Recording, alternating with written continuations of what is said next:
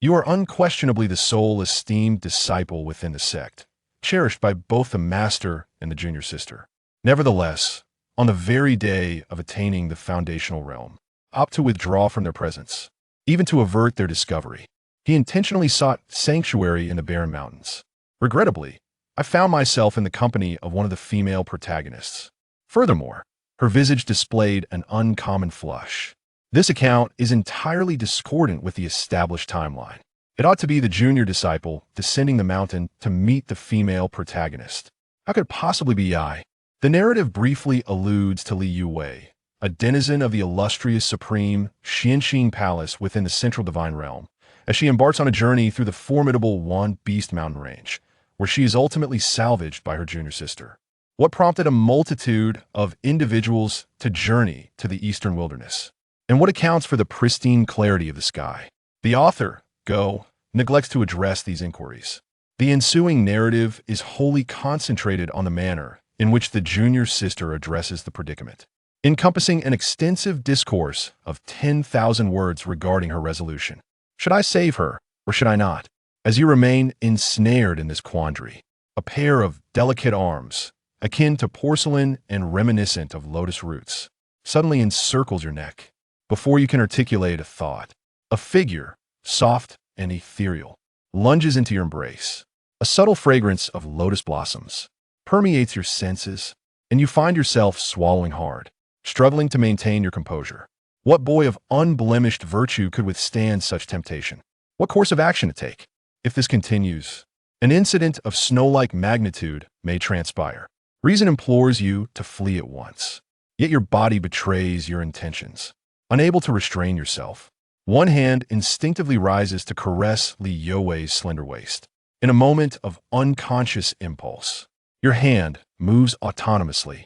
Suddenly, this unexpected act rouses Li Yuwei from her reverie, and she struggles to lift her head, her breath as delicate as that of an orchid.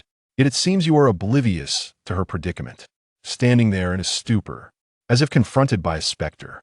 This is the original narrative, and just as your hands wander over Li Yuwei's form, a book flashes into your consciousness. As you move involuntarily, the tome unfurls of its own accord. Words materialize upon the initial page, as though an unseen hand were etching them. The disciple of the Qingyun sect, Mu Ge, in the expansive expanse of the Beast Mountain Range, fortuitously encounters the illustrious saintess of the Taishang Xianxing Palace, Li Yuwei. A paragon of virtue, Mu Ge harbored no desire to exploit another's misfortune. Yet, captivated by the enchanting aura, Li Yuwei swiftly leapt gracefully into Mu Ji's embrace. Instinctively, one of Mu Ji's hands began to explore the delicate contours of Li Yuwei's form.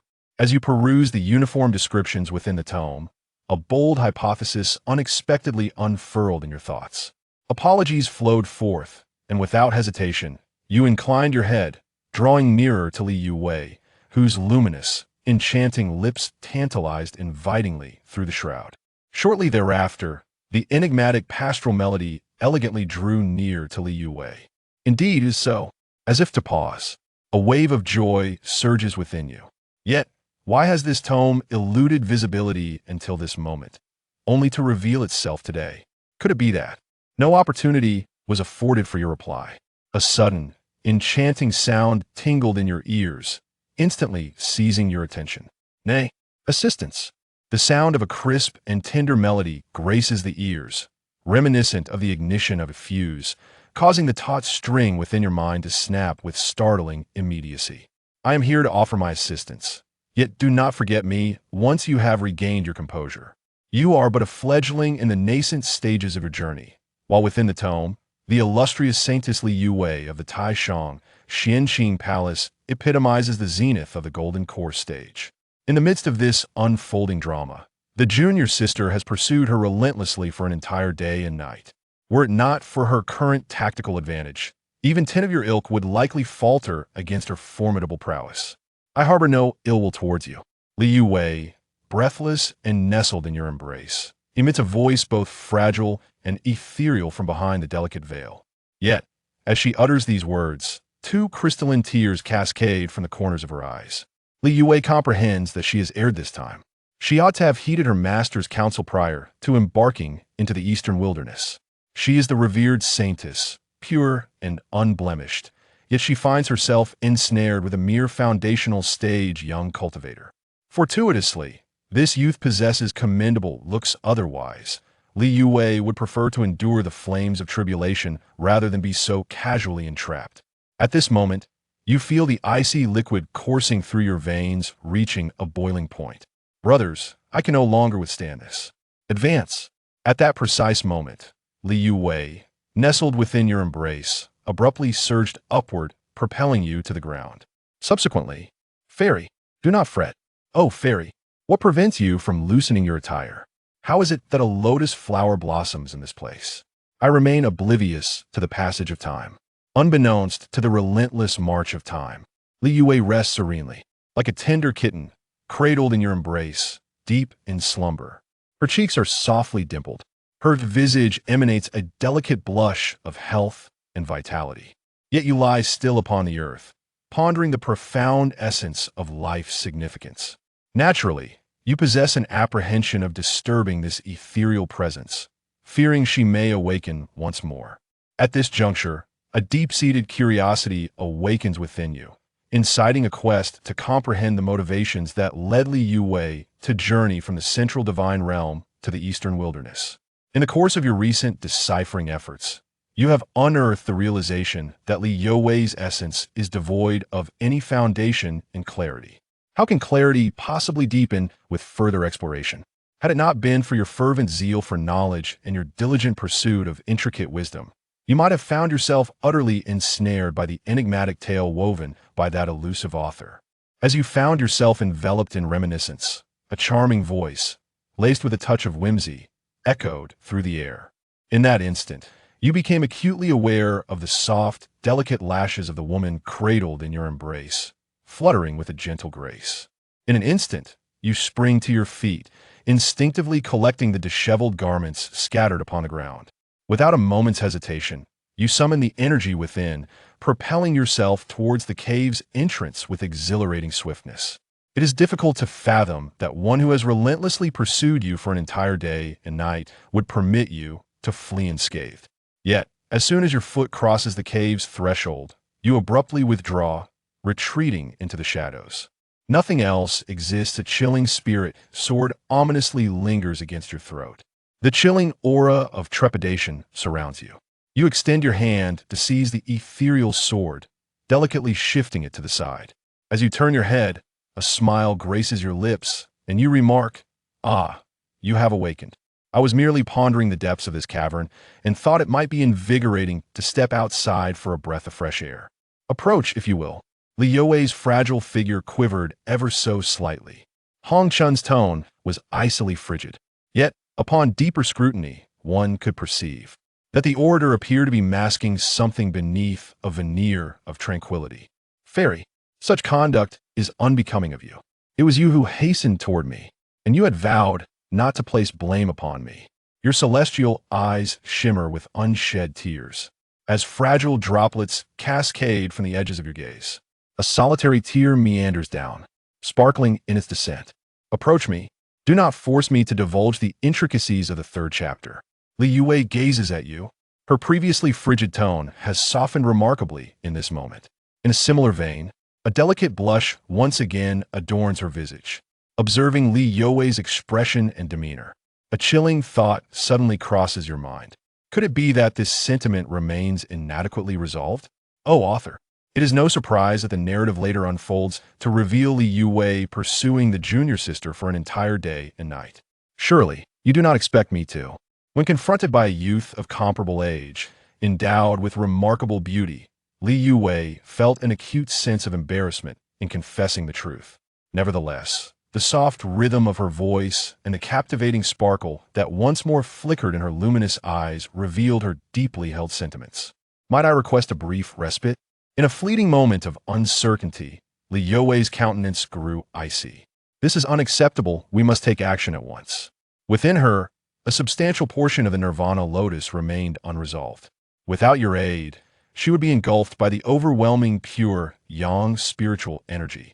Upon hearing this, you whispered softly, Fairy, might you consider being a touch more gentle?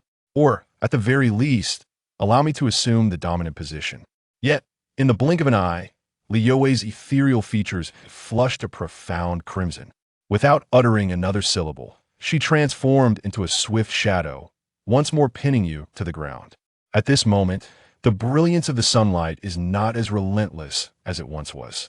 In the intervals of respite amid toil, your thoughts drift to the myriad pages adorned with elaborate procedures. A burgeoning curiosity awakens within you. This must resemble a golden touch bestowed upon you upon your entry into the narrative. Yet, what significance does it hold? In an instant, a look of astonishment graced your visage.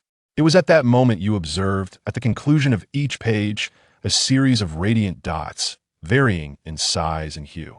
As you readied yourself to engage with them, an unforeseen wave of dizziness enveloped you, causing you to topple backward. Li Yue emitted a frigid scoff, her gaze traversing your visage with an austere chill. Despite having transcended her former constraints, she had never envisioned the forfeiture of her innocence in such a setting. As she beheld the delicate remnants of snow 3 inches beneath your abdomen, the supernatural radiance of her sword suddenly cast illumination upon the cavern. In that moment, the tip of Li Yue's sword hovered ominously against your throat, however. Upon witnessing the tranquil and serene countenance of the young boy, she found herself whispering ceaselessly, "Fairy, fairy." Li Yue abruptly redirected the point of her sword, releasing a wistful sigh. Ultimately, they would never cross paths again. Furthermore, had it not been for his invaluable aid, she would have undoubtedly encountered grave repercussions this time. Contemplating this, an unexpected softness graced her eyes as she regarded you. As she took her leave, the shy Li Yue cast a fleeting glance in your direction, her delicate cheeks adorned with a subtle blush. Uncertain of the passage of time, you awaken in a stupor, only to find that Li Yue has long since departed from the cave. Indeed, you must summon your determination. Do not allow our fates to intertwine once more. Ah yes, recalling the shimmering speck of light that materialized at the conclusion of the book prior to your swoon, you swiftly gather your thoughts. Just as you calm your mind, preparing to explore the mysterious volume residing within your consciousness, a youthful voice, suffused with a tipsy inquisitiveness, suddenly graces your ears. What have you been undertaking in the Beast Mountain Range for 7 uninterrupted days? Return swiftly, for I have a mission to entrust to you. The Wanshou Mountain Range lies at a staggering distance of no less than 100,000 kilometers from the Qingyun Immortal Gate. Is it genuinely feasible for the ghost Master Changge to possess such extraordinary prowess in cultivation? The capacity to engage in communication across a span of 10,000 miles in both directions, coupled with such remarkable accuracy in positioning, is truly remarkable. In the initial chapters of the original narrative, the author briefly alludes to the Taiyin Empress, who, in her past existence, was the revered Qingyue Emperor of the Upper Realm. She ruled over the moon god Immortal Domain, and in her quest for the coveted title of the Canine Luo, she faced fierce competition from fellow celestial emperors. Unfortunately, she was ensnared by a confederation of her adversaries, resulting in her reincarnation in the arduous path of recultivation. Currently, she holds the esteemed position of leader of Qiongming Peak within the Qingyun sect in the Eastern Wasteland. The original text does not explicitly define her cultivation level. It merely conveys that the other peak leaders of the Qingyun sect regard her with deep reverence. The former leader of the Qingyun sect once declared that as long as the revered master of Kaiyangmingshan graced their presence, the Qingyun sect would remain undisturbed for millennia. Moreover, she exhibited an extraordinary level of protection. Following the conflict with the expendable forces, the eastern wilderness has been devoid of demonic sects for millennia. As you contemplate how this elderly lady was able to find you, a rather youthful feminine voice echoes once again. Disciple Lil, why do you choose to remain silent? Surely, you would not forsake your master, would you? That notion is simply unfathomable. Your junior sister is entangled in the affairs of her marriage contract and has yet to make her ascent to the mountain. Should you choose to depart as well, Qiongming Peak would be left with none but me. Upon hearing this, you were momentarily taken aback. Pardon me? Junior sister, did you not retrieve it? The original text does not portray Zhu Qing's character in this manner. In the initial chapters, recounted from your viewpoint, You vividly remember that it was Asura Arena who guided the junior sister up the mountain regarding her marriage engagement. The narrative does not delve into this further. Could it be that your association with Li Yuwei has prompted Zhu Qing to take an unexpected turn? I was aware that you could not bear to be separated from me, dear Muge. Upon hearing your words, Master Qing Yi's voice overflowed with mirth. What is the issue regarding the engagement of the young junior sister that you alluded to? Pastoral melody. No doves remain. The master must venture forth to find the doves for a sip. From yonder, the sorrowful lament of Master Qing Yi echoes. Master, I shall return momentarily, and I shall present you with a dove. You ought to remain at Xiaoming Peak and refrain from straying. Upon hearing your master's words, you exhaled a deep sigh. Had I been aware, I would have perused the entire volume back then. Perhaps I might have unveiled some concealed narrative threads. Now, I find myself utterly besieged by emotions. Nonetheless, allow me to first discern the intent of this enigmatic manuscript. Upon her return to Kaiyangmingshan, Master Qing Yi found her disciple absent. At first, she dismissed the absence lightly, however. After a week had elapsed without any trace of her pupil, an uneasy sensation began to infiltrate her heart. Utilizing the jade pendant that belonged to Muge, she was able to ascertain his whereabouts within the expansive 10,000 Beasts mountain range. Originally, this jade pendant was conferred upon you by Master Qing Yi when you embarked on your literary journey in pursuit of wisdom. It is reputed to serve as a talisman of protection, imbued with an incantation she nonchalantly uttered. To this day, her words resonate in your memory. Disciple, encased within this exquisite jade pendant lies one of my swords. Beneath the great ascension, this blade stands unrivaled. Upon contemplation, I assert that this sword is indeed invincible, even amongst the immortal beings. Refrain from dwelling on your musings, and turn your attention to the ensuing passages of the book. As Asura Qing Yi savored her wine, she conversed with Muge. Upon hearing her reference the engagement of her junior sister, Muge promptly sought to understand the particulars. Yet, Asura Qing Yi urged Muge to hasten her return, disclosing that her genuine motive was, "What on earth is happening?" Continue writing. Swiftly unveil the genuine intentions of the master. You have been completely bewildered by this series of ellipses. At such a crucial moment, it is suddenly interrupted, disjointed, and chaotic. It appears that a profound sense of discontent has infiltrated your very essence. Suddenly, a line of text materializes within the pages of the book, yet does not propel the central narrative forward nor engage the key characters, thus rendering any further writing unattainable. I perceive. Are you capable of understanding? Then what exactly is your purpose? Upon the conclusion of each page, a myriad of resplendent orbs shall manifest at the end. Encased within these luminous spheres is a treasure of profound significance. The colors of these orbs signify the caliber of the rewards, spanning from the most esteemed to the least: crimson, amber, goldenrod, emerald, azure, cobalt, and alabaster. Furthermore, there exists a paramount echelon legendary gold. Moments later, you sense a rush of ethereal energy radiating from the abyss, which then courses into your dantian. Within your dantian lies a reservoir of spiritual essence, which swiftly multiplies, culminating in the attainment of foundational perfection in cultivation at the Qingyun Immortal Sect. Please allow me to introduce the Yunxian Sect, a preeminent righteous faction within the Eastern Wilderness domain. At the base of the mountain, two dainty and exquisite young maidens, embodying purity and charm, engage in lively conversation. "Very well," remarked the little fairy. "Our master has summoned us to stand guard at the mountain gate for 3 days as a means of training. However, you have been surreptitiously perusing the heavenly mechanism monthly in my absence." Sienna swiftly placed her hand over Xia Xianyin's mouth. "Sister Xianying, I implore you to lower your voice. We must be cautious not to alert Master to our presence. Are you cognizant of any issues related to the clergy that may be uncovered through the aforementioned search?" By Sienna, the youngest junior sister of Xiaozhu Peak, was serendipitously discovered by their master during his travels. She has since blossomed into the beloved jewel of the entire Qingyun sect. Nevertheless, there exists a singular drawback. This enchanting junior sister possesses an unparalleled penchant for beauty. During those years when you embarked upon the ascent of the mountain in search of a mentor, she unintentionally beheld your presence. That very evening, Upon her return, she was overcome with emotion, weeping and imploring her master to summon you to their Xiaozhu peak. This outpouring of fervor enraged her master, resulting in her confinement to the peak for a fortnight, with a strict prohibition against her departure. Sister Xianin, I heard from Master that Brother Mu ventured out for training 7 days ago. I wonder when he shall return. Upon receiving this news, Xia Xianin was taken aback. When did Brother Mu commence his path of cultivation?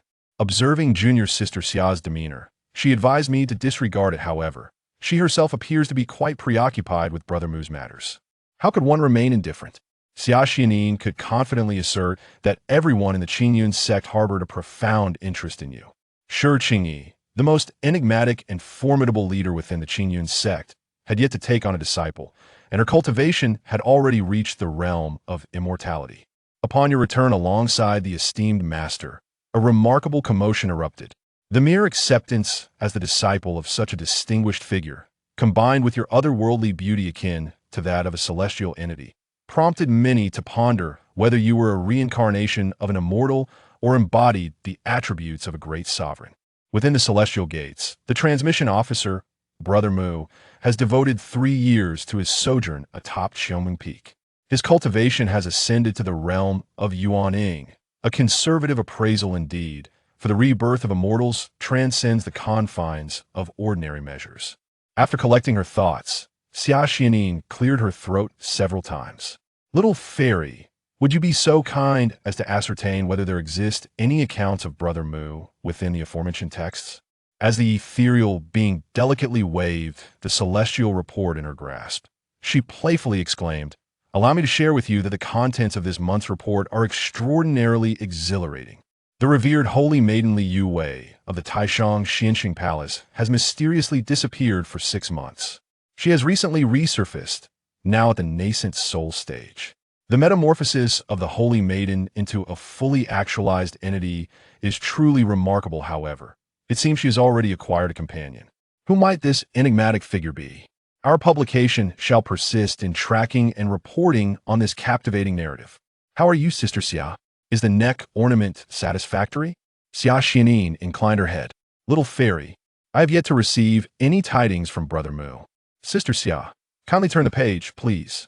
Xia Xianin gracefully turned the page of a newspaper with her delicate fingers, unveiling a special feature on the newly risen star of the Qingyun sect, Mu Ge. As the most distinguished disciple of the revered Qingyun sect, known as Yijianju San, he has resided within the celestial gates since the inception of his apprenticeship. Although he has yet to showcase his martial prowess, one ought not to underestimate his abilities. A thorough assessment indicates that he may be situated in the midstage of the Golden Core realm. The shepherd's melody, absent from the valley for a protracted 3 years, has at last graced the air once more, descending from the mountains just a week prior. He seems prepared to behold the dragon amidst the fields. His silhouette has been observed within the formidable 10,000 Beast Mountain range. This shall herald his first battle upon his reemergence into the realm below. In a single night, the Beast Mountain range experienced an astonishing decrease of 1/3 in its multitude of monsters. Even the formidable amalgamation known as the Wild Beast Dragon succumbed to its end. Throughout this period, only the pastoral melodies resonated across the expanse of the Beast Mountain range. This publication introduces an exceptionally bold concept. Might it be that pastoral melodies wield a power akin to that of the harmonious realm? Yet, this encapsulates the very essence of the Taiha people. It is hardly astonishing that Shi Qingyi, the foremost disciple of the formidable peak warrior of the 9 domains, manifests such formidable strength. As she perused the intricately detailed report concerning Brother Guang'an, Xia Xianin found herself inhaling sharply. "Little fairy, do you truly believe that the accounts recorded about Brother Guang'an are authentic? I find myself in a state of uncertainty as well. This celestial monthly report was procured from my esteemed mentor, who possesses multiple copies. Upon hearing that even the revered sect leader harbors concerns regarding this issue, Xia Xianin experienced a deep sense of astonishment. Brother Mu, what constitutes the truth? Why has the sect chosen to assign 2 inconsequential Qi refinement maidens to safeguard the mountain gate? Chapter 6. Come out. I don't want to. A gentle voice reached her ears from behind. Xia Xianin turned around, seeking the source of the sound, wondering who was speaking. Before she could articulate her thoughts, she found herself frozen in place, the heavenly machine monthly report slipping from her grasp and falling to the ground with a soft thud. Before her stood a face so strikingly handsome that it took her breath away.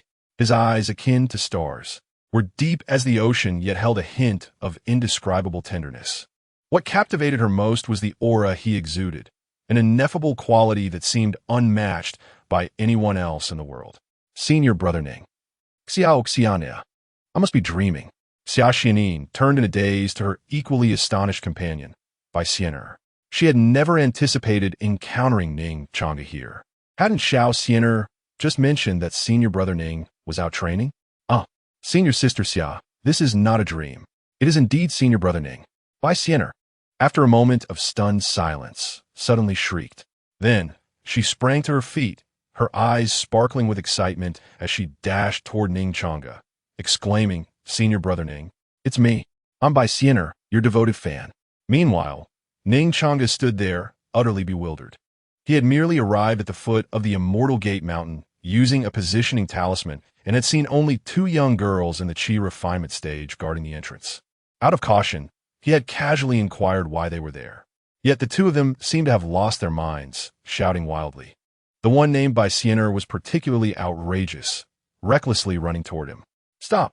Furrowing his brows, Ning Changge raised his hand to block Bai Xian'er, stating, if you have something to say, junior sister, please speak directly without being overly familiar. He intended to leave immediately, but at that moment, the unnamed book in his mind began to inscribe details. Bai Xian'er, the youngest female disciple of the Bamboo Peak in the Qingyan sect. She was discovered by the esteemed Lingyue Jinren over a decade ago in a desolate ancient temple while traversing the demon domain, seemingly an ordinary abandoned infant. The demon domain, was that not the sacred territory of the demonic sect? Moreover, this Bai Xian'er was actually found by the head of Lingyue. Although the map in the early chapters of the book was not fully revealed, certain overarching narratives and world-building elements have been introduced by that incompetent author. Ning Changge recalled that this world was divided into 9 regions: the Central Divine Domain, Eastern Wilderness Domain, Western Desert Domain, Southern Underworld Domain, Northern Dipper Domain, Demon God Domain, Heavenly Demon Domain, Ghost Spirit Domain, and the Savage Domain. Except for the Western Desert Domain and the Savage Domain, the demonic sect had a presence in various parts of the other regions. Among them, the Heavenly Demon Domain was exclusively claimed by the demonic sect, often referred to as the Sacred Domain by its members. Great book. Do you have any further information? Ning Changge silently inquired. Very well. Ning Changge felt a sense of resignation. He wished to learn more about Bai Xian'er, as the plot concerning the little disciple from the Qingyun sect was almost non-existent in the early chapters of the original work. The great book, however, had recorded this matter, which was indeed curious. Brother Ning. The urgent calls interrupted Ning Changge's thoughts. Why are you so close? Keep your distance. Unbeknownst to him, he discovered Bai Xian'er had pressed herself against him. Where are my hands? Aren't they meant to keep this little girl at bay? Little Xian'er, no mischief. Quickly come out of Brother Ning's embrace. Though delighted to see Ning Changge, Sister Xia Xianin, as an elder sister, understood the importance of modesty for young ladies and hurriedly attempted to pull Bai Xian'er away. I don't want to, Sister Xia. Bai Xian'er clung tightly to Ning Changge's arm, exclaiming, I've only just met the real person, and you want me to leave. Be obedient. I refuse. 3 minutes later, Sister Xia Xianin, come out. Boy Xion Ad, Iuente. 5 minutes passed. 10 minutes passed. It was only when Ning Changge recalled his purpose for returning was to attend to a matter for his master that he finally spoke up. Ahem. Perhaps we should change the location for our discussion. Half an hour later, at the foot of Qingyun Mountain, Ning Changge looked at his 2 petite and charming junior sisters and began, I have gathered the general situation. Thank you both, Sister Xia and Sister Bai. During their half-hour conversation, Ning Changge learned that both were disciples of the small bamboo peak, sent by the esteemed Lingyue to guard the mountain gate for a few days as part of their training. The elder among them was Xia Xianin, while the one who had just embraced him was Bai Xian'er. Both possessed bright eyes and beautiful features, distinctly lovely. As for why they had been so infatuated upon seeing him, Ning Changge's mouth twitched in exasperation after hearing their explanation, feeling the urge to curse. Due to his extraordinary appearance, coupled with the fact that he was a disciple of the most mysterious and powerful master of Qiuming Peak, rumors about him had spiraled out of control over the past 3 years. Whispers claimed Brother Ning is the reincarnation of an immortal. Brother Ning possesses the potential of an emperor, and Brother Ning has not left Qiuming Peak for 3 years, and upon his emergence, he has reached the nascent soul realm. What the hell? Who spread these rumors? 3 years of nascent soul. I barely managed to establish my foundation in 3 arduous years. What they were referring to was the little junior sister.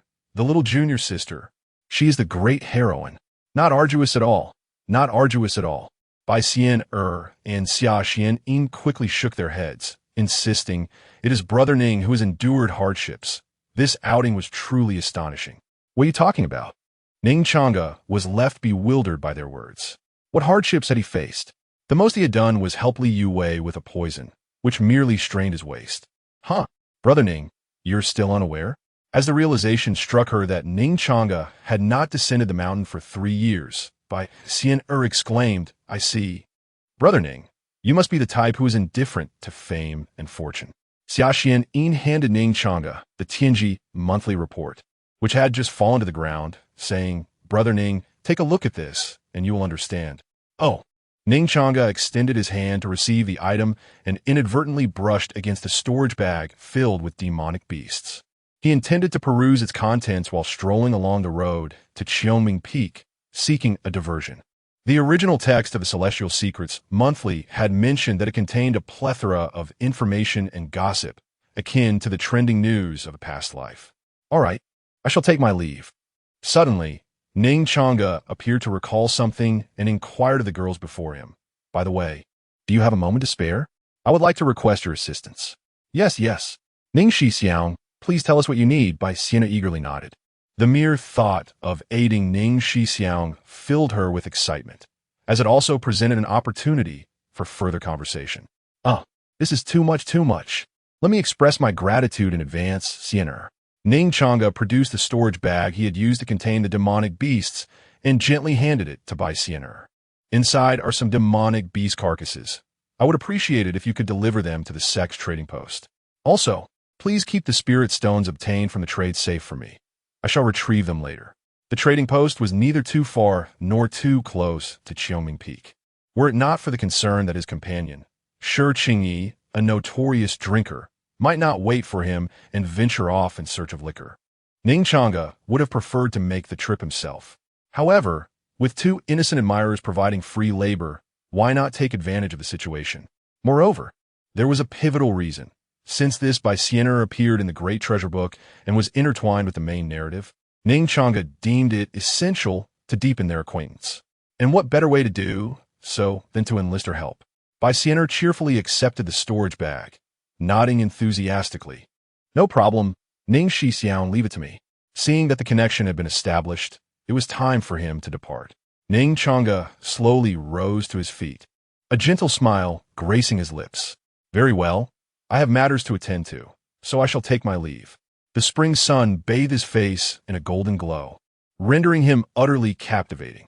With that, he strode towards the mountain gate, quickly vanishing from sight. Ning Changge remained unaware of the impact of his smile.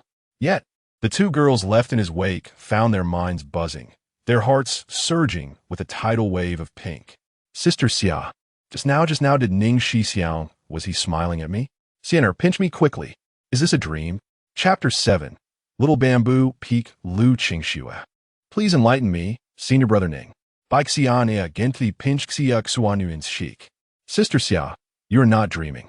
Ignoring the infatuated expression on Xia Xuanyuan's face, she focused her gaze on the storage bag that Senior Brother Ning had handed her. The bag seemed to retain the warmth of Ning Changge's delicate fingers. Bai Xianer recalled how she had inadvertently brushed against his slender hand earlier, her heart racing like a drum, and a faint blush crept onto her cheeks. Oh, Senior Brother Ning is simply too handsome. I can't bear it, especially the gentle smile he bestowed upon her at the end. Bai Xianer felt as if her heart had melted. Beside them, Xia Xianin covered her slightly flushed face with her hand, gazing at her little junior sister, whose drool nearly dripped on a storage bag. With a fond smile, she remarked, "Little Siener, senior brother Ning has already left.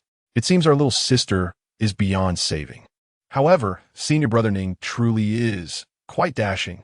This was only the second, or perhaps third, or fifth time they had encountered Ning Changge in the past 3 years, and Xia Xianin felt herself becoming an ultimate admirer of beauty.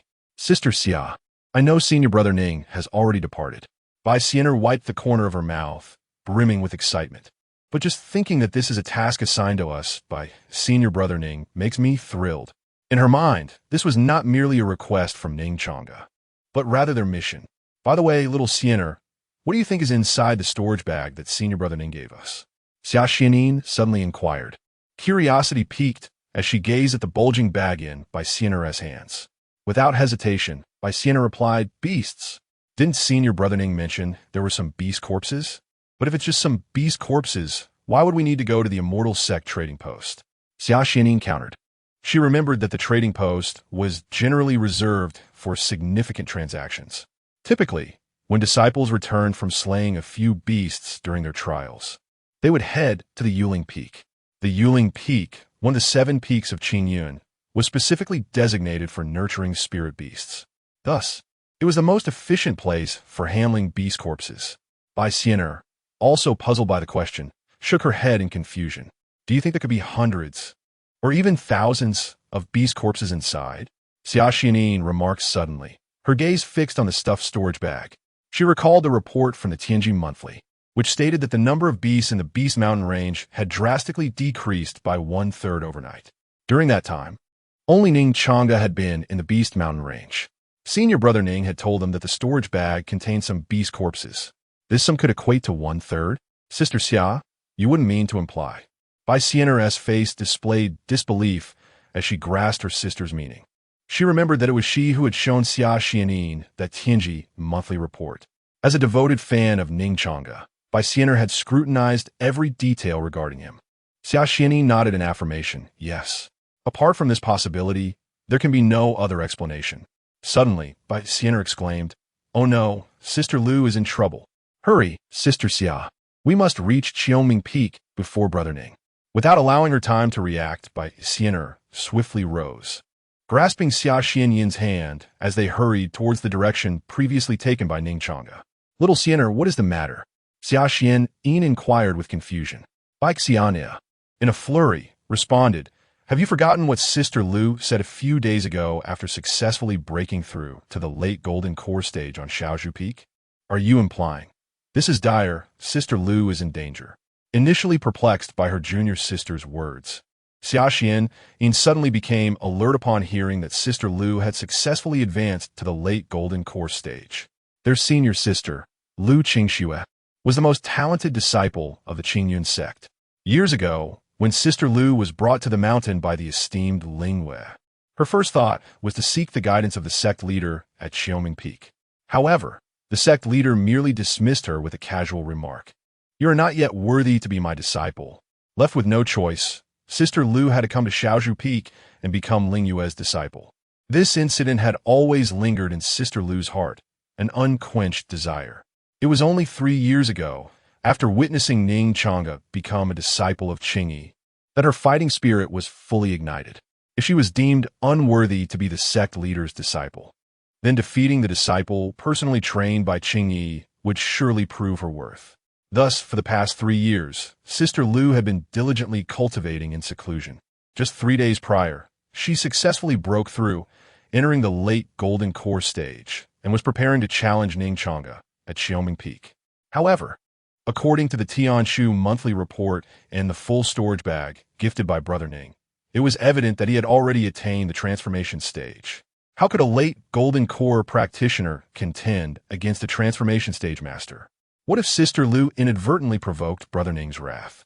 The consequences would be unimaginable. "Little Siener, hurry!" With this thought, Xia Xianin urged her on. Bai Xiener, recognizing the gravity of the situation, replied without looking back, "Sister, we are merely at the Qi refining stage, and this is already our utmost speed. Let's hope Brother Ning will go easy on her and not cause our senior sister any harm." At that moment, the 2 young girls silently prayed. The Qingyun sect was not only renowned for the majestic peaks of Qingyun Mountain, but also for its breathtaking beauty within. Enveloped in swirling mists, adorned with lush bamboos and vibrant orchids, the verdant landscape, with its ethereal pavilions and fleeting figures, resembled a celestial paradise. Yet, as Ning Changge journeyed towards Qiongming Peak, he found himself devoid of the inclination to appreciate the scenery. He noticed the looks from his fellow disciples, akin to the awestruck expressions of visitors at a zoo witnessing a rare giant panda for the first time. Their eyes brimmed with curiosity and reverence. Some of the female disciples were particularly exuberant, calling out in excited tones, "Brother Ning, my brother Ning. Sisters, come quickly, I see the true immortal." Indeed, it was as if he were a reincarnated celestial being, possessing a unique aura that was unparalleled. Sister and junior sister shouted, which could be tolerated. But why were there also some bizarre remarks mixed in? "Ning Xixiang, for you, I shall part ways with my Tao partner. Ning Changge, your separation from your Tao partner has nothing to do with me. Ning Xixiang, I want to bear your children. Get lost. Men should just go away." Did you notice? The fluctuations of spiritual energy around Ning Xixiang only exhibit the aura of a foundation establishment stage. I understand now. Ning Xixiang is intentionally doing this. He fears our Tao hearts might be compromised. You were born, what do you know? I truly am only at the foundation establishment stage. Hiss. So that's how it is. Oh, Ning Xixiang, I am heartbroken. Stop hissing. The global warming is all your fault. As he walked along, the cacophony of absurd voices, both large and small, had already numbed Ning Changge's ears.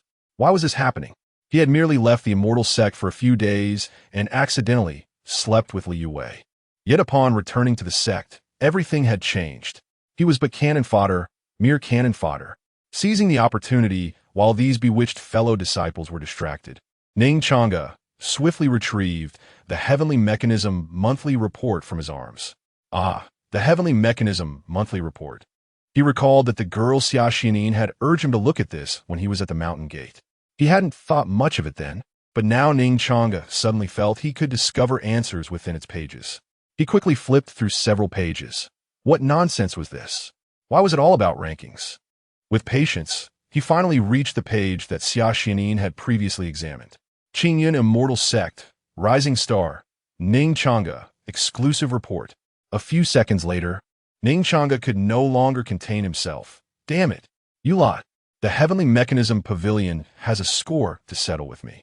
After reading the report that belonged solely to him, Ning Changge felt despair wash over him. He had found the culprit behind his slanderous reputation. But it was too late. Far too late. As the largest information exchange in the 9 domains, the Heavenly Mechanism Pavilion's report about him had spread, and every sect with a modicum of power in the 9 domains now knew of him. From this moment on, he was no longer cannon fodder. Instead, he bore the titles of a reincarnated immortal, a potential emperor, and a rising star of the Qingyun Immortal Sect. Ning Changge, a name now adorned with awe-inspiring accolades. Unbeknownst to him, Ning Changge, weary in body and spirit, had arrived at the foot of Qiongming Peak, followed by numerous adoring fans. He was indifferent.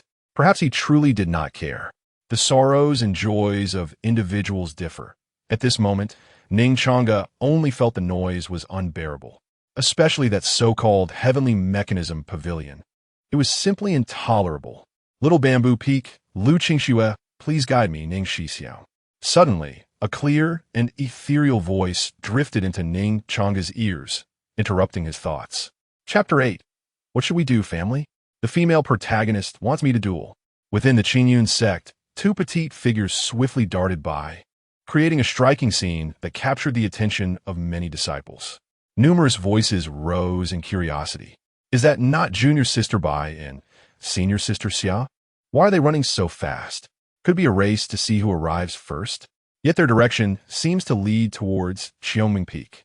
Just moments ago, some female disciples had received a message from their close friend, suddenly exclaiming, "It's Brother Ning. Brother Ning has returned. Bai and Xia must be heading to Qiongming Peak to see Brother Ning." Moreover, according to my friend on the scene, senior sister Lu from Shaozhu Peak is blocking Brother Ning, declaring her intent to duel him. Hurry, ladies. If we delay, there won't be any spots left. As this shout echoed, Time seemed to freeze for a few seconds. Then, like shooting stars, a multitude of figures soared towards Xiaoming Peak. Little Sienna, are we not there yet? On the way, Xia Xianin anxiously inquired. The topic of Brother Ning had been increasingly prevalent along their journey. Just a moment ago, she had overheard that senior sister Lu had successfully cornered Brother Ning and was about to draw her sword and challenge. Not yet, Bai Xian'er barely had time to respond before a figure suddenly appeared ahead. She reacted too slowly and collided directly with it. How painful! Bai Xian'er felt a sharp sting on her forehead, tears welling in her eyes.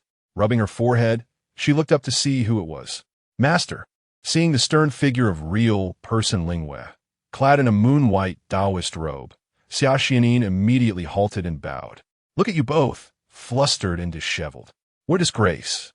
The head of Xiaozhu Peak, real person Lingwei, chided them sternly. Did I not instruct you to guard the mountain gate and hone your skills? Are you aware of the consequences of abandoning your post? She had originally intended to check on her 2 disciples of the mountain gate, only to find no one there. Bai Xian'er, anxious, spoke up. Master, I will explain later, but we must hurry to stop senior sister Lu. Indeed, Master, Xia Xianin quickly echoed, if we don't hurry. Senior sister Lu is likely to engage in a fight with Brother Ning. Hearing her 2 disciples speak in riddles, real person Lingwei furrowed her brows and asked, what exactly are you 2 talking about? Are Qing Xue and Ning Changge truly going to fight? She was aware of Qing Xue's apprenticeship and knew that the girl had long harbored a desire to prove herself. 3 years ago, when Ning Changge became a disciple of Qingyi, it finally presented her with an opportunity. Ironically, Qingyi's disciple had barely descended from Xiaoming Peak in those 3 years. Furthermore, just a few days prior, the sect leader had mentioned that Ning Changge had gone out to experience the world and was uncertain when he would return. How could these 2 possibly engage in combat?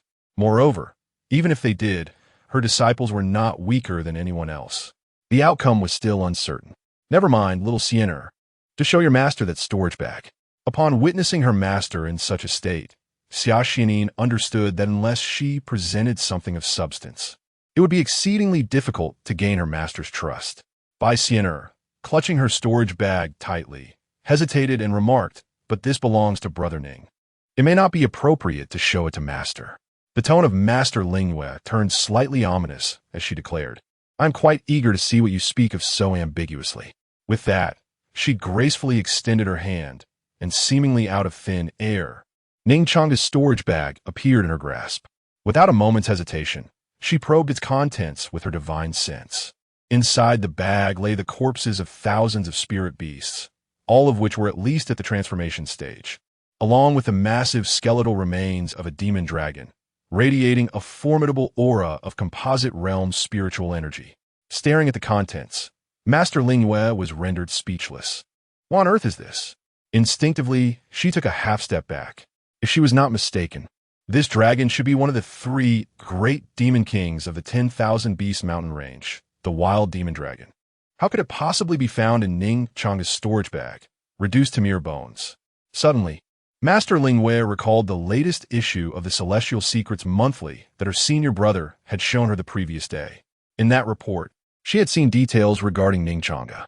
At that time, she had chuckled to her senior brother, saying, if this report is accurate, then it seems all their cultivation over the centuries has been squandered on a dog. They all knew that Changge had only been a disciple for a mere 3 years since his initiation. If he truly possessed the strength of the composite realm, it would indeed be absurd, far more outrageous than even Shi Qingyi, rendering the term prodigy insufficient. As her divine sense withdrew from the storage bag, Master Lingwei had already begun to form a faint conjecture, yet she found it hard to believe that this was the doing of Ning Changge. The next moment, she pointed at the storage bag with an expression of utmost seriousness, demanding, you must tell me, where did this come from? Bai Xian'er swiftly snatched the storage bag back, exclaiming, Master, I already mentioned this belongs to Brother Ning. How can you inspect it so casually? You think to deceive me? Brother Ning has already gone out to train. Master Lingwei was immediately incensed, unable to fathom that her youngest disciple would dare to lie. Master, we are not deceiving you. Xia Xianin interjected hurriedly as she noticed Bai Xian'er on the verge of tears. Just half an hour ago, We saw Brother Ning at the foot of the Immortal Gate Mountain. After handing us the storage bag, he mentioned he had matters to attend to at Xiaoming Peak. Upon hearing this, Master Lingwei gasped, "What did you say? How can this be possible?" The 10,000 Beasts mountain range is at least several 100,000 kilometers from the Qingyun Immortal Gate, and according to the timeline recorded in the Celestial Secrets Monthly.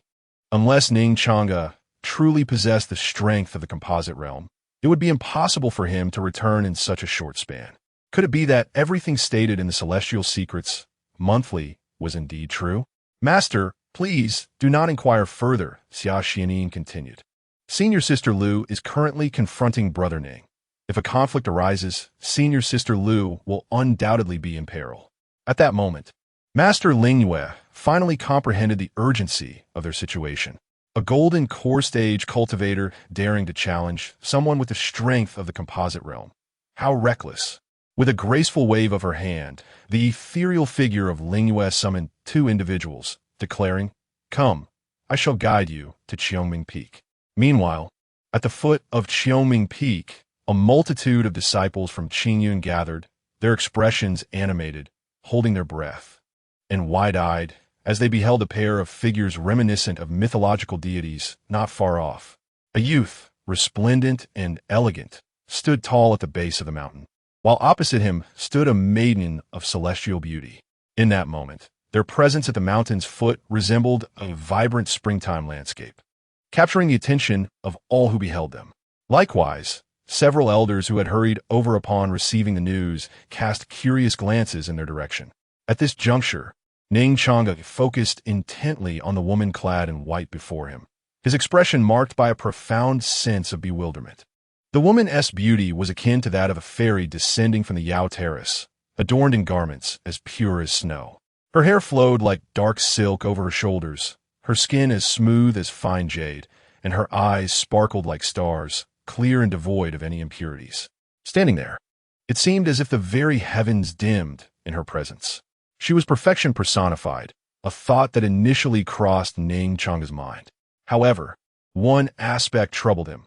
Why was she wielding a sword and gazing at him with such seriousness, challenging him to a duel? Despite bearing titles of a reincarnated celestial and a supreme emperor, he was, in truth, merely an ordinary senior disciple, a mere pawn in the grand scheme. Dear junior sister, might there be a chance that you have mistaken me for someone else?" Ning Changge inquired with a polite smile. Indeed, it seemed she was seeking the protagonist, the junior sister who was soon to ascend the mountain. Lu Qingxue, with one hand gracefully holding her sword in a salute, maintained a serious demeanor as she replied, "Senior Brother Ning, please do not decline. This is Qingxue's fervent desire." Ning Changge felt a slight twitch at the corner of his eye upon hearing her words. Nevertheless, he was beginning to comprehend the identity of the enchanting woman before him. The only person named Qingxue possessing such exquisite beauty could only be Lu Shiji from the Bamboo Peak. Lu Qingxue, the senior sister of this generation from the Bamboo Peak of Qingyun sect, was extraordinarily gifted, having reached the late golden core stage in her 20s, making her a paragon among her peers. Coupled with her ethereal beauty, she was revered as the Qingyun fairy by the people of the eastern wilderness. In the narrative of the original text, at least from Ning Changge's perspective, she served as a backdrop to highlight the little junior sister's brilliance. As for whether she would play a more significant role later, he was uncertain, for at that point in the story, he had already met his demise on the battlefield of the righteous and demonic war. Alas, it appeared that the butterfly effect stemming from his entanglement with Li Yuwei was at play. Ning Changge responded silently. "Family, I await your guidance. What should I do when my senior sister blocks my path and demands a sword duel?" Ning Changge felt certain he could not triumph in a contest of strength. One was at the late golden core stage, while the other had merely achieved the peak of foundation establishment. How could he possibly compete? Would it be a contest of whose sword was larger or sturdier? As Ning Changge contemplated how to decline her, the nameless tome in his mind once again began to inscribe itself autonomously. Lu Qingxue, Qiyun Immortal Gate. Chapter 9. One of the 7 celestial swords of Qingyun, the caged sparrow Lu Qingxue, the 8th generation disciple of the Qingyun sect Shaozhu Peak and the eldest sister, presents a fa ade of cold elegance and is not particularly loquacious. Yet, beneath this exterior lies a pure and kind-hearted spirit, one that is easily swayed by the allure of beauty, especially in others. Years ago, she ascended the mountain under the guidance of Master Ning Changge, harboring aspirations to apprentice under the esteemed Master Changge of Kaiamishan, only to be met with a cruel rejection. This left her with an enduring obsession to prove her worth. Naturally, as Master Changge's foremost disciple, Ning Changge became her initial target for a duel. Ning Changge, upon reading the description of Lu Qingxue in the book, found himself engulfed in a cloud of confusion. Why would she challenge me without reason? He mused, realizing that the chaos was instigated by the notorious drunken antics of Master Changge. How infuriating! Why is senior sister Lu challenging Brother Ning? Asked several fledgling disciples. Their curiosity piqued. This is a lengthy tale, but in essence, it all began when senior sister Lu, the knowledgeable junior sister from Shaozhu Peak, began to explain patiently, only to halt, realizing that further elaboration might invite reproach. Is it possible that senior sister Lu is unaware of Brother Ning's true prowess to dare such a challenge? Many disciples of Qing Yun expressed their bewilderment. Although most had only just encountered Ning Changge for the first time, the credibility of the Tianji monthly report lent some assurance. The report detailing Ning Changge was a dense compilation of text, which could be succinctly summarized in one phrase. Brother Ning's strength is unfathomable. Indeed, senior sister Lu approached to challenge him as soon as she emerged from seclusion. The informed junior sister continued. This appears to be a duel devoid of suspense. The onlookers lamented, shaking their heads in dismay. Their sentiments were not born from disdain for Lu Qingxue. While her late-stage golden core cultivation was indeed remarkable for one so young, it paled in comparison to Ning Changge's prowess. 3 years at Yuaning. What a terrifying concept. As this realization dawned upon them, the crowd cast envious glances toward Ning Changge, whose figure seemed unattainable for their entire lifetimes. The discussions inevitably reached the ears of the parties involved.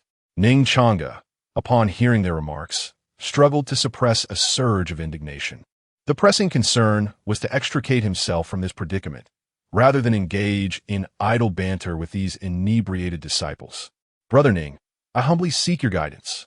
Lu Qingxue stated once more, her expression grave. She was acutely aware of the discussion surrounding her, yet she remained unconvinced. Perhaps she only trusted the 3-foot celestial sword in her grasp. Win or lose, she felt compelled to engage in this test of skill, an unwavering conviction from a sword cultivator. I must say, do you truly wish to put me in such an awkward position? Ning Changge thought to himself. It was Master Changge who had rejected her, and she ought to seek her out rather than confront him. However, these thoughts remained unvoiced. As he gazed at the sword in Lu Qingxue's hand, an idea suddenly struck him. After a moment's contemplation, he replied with a composed demeanor, Junior Sister Lu, it is not that I am unwilling to spar with you. I have just returned from the Beast Mountain range, and my sword has long since been damaged. Thus, it would be impossible for me to engage with you unarmed. Even if you were to agree, I could not accept, as it would be a disrespect to both the sword and to you. With that, Ning Changge clasped his hands behind his back, feigning an air of indifference, as if to convey that he did not wish to take advantage of you. Yet in truth, he was already drenched in sweat. Clearly, he had underestimated the power of imagination, or perhaps he had underestimated the significance of Shikinji, the esteemed leader of the Qingyan sect. As soon as those words escaped his lips, it was akin to a colossal stone plunging into a river, instantly generating a multitude of ripples. The crowd could not help but exclaim in astonishment. Oh, Brother Ning actually severed the demon with his sword. Truly, I am moved to tears. Upon hearing this, Lu Qingxue's face also revealed an indescribable expression. Brother Ning, you. She had not anticipated that not only did Brother Ning possess striking looks, but his heart was also so considerate and attentive, capable of such thoughtfulness. Holding a celestial sword herself, it seemed utterly unjust for her to confront him unarmed. Brother Ning, your ability to consider Qingxue's feelings deeply touched her. It was as if she had made up her mind. Biting her silver teeth, she declared, however, Qingxue genuinely wishes to engage in a contest with you. I shall temporarily set aside this celestial sword, the caged sparrow. This contest shall not be a mere display of swordsmanship, but rather a test of sword intent. As she spoke, the seemingly ordinary flying sword in her hand transformed into a streak of flowing light, darting into her purple palace. A cultivator's lifebound treasure is often kept within the purple palace, both for nurturing and immediate accessibility. The caged sparrow was evidently Lu Qingshue's lifebound flying sword. It was indeed the caged sparrow, one of the 7 sacred swords safeguarding the Qingyan sect. It was hard to believe that she had become the master of such a treasure. Some of the early disciples gasped in astonishment. If senior sister Lu can claim the caged sparrow, what do you suppose Brother Ning's lifebound sword might be? Did he not say his sword was damaged? Then, he must not possess a lifebound sword. How could that be? Brother Ning is a reincarnated celestial. How could he lack such a weapon? In an instant, murmurs of surprise and confusion erupted.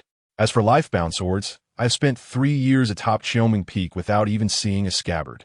That irresponsible, drunken master Shikinji only bestowed upon me a tome entitled Sword Heart Scripture, claiming it was an unparalleled sword classic. The true scripture of swordsmanship created by the celestial emperor of the upper realm. Beyond that, well, I shall refrain from further comment. Ning Changge gazed enviously at the now-stowed caged sparrow. In the original narrative, the caged sparrow ranked 3rd among the 7 sacred swords of the Qingyan sect. Its capabilities were indeed extraordinary, as its name suggested. In this realm, the caged sparrow could carve out a small space, pulling enemies into it for battle. In such a case, one would truly be the butcher while the other becomes the meat. Naturally, to achieve the legendary status of a true small world, one's cultivation must be exceedingly high. Merely possessing the later stage of Golden Core, as Lu Qingxue does, would not suffice. However, Ning Changge thought to himself that such a challenge would surely be within his grasp. The onlookers were oblivious to Ning Changge's inner thoughts. Upon witnessing Lu Qingxue carefully secure the bird within its cage, they collectively held their breath, their eyes wide with anticipation. They understood that the true duel of swords was about to commence, a rare contest of sword intent. Sword intent transcends mere swordsmanship and techniques found within ancient tomes. While mastery of sword techniques may be achieved through diligent practice, sword intent eludes such straightforward cultivation. It embodies an enigmatic essence. The heart, in its pursuit, seeks the path. Only through profound understanding of one's own sword path can one condense the essence of sword intent and grasp its true meaning. Although arduous, practitioners of the sword are irresistibly drawn to it. For even the most mundane of sword moves can unleash astonishing power when infused with sword intent. At this moment, the atmosphere was hushed until a clear, ethereal voice broke the silence. Senior Brother Ning, this is my sword intent. I humbly seek your guidance. As the words fell, tendrils of sword energy surged forth from Lu Qingxue.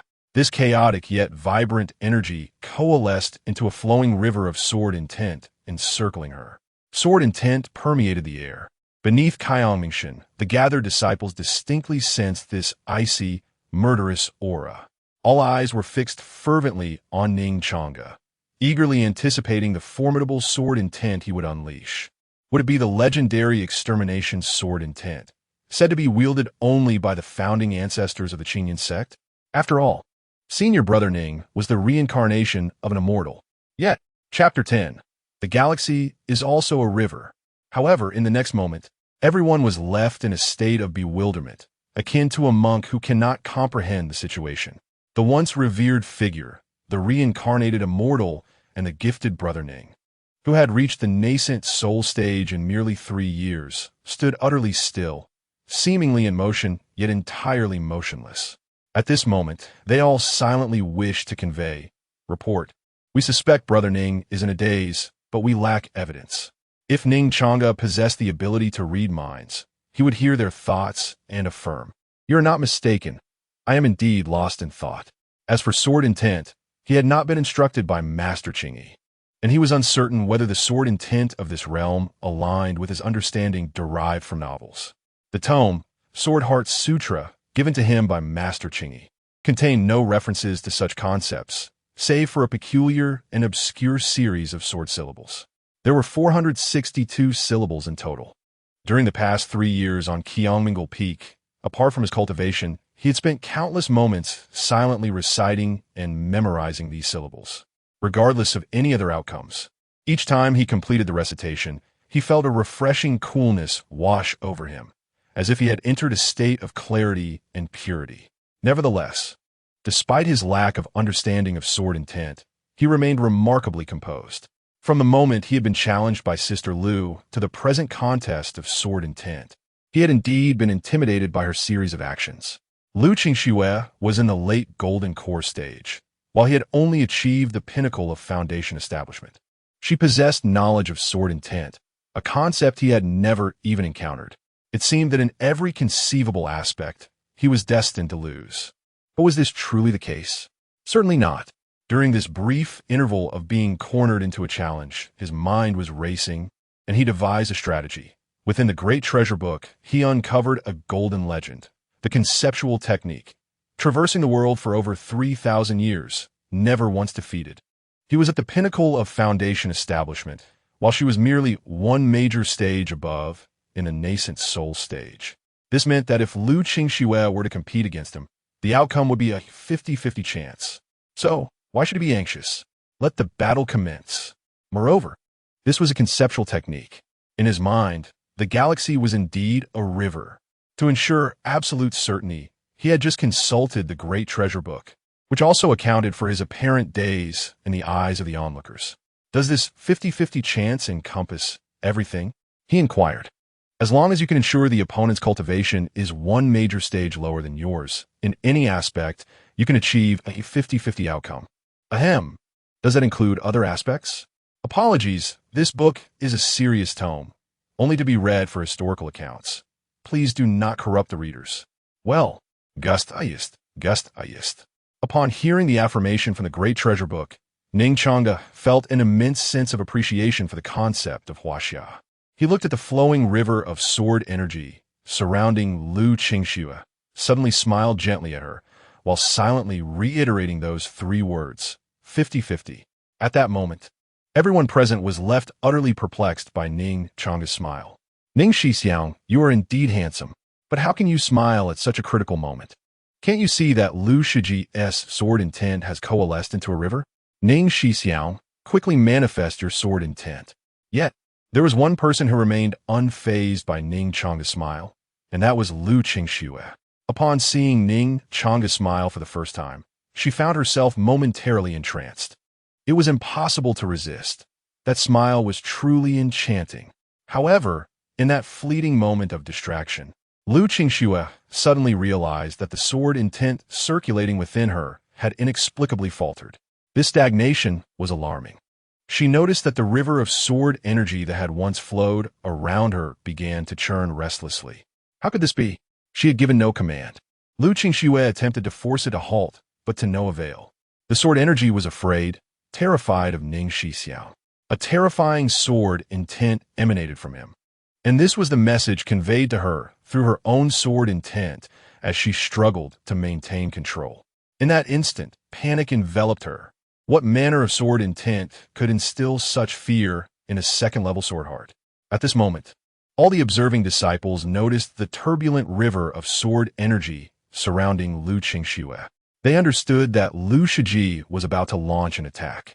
Although they were puzzled by Ning Xixiang's continued inaction, it mattered little. As long as Lu Shiji attacked, Ning Xixiang would undoubtedly retaliate.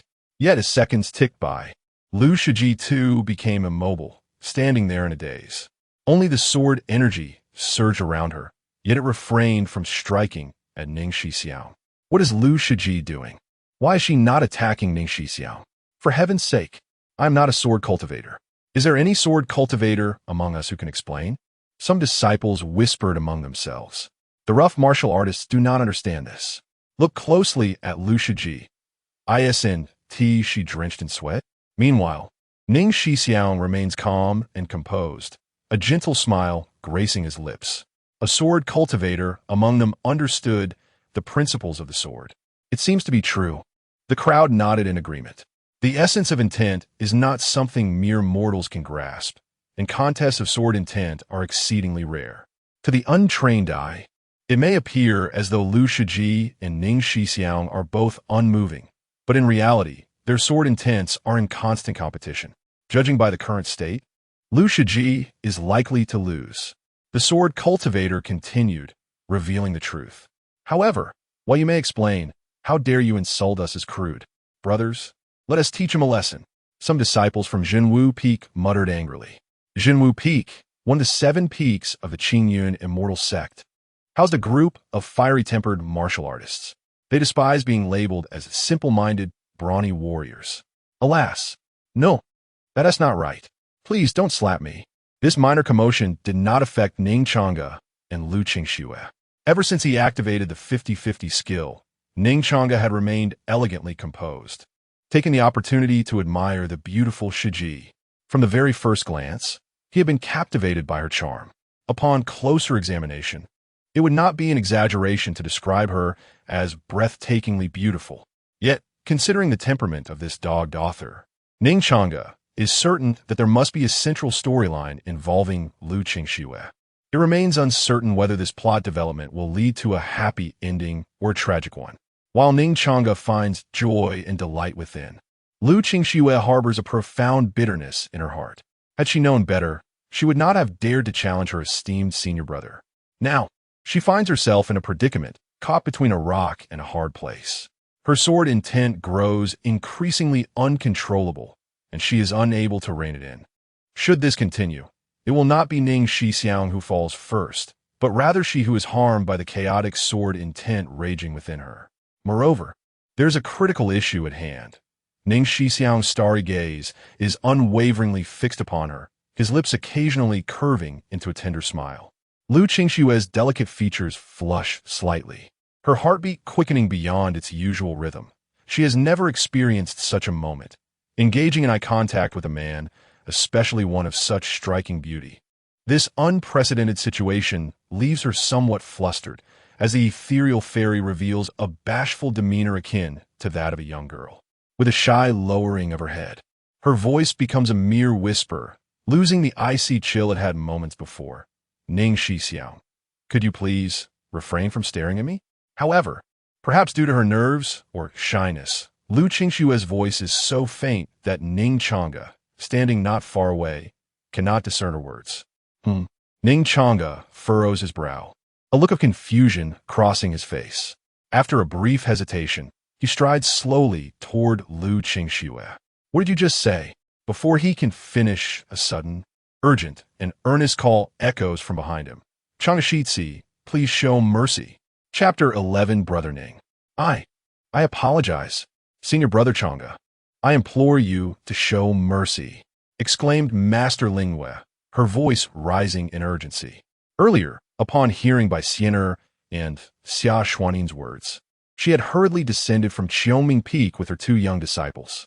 She initially intended to intervene and stop her eldest disciple, but upon reflection, she recognized that this was a fixation of Qingxue's heart. Moreover, their duel was merely a contest of sword intent, unrelated to their cultivation levels. After much hesitation, she ultimately chose to observe silently. However, Master Lingwei was unprepared for the fact that Qingxue's dual sword heart was no match for Senior Brother Changge's prowess. As soon as they clashed, Qingxue found herself at a disadvantage. Being a sword cultivator herself, Master Lingwei understood the gravity of the situation. The 3 heavens of sword intent, each level representing a barrier of the sword heart, were formidable indeed. Yet, this seemingly simple triad of sword heart barriers had kept countless sword cultivators at bay. Even she, as the head of a peak, barely attained the 2nd level of sword heart. Throughout the vast Songyuan world, those who possessed the 3rd level of sword heart could be counted on one hand. Among them was her esteemed disciple, the head of Qiuming Peak, Changge's master, Shi Qingyi. Yet, now Master Lingwei felt compelled to consider another individual, Changge himself. For it was only the legendary 3rd level of sword heart that could instill fear and unease in a practitioner of the 2nd level. Alas, one could only wonder what fortuitous fate had befallen that drunken master, Shi Qingyi, to have taken on such a prodigious disciple as Changge. In just 3 short years, he had achieved what every sword cultivator yearned for, the 3rd level of sword heart. Though envy stirred within her, Master Lingwei rushed forth to her eldest disciple without further ado. After all, he was her own disciple. As she approached the two, Master Lingwei utilized her cultivation to stabilize the sword intent emanating from both individuals. "Master, why have you come?" asked Lu Qingxue, glancing at the hurried figure of Master Lingwei with a hint of confusion. If I had not come, would you have continued to endure this struggle?" Master Lingwei retorted, though her tone was laced with deep concern. Lu Qingxue shook her head, insisting, "Master, I am fine." Thanks to her master's assistance, she had managed to avoid injury from the chaotic sword intent within her body. Master Lingwei pointed to the rosy hue on Lu Qingxue's cheek and chided, "You claim you are fine? Just look at yourself. Your face is flushed." Lu Qingxue was rendered speechless. It was not her predicament that caused her embarrassment, but rather the fact that Brother Ning had been gazing at her with an amused expression. Why then did her master bring this up? If blame were to be cast, it should fall upon Brother Ning. Master Lingwei declared, "Have you nothing more to say?" Clearly, her eldest disciple was stubborn. Lu Qingxue ceased her protests and instead stole a glance at Ning Changge, who stood merely a few steps away. Yet, as she raised her gaze, she discovered that Ning Changge was still smiling warmly at her, feeling as if she were a thief caught in the act. She hastily lowered her head, regrettably unable to see her own toes. This fleeting glance only served to deepen the blush on her youthful face. "Look at you. Your face is even redder now." The revered Master Lingwei seemed intent on compelling Lu Qingxue to acknowledge her faults, her words growing increasingly fervent. "Master Lingwei, perhaps junior sister Lu has simply overexerted herself with her sword intent and is feeling fatigued, which is why her face appears flushed," Ning Changge interjected casually, crafting a plausible excuse. If he remained silent any longer, Lu Qingxue would likely bury her head in her chest out of embarrassment.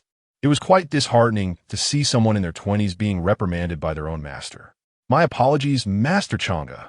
Upon hearing Ning Changge speak, Master Lingwei hastily offered an explanation. "This child harbors an unwavering obsession within her heart, which compelled her to challenge you." A gentle smile graced Ning Changge's face as he replied, "It's quite all right. Junior sister Lu's sword intent is formidable. I had to exert all my strength to counter it." The obsession that Master Lingwei mentioned had been previously revealed to him by the Great Book. Had it not been for the 50-50 chance, Ning Changge would have been at a loss for how to handle this situation. "You're far too courteous." Master Lingwei was taken aback by Ning Changge's humility, as he made it seem as though the sword intent of the 3rd level was rather commonplace. "Why do you keep your head down?" Master Lingwei lightly nudged Lu Qingxue. Beaming, hurry and apologize to Master Changge. "If it weren't for his mercy, even I would be of no help. After all, with the sword intent of the 3rd level, he must have held back." With their proximity enhanced by Master Lingwei's gentle push, Lu Qingxue, caught off guard, nearly stumbled into Ning Changge's embrace. But he was quick to steady her. Standing merely a step away from him, she felt the warmth emanating from his presence, and a faint blush crept onto her cheeks as she spoke softly. "Ning, Brother Ning, I apologize. Please forgive my earlier behavior. This junior sister, Lu, possesses a certain adorableness. No wonder the Great Book mentioned, though she appears aloof and elegant, her heart is genuinely simple and kind." Aloof junior sister, simple junior sister, feeling the delicate softness of her waist beneath his hand, Ning Changge adjusted her stance and said, "It's all right. If junior sister Lu wishes to spar with me again, you are welcome to seek me out at Xiaoming Peak, as long as I am there." He even winked at her. As one who has ascended to the Great Book, Ning Changge intended to extend this connection further. Gazing upon Ning Changge's handsome visage, particularly as a subtle, pleasant fragrance wafted from him, Lu Qingxue was inexplicably reminded of the exquisite couple's paintings confiscated from the little fairy's room. At that moment, it felt as though her heart wavered, tinged with a hint of peach blossom hue. The warmth lingering from Brother Ning's palm against her waist caused her to lower her gaze, her long, delicate lashes trembling gently. And so, The sight of Lu Qingxue blushing and flustered sparked quite a discussion among the observing disciples. Vocal, what on earth? Wasn't junior sister Lu competing with Brother Ning? How did Master Ling Yue's gentle push send her right into Brother Ning's embrace?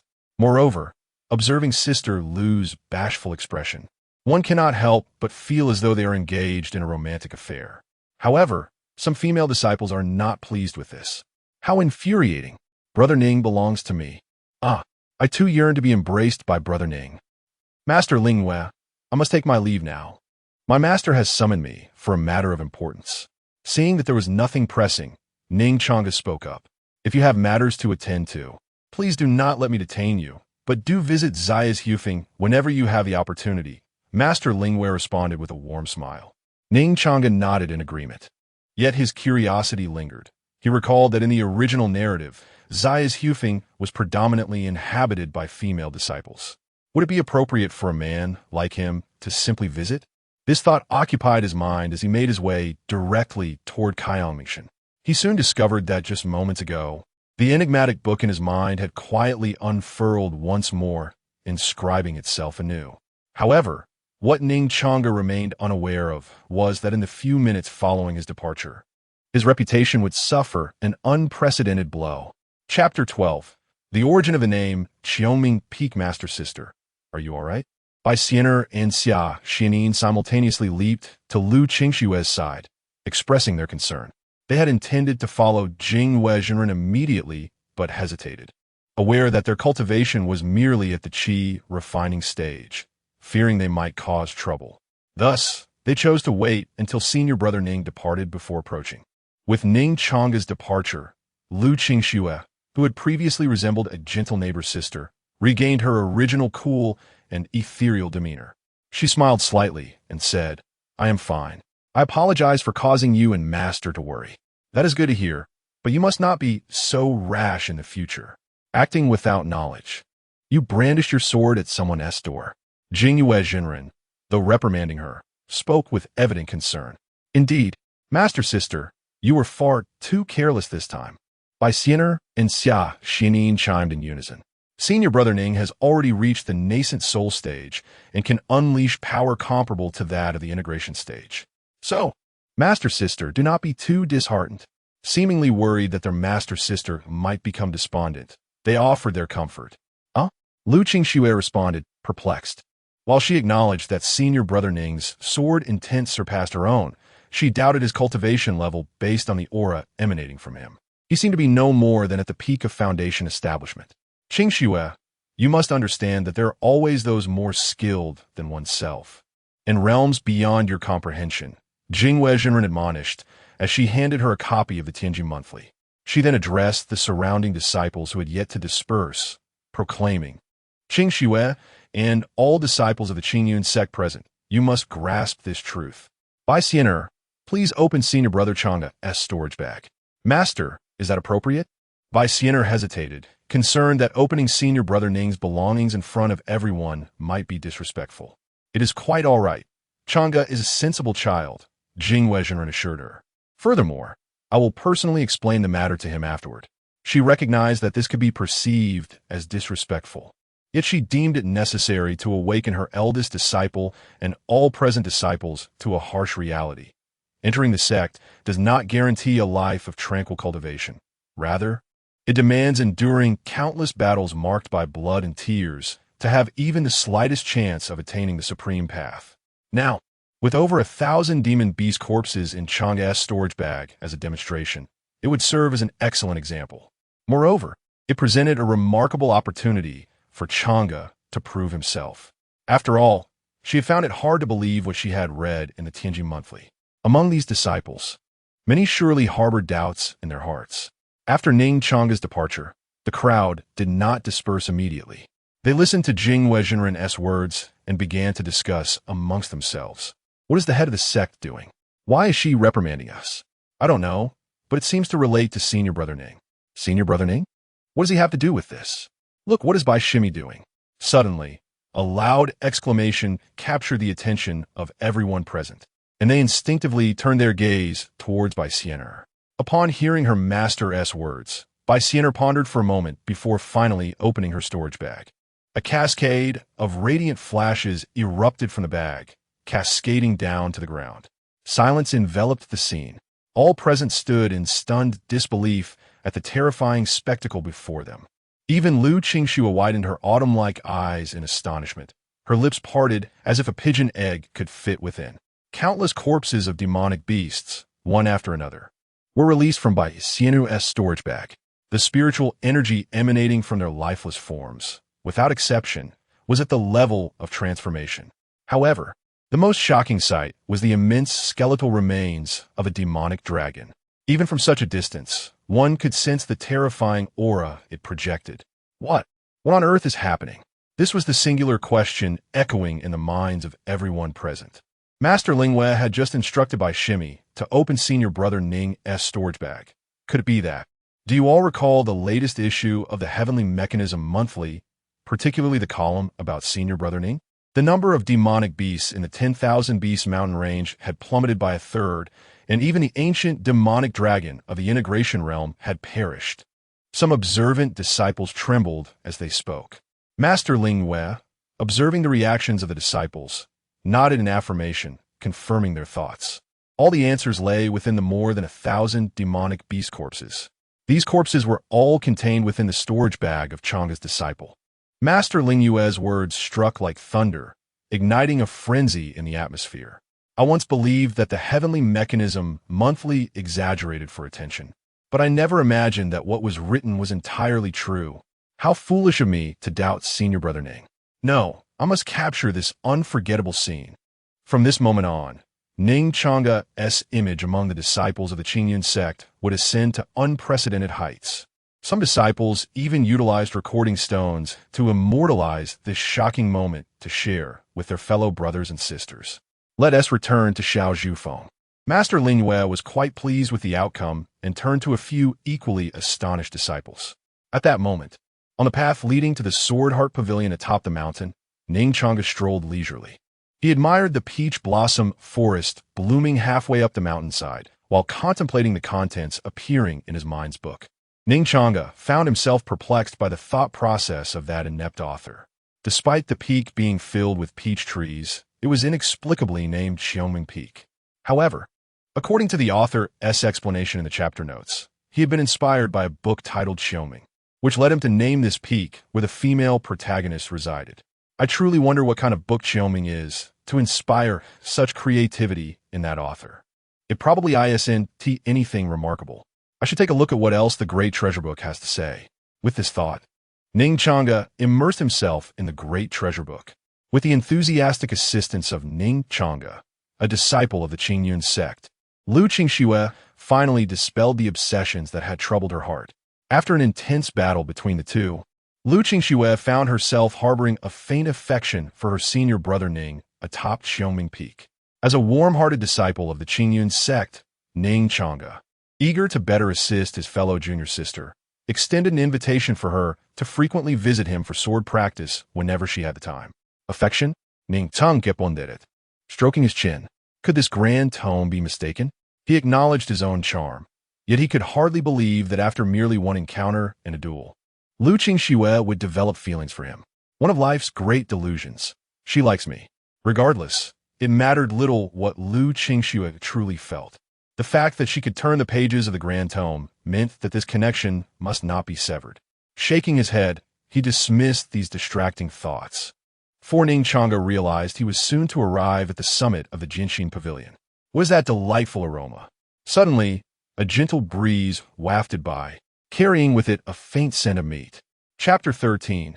The white-haired, crimson-eyed, lowly Master Qingyi Gulu disciple. Why are you lost in thought? Hurry up and come over here. Before Ning Changge could discern the source of the enticing aroma of meat wafting through the air, an indistinct sound of chewing suddenly echoed from the peak above. Master is here, Ning Changge called out. He had unraveled the mystery behind the savory scent. In the original narrative, aside from her fondness for wine, Master Qingyi harbored another great passion, cooking. Regrettably, this heavy drinker possessed rather mediocre culinary skills, with her only noteworthy expertise being barbecuing. A few minutes later, Ning Changge arrived at the place where he had devoted himself to cultivation for the past 3 years, the Sword Heart Pavilion. The Sword Heart Pavilion stood as the only structure atop Cheoming Peak. During these 3 years of traversing this realm, Ning Changge had come to truly comprehend the meaning of the phrase, "not a penny to one's name," which could be more accurately described as a house devoid of possessions. There was no lack of anything on the peak, save for money. This was also the reason behind his earlier excitement upon seeing the 1,000+ corpses of demon beasts. To him, they represented a fortune in waiting. Just 2.5 meters away from the Sword Heart Pavilion stood a towering ancient peach blossom tree. Beneath this tree, a girl clad in a white dress savored barbecued meat while occasionally pouring herself a sip of wine. This was a girl with flowing white hair, not the kind that signified age. Instead, her hair shone with a brilliance reminiscent of fresh snow, beautiful like moonlight, particularly captivating under the sun's rays.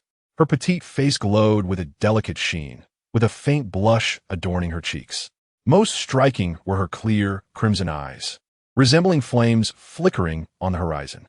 "Master," gazing at the white-haired girl before him, Ning Changge softly called out.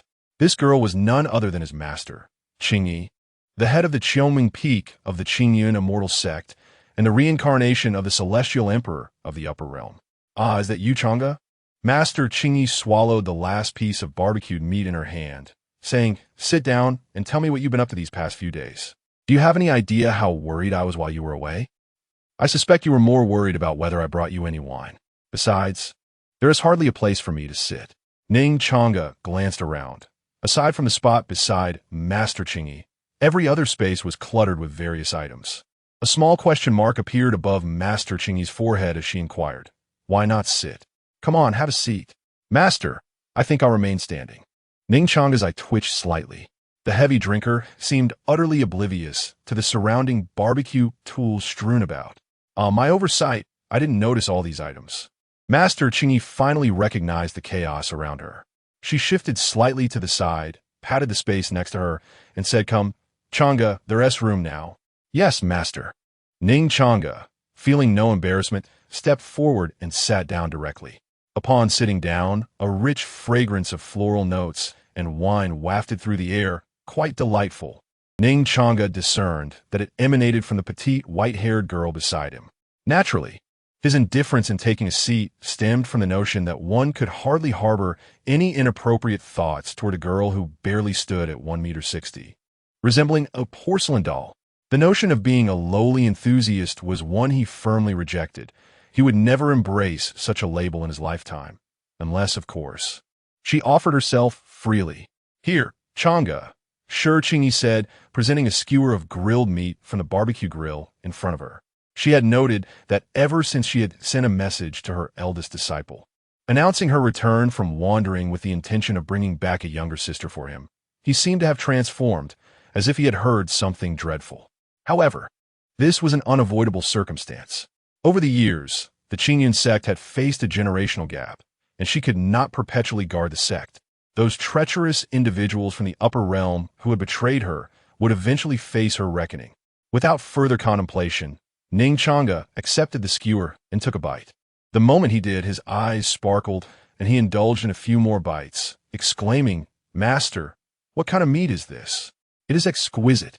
The meat was tender and flavorful, utterly devoid of the typical taste of grilled meat. Most importantly, upon finishing, he felt a surge of spiritual energy within his dantian. He had previously tasted meat grilled by Sure Changge, yet none had produced such an effect. "Dragon meat," Sure Changge replied nonchalantly. "What?" Upon hearing this revelation, Ning Changge's chewing came to an involuntary halt. In his previous life, dragons were revered as sacred beings. Yet in the Zhanyuan continent, they were merely regarded as a type of demon beast residing in the realm of demon gods, known as the Jiaolong. Though inherently powerful at birth and with a sparse population, they seldom graced the world with their presence, gradually fading from public consciousness. Ning Changge never anticipated that he would partake in dragon meat today. With a chuckle, Sure Changge couldn't help but smile at the dazed expression on her disciple's face, explaining, "Well, this little Jiaolong was causing quite a ruckus when I passed through the 10,000 Beast mountain range during my travels. It kept shouting, 'Who is it? Who is it?' That bastard stole my Nirvana immortal lotus. I had no intention of taking a life, but it came right to me. Thus, I had no choice but to deliver a punch to send it into reincarnation. As she spoke, she playfully waved her small fist, standing at under 1.60 meters. Accompanied by this tiny fist gesture, she appeared irresistibly adorable to any onlooker. However, Ning Changge found it difficult to swallow the jiaolong meat in his throat. Fully aware of the immense power concealed within that seemingly innocent fist. In the original tale, such simple gestures were enough to fell formidable foes of the demonic path.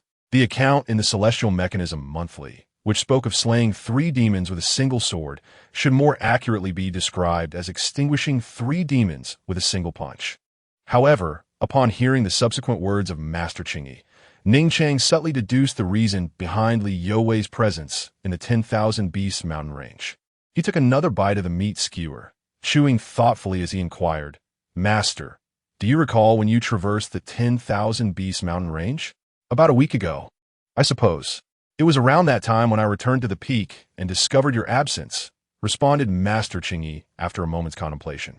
"A week ago?" Ning Changge murmured to himself. The timeline aligned. Yet what was this Nirvana immortal lotus that his master mentioned? It had not been introduced in the original text. "Master, do you know?" He began to inquire about the purpose of the Nirvana immortal lotus when a soft, sorrowful voice wafted through the air. Changge, Ning Changge, feeling as though he were facing a formidable adversary, hastily set down his skewer and sprang to his feet, declaring, "Master, your disciple is here." Despite Master Changge's earlier casual demeanor, Ning Changge had come to recognize through their 3 years of genuine interaction that whenever she spoke in such a tone, someone was bound to face repercussions.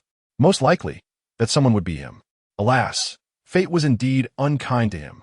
With her delicate hand grasping a wine gourd, Master Changge tilted her head slightly, taking a generous gulp of wine before exclaiming, "Why are you standing there?" "Sit down," Ning Changge replied. "I dare not. And yet you dare to sneak away from the peak on your own, venturing to such distant places." At this moment, Master Changge finally expressed her anger, questioning him. She had devoted 3 arduous years to nurturing her disciple, and for him to contemplate leaving her was utterly outrageous. Was it not enough that she had imparted her teachings well enough? Chapter 14. The approachable white-haired lowly. 1. I had thought that this heavy drinker would not bring up the matter. Unexpectedly, she first indulged in sweet dates and roasted meat, and then suddenly launched an attack, truly cunning. The disciple merely ventured out for a few days of experience. Ning Changge recited the prepared excuse. In any case, he would never admit to the incident of Li Feng's departure, for he wished to live a few more years. Really? Master Changge cast a subtle glance at Ning Changge's dantian. "You are not deceiving your master, are you?" Upon hearing this, Ning Changge hastily retorted loudly, "Of course it is true. My filial piety towards you, master, is as evident as the sun and moon. I would never dare to deceive you." Upon hearing her disciple's assurance, a satisfied smile finally graced Master Changge's small face, affirming that her arduous efforts in training him for 3 years were not in vain. Ning Changge sighed in relief internally, thankful that this heavy drinker was somewhat muddled after her bouts of drinking. However, he could not help but silently complain, "Is that training? You hardly regard me as a human being, always seeking my assistance for everything. I am your disciple, not your father." At that moment, Master Changge slowly rose, her short legs carrying her to stand before Ning Changge. He lowered his gaze to meet the white-haired lowly, frowning slightly. "Master, is there something else?" "Squat down." "Oh." Although he did not understand her intention, Ning Changge obediently crouched down.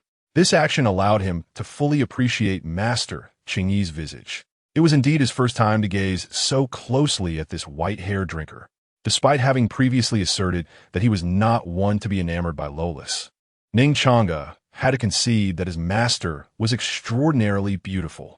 Whether it was Li Youwei, whom he encountered in the 10,000 Beast Mountain, or Lu Qingxue, who had challenged him recently, he could articulate words to describe them. Yet he found himself at a loss for words when it came to Master Changge. He could not fathom why, even with her within arm's reach, he was unable to articulate her beauty. The faint scent of peach blossom wine wafted into his nostrils as he silently held her gaze, yet his heart stirred not even a ripple. This was solely because she was too approachable. If this white-haired master possessed certain attributes, Ning Changge, not being a lowly enthusiast, would not mind being a rebellious disciple. However, the issue was that she did not. He subtly shifted his gaze downward. Alas, it was the same as ever, unchanged. He wondered if employing traditional techniques to assist her could help her grow a bit taller. Ning Changge mused inwardly until a resigned, youthful voice broke through his thoughts. Changge, I know you harbor dissatisfaction towards me as your master, but there is little I can do. Danger! A large warning sign flashed in Ning Changge's mind. What was going on? Did this heavy drinker truly know of his inner thoughts? Given the temperament of this white-haired lowly, it was unlikely she would speak so gently. In the original narrative, this heavy drinker detested two things above all, others commenting on her height and measurements. Centuries ago, there had been a demonic cult elder who had laid eyes upon this little girl, Master Changge. At that moment, impulsive thoughts clouded my judgment, leading me to utter words I ought not have spoken. That day, both the individual and the sect vanished from the vast expanse of the Tsangyuan continent, leaving no trace behind. Ning Changge hastily shook his head, earnestly declaring, "No, master, you are utterly perfect, except for a minor deficiency in your bosom." Upon hearing her disciple's self-praise, Asura Changge's eyes curved in delight, accompanied by a playful chuckle. "Ah, how sweet your words are, dear disciple. Yet, how can you ascertain sweetness without having tasted it?" Internally, Ning Changge rolled his eyes at her, continuing to listen to Asura Changge's youthful voice. "Do you know why I suddenly decided to accept a junior sister and summoned you back?" Ning Changge shook his head in uncertainty. This time, she spoke the truth. The original text did not elucidate the reasons, nor did it mention why Asura Changge chose to take her as a disciple. However, Ning Changge recalled. Chapter 15. The approachable little white-haired girl, 2. However, Ning Changge recalled a conversation with his junior sister, in which she mentioned having a beloved aunt who had passed away before her ascent to the mountain. At the time, the original author seemed to have elaborated on this segment extensively. Regrettably, Ning Changge, who believed he was the protagonist, had skimmed through it without much attention. Now, seeing this white-haired girl inquire about it, a spark of curiosity ignited within him. Asura Changge wore a stern expression, arms crossed, and retorted with a hint of annoyance. "Humph. It's all your fault." "What?" Ning Changge pointed to himself, utterly bewildered. He could hardly fathom that the root of the matter lay with him. Noticing his perplexed demeanor, Asura Changge's expression turned more melancholic as she continued. "When I first traveled the world, I was astounded by your grace and beauty, thinking you were some reincarnation of a transcendent being from the 14th realm.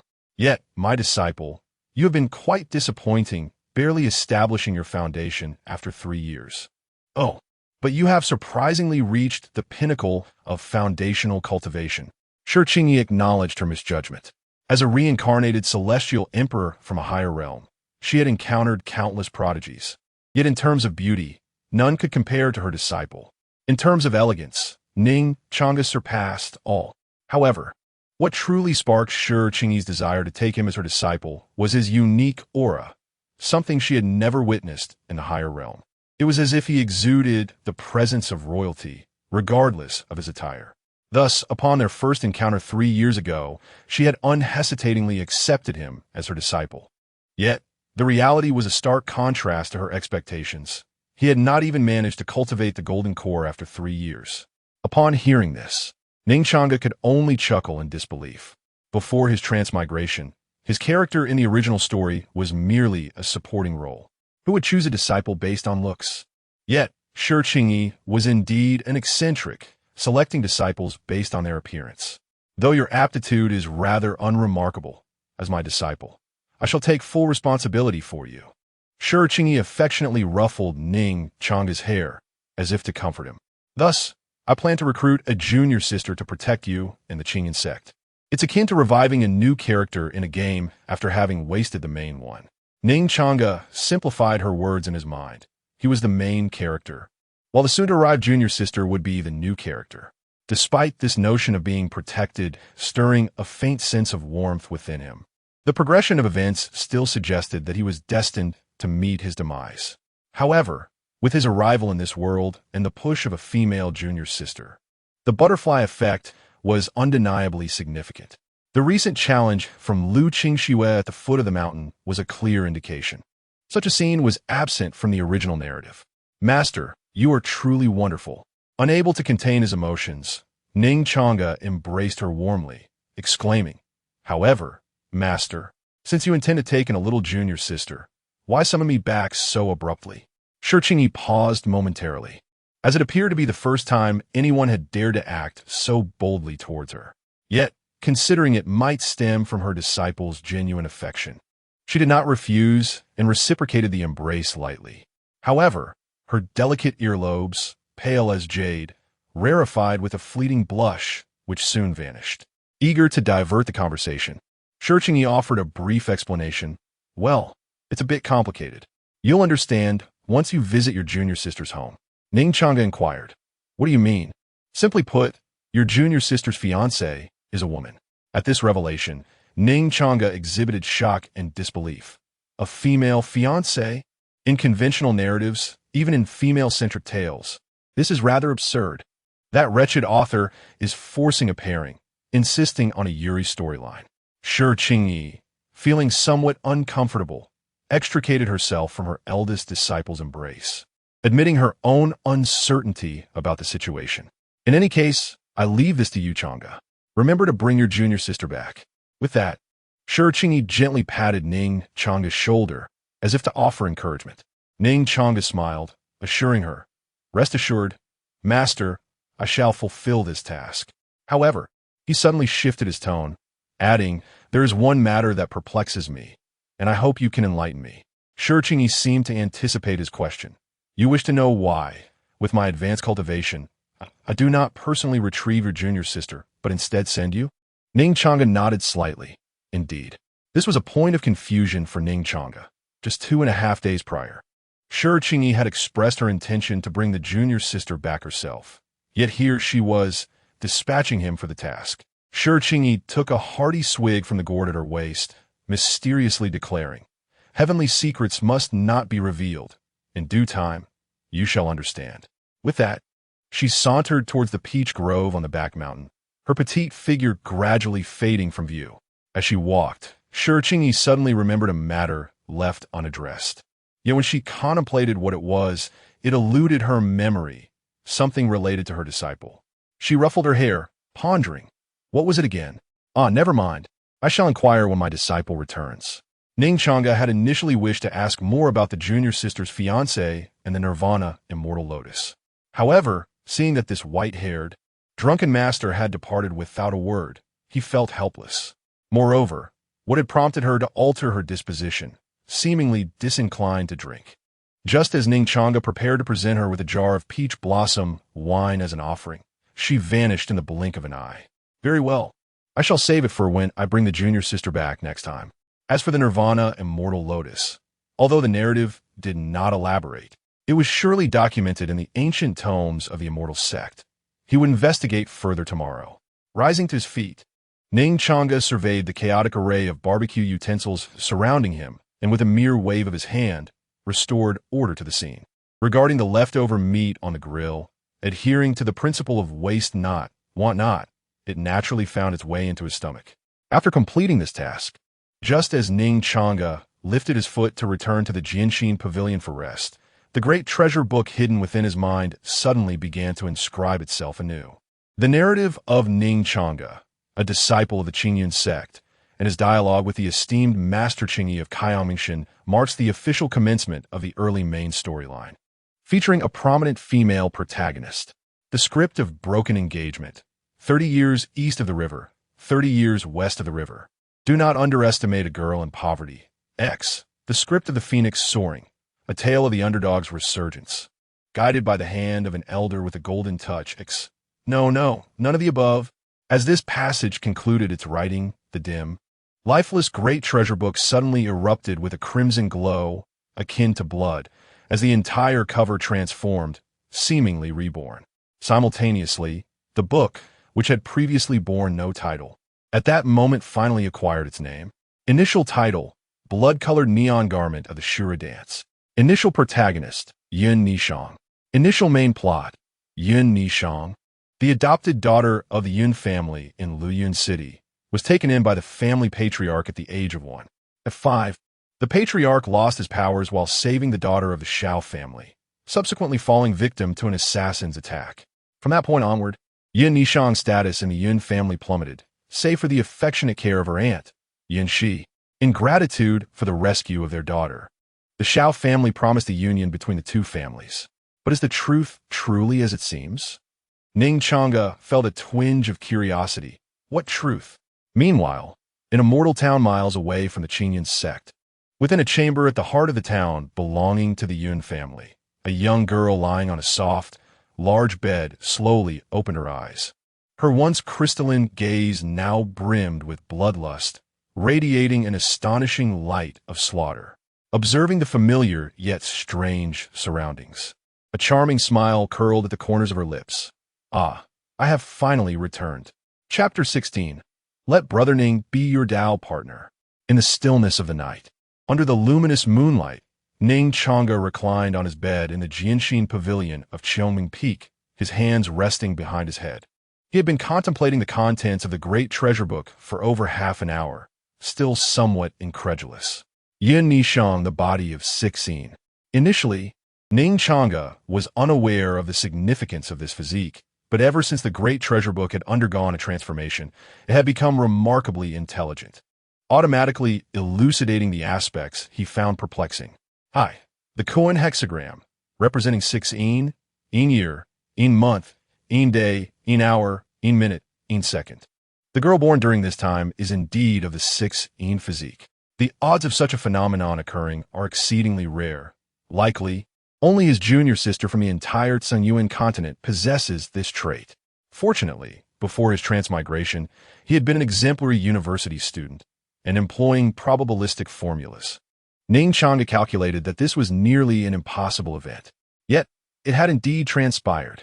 No wonder his junior sister could be one of the leading female protagonists. Naturally, such a unique and rare physique comes with extraordinary benefits, including unparalleled cultivation speed, innate talent, and spiritual roots. However, everything in existence carries its own balance. There lies an effect known only to a select few. It serves as a cauldron, and a top-tier one at that. It can transfer all that belongs to the one possessing the 16 physique to their dual cultivation partner, encompassing all the aforementioned exceptional enhancements. Upon first reading this description, Ning Changge felt a flicker of astonishment. Yet, as he continued to peruse the subsequent entries in the great treasure book, a wave of fury surged within him. The daughter of the Shao family, Shao Yu, is a disciple of the demonic sect, the Hahuan sect. By sheer coincidence, she learned of Yun Nishang's unique physique. She promptly reported this to her sect, thus securing the position of a pre-selected saintess. The patriarch of the Yun family, at the pinnacle of his transformation, was targeted for assassination through a conspiracy orchestrated by the Hahuan sect in collaboration with the Yun and Shao families. With the combined efforts of both families, the assassination was successfully executed. As the isolated Yun Nishang approached her 18th year, she was destined to be taken to the Hahuan sect. Yet, there remained good souls in the world. Yun Shi, the patriarch's younger sister, and Yun Nishang's aunt, sacrificed herself to ensure her safe escape on the day of her 18th birthday. Coincidentally, she was spotted by Asura Arena, who took her under her wing. Brutes! How could they treat a young girl in such a manner? Ning Changge seethed with indignation, particularly towards the members of the Yun family, whose conscience seemed to have been devoured by dogs. They conspired against their own patriarch in pursuit of favor with the demonic sect. All these events were vividly recounted in the text. It was likely due to these circumstances that the original narrative depicted a drastic change in his junior sister's character. No wonder, in the storyline, that the wretched author portrayed her as solely devoted to cultivation upon arriving at Cheongming Peak, rarely engaging with others. Even he, as her senior brother, had scarcely exchanged words with her. Is there more hidden content within the great treasure book? Ning Changge pondered aloud. The aforementioned details presumably belong to the original character's narrative. However, since he had transmigrated into this realm, there must be concealed Easter eggs awaiting discovery. It is impossible to simply introduce these matters to one's own family. Moreover, it is he who is to fetch the younger junior sister, not Ning Changge, which undoubtedly carries a special significance. In the next moment, a phrase appeared in the Great Treasure Book, confirming Ning Changge's conjecture. Yes, but you must reach Luoyuan City and successfully meet Yin Nishang before it will be revealed. All right. In his mind, Ning Changge silently formed an okay gesture. Knowing this answer sufficed. Tomorrow, after he learns about the purpose of the Nirvana Immortal Lotus at the sect's treasure pavilion, he would report to the sect leader before heading to Luoyuan City to pick up the younger junior sister. As for the treacherous individuals from the Yun and Shao families, as well as the hidden elders of the Hahuan sect, Ning Changge remained utterly unperturbed. The highest cultivation among them was merely at the nascent soul stage. After all, the Hahuan sect did not wish to attract the attention of other demonic sects or righteous factions, and thus dared not send forth their more profound elders. The Great Treasure Book had already turned several pages after inscribing so much content. Among the shimmering points at the bottom of these pages, Ning Changge obtained the most advantageous item for his journey. The moonlight, like flowing water, gently cascaded beneath the Shaozhu Peak. Clad in her usual white robes, Lu Qingxue sat alone at the moon viewing platform on the back mountain of Shaozhu Peak. Much like the unique architecture of the Jinshin Pavilion on Qiuming Peak, the moon viewing platform was renowned as the most famous spot on Shaozhu Peak. As the name suggests, it was a place to admire the moonlight. However, this night, despite the beauty of the moon, Lu Qingxue's thoughts were elsewhere. Since her defeat in the afternoon challenge against senior brother Ning, she had remained in this spot. A few strands of delicate hair were tousled by the evening breeze, brushing against the flawless contours of her face. Yet, it seemed she was oblivious to this. Her gaze fixed silently ahead, seemingly directed towards the summit of Qiuming Peak. This scene appeared less like moon gazing and more akin to waiting for someone. Until a short distance away, a crisp, youthful voice broke the tranquility of the moment. Senior sister, I told Master and Junior Sister Xia that you would definitely be here, but they didn't believe me. The lively and adorable voice of the young girl carried a hint of a unique lisp.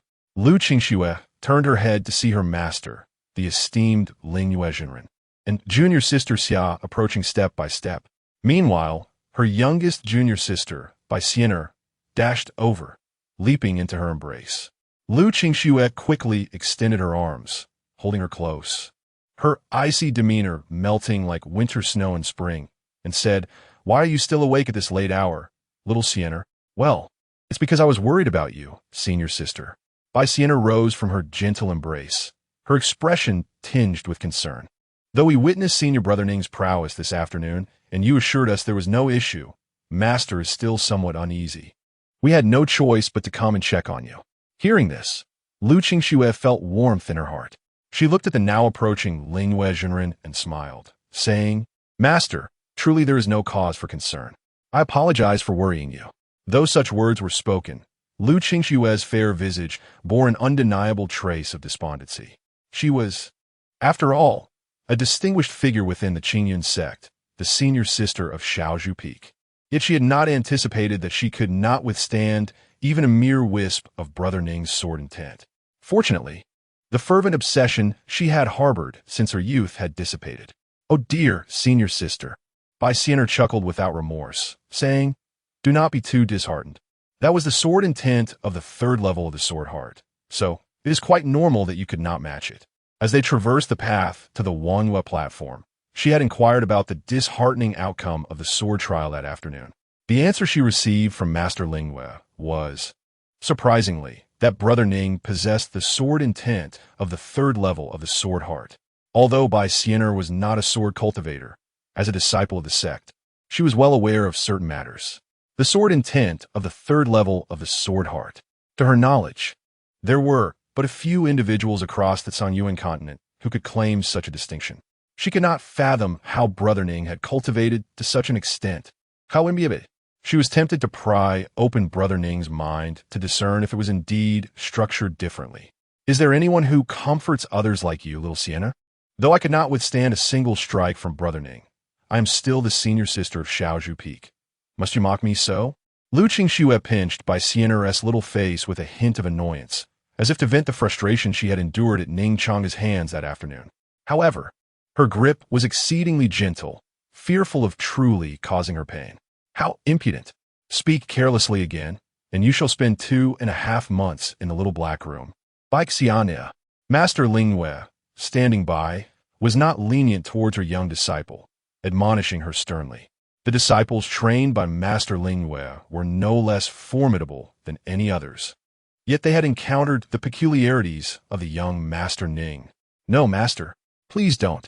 Upon hearing Master Lingwei's threat of confinement, Sienna cried out in alarm. During the day, she had finally caught a glimpse of Ning Changge and had intended to return in a few days for further fortune. If she were truly confined to the little black room, her chances would surely dwindle. Ignoring the surrounding clamor, Master Lingwei turned her gaze to Lu Qingxue, her most cherished disciple, and gently reassured her, "It is all right, Qingxue. Do not dwell too much on the sword trial or the matter of Brother Ning's storage bag. The sword intent of the 3rd level of the sword heart is something I may never attain in this lifetime, but you are still young, and opportunities may yet present themselves in the future. At that time, it would not be amiss to challenge Brother Ning once more." Master Lingwei was exceedingly cautious, fearing that her eldest disciple might truly feel disheartened. For a sword cultivator, what is essential is a heart that is undaunted and resolute. One must hone their path with their own sword and their own spirit. Sienna murmured softly, "Actually, it isn't necessary to make such a fuss." Master Lingwei replied, "Sienna, do you truly wish for confinement?" Sienna pouted defiantly, "I am not mistaken." It seemed that knowing her senior sister was present, Master Lingwei dared not take any drastic action against her. All right. How does one defeat someone who possesses the triple sword intent of Can? Sienna replied nonchalantly, "If you can't win, then join them. What else can be done?" "I see you're truly asking for trouble." Sienna. Lingwei Zhenren was genuinely infuriated, her countenance gradually exhibiting signs of anger as she exclaimed, "You actually want us disciples of Xiaozhu Peak to go to that drunken peak? What are you thinking?" Xianya, quickly apologize to your master. Indeed, Xiaoxianer, hasten to apologize to your master. Lu Qingxue and Xia Xianin, perceiving the genuine anger of Lingwei Zhenren, hurriedly interjected. Others from different peaks might be unaware, but as disciples of Xiaozhu Peak, they were well aware of the discord between their master and the head of Qiuming Peak. One must never inadvertently mention the head of the peak in front of their master. No, I understand your urgency, but please, allow me to finish. Sienna produced a new-looking book with a blue cover from her bosom, revealing the bold inscription, "The 36 Stratagems of Sun Tzu." Clearing her throat, she proclaimed in her still youthful voice, "War is the way of deception. We did not say we would go to Qiuming Peak. Rather, we can invite Brother Ning to join us at Xiaozhu Peak." Lu Qingxue, Lingwei Zhenren, and Xia Xianin wore expressions of bewilderment, marked by 3 large question marks. In that moment, Sienna resembled a little fox revealing its cunning tail. Her gaze fixated on Lu Qingxue, a mischievous smile gracing her lips as she slyly suggested, "Martial sister, you could take Brother Ning as your partner." At that moment, Sienna was overwhelmed with elation. "Ha! I am truly a little genius. As long as Martial Sister agrees, I will have the chance to see Brother Ning every day. Daily encounters will surely lead to deepening feelings, culminating in a blissful embrace." Chapter 17, Brother Ning. The unrivaled one, Lu Qingxue fled. Like a startled fawn, she dashed away from the Moonwatch platform, utterly at a loss. "Xiaoxianer, do not jest so recklessly in the future. How could you prompt Senior Sister Lu to act in such a manner?" Xia Xianin remarked, observing Lu Qingxue's flustered retreat, her tone taking on a note of seriousness. Moreover, matters of romantic partnerships are of utmost importance. They cannot be approached with the same casualness as the lecherous practices of the demonic sect, the Huanist sect. Initially, I believed you had some clever scheme, but your words have startled all 3 of us and frightened Senior Sister Lu away. I truly was not joking, Senior Sister Xia. Not only is Brother Ning handsome, but his prowess is unmatched. Other sisters from the peaks dream of him at night. Furthermore, I saw this afternoon that after senior sister Lu inquired about the sword, brother Ning seemed to have held her in his arms. Bai Xian'er babbled on. By the ancestor of Qingyan, I swear I truly saw senior sister Lu blushing this afternoon, which inspired this notion. In all my years on Shaozhu Peak, I have never witnessed Lu Qingxue shy or blush. It is absolutely not because I wish to play the role of a warm bed partner that I sought to entice senior sister Lu. Inuk Xiao Xianea. I genuinely admire your thought process, but do not speak such things in front of Master. Xia Xianin interjected. Master, just consider that Xiao Xian'er is still half asleep and speaking in her dreams. I shall take her back now. Good night, Master. With that, Xia Xianin, avoiding the gaze of Ling Wezhenren, hastily pulled Bai Xian'er down the peak. They needed to run while Master was still in a good mood. In an instant, the Moonwatch platform was left with only Ling Wezhenren. Yet, contrary to Xia Xuanin's assumptions, she did not erupt in fury. Instead, she wore a thoughtful expression, murmuring to herself, "Marvelous! If Brother Ning truly becomes the beloved of Qingxue, with Master Qingyi being such a miserly and heavy drinker, she shall surely be driven to despair. Hee, Sister Qingyi, I apologize. Who instructed you to bully me so in the past?" With a chuckle at the imagined future scenario, Ling Wezhenren couldn't help but let out a sly laugh. Tomorrow marked the monthly meeting of the Seven Peaks leaders, and the astute Ling Wezhenren had already concocted a clever plan. She intended to surreptitiously request a favor from her senior brother, the sect leader. Oh, how could Xiao Xian'er utter such words? If Master truly believed her, would mean Brother Ning must become my partner? In her chamber, Lu Qingxue buried her flushed face in her cloud-like quilt, rolling about on her bed without any semblance of decorum. No, Lu Qingxue, you aspire to be the foremost female sword immortal in the world. How can you allow love to cloud your vision? But what if the unrivaled one is indeed Brother Ning? That night, the young maiden, experiencing the stirrings of first love, found herself sleepless. While the young lady lay awake, the young man enjoyed a restful slumber. On Kaiyangmingshan, a figure clad in white emerged from the Jinshin pavilion. The morning light gently caressed the striking visage of Ning Changge, who squinted slightly and let out a yawn, exclaiming, "Ah, how wonderfully refreshing a slumber!" Yet, it was time to attend to pressing matters. Little junior sister, await your senior brother's rescue. With that, Ning Changge set forth towards the foot of the mountain. His destination was Yunluo Peak, the very abode of the sect leader of the Qingyun Immortal Gate. 4 esteemed disciples like Ning Changge and Lu Qingxue. Whenever they ventured beyond the sect, it was imperative to first report to the sect leader, unless in cases of dire urgency. This was due to their status as cherished treasures of the immortal sect. As for the information regarding the Nirvana Immortal Lotus that was mentioned the previous night, Ning Changge ultimately gleaned it from the newly updated version 2.0 of the Grand Treasure Book. Chapter 18. Should we send Qingxue and the nephew of Changge together? Nirvana Immortal Lotus, a 7th grade spiritual herb utilized to enhance one's bloodline and to mend congenital ailments. It is exclusively suitable for the Dragon Clan and certain unique individuals among humans, such as those with the supreme Azure Lotus physique. However, the Nirvana Immortal is imbued with an overwhelming pure yang spiritual energy. If humans attempt to absorb it without external assistance to balance the force, they risk being overwhelmed by this potent energy. Ning Changge murmuret, "Ise." This perfectly elucidates why Li Yue appeared in the Myriad Beasts mountain range. Yet, it is quite peculiar for a saintess of such a grand sect to possess a congenital ailment. Never mind, I shall inquire about it when I have the opportunity to visit the central divine region.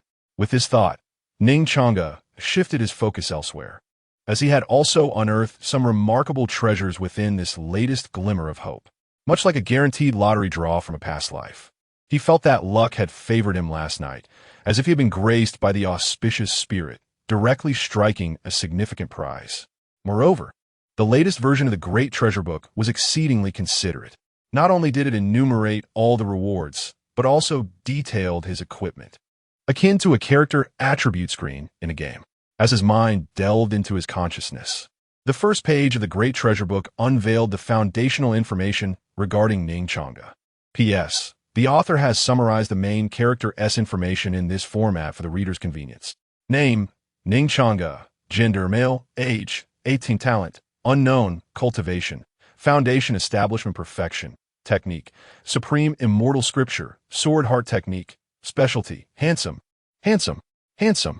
Item inventory, basic attribute points, 25. Spatial teleportation talismans, 2. Peach blossom brew, 1. 100 flower detox powder, 3. Permanently acquired talent. Active skill, 50-50 chance. Temporary talent, 1. Chemical transformation experience card.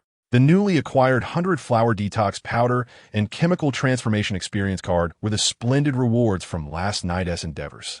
100 flower detox powder, crafted from the essence of over 100 spiritual flowers from the Tsangyuan continent, half for external application and half for internal use. It guarantees complete detoxification. Caution is advised, as the potent fragrance from the blend of flowers lingers, creating a persistent aroma. The top notes feature a delicate peach blossom scent. The middle notes exude a lily fragrance, and the base notes carry the essence of pomegranate flowers. This 100 flower detox powder seems to possess an oddly mischievous quality. It is not that Ning Changge is inclined to think otherwise. Rather, the explanation itself exudes a rather wholesome, gentlemanly essence. Chemical Transformation Experience Card. Upon activation, this card allows the perfect inheritance of the cultivation of a perfected chemical transformation practitioner for half an hour. However, all things come at cost. Using this card will induce a certain discomfort within oneself, which varies from person to person. Given my auspicious encounter last night and my inherently helpful and warm-hearted nature, I am certain that the discomfort will be manageable. Ning Changge declared boldly, dismissing any concerns as long as there are no lingering side effects. Unlike the desolation of Cheongming Peak, the Yunluo Peak, where the sect leader resided, was bustling with activity. Moreover, in light of the astonishing battle that transpired beneath Cheongming Peak yesterday, many disciples respectfully greeted Ning Changge as he journeyed along. "Good morning, Brother Ning. You were truly remarkable yesterday. You managed to defeat Senior Sister Lu with a single sword strike. Brother Ning, I find myself struggling with certain sword techniques. Could you possibly come to my chamber and teach me?" Ning Changge politely nodded in acknowledgement. However, something felt amiss amidst these interactions. Before long, Ning Changge arrived at the summit of Yunluo Peak, where the Qingyun Grand Hall was situated. "Junior brother, why is the hall's door closed?" he inquired of a guarding disciple at the entrance. He recalled that the doors had been opened during his last visit. The guarding disciple responded, "Master, the sect leader and the heads of the other peaks are convening." "Very well then." Ning Changge began to express his intent to wait outside, only to hear the guarding disciple excitedly interject, "No need. No need. Brother Ning, you may enter directly." It was evident that the guarding disciple had recognized Ning Changge early on. "Is this appropriate?" he pondered. "Never mind. After all, you are Brother Ning." The guarding disciple gestured for him to enter, adding, "Moreover, the sect leader has been eagerly anticipating your arrival." "Thank you, junior brother," Ning Changge replied before proceeding inside. Meanwhile, within the Qingyun Grand Hall, sect leader Qin Jianzi sat at the center, with the other 6 peak heads present, save for the head of Cheongming Peak. It seems junior sister Qingyi is absent again," Qin Jianzi remarked. "Shall we wait for her, or do any of the esteemed heads have pressing matters to discuss? If not, I would like to address a particular issue before we conclude." He was keen to extol the merits of Ning Changge regarding the recent celestial report. In recent years, the Qingyun sect standing among the 9 domains had steadily declined, but with Ning Changge's emergence, their prestige was bound to rise, a significant boon for the Qingyun sect. Alas, Ning Changge was affiliated with Cheongming Peak. He hoped that junior sister Qingyi would treat her disciple well. Suddenly, the head of Jinwu Peak, Cui Shan, interjected, "Sect leader, we have received news from one of our disciples who ventured out, stating that they spotted traces of the demon sect within the borders of Lian City." "The demon sect? The demon sect?" This revelation sparked hushed discussions among the other heads. For centuries, the righteous path and the demon sect had maintained a precarious balance, coexisting as long as the latter refrained from indiscriminate slaughter.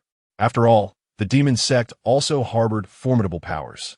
It was rumored that the current leader of the Heavenly Demon sect, known as the Heavenly Demon Empress, possessed mid-level tribulation strength. Upon hearing this, Ning Changge reigned in his excitement, furrowing his brow. Is the information accurate? Though Luyan City is merely a small mortal settlement, it lies within the eastern wasteland, and the Qingyun sect must take responsibility. If there are indeed traces of the demon sect, we must exercise caution. There should be no mistake. A few days ago, our next disciple who ventured out conveyed the same news. The esteemed leader of Yuling Peak, Yunji, also spoke up. Upon hearing this, the hall fell into a profound silence. In light of this, let us dispatch a disciple to investigate. After a moment of contemplation, Ning Changge slowly remarked, "Do any of you have suitable candidates to suggest?" The esteemed leaders understood the implication behind the sect master's words. Sending an elder was undoubtedly out of the question, as their cultivation levels were too high. If the demonic sect truly harbored sinister intentions, the elder's presence would likely cause them to retreat into hiding. Surely, there is no need to escalate matters so dramatically. Sect Master, commented Gue Lei, the leader of Jilv Peak, with a smile. Ning Changge's expression darkened slightly as he responded, "Gue Shitty, it is better to remain cautious." "Ha, you are right, Sect Master brother. I have been too reckless." Gue Lei quickly concurred, yet a peculiar glint flickered in his eyes. Regrettably, the others were engrossed in discussing candidates and failed to notice this. "Sect Master, perhaps I could send my eldest disciple, Qingxue, along with my nephew, Changge?"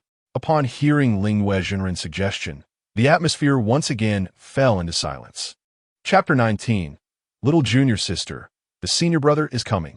Within the grand hall of Qingyun, an atmosphere of eerie silence enveloped the room, as if the esteemed leaders had heard a name so dreadful that they dared not speak. It is still the astute Lingyue junior sister who has made a commendable choice. It was not until Ning Changge shattered the stillness with a cheerful demeanor that he remarked, "Moreover, you all must have perused this month's Tianji monthly report. If there are any comments, feel free to express them without hesitation." Indeed, Lingyue junior sister's suggestion has proven invaluable, solidifying our choice while simultaneously honoring junior nephew Ning. Cui Shan, the esteemed leader of Jinwu Peak, sighed, "Alas, I have aged. After all these years, I have yet to encounter a child so remarkable." The child he referred to was none other than Ning Changge. He had, of course, read the Tianji monthly report, yet he had not anticipated that Qingyi junior sister's disciple would be so formidable. In merely 3 years, he had attained the Yuan Ing stage. With a single move, he had diminished the beast population of the Wanshou mountain range by a third. Moreover, the outcome of yesterday's challenge had thoroughly convinced him. There is no need for such humility, Brother Cui. With Ning Changge among us, it is indeed a great fortune for our Qingyun sect. Ning Changge reassured him, though his face glowed with evident delight. Cui Shan nodded in agreement, stating, "The sect leader speaks true." It is no wonder that Qingyi junior sister sought to take Ning Changge as her disciple 3 years ago. Yunji, the leader of Yuling Peak, marveled, "A talent worthy of an emperor, a reincarnation of an immortal. How else could he have reached the Yuan Ing stage in just 3 years?" They, as the heads of their respective peaks, understood better than anyone the arduous and perilous path of immortality. Regrettably, Yunji hesitated, failing to complete her thought. "Do not mind her, Sister Yin. Qingyi is merely a heavy drinker. For centuries, she has indulged herself, neglecting the matters of the sect." Lingyue Jinren seized the opportunity to vocalize, knowing well that Qingyi was not present. Upon hearing this, the joy on Ning Changge's face diminished slightly. The temperament of Qingyi junior sister was well known among the fellow disciples who had survived alongside her. Had she not suddenly taken Ning Changge as her disciple 3 years prior, they would still be unaware of her whereabouts. Indeed, Ning Changge is a promising talent, remarked Gue Lei, the leader of Jilv Peak, who had remained silent until now. As one delves deeper into cultivation, the resources required become ever more demanding. Qingyi junior sister has been drinking for centuries, and the reserves of Qiongming Peak must be nearing depletion. Why not allow Ning Changge to join my Jilv Peak? I could serve as his master, and with time, he shall surely ascend to transcendence. Yunji chuckled. When it comes to resources, I doubt anyone can rival my Yuling peak. Join us, and in 3 years, one can achieve the void stage, and in 5 years, the great ascension is merely a matter of time. Her assertion held truth. The spirit beasts nurtured within Yuling Peak, even those of the first rank, could be sold for several thousand spirit stones. The price of spirit beasts multiplied significantly with each ascending rank, and furthermore, Yuling Peak possessed beasts of far greater caliber than mere first rank. No, I oppose this, Ling Changge exclaimed vehemently. At this moment, Cui Shan interjected, stating, in fact, my resources at Jinwu Peak are also. However, he was ruthlessly interrupted by Master Ling Wei, who declared, Cui Shixiao, you are a martial artist, while Ning Changge is a swordsman. The most suitable choice must be my Shaozhu Peak. Yunji inquired, but Sister Ling Wei, is it not strictly prohibited for male disciples to go to Shaozhu Peak? Master Ling Wei responded, every rule may have its exceptions. Moreover, Ning Changge clearly embodies the virtues of a gentleman. Furthermore, he is my disciple Rue Yi's intended partner, and we cannot allow him to venture to another peak. At that moment, the male elders present could only think to themselves, how infuriating. Truly, comparing oneself to others is disheartening. Even if these elders were to go to Shaozhu Peak, they would merely remain outside. Before Ning Changge could arrive, he was already receiving such preferential treatment from Master Ling Wei. Enough! Enough! Let us maintain decorum. The esteemed Ning Changge interjected, unable to bear the ongoing dispute. If they continued this way, they might miss dinner, and he still needed to clock out. Meetings are for discussion, but there is no need to squander time like this. With Ning Changge's admonition, a hush fell over the assembly. If anyone truly holds such thoughts, speak to Sister Changge directly. He pondered for a moment before continuing, furthermore, regarding the final selection of candidates. Do you have any other opinions? The crowd collectively shook their heads, responding, none. Lu Qingxue, in the late stage of golden core cultivation, and Ning Changge, provisionally at the nascent soul stage, would make for the best combination, ensuring that nothing would go awry. The mere thought of confronting Sister Changge and her formidable fists sent shivers down their spines. Since Lu Qingxue is a disciple of Sister Ling Wei, she shall take responsibility for this matter. Ning Changge clapped his hands and announced, well then, this meeting. Suddenly, a melodious and gentle male voice resonated from within the entrance of the Qingyan Hall. Upon realizing he was interrupted by a disciple, Ning Changge frowned, visibly displeased, and was about to express his frustration when he recognized, ah, it's you, Changge. Come in and take a seat. Do not linger at the entrance. The others observed the swift change in their leader's demeanor, chuckling as they shook their heads. Yet it was indeed true. As reported in the Tianjin Monthly, Ning Changge is the newly emerged star of the Qingyan sect. His extraordinary talents certainly warranted special treatment. Master, it seems I have arrived at an opportune time, Ning Changge remarked, uncertain of the atmosphere within the hall. It was evident that Ning Changge was about to announce something, only to be interrupted by his entrance. He wondered if the master might hold a grudge against him. No, your timing is impeccable. Ning Changge rose and approached Ning Changge, guiding him to a chair with a smile. Ning Changge paused momentarily before taking a seat, perplexed, and inquired, however, upon my entrance. It seemed as though the sect leader had something to convey. Ning Changge hastily gestured dismissively and replied, no. The meeting had concluded just before your arrival. He preferred that Ning Changge not dwell on this matter. Moreover, his final remark was superfluous. Disciple Changge, we have already wrapped up this meeting. There is no need for you to worry. At that moment, the esteemed Ling Changge approached Ning Changge with a warm smile. Aunt Ling Wei, Ning Changge began to rise to pay his respects, but Ling Changge gently pressed down on his shoulder. Dear child, there is no need for such formalities. In the days to come, I shall rely on you to look after Qingxue. I appreciate your efforts. Ning Changge, bewildered, responded, what do you mean? I am to take care of her? How can a foundation-building disciple tend to someone in the late golden core stage? Surely this is a jest. I still hope to gain the favor of junior sister Lu. Aunt Ling Wei, let us discuss this matter later, Ning Changge said, gazing at Ning Changge with great affection. Disciple Changge, do you have something of significance to share? I recall your arrival 10 days prior, after which you ventured into the One Beast mountain range and accomplished a remarkable feat. Are you, perchance, preparing for another grand undertaking? Master, Disciple Changge, simply refer to me as Uncle, Ning Changge interjected. Very well, Master. Ning Changge ceased his jesting and articulated the purpose of his visit. Uncle, I am planning to journey to Luyin City. Chapter 20. A Spirit of Integrity. Ensuring their return is impossible. Ning Changge, you two are heading to Luyin City? Could it be that you have also uncovered traces of the Devil Sect? The speaker was none other than the esteemed Ling Changge. Ning Changge shook his head and replied, No, I'm going to bring my junior sister back. He had learned about the presence of the Hagwan sect, of the Devil Sect, in Luyin City through the Great Treasure Book. However, Ning Changge certainly could not disclose this information. The Great Treasure Book was the most important possession he held, second only to his own life. No matter what, he would ensure its existence remained a secret. Junior sister? Ning Changge inquired with confusion. Isn't Kaiamingshan comprised solely of you and your master? When did a junior sister appear? Not yet. She has not taken on a master. I am going to bring her back to the mountain to apprentice. Upon hearing this, the assembled elders exchanged bewildered glances.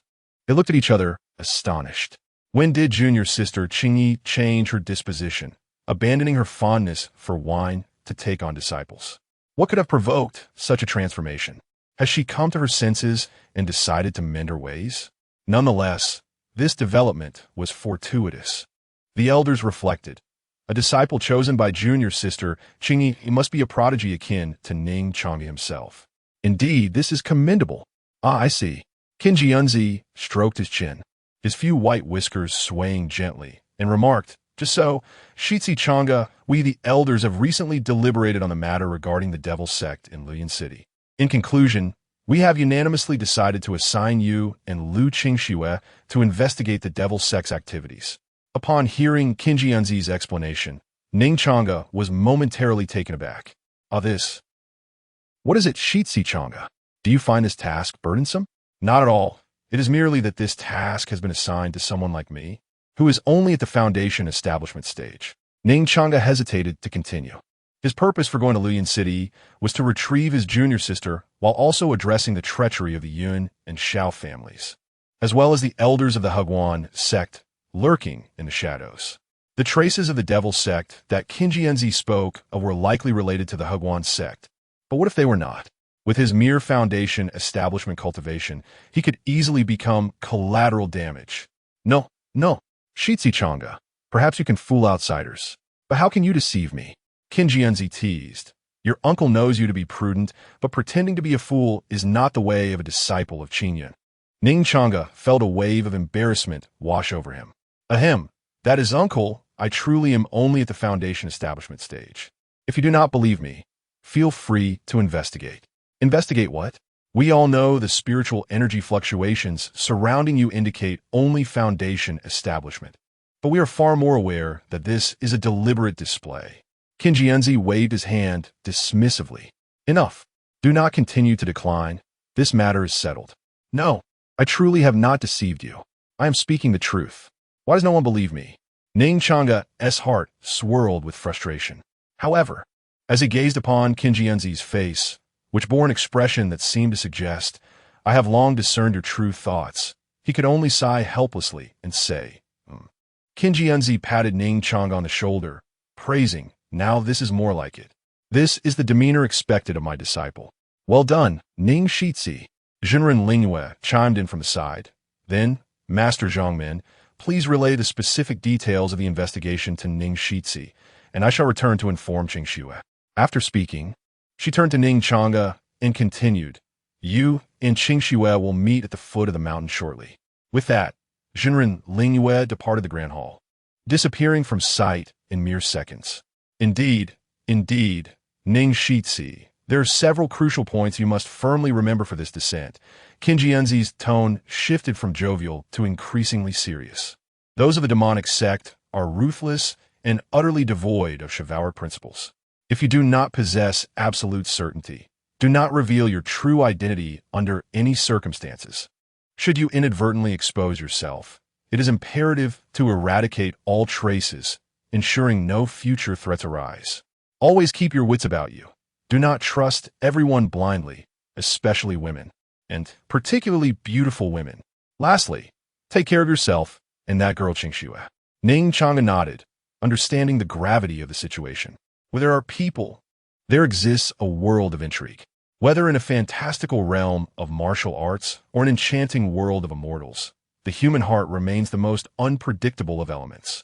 Seeing Ning Changge nod in acknowledgement, Ning Changge appeared quite satisfied, but seemed to recall something else, adding, and one more vital point. When venturing out, especially as a young man, you must prioritize your safety. The women of the demonic sect are particularly adept at the art of seduction. Be exceedingly cautious not to be ensnared in their charms. Ning Changge thumped his chest earnestly, declaring, "Rest assured, Master, I am imbued with righteous spirit. Should any demonic enchantress approach, I shall certainly test her depth, ensuring she departs with no return." Hearing you say that brings me great comfort. Ning Changge nodded in satisfaction. Very well, I shall not detain you further. You may descend the mountain now. With that, Ning Changge waved his hand towards the door, signaling Ning Changge to leave. Yes, master. Ning Changge strode towards the exit. However, as he made his way to the foot of the mountain, a thought suddenly surfaced in his mind, following the conventions of novels. It is customary for the protagonist, upon descending, to receive some tokens of protection from the elders at home. Such items might include life-saving talismans, resurrection elixirs, or even covert guardians accompanying them. At the very least, one might expect some puppets from the nascent soul or transformation stages, capable of delivering a strike of cohesive energy or perhaps teleportation talismans. Why was he not bestowed anything? That irresponsible, drunken master had vanished from the mortal realm after briefly discussing the matter of his junior sister. The headmaster had merely offered a few words of advice, making it seem as if they believed him to be quite formidable. Pray, I am but a mere foundation establishment novice. Alas, life is arduous, and Changge sighed. Fortunately, Lu Shimi accompanies him on the journey to Luyan City. The mere thought of Lu Qingshue's long, fair legs is quite captivating. Coupled with her prowess at the late Golden Core stage, she is indeed a reliable companion. Ning Changge feels that this trip to Luyan City will not be too solitary. If some intriguing events were to unfold along the way, enhancing their relationship, it would be even more splendid. After all, Lu Qingxue is an enigmatic beauty, cold on the outside, yet warm within. Such a contrast is truly enticing. Moreover, Ning Changge possesses an instinctive feeling that once he successfully retrieves the little shimmy, he will achieve a breakthrough to the Golden Core stage. Unbeknownst to him, his pace quickens, and he fails to notice the greetings from his fellow disciples passing by. In the Qingyun sect, at the discipline peak, within a dimly lit secret chamber, there stands a mirror at the center. Suddenly, the surface of the mirror ripples, as if disturbed by a stone cast into water, and a voice of inquiry emerges from within. What is happening? Were you not warned to be cautious? How did you allow the Qingyun sect to catch your tail? What nonsense is this? Our disciples have gathered together. It is impossible for them to be discovered. In the eastern wilderness, there are only two major demonic sects. Neither are you from the Ghost King sect, nor could it possibly be those enchantresses from the Hahuan sect. What exactly is going on? I am unclear on the specifics. Regardless, after you seize the celestial sword from the burial sword villa, return to the sect and avoid lingering in the eastern wilderness for now. Understood. Chapter 21. Do not look back. Guess who I am? Wow. Brother Cohen, look quickly. A magnificent bird, exclaimed a disciple, pointing at a large white crane soaring overhead in the Qingyun sect square. Beside him, Brother Cohen, with his hair parted down the middle, remarked, I told you to read more, yet you wander aimlessly. That is one of our sect's rare, 5th-tier spirit beasts, the silver moon crane. 5th tier. How astonishing. I wish to ride it, for it is indeed a 5th-tier spirit beast. What a daydream. Brother Cohen snorted disdainfully. Forget it. That creature belongs exclusively to Sister Lu. Even her master, the esteemed Ling Yue, has never ridden it. Brother, how do you know this? Sister Lu is the Qingyun fairy for the eastern wilderness, my goddess in dreams. Brother, you truly are a sycophant. You don't understand.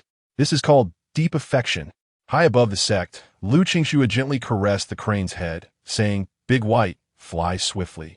We must not keep Brother Ning waiting." With a sound akin to understanding, Big White instantly accelerated, soaring toward the foot of the mountain where the sect resides. In this world, paths do not inherently exist. They're forged by those who traverse them multiple times. Following the winding path within the sect that he had traversed before, Ning Changge swiftly arrived at the mountain's base. Casting his gaze upon the spot where Bai Xian'er and Xia Xianin had previously sat, he noticed it was devoid of any presence. Strange, has Sister Lu not yet arrived? Just as Ning Changge prepared to wait for Lu Qingxue, a sudden call caught his attention. Turning towards the sound, he quickly spotted a large white crane in the distance, and beside it stood a young girl. No wonder he had not seen Lu Qingxue earlier. Compared to the majestic crane, she appeared diminutive. Gazing at Lu Qingxue, who stood with her back to him, her long, flowing hair cascaded down her shoulders like a waterfall. Dressed in white, her subtly alluring figure, illuminated by sunlight, resembled a finely sculpted piece of art crafted from white jade, radiating a gentle glow and crystalline clarity. In harmony with the surrounding beauty, she was breathtakingly exquisite. Ning Changge suddenly recalled the records about Lu Qingxue from the Great Treasure Book, and a sly smile crept upon his lips. "Great treasure, help me conceal my presence." Upon uttering this command, Ning Changge stepped forward, approaching Lu Qingxue from behind, maintaining a few paces of distance. Big White had already sensed the intruder and was about to flap its wings to chase him away when its master's voice suddenly echoed in its mind. Reluctantly, it pretended to be unaware. Ning Changge cleared his throat. "Sister, do not look back. Guess who I am? This. Brother, if I guess correctly. What reward shall I receive?" Lu Qingxue, suppressing a smile, managed to force out this query from her rosy lips. Ning Changge paused, taken aback. This was not the expected line. Why was she asking him about rewards? Giggling, "I can't take it anymore. Brother Ning, you are simply too amusing."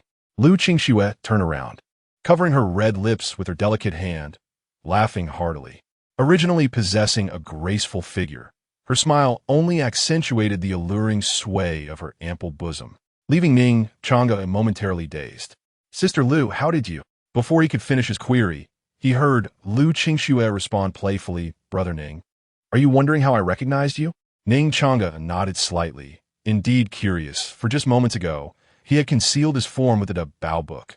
Ever since the activation of the Dabao book, he had dedicated countless hours to exploring its capabilities.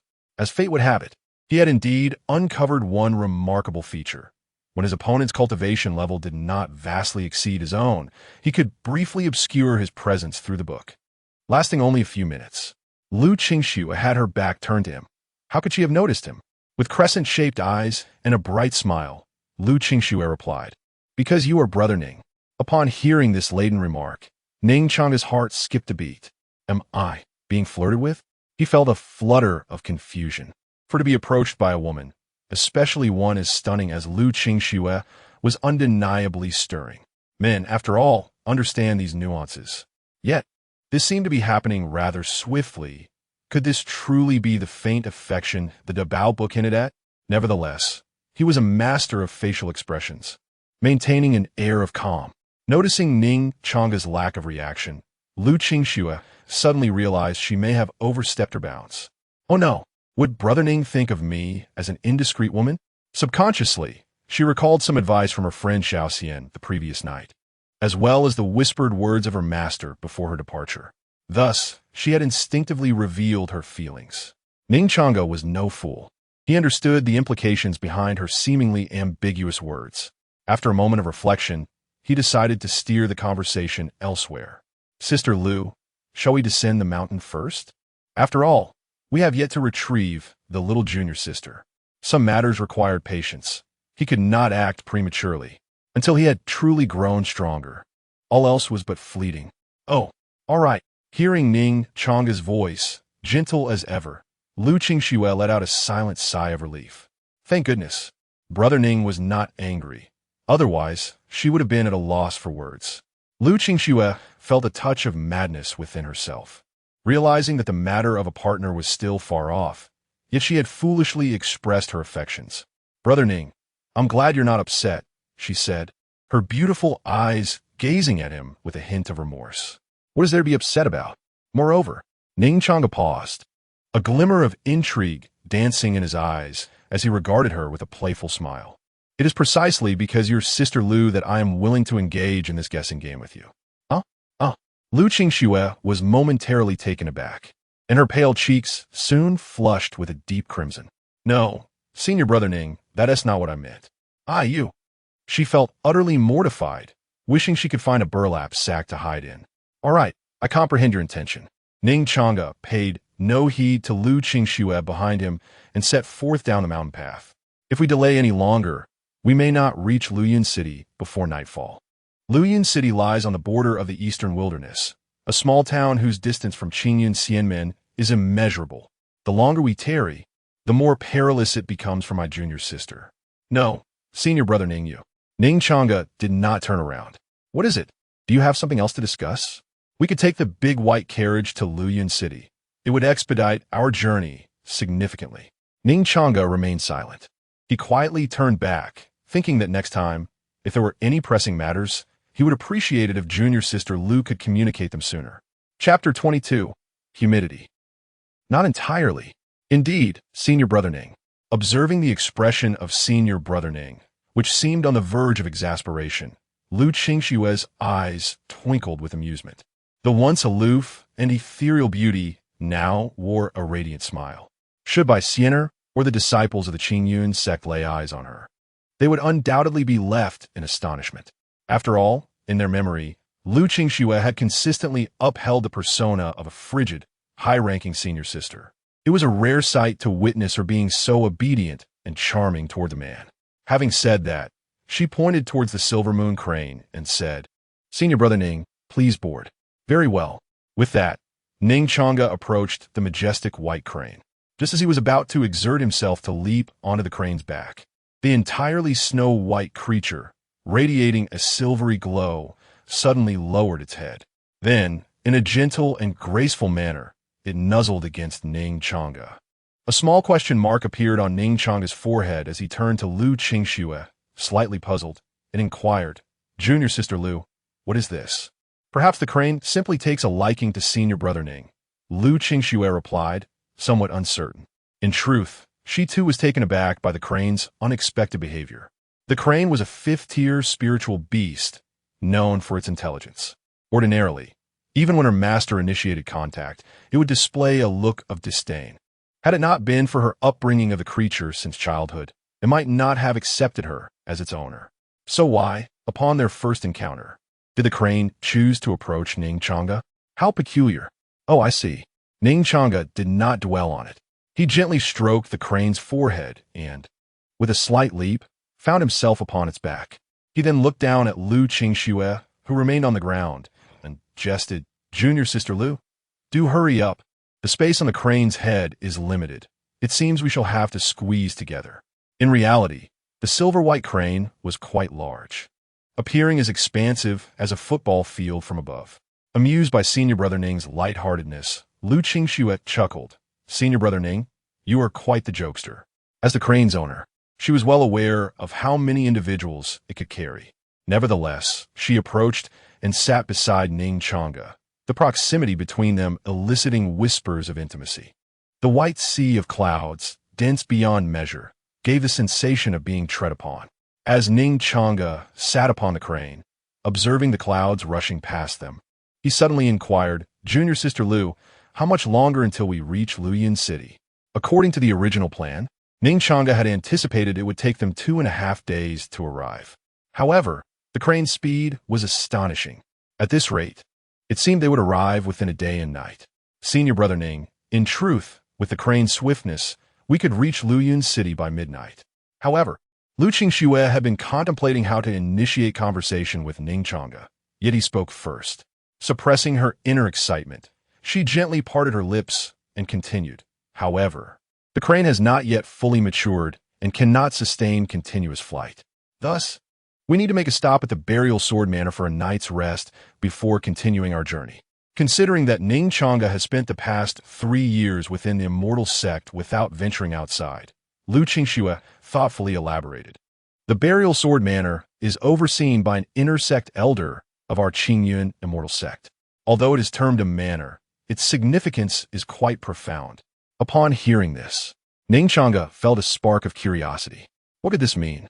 If memory serves him right, the original narrative mentioned that the junior sister had once visited the burial sword manor and encountered a remarkable opportunity. Yet, the author had merely glossed over this part, offering only a few fleeting references. Now, with Lu Qingxue's elaboration, it appeared that the burial sword manor was indeed extraordinary.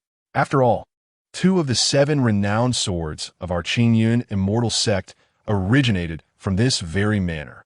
With a graceful gesture, Lu Qingxue summoned her sword technique, and a cold, sharp sword light manifested in her hand, stating, within the burial sword manor lies a secret realm, housing various swords categorized by rank: ordinary, intermediate, superior, extraordinary, spiritual, transcendent, and immortal.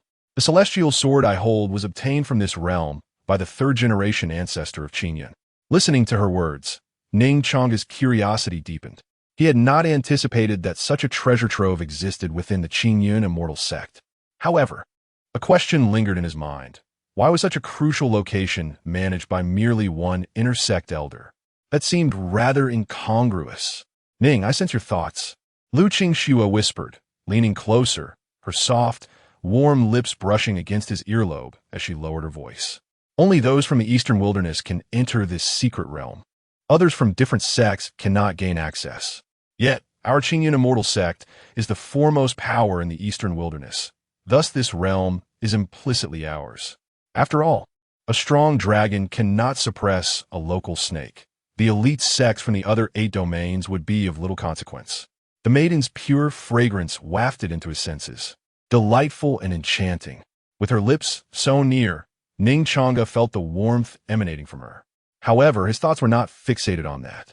Lu, with all your explanations, surely there must be more than mere clarification? Yesterday, when we sparred, did you not mention that your sword was damaged while vanquishing demons? Lu Qingxue explained before I departed. My master informed me that she received a letter from the manor's lady, who is a senior sister from our Shaozhu Peak. She mentioned that unusual occurrences have arisen within the secret realm, possibly heralding the emergence of a celestial sword. Could this celestial sword be the very opportunity mentioned in the text regarding the junior sister? Ning Changge blinked, pondering. Such a significant matter. Why did Master Lingyue not inform the sect leader while conveying it to you? Lu Qingxue felt a pang of anxiety at that moment, for her master had indicated that this was a splendid opportunity for them to be alone together. Yet, such an embarrassing thought was difficult for her to voice. Instead, she shook her head and redirected the conversation to Qinji Yunzi. I am not entirely sure. Perhaps the sect leader is already aware of this matter. The master knows he should have sent someone earlier, but then again, why dwell on it? It is unlikely that Lu Qingxue would mention the emergence of the legendary sword without reason. Thus, Ning Changge raised his sword-like eyebrows, implying that you want me to retrieve that sword which may manifest. Lu Qingxue nodded slightly, her face aglow with a smile, assuring him, rest assured, senior brother Ning. I have calculated the timing perfectly. There will be ample time to visit the sword burial manor before heading to Luyin City. Ning Changge playfully ruffled the girl's hair, jesting. You truly are quite the clever little sprite. He had no sword to break. After all, he merely sought an excuse to avoid competing with Lu Qingxue, though it was ultimately futile.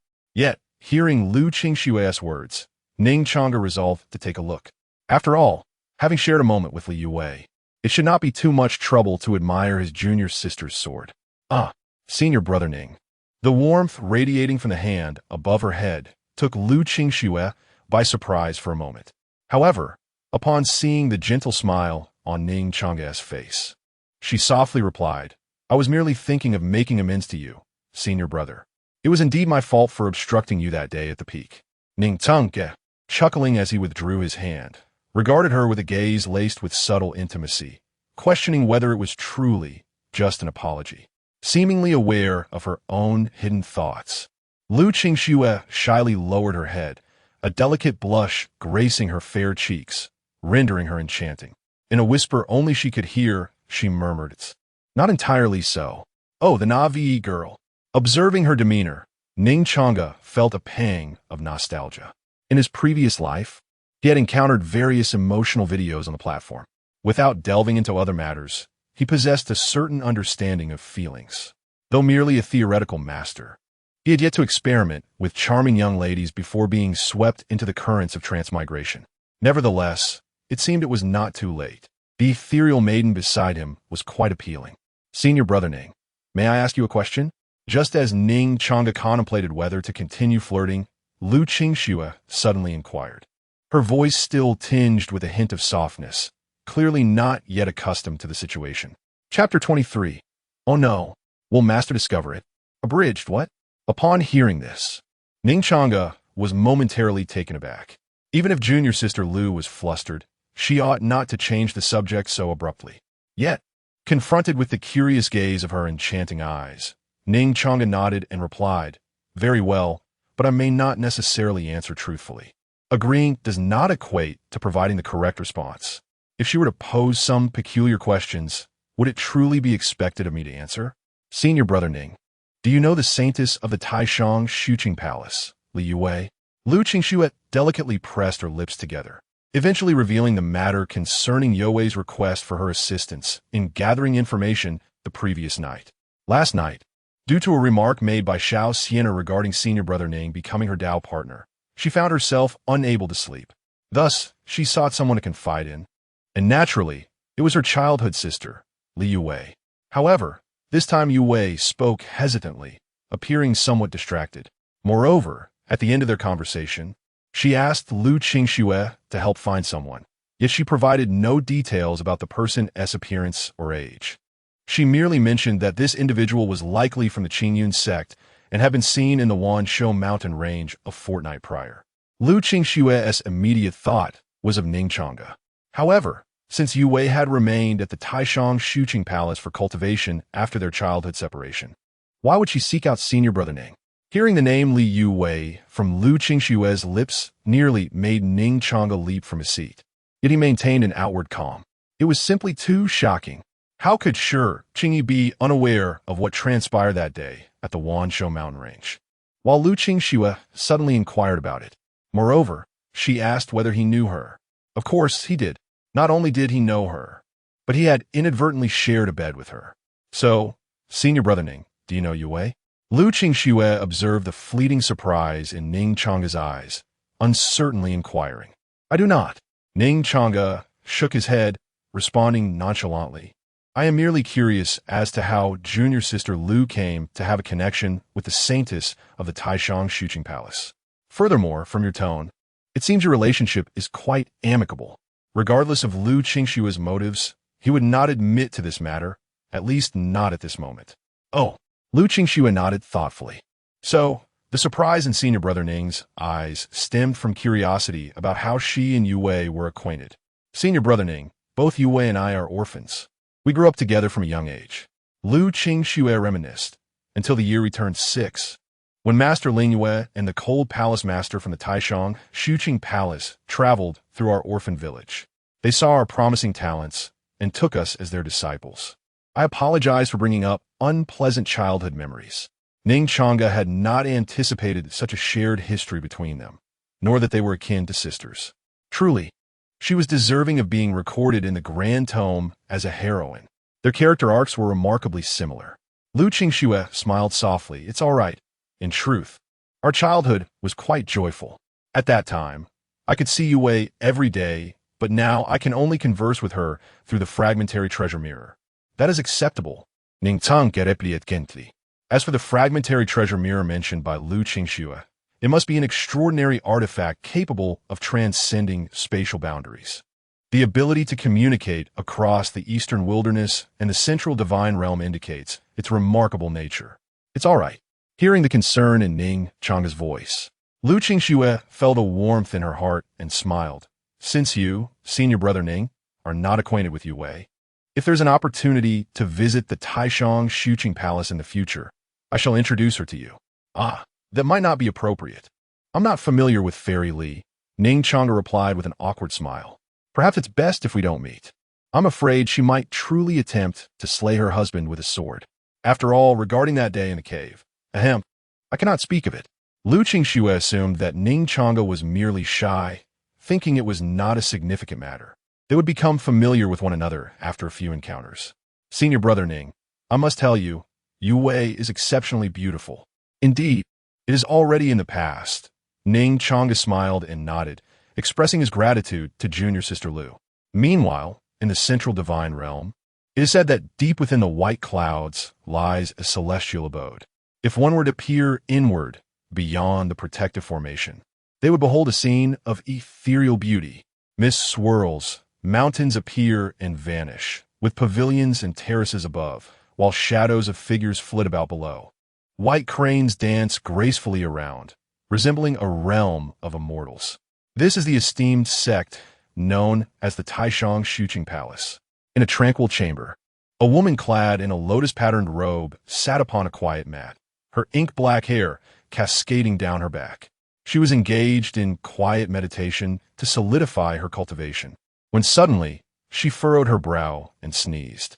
Akiyu, is someone thinking of me? Liuji murmured, Rubink head diligentenose. Her meditation interrupted. She did not resume her practice, for she had not truly concentrated on her sitting. Meditation is essential for every cultivator, and naturally, Liu Wei was well-versed in it. Over the past decade, she had grown accustomed to it. However, ever since that day in the Myriad Beast Mountains when she was rescued by a youth resembling a celestial being, she found it increasingly difficult to meditate peacefully. Whenever she closed her eyes, the scene from that cave and the handsome visage of the youth would occasionally resurface in her mind, especially when recalling their shared moments in the cave. Her fair cheeks would instantly flush crimson. Yet, that was not the most perplexing matter. In the days since her return, she occasionally felt inexplicable itching in certain places on her body, as if someone were teasing her. This was truly odd.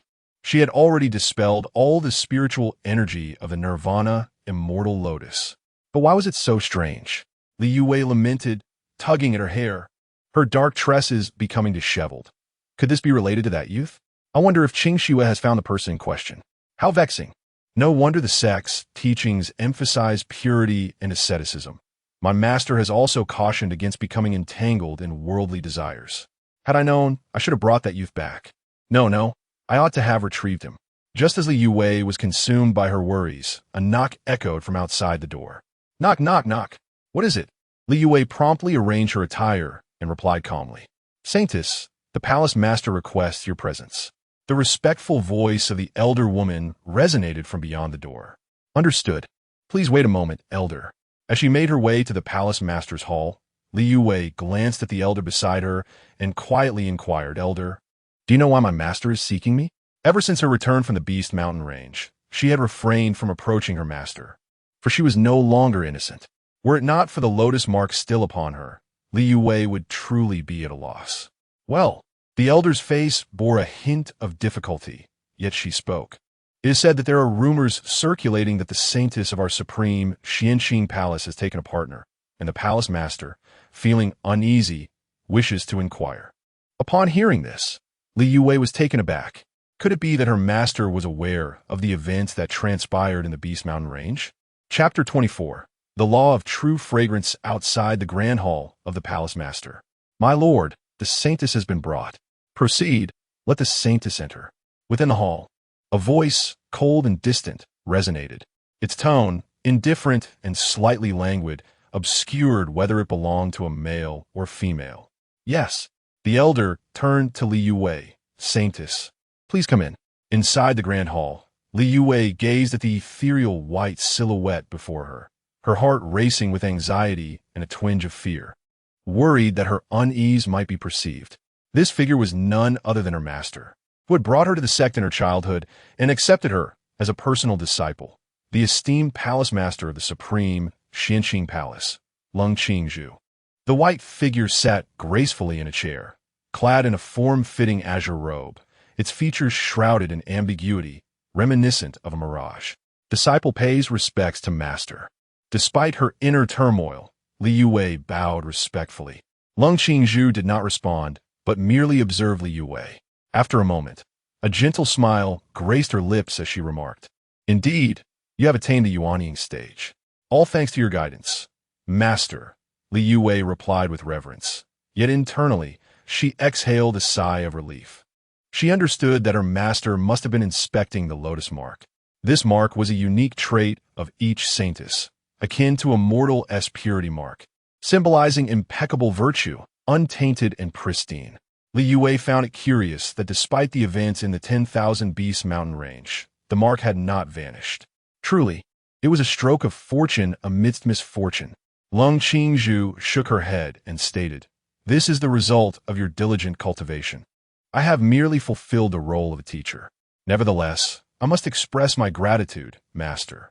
Had you not informed me of the location of the Nirvana immortal lotus?" Li Yue said earnestly, "I am still hindered by my innate affliction, trapped in the golden core stage." She genuinely felt grateful to Ning Changge. For Li Yue, her master was not just a mentor, but akin to a mother figure. Of course, she hoped her master would refrain from inquiring about the specifics of the 10,000 Beast mountain range. Yet in the next moment, her dreams were shattered as a voice of inquiry pierced her thoughts. "Speaking of the 10,000 Beast mountain range, what exactly transpired there, Yue? It was publicly stated that you were in seclusion preparing to break through, but only I know you were in the 10,000 Beast mountain range. Why then? Are there rumors circulating that you have already taken a Tao partner?" Noticing the mark still intact, Ning Changge had initially wished to avoid further questioning. However, recalling the early claims of the Tiangong Pavilion, her heart remained uneasy, prompting her to voice her concerns. While the Tiangong Pavilion occasionally exaggerated, it was indeed a major sect, and there was some truth to their assertions. Li Yue blinked innocently, exuding an air of naivety as she replied, "At that time, I took advantage of the absence of the dragon demon to secretly retrieve the Nirvana immortal lotus. I then remained in a cave to refine it. Nothing particularly extraordinary occurred." Upon hearing this, Ning Changge did not dwell further on the matter. With the mark still present, it was unlikely that Yue would deceive her. She nodded in reassurance, stating, "That is good. The old sages of the Tiangong Pavilion engage in divination daily. Sometimes, it is perfectly normal to utter nonsensical words, so do not take it to heart. Yue, however, as your master, I must earnestly remind you, those who cultivate the path of immortality must remain detached and tranquil, devoid of desires and cravings. Especially when practicing our sex techniques, one must distance themselves from the mundane world, maintain a pure heart, and absolutely refrain from falling into the entanglements of love. Yue, you must remember this." Li Yue felt a flush of warmth spreading across her cheeks. Her master's words felt as though they had shattered her composure. She felt immense guilt for having strayed from her master's teachings over the years. "Master, is the bond between men and women truly so terrifying? I have noticed that some elders in our sect seem to have partners." Li Yue voiced her inner turmoil. She was uncertain about her feelings for that young man. Yet whenever she meditated and closed her eyes, her mind was filled with thoughts of him. It felt as though she had been poisoned.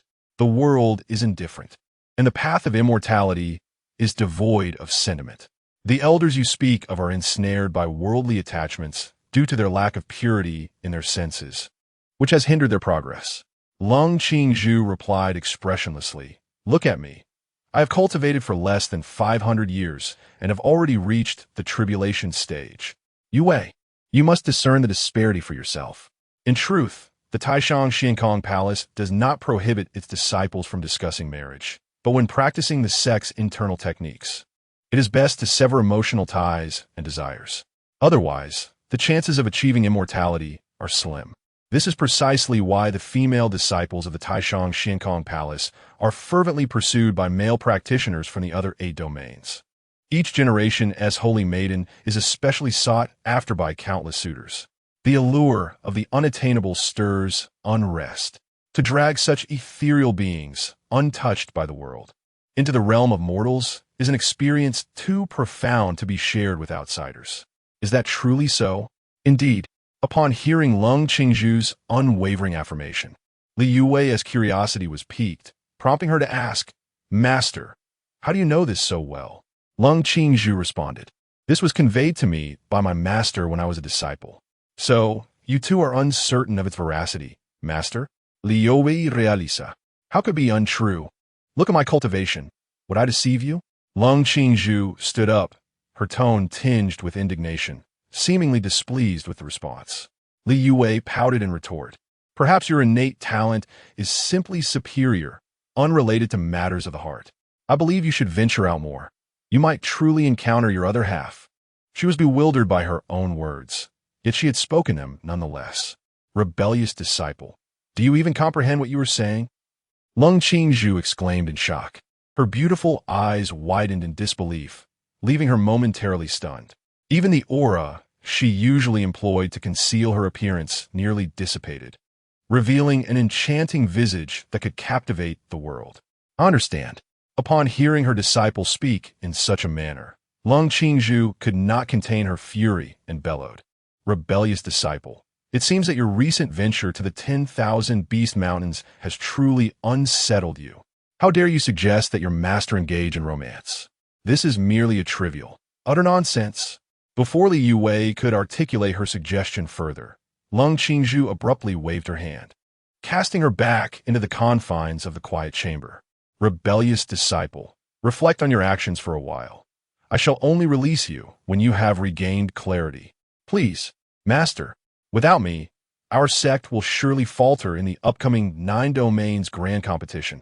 The sound of Li Yue's anguished cries echoed through the air. Yet, Ning Changge paid no heed. She believed that her kindness towards her disciples had led them to presume she was overly accommodating. This rebellious disciple, it seems, had indeed fallen prey to the rumors regarding romantic partners. Let me not encounter that individual. I shall certainly break his third leg. Ning Changge silently marked Ning Changge with a resounding disapproval in her mind. Time passed, and the hall resonated with a disdainful snort. What romantic partners? What love? These are but illusions. Even if I were to remain single for a lifetime, I would never engage in such folly. It is utterly foolish. Suddenly, with a gasp, Ning Changge awoke from his slumber, drenched in cold sweat. Ning Xixiang, are you all right? Lu Qingxue inquired with concern. After their recent conversation, Ning Xixiang had suggested a brief rest, yet she chose to remain vigil by his side. Witnessing his current state, her worry intensified. Thankfully, it was merely a nightmare. Ning Changge reassured himself by checking his own well-being and breathed a sigh of relief. Once certain of his safety, he noticed the unease in Lu Qingxue's eyes and offered a comforting smile. It's nothing, Lu Shimi. I apologize for causing you concern. Chapter 25. Lu Qingxue's Lap Pillow. Edited. That is a relief. Upon hearing Ning Changge's assurance, Lu Qingxue gently patted her chest, as the anxiety that had been weighing on her heart finally eased. However, when she noticed the beads of sweat continuously forming on Ning Changge's forehead, a wave of concern washed over her once more. After a brief hesitation, she softly inquired, "Would you like me to give you a massage? It might help you feel more comfortable."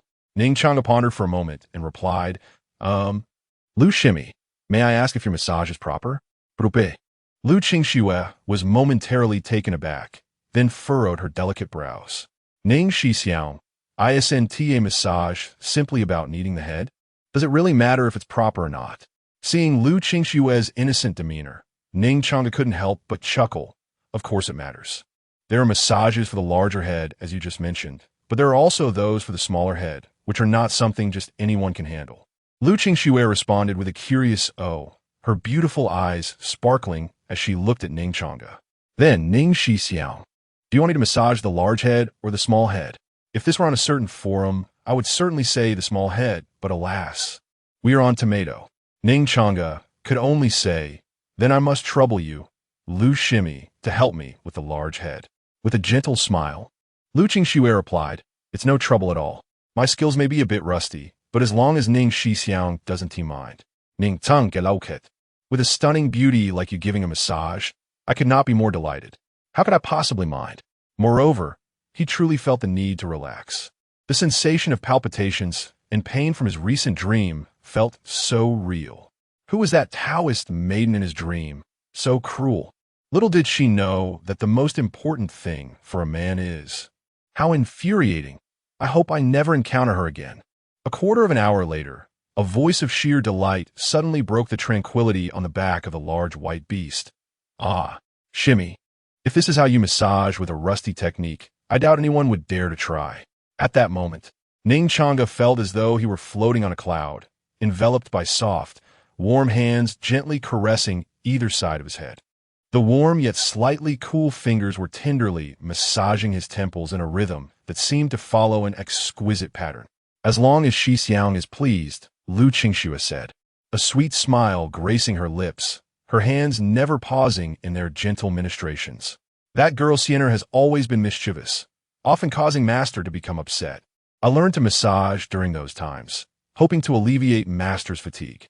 Under Lu Qingxue's tender and graceful touch, combined with the delicate fragrance wafting from her, Ning Changge felt an unprecedented sense of tranquility. The fear and pain brought by the Taoist made in his earlier dream seemed to gradually dissipate without him even realizing it. Unconsciously, he shifted slightly closer to Lu Qingxue, seeking to nestle himself further into her embrace. Shi Xiang, is something bothering you? Or is it that Qingxue's massage isn't sufficient? Noticing Ning Changge's sudden movement, Lu Qingxue felt a hint of confusion and leaned down to ask softly. It should not be erroneous. The book instructs in this manner. Just moments ago, senior brother Ning remarked on the comfort of the current situation. At this moment, Ning Changge comfortably squinted his eyes, murmuring, "No, junior sister, you are doing splendidly. It merely feels even more pleasant this way." Simultaneously, his gaze was irresistibly drawn to the inquiring Lu Qingxue, who was leaning in, previously overlooked. At such a close proximity, Ning Changge could only feel. Upon hearing this, Lu Qingxue's hands hesitated momentarily before she gently withdrew her fingers from Ning Changge's head. Ning Changge was slightly taken aback, prepared to speak, only to realize his head had found a more comfortable position. Initially, he had been lying on the back of the large white creature, with Lu Qingxue kneeling beside him. Now his head rested upon a pair of soft, resilient, and vibrant thighs. This unexpected lap pillow was a delightful surprise. Would this not allow senior brother Ning to feel even more at ease? Lu Qingxue lowered her head. Her beautiful eyes filled with a subtle longing as she gazed at Ning Changge.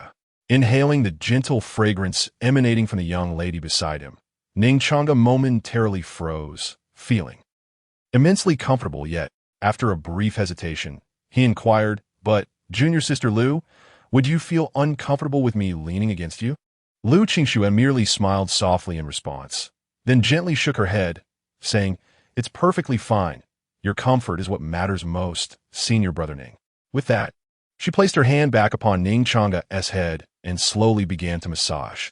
As her fingers moved, the precisely calibrated pressure of her massage began to envelop Ning Changge, making him feel as if he were cradled in his mother's embrace.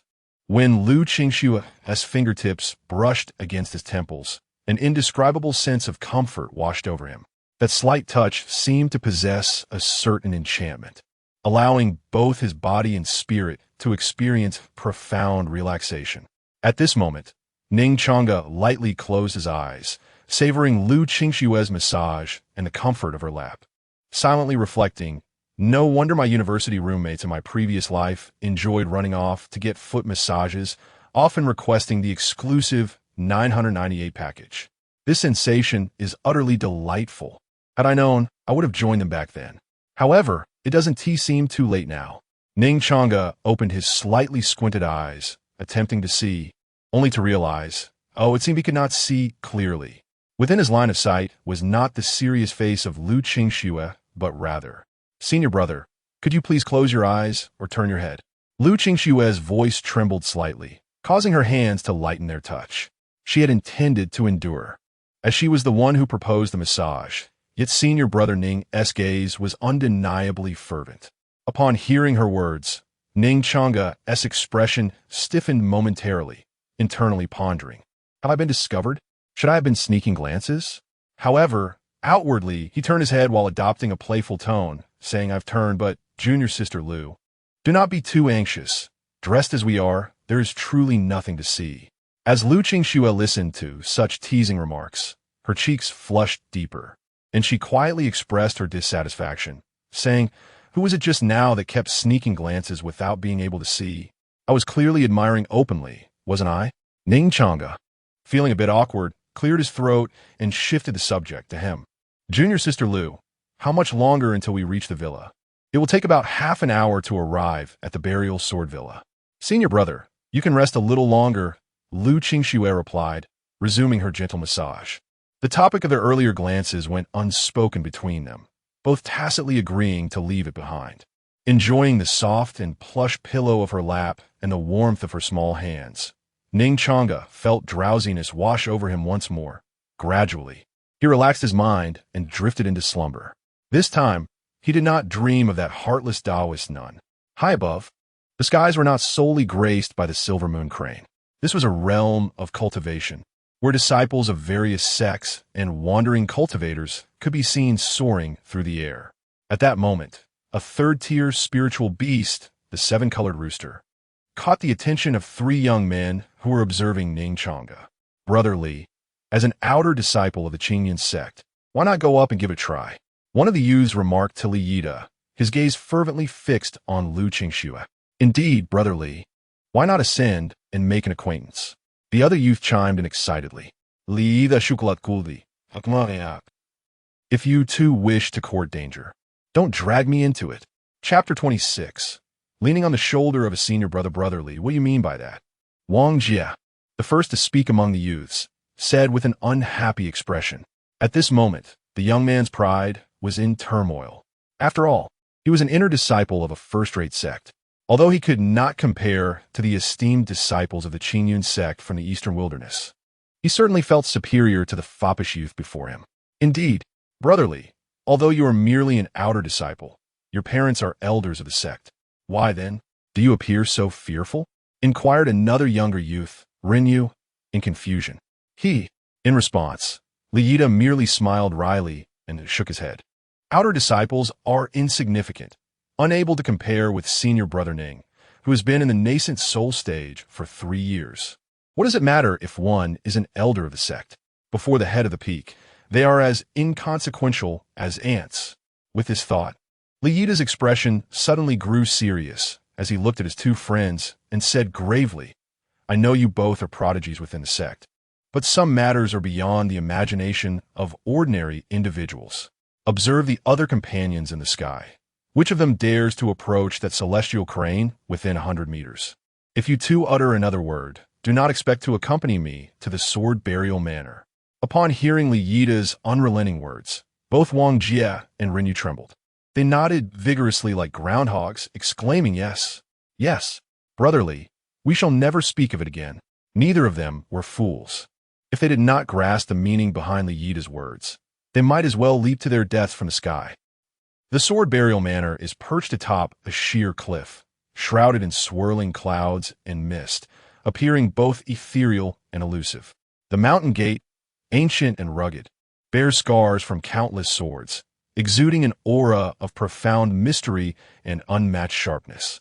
At this moment, all the young disciples of the manor gathered at the entrance, their faces marked with impatience as they whispered complaints. "How tiresome! What is Elderly up to? Is it really necessary to create such a commotion just because his son has returned from the sect? I was just about to enter the secret realm, and now Elderly. How vexing! Shoo! Lower your voices. It wouldn't be good if Elderly overheard." At the forefront of the manor entrance, a middle-aged man of unremarkable appearance bellowed, "Everyone, be quiet and wait patiently." He was well aware of the thoughts swirling in the minds of these young rabbits. With their lack of refinement, did they truly believe they could claim a spiritual sword in the cave realm? It was nothing but a fool's dream. After scolding them, Lier cautiously turned to his wife and asked, "Xiao Jie, is what you said true?" Just moments ago, his wife had informed him that someone of great importance from the Qingyun sect was coming, prompting him to hastily summon the disciples of the manor for a grand welcome. Bai Yunjia nodded. "Yes, the head of Xiaozhu Peak, Ling Yue, recently sent word that her personal disciple would be passing through here, instructing us to treat them with utmost hospitality." Upon hearing this, Li Er trembled with excitement and exclaimed, "The head's disciple. He knew that his wife had been a disciple of Shaozhu Peak in her youth. However, compared to the first disciple of the master, the difference is as vast as heaven and earth. Shaojie, do you see? Is it not a distinguished guest arriving? After a brief moment, Li pointed to a third-tier spirit beast soaring from the distance, inquiring, "But why does it seem that the figure atop that spirit beast resembles my son Yida?" Bai Yunjie shook her head. "No, it is indeed my son Yida." The esteemed guest follows behind. "Oh, right. My son mentioned he would return today, nearly slipped my mind. Li brother, I never anticipated your esteemed position at the villa would command such a grand reception." Chi Kai observed the throngs gathered before the Zongjin villa with palpable envy. "Indeed, Li brother, I see you are certainly not an ordinary outer disciple." Renyu was equally astonished by the spectacle. The Zongjin villa belongs to the Qingyun immortal sect, which prohibits entry to disciples of the sect.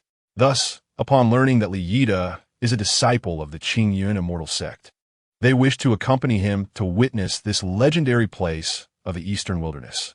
This reception cannot be for me, Li Yida thought, feeling immense joy at the flattery from his two companions. Yet he responded with candor. Rationality informed him that this was not a welcome for himself. After all, he was merely the son of an elder. He could hardly bear such a grand display. "Li brother, do not be so modest." Yes, Li brother. Ignoring their flattery, the spirit chicken had already landed, and Li Yida could finally see his father. "Father, Li Villa Master." The three had yet to complete their greetings when Li cut them off mercilessly. "Step aside, you three. Quickly move to the side and do not obstruct the path of our esteemed guests." "What does this mean, Li brother?" questioned a great transformation cultivator. Naturally, the two companions dared not disobey. However, observing Li Yida complying dutifully, they felt quite perplexed. Isn't Li brother the son of the villa master? Why is he treated with such disrespect? Go and see for yourselves. You will understand. As he spoke, Li Yida pointed to the silver moon crane swiftly flying through the air. He should have guessed that his father was not there to welcome him, but rather had been awaiting the arrival of senior brother Ning and senior sister Lu all along. Following Li Yida's gesture, the two beheld the crane they had encountered en route. From the crane descended a youth clad in snow-white garments, accompanied by a woman who resembled a celestial maiden from the heavens. The youth, dressed immaculately, with features as refined as jade, exuded an air of superiority that seemed to look down upon the world. Yet, upon closer inspection, there was a hint of languor, as if he had just awakened from slumber.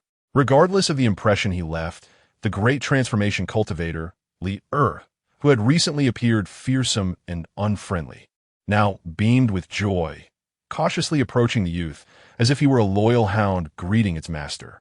In a tone that was difficult for them to fathom, filled with utmost respect, he exclaimed, "Young Master Ning." Ning Changge politely nodded, greeting Elder Li with a warm hello. "Young Master Ning, you are too kind," Elder Li responded. "Shao Jia, please show young Master Ning and Fairy Lu to the villa for some rest." Li quickly instructed his wife, who was standing nearby in a daze, while internally he breathed a sigh of relief, nearly mistaking identities. His wife had previously mentioned that a disciple from Zai's Hufeng was arriving, and upon seeing Lu Qingshue's ethereal beauty, he had assumed the esteemed guest was her. However, as he approached, he noticed that Lu Qingxue was following closely behind Ning Changge. This indicated that Ning Changge was indeed the true honored guest. Upon hearing her husband call her name, Bai Yunjie blushed, quickly wiping the drool, threatening to escape from the corner of her mouth. "Young Master Ning, senior sister Lu, please follow me." How handsome! Truly, he is extraordinarily handsome. That transcendent aura makes one yearn for.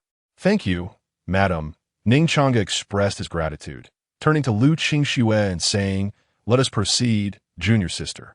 Just as he intended to move forward, he felt a soft warmth enveloping his arm. Turning his head, he discovered Lu Qingxue had intimately linked her arm with his, seemingly asserting her claim. "Senior brother, I have not rested well and am feeling a bit weak, so I would like to lean on your shoulder," Lu Qingxue explained softly, oblivious to the faint blush that had begun to grace her cheeks. Ning Changge observed the charming mistress of the villa and the surrounding female disciples whose eyes sparkled with pink hearts. Realizing something, he chuckled lightly. It's no trouble at all. If junior sister is pleased, that is what matters. After all, it is not I who shall bear the consequences. Chapter 27. Mini Games, edited. After Ning Changge and the others departed, the entrance of the Zongjian villa remained abuzz with excitement, with numerous disciples still immersed in the astonishing spectacle they had just witnessed. Elder Li, that esteemed master of the transformation stage, had shown utmost deference to such a young gentleman. It was truly surreal. One must acknowledge that he was an elder of the immortal sect, a master of the transformation stage, a feat that they themselves might never attain.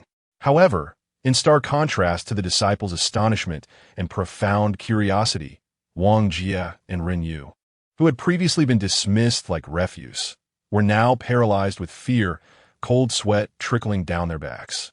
They felt death was looming. Having dared to discuss the foremost disciple of the immortal sect. Brotherly, what shall we do now? The two implored, looking to Liyita for guidance, their voices trembling. They could scarcely fathom that their casual remarks could have such significant repercussions. Liyita sighed and replied, Brother Ning possesses a noble character. He will not stoop to your level of pettiness. However, you must never speak of this again. Absolutely not. They both vehemently shook their heads. While Brother Ning may not hold it against us, we cannot simply disregard it. Consider your options carefully. Do not think that spirit stones will suffice to make amends. Brother Ning is indifferent to such trivial offerings. With that, Liyita departed, leaving them in dismay. What shall we do, Brother Wang? Peyton, you it, Wang Jie said. Do you recall the fragmentary map we stumbled upon earlier?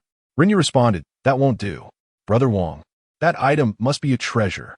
Wang Jie countered, is life more precious than a treasure? Rinyu pondered, let me think it over, Brother Wang. As the setting sun cast its golden hues upon the water, half the river shimmered with silver, while the other half blazed with crimson. For hours had passed since leaving the Qingyun immortal sect. Standing atop the highest pavilion of Zongjian Villa, Ning Changge gazed at the descending sun, feeling a touch of nostalgia. It was no wonder the ancients cherished climbing mountains. The perspective from such heights, overlooking the world, was indeed exhilarating. Turning around, Ning Changge's gaze fell upon the graceful figure seated in a chair. He smiled and said, Sister Lu, did you not mention earlier that you were fatigued? Why have you not taken your rest? Madame Bai had arranged for Ning Changge and Lu Snow to stay in the finest accommodations the villa had to offer. Although their rooms were adjacent, they were not situated together. One could not help but wonder if Madame Bai had misunderstood something. Senior brother, I am not tired anymore, Lu Snow murmured, her head slightly bowed in explanation. Yet, alas, the delicate blush that graced her translucent ears betrayed her innocence. At this, Ning Changge found himself increasingly amused. Was it a common trait among sword-practicing girls to be a bit naïve and pure, or was he simply too mischievous? He slowly approached Lu Kingsnow's side and suggested, Since you cannot sleep, why don't we play a game together? What sort of game? Lu Snow instinctively raised her head, curiosity sparkling in her eyes. Ning Changge's lips curled in a subtle smile as he gently grasped her small hand, his tone laced with a hint of flirtation. Of course, it is a game meant solely for two. Lu Qingxue glanced at her hand held in Ning Changge's warm, enveloping grasp, feeling a flutter of warmth. Although they had shared moments of hand-holding several times before, a blush of shyness still crept upon her cheeks. Under the soft glow of the room's lighting, her fair complexion turned a deeper shade of crimson as she lowered her gaze and softly murmured, Senior brother, I am rather simple-minded, and I may not be adept at playing. Instinctively, she struggled slightly to free her hand, though her resistance was gentle. It's all right. The night is long, Ning Changge said, firmly holding her hand, disallowing her escape. Moreover, junior sister Shui, this little game is incredibly simple. I assure you will grasp it effortlessly. With that, he adopted a more affectionate title. Lu Qingxue responded to the endearing name, her cheeks flushing even more under the illumination. Senior brother, you say, observing the beguiling scene, Ning Changge felt a stirring in his throat. Regret washed over him. He should have suggested a more daring game. He playfully pinched her delicate hand a few times, saying, Do not rush, junior sister Shui. Before we embark on this game, we must first understand certain things, such as the rules with Ning Changge holding her hand. Lu Qingxue felt a delightful tickling sensation in her heart, akin to the playful scratches of a kitten. Senior brother, I understand. Please tell me the rules, madam. Is it wise for us to seek out Lord Ning at such a late hour? On their way to Ning Changge's residence, Li whispered to his wife beside him. Do not worry. Lord Ning is a prodigy of the immortal sect and must be diligently cultivating, Bai Yunjie reassured him. Furthermore, we are here to discuss matters concerning the Cave of Secrets. Lord Ning will surely not hold it against us. Upon hearing this, Li nodded in relief. That is good to know. After a brief interval, they arrived at the door of Ning Changge and Lu Qingxue's room. Bai Yunjie inquired curiously, "Oh, how strange. Why is Fairy Lu's room dark?" "She may be asleep," Li replied casually. "Besides, we are looking for Lord Ning. Let's knock." The buildings within the villa were fortified with formations, capable of both offense and defense, masking any sounds within. Even they could not discern what transpired inside. Indeed, Bai Yunjie agreed. Just as she prepared to knock, she suddenly noticed that the door to Ning Changge's room was not fully closed, revealing a slight gap. From that crevice, a delicate voice floated out. "Changge, hurry and take off your clothes. Let me have a look. Chapter 28, please. Do not act this way." The sweet, tender voice, imbued with a hint of playful charm, could easily lead outsiders to believe that a young lady was teasing her husband. However, for Lady Bai and Elder Li, it was akin to a thunderclap on a clear day, no less shocking than hearing the news of their son's demise. The two turned their heads mechanically, exchanging silent glances, engaging in a wordless conversation. "My lady, it seems we have overheard something we should not have." That voice. It might not be that of immortal Lu. "My lady, it is one thing to deceive my husband, but do not deceive yourself. What should we do, I have yet to hold my grandchild." In a flurry of anxiety, they resembled ants on a hot pan, utterly at a loss. Who could have imagined that immortal Lu would have such a relationship with young Master Ning? Earlier that day, at the foot of the mountain villa, immortal Lu had presented herself as the epitome of cold elegance, a celestial sword immortal untouched by worldly affairs. Yet behind closed doors, she revealed an entirely different, endearing persona. Ignorance is bliss. Once the truth is known, it could spell disaster. "My lady, do not panic. Perhaps we have misunderstood. Remember, let's act as if we heard nothing and continue knocking at the door. After all, he is an elder." Elderly suppressed his astonishment and advised. Bai Yunjie replied, "Indeed." Meanwhile, within the chamber, Ning Changge gazed at Lu Qingxue, who had just shed one of her outer garments, and glanced at himself, left with nothing but a solitary, tattered garment. Though cultivators are impervious to the cold, standing before a beautiful junior sister in such a state of undress left him feeling a twinge of embarrassment. "Brother Changge, you should undress quickly. I promise I won't peek." As she spoke, Lu Qingxue covered her eyes with her hands, yet her slender fingers discreetly opened a small gap, fixated on Ning Changge with an intense gaze. "Wow, Brother Ning's physique is truly remarkable. 1, 2, 3, 7, 8, 8-pack abs. The mermaid line. And look at Brother Ning's skin, so fair and strong. I wish to touch it. That won't do. I must remain composed. I am a young lady." Yet her flushed, delicate earlobes betrayed her excitement. Ning Changge found himself at a loss for words. What had begun as an opportunity for his own enjoyment was swiftly turning into a precarious situation for his virtue. They had just engaged in a game of rock, paper, scissors, with the loser required to remove a piece of clothing. After a series of rounds, he had only emerged victorious once, losing the rest. "My luck is truly abysmal. No wonder my previous life, I always drew the guaranteed 5-star character card for wives." "Ah, brother, you're not going to back out, are you?" Seeing the hesitant expression on Ning Changge's face, Lu Qingxue giggled behind her hand. Ning Changge gritted his teeth and replied, "Of course not. But junior sister Lu, do not regret it after you see. Only a fool would regret." Lu Qingxue asserted confidently, "I shall not regret." With her words, Ning Changge found himself at a loss for further protest. "I'm not one to break my word. Besides, it is merely a glance, is it not? Who truly stands to lose remains uncertain." Just as Ning Changge was about to remove this solitary bitter tea garment, A sudden burst of laughter reached his ears. "All right, senior brother, I was merely jesting. Do not take it to heart. However, as a form of punishment, you must acquiesce to one of my conditions." Ning, wishing to take advantage of her, could not let this slip away easily. Upon hearing this, Ning Changge breathed a sigh of relief. If he were to truly remove it, it would be all too easy to find oneself in a predicament. Yet, gazing at the cunning expression of Lu Qingxue, Ning Changge finally grasped that he had fallen into her trap. "Junior sister Lu, you were not like this before." As he donned the garment he had just removed, he inquired, "Not long ago, when we merely held hands, you were blushing and shy. How did you come to master the art of feigned retreat?" "What can I say? You are such a rogue, senior brother." Lu Qingxue stepped closer to assist Ning Changge in putting on his attire, playfully glaring at him. "Though my heart is kind, I am not foolish. You ought to be cautious when engaging in such games with young women. Beware of being met with a blade." Seeing that she bore him no ill will, Ning Changge grew bolder, jesting with her. "Fear not, fear not. It is only because junior sister Lu is so exceptionally beautiful that I entertain such thoughts."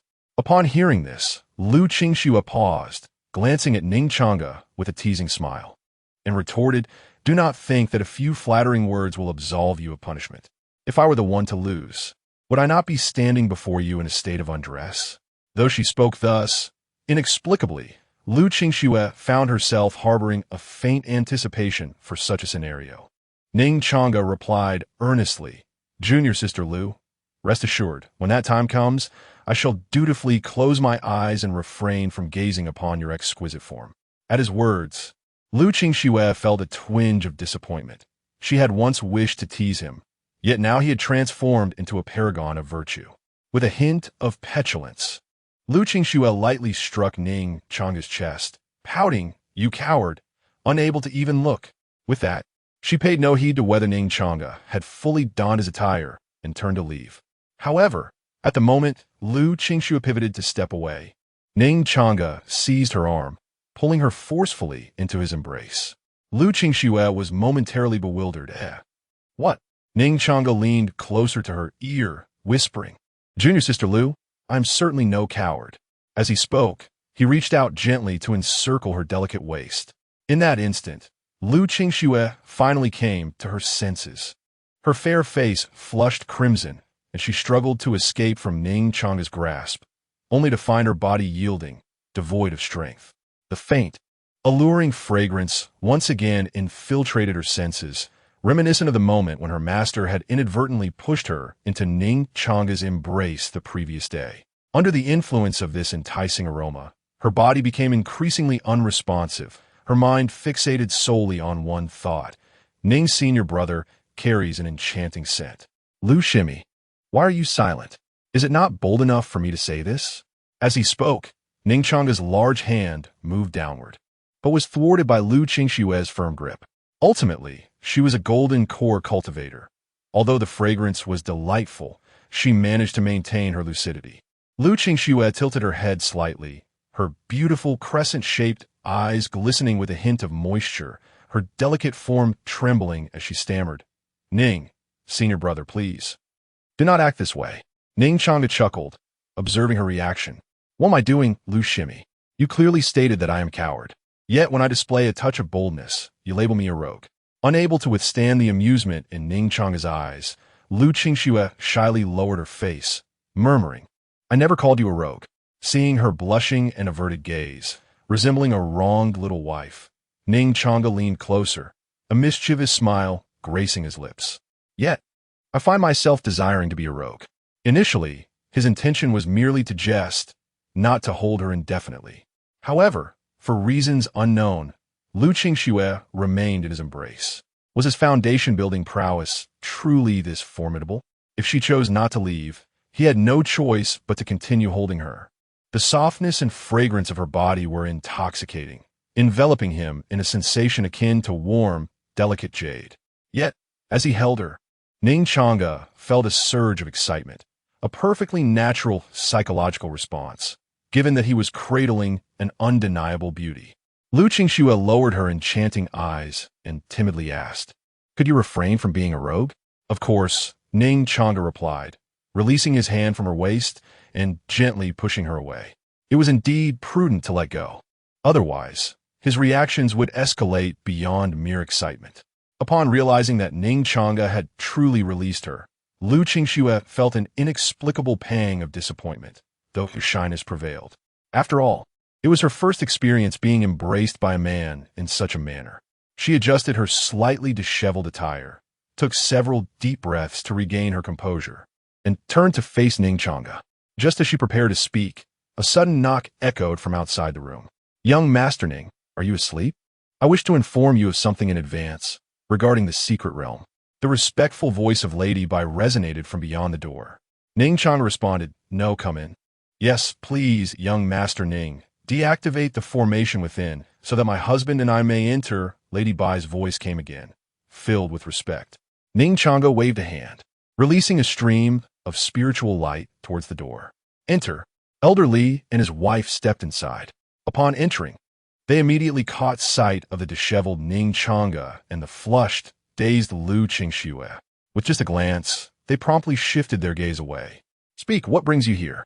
Ning Changge inquired nonchalantly. Chapter 29. Is this traitor truly so formidable that it could be the esteemed Master Yifeng? "Young Master Ning, what are your thoughts on the Qingyun sect?" Inside the room, Li gazed at Ning Changge, who occupied the seat of honor, and bowed respectfully. It was perplexing that this elder Li, stationed at the burial sword manor, posed such an unusual inquiry. "Master Li, if there is something on your mind, please speak candidly," Ning Changge said, lifting a cup of tea from the table and savoring a sip at a leisurely pace. "I have indeed heard rumors that swords of transcendent rank may emerge from the secret realm of the cave. Young Master Ning, how did you come to know of this matter?" Suddenly, Madame Bai, who was preparing tea for Ning Changge, trembled slightly, turning to him with a gaze filled with astonishment. Yet, upon closer inspection, one could discern a hint of fear and unease in her expression. Currently, aside from the two of them, only Ling Yue, the esteemed leader of the Qingyun sect, was privy to this secret. What position does young Master Ning hold within the Qingyun sect to possess knowledge of such a clandestine affair? "What do you mean by that, Madame Bai? Must I explain how I know?" Ning Changge retorted with a hint of irritation, clearly displeased. This couple, Elder Li and his wife, were quite amusing. They had come to disturb his rest in the dead of night, asking questions and engaging in riddles as if he had no temper at all. "Please do not take offense, young Master Ning." Seeing Ning Changge's rising temper, Li quickly stood up, speaking hurriedly. "This matter is of great significance, and my wife is genuinely concerned, which is why she spoke thoughtlessly." Ning Changge replied coolly, "Continue." "Young Master Ning, I wish to inquire once more, what are your thoughts on the Qingyun sect?"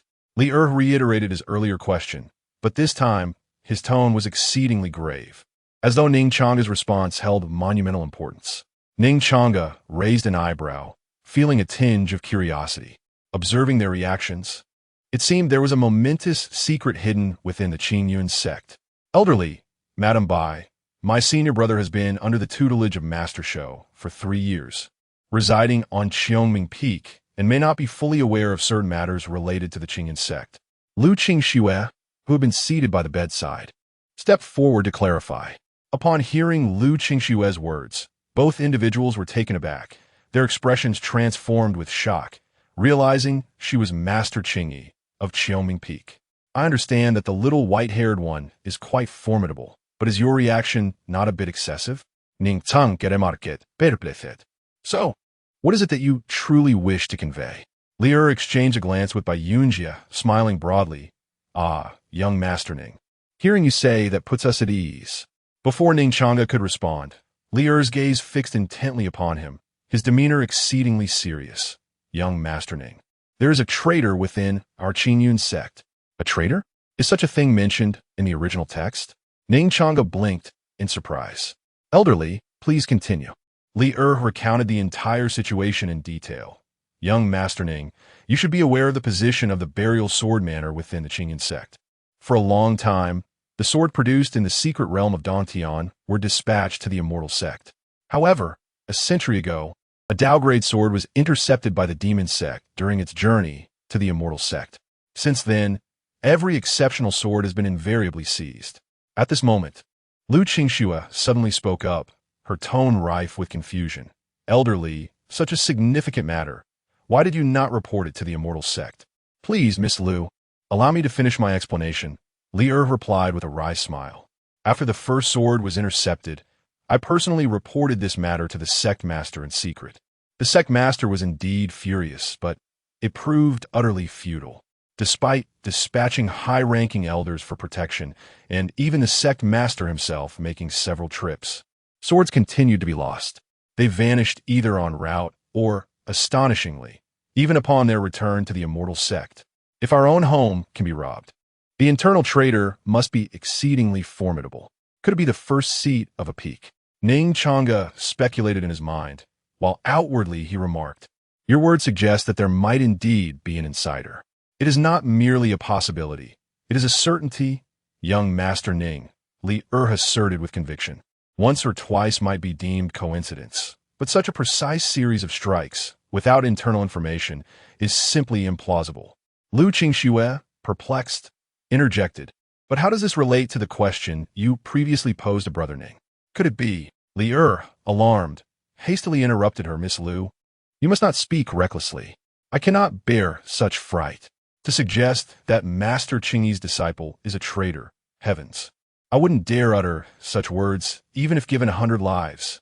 Fearing that Lu Qingxue might utter something even more alarming, he continued, "The value of a Dao-grade sword is well known among cultivators. It is an invaluable treasure. Therefore, a century ago, I took it upon myself to inform the immortal sect of this matter. On that day, in the Hall of Azure Clouds, only the sect master and the heads of various peaks were present, yet 2 heads were conspicuously absent." At this point, Li paused, casting a glance at Ning Changge and Lu Qingxue before continuing slowly. There were the master of Qianming Peak and a master of Linghua Peak from Shaozhou Peak. Ning Changge, upon hearing this, began to grasp the unfolding narrative. Chapter 30, Above the Celestial Grade, known as the Boundary Controlling Artifact. Firstly, it appears my earlier conjecture was indeed accurate. The traitor may very well be the head of the first peak, eliminating the possibilities of Xiao Baimao and Master Linghua. Secondly, when I inquired why Master Linghua did not inform the sect leader about the impending emergence of the Celestial Sword, it was evidently to prevent the traitor from getting involved. Lastly, concerning Lia, Ning Changge articulated his suspicions. "Elderly, you've said much, but surely it cannot be merely to inform us of a traitor. Please speak plainly." Li rose, bowing respectfully as he replied, "Young Master Ning, do you recall my wife previously inquiring how you became aware of the Sword of Dao Grade? I would appreciate your candid response." Ning Changge assisted Li to his feet, saying, "Elderly, there is no need for formalities. Please speak directly. Young Master Ning, I implore you to divulge this." Li stated with gravity, "What I am about to disclose is of utmost importance, pertaining to the survival of the Qingyan sect." Such severity. Ning Changge, with a mix of intent and casualness, glanced at Lu Qingxue. "It was a woman who informed me." Indeed, Ning Changge felt compelled to add, "She is rather close to me." Was I mistaken? After all, I have embraced Lu Qingxue several times, and she now sees me as a rogue. But is it truly rogue behavior? For boys, normal physiological responses to beautiful girls are just that, normal. At that moment, upon hearing Ning Changge's mention of their close relationship, Lu Qingxue felt a rush of warmth, her face aflame, and her entire being tingled. So in Ning Xixiang's eyes, I am someone dear to him? How swiftly has our relationship progressed? Was that brief embrace merely a prelude to a kiss? If you were to kiss me, should I refuse? Madame Bai observed the steam rising from Lu Qingxue's head and suddenly exclaimed, "Oh, Miss Lu, do you feel unwell? Why has your face become so flushed?" "Ah, Madame Bai, I unexpectedly recalled something joyous." Lu Qingxue's face was crimson as she lowered her gaze, nearly burying it in her delicate bosom, then uttered a reason that she herself found hard to believe. "Oh." Madame Bai did not ponder further. Their conversation did not interrupt the ongoing discussion between Ning Changge and Li. "As Ning Changge spoke, Li erupted in arti lauter. Ah, it seems I have indeed overthought it. Young Master Ning, you truly are worthy of being the disciple of the sect master. The implications of Ning Changge's words were glaringly evident. He was close to a woman. Aside from his master, Asura Changge, there were likely no other candidates. Huh? Ning Changge felt a bit bewildered. It appeared elderly had misinterpreted. Yet, at this moment, Li suddenly grew serious, speaking with utmost gravity. If it truly is the sword of Dao grade, I may indeed report it to the sect and use this sword to draw out the traitor. But do you know why I have not reported it this time? A bold thought suddenly struck Ning Changge, though he was uncertain. Could it be the celestial sword? Li, in a fit of pique, remarked, if it truly is the sword of immortality, the sect leader, with a resolute heart, would indeed use it as bait. Ning Changge thought to himself, surely not. Although the old man Qinjianzi may not be the most astute, he is certainly not wasteful. Li fixed his gaze intently upon Ning Changge and declared, young Master Ning, my late master was a transcendent cultivator who once imparted to me that beyond the realm of celestial quality lies the divine, and the divine is a tool to stabilize and govern realms. As he absorbed this exhilarating exposition, Ning Changge felt his breath quicken. In other words, elderly, you suspect. No, it is not mere suspicion. I have been fortunate enough to witness the emergence of the Sword of Immortality, a spectacle of profound impact. Li articulated each word with gravity. However, this time, we are merely facing the ominous premonition of its appearance, drawing ever closer to its manifestation. Ning Changge's throat involuntarily constricted.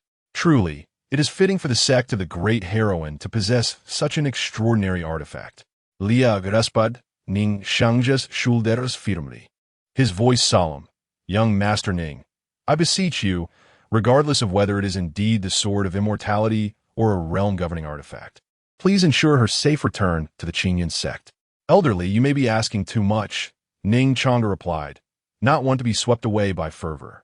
Were it not for the matter of the traitor, he would undoubtedly have acquiesced. However, while treasures are enticing, one must also consider the cost of life. Li continued with deliberation, young Master Ning, as the foremost disciple of the sect, and considering what the heavenly mechanism monthly has reported, your prowess likely surpasses mine by a margin. This is the first reason I implore you to escort her. Ning Changge cleared his throat, ahem. Well, elderly, my cultivation is not as formidable as you might envision. I am merely slightly stronger than junior sister Lu. Li sighed in resignation. Ah, young Master Ning, do not feign modesty. The heavenly mechanism monthly has already unveiled your capabilities. Among our acquaintances, do not play the role of a humble tiger. If you're not tired, I certainly am. I truly do not play the role of a humble tiger. Ning Changge protested silently. Li pressed on, very well. Allow me to present my second reason. At that time, I will inform the sect that our manor has acquired several exquisite spirit swords, and I will accompany my son, Ida, to escort them. Ning Changge's expression shifted slightly. Elderly, does that imply you will? The word death is ill-omened and should not be uttered. Thus, Ning Changge made a gesture across his throat. Li, perceiving this, chuckled awkwardly. Rest assured, it seems those from the demonic sect have received instructions from behind the scenes. They will seek only the swords and will not harm anyone. Ning Changge remained a touch apprehensive. Are they truly not going to kill anyone? I fear. Li laughed heartily, interrupting him. Do not worry about inflicting harm. Believe me, the moment you reveal your name, they will be so frightened that they will flee as far as possible. Ning Changge nodded, exclaiming reluctantly, very well, elderly, since you have said as much. If I were to refuse again, it would be an affront to the title bestowed upon me by the heavenly mechanism monthly. As long as there is no threat to life, I shall accept this mission to safeguard the sword. Young Master Ning, I indeed did not misjudge you. Upon hearing this, Li's expression brightened with delight, and he excitedly patted Ning Changge on the shoulder. Since this is the case, young Master Ning, I kindly request that you remain for a few more days, awaiting the emergence of the divine sword. Ning Changge shook his head and replied, it is not feasible for me to stay longer, elderly. I can only reside at the Sword Burial Manor for a single night, as I must proceed to fulfill my mission. This is of no concern. It is likely that the appearance of the divine sword will still require some time. Li pondered for a moment. Well, as long as young Master Ning can return within 7 days, it should be sufficient. A round trip of 7 days should be ample. Ning Changge provided a reassuring affirmation. Very well, elderly, I shall assist with this endeavor. Chapter 31. Greetings. Brother Ning, you smell divine. Here stands Li, expressing my gratitude to young Master Ning. Upon receiving this gratifying response, Li rose, cupping his fists in a gesture of respect towards Ning Changge. Ning Changge reciprocated the courtesy with equal politeness, stating, "It is nothing. All is for the sake of the Qingyun sect." "Indeed, everything is for the sect," Li exclaimed, tears streaming down his face as he spoke with profound solemnity. "Young Master Ning, rest assured, I shall certainly report your merits to the sect leader. No need, no need. I do not seek grand gestures. I prefer something tangible, preferably that legendary divine sword, or even a celestial sword will suffice." Ning Changge gently patted Li's shoulder, affirming, "Elderly, all is for the Qingyun sect." In that moment, it felt as though everything was for the greater good, devoid of personal desires. "How old are you? And yet you still weep?" Lady Bai remarked, utterly speechless at her husband. She then turned to Ning Changge, smiling, "Young Master Ning, since you and junior sister Lu have reached an understanding, we shall not intrude on your time together." Ning Changge sensed that Lady Bai might have misunderstood the situation. "No, Lady Bai, junior sister Lu, and I were merely engaged in a game." With an expression of understanding, Lady Bai responded, "I see. That sort of game that only a man and a woman can play." Pausing momentarily, she glanced at Lu Snow and assuredly stated, "Do not worry. My husband and I did not hear a thing." With that, the couple made their way to the door, their figures quickly vanishing into the night. Once the couple departed, Ning Changge turned his gaze to Lu Snow, who stood silently with her head bowed. He spoke gently, "Junior sister Lu, Lady Bai may have misunderstood. Do not dwell on it." Lu Snow softly acknowledged with a faint hum, her head still lowered, nearly buried against her chest. Ning Changge scratched his head. The atmosphere in the room felt peculiar, permeated by a hint of sweetness. He cleared his throat to shatter the silence. "It is getting late. You should rest." In the dead of night, a solitary man and woman sharing a room inevitably hinted at certain anticipated developments. However, Lu Snow gently shook her head, remaining silent. "What is the matter?" Ning Changge inquired postlet. Lu Snow lifted her gaze to meet his, her cherry lips forming a pout as she spoke in a tone laced with grievance. You promised to be there for me. Yet now you wish to send me away." Ning Changge was taken aback. He had indeed made such a promise, but now, what was Lu Snow implying? He felt utterly bewildered. Noticing his dazed expression, Lu Snow, in a fit of indignation, raised her small fist and lightly struck his chest, exclaiming, "You wicked senior brother, always teasing me. I shall not pay you any mind." As she turned to leave, Ning Changge grasped her wrist, gently pulling her into a warm embrace. "Junior sister, you have misunderstood." He spoke softly, "I am merely overwhelmed with joy." It was genuine surprise. He had never anticipated that Lu Snow would broach such a topic. After all, he had just been conversing with Li and had not exchanged any flirtatious remarks with Lu Snow. Why had she suddenly turned the tables on him? Of course not. Lu Xingshue's cheeks flushed, her voice as faint as a whisper. It was clearly the fault of her senior brother, Ning Changge. "It's indeed your fault," Lu Xingshu reiterated, her tone laced with an undeniable innocence. Ning Changge chuckled helplessly. They had only known each other for a few days, and she had already learned to be a little mischievous. All right, it is my fault. I shouldn't have teased you." Lu Xingshu buried her face in his embrace, savoring the calming aura that enveloped her, the subtle fragrance lingering at the tip of her nose, making her feel somewhat lightheaded. "Senior brother, you smell wonderful." "What nonsense, I smell good." Ning Changge dismissed her comment, attributing it to her attempt to change the subject. Moreover, the soft warmth nestled in his arms was undeniably.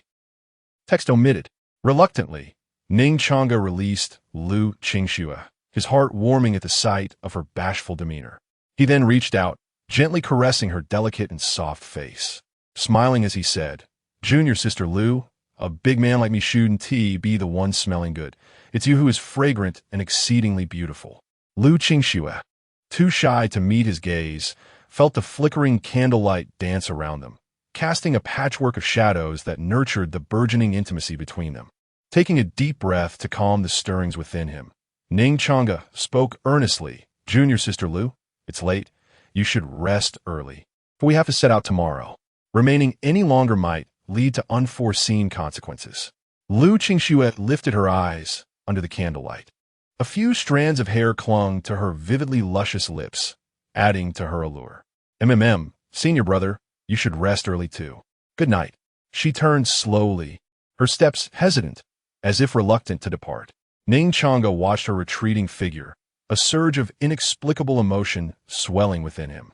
Just as he was about to wish her a good night, Lu Qingxue suddenly spun around, rose onto her toes, and placed a gentle kiss upon his lips. It was as sweet as honey, a mere brush. Ning Changge's eyes widened in shock, his mind blank. Yet in the next moment, a primal instinct surged within him. Just as he was about to deepen the kiss, Lu Qingxue had already fled like a startled deer. Senior brother, that was my first kiss. And you were such a coward, always pretending to be bold. Yet when you said I was your closest person and held me for so long, you took no further action. Her voice echoed distantly, tinged with playful reproach, a hint of complaint, and a generous measure of sweetness. Ning Changge stood frozen, touching his lips, which still seemed to carry the fragrance of Lu Qingxue. My dear friends, it seems I have been forcibly kissed. Not only that, but I've also been labeled a coward by this girl. How could I be a coward? It's merely a matter of respecting a woman's will. A little affection is one thing, a hug is manageable, but kissing is entirely another matter. Suddenly, Ning Changge paused, realizing Lu Qingxue had just referred to him as her closest person. When did I ever say that? Reflecting carefully, he recalled that he had merely indicated they were close. This girl. Let the misunderstanding be. Ning Changge chuckled softly, savoring the fleeting sweetness of that moment, the hint of rouge. Quite delightful. In the room, Ning Changge lay down on the bed, preparing to drift into slumber. Outside the window, a luminous full moon hung high in the sky, its silvery radiance cascading down like water, bestowing a gentle coolness upon him. Yet, he felt a heaviness in his head, and amidst the haze of his consciousness, he seemed to hear a faint sound. Boom! Suddenly, an awe-inspiring surge of sword intent surged skyward, piercing through the clouds, enveloping the entire sword burial manor in a dazzling embrace of moonlight. Deep within the sword tomb, it appeared that something was awakening. Chapter 32. Silence. I'm no pretty boy. The moon hung high, its light sparse, casting an inky shadow over the sword burial manor. The patrolling disciples fought off drowsiness. Third brother, what do you think senior brother Ning has come here for? One disciple asked, rubbing his sleepy eyes with curiosity.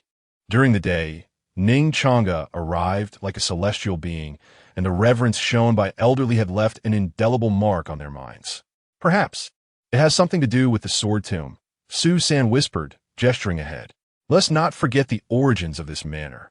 Before them, a thick fog enveloped the area. At its heart lay the sword tomb.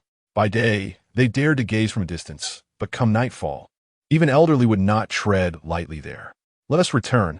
Susan was about to call everyone back when his eyes widened in terror, his pupils dilating. Run! Flee! He bellowed, his voice filled with dread. From the depths of the fog, a beam of sword light shot into the sky, blinding in its brilliance, as if it sought to rend the night sky asunder. Susan felt a chilling wave wash over him, the breath of death closing in. He despairingly shut his eyes, awaiting the arrival of his demise. Yet, the anticipated agony did not come. Slowly, he opened his eyes to find a familiar figure standing before them. Ning Changge, senior brother Ning. It's dangerous. Retreat. Susan screamed hoarsely. However, Ning Changge seemed oblivious, stepping deliberately into the depths of the fog, where the sword light around him melted away like snow under the blazing sun. Is he sleepwalking? A chill surged from Susan's feet to the crown of his head. Trembling, he retrieved the communication stone and shouted, Elderly, Lia, urgent, come quickly. In his desperation, Susan even called out Elderly Yes' name. But there was no other choice. If something were to befall senior brother Ning, the wrath of the Qingyun immortal sect would not be appeased even by the sacrifice of all in the manor. After a moment, Li appeared before Su San. Adjusting his waistband, his face contorted in annoyance. What is all this racket in the dead of night? Tonight, my wife has been acting strangely, insisting I till the fields. Sai, Dili, senior brother Ning.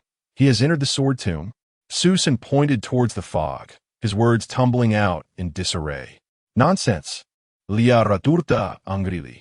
I just came from young Master Ning's quarters. He has long since retired. What business could he have in the sword tomb? It's true.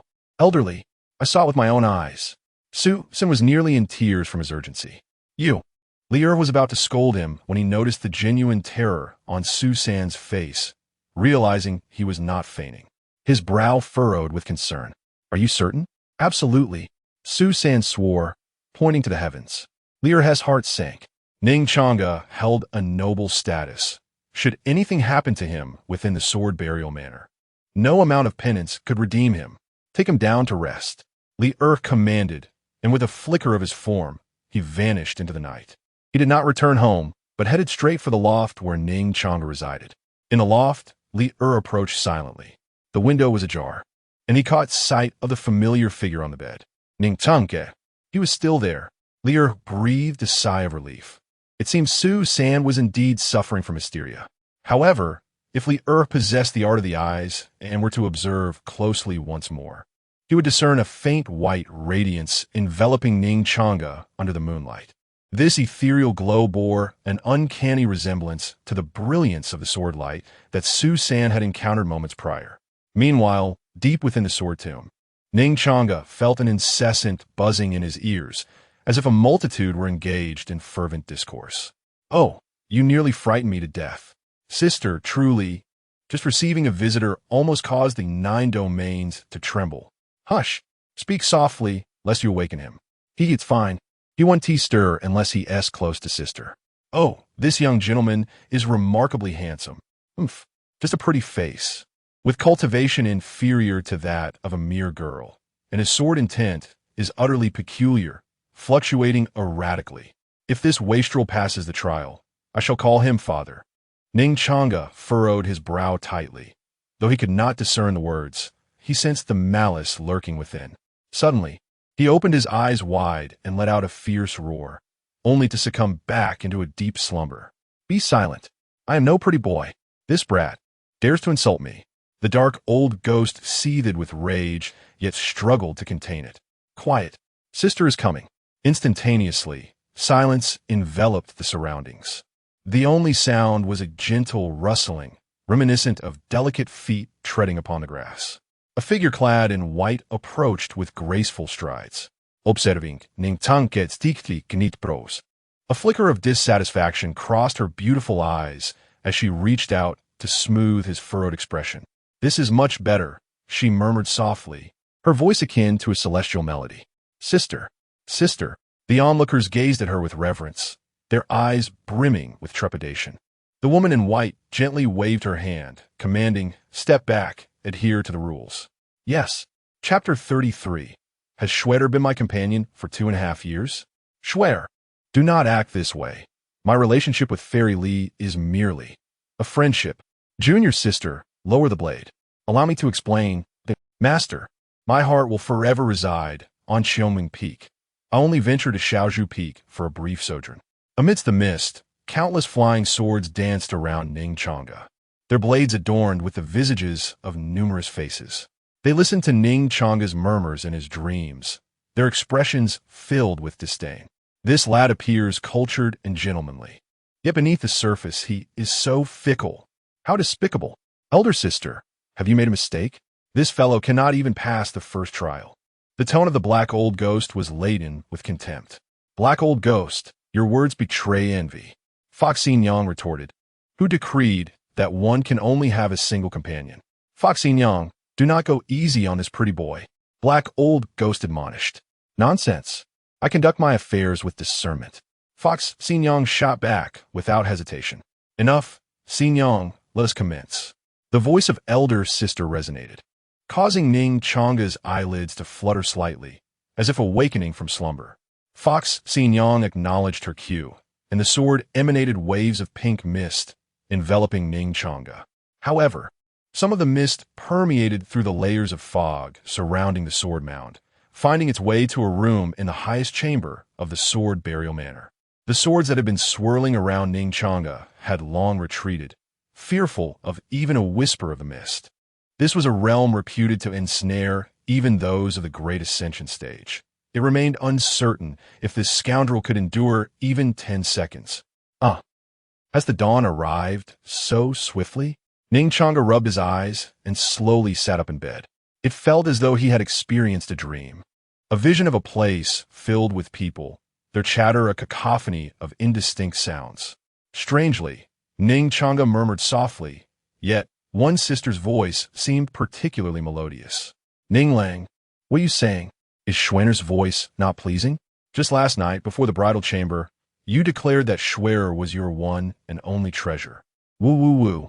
Ning Lang, you heartless man. A voice weeping resonated in his ear.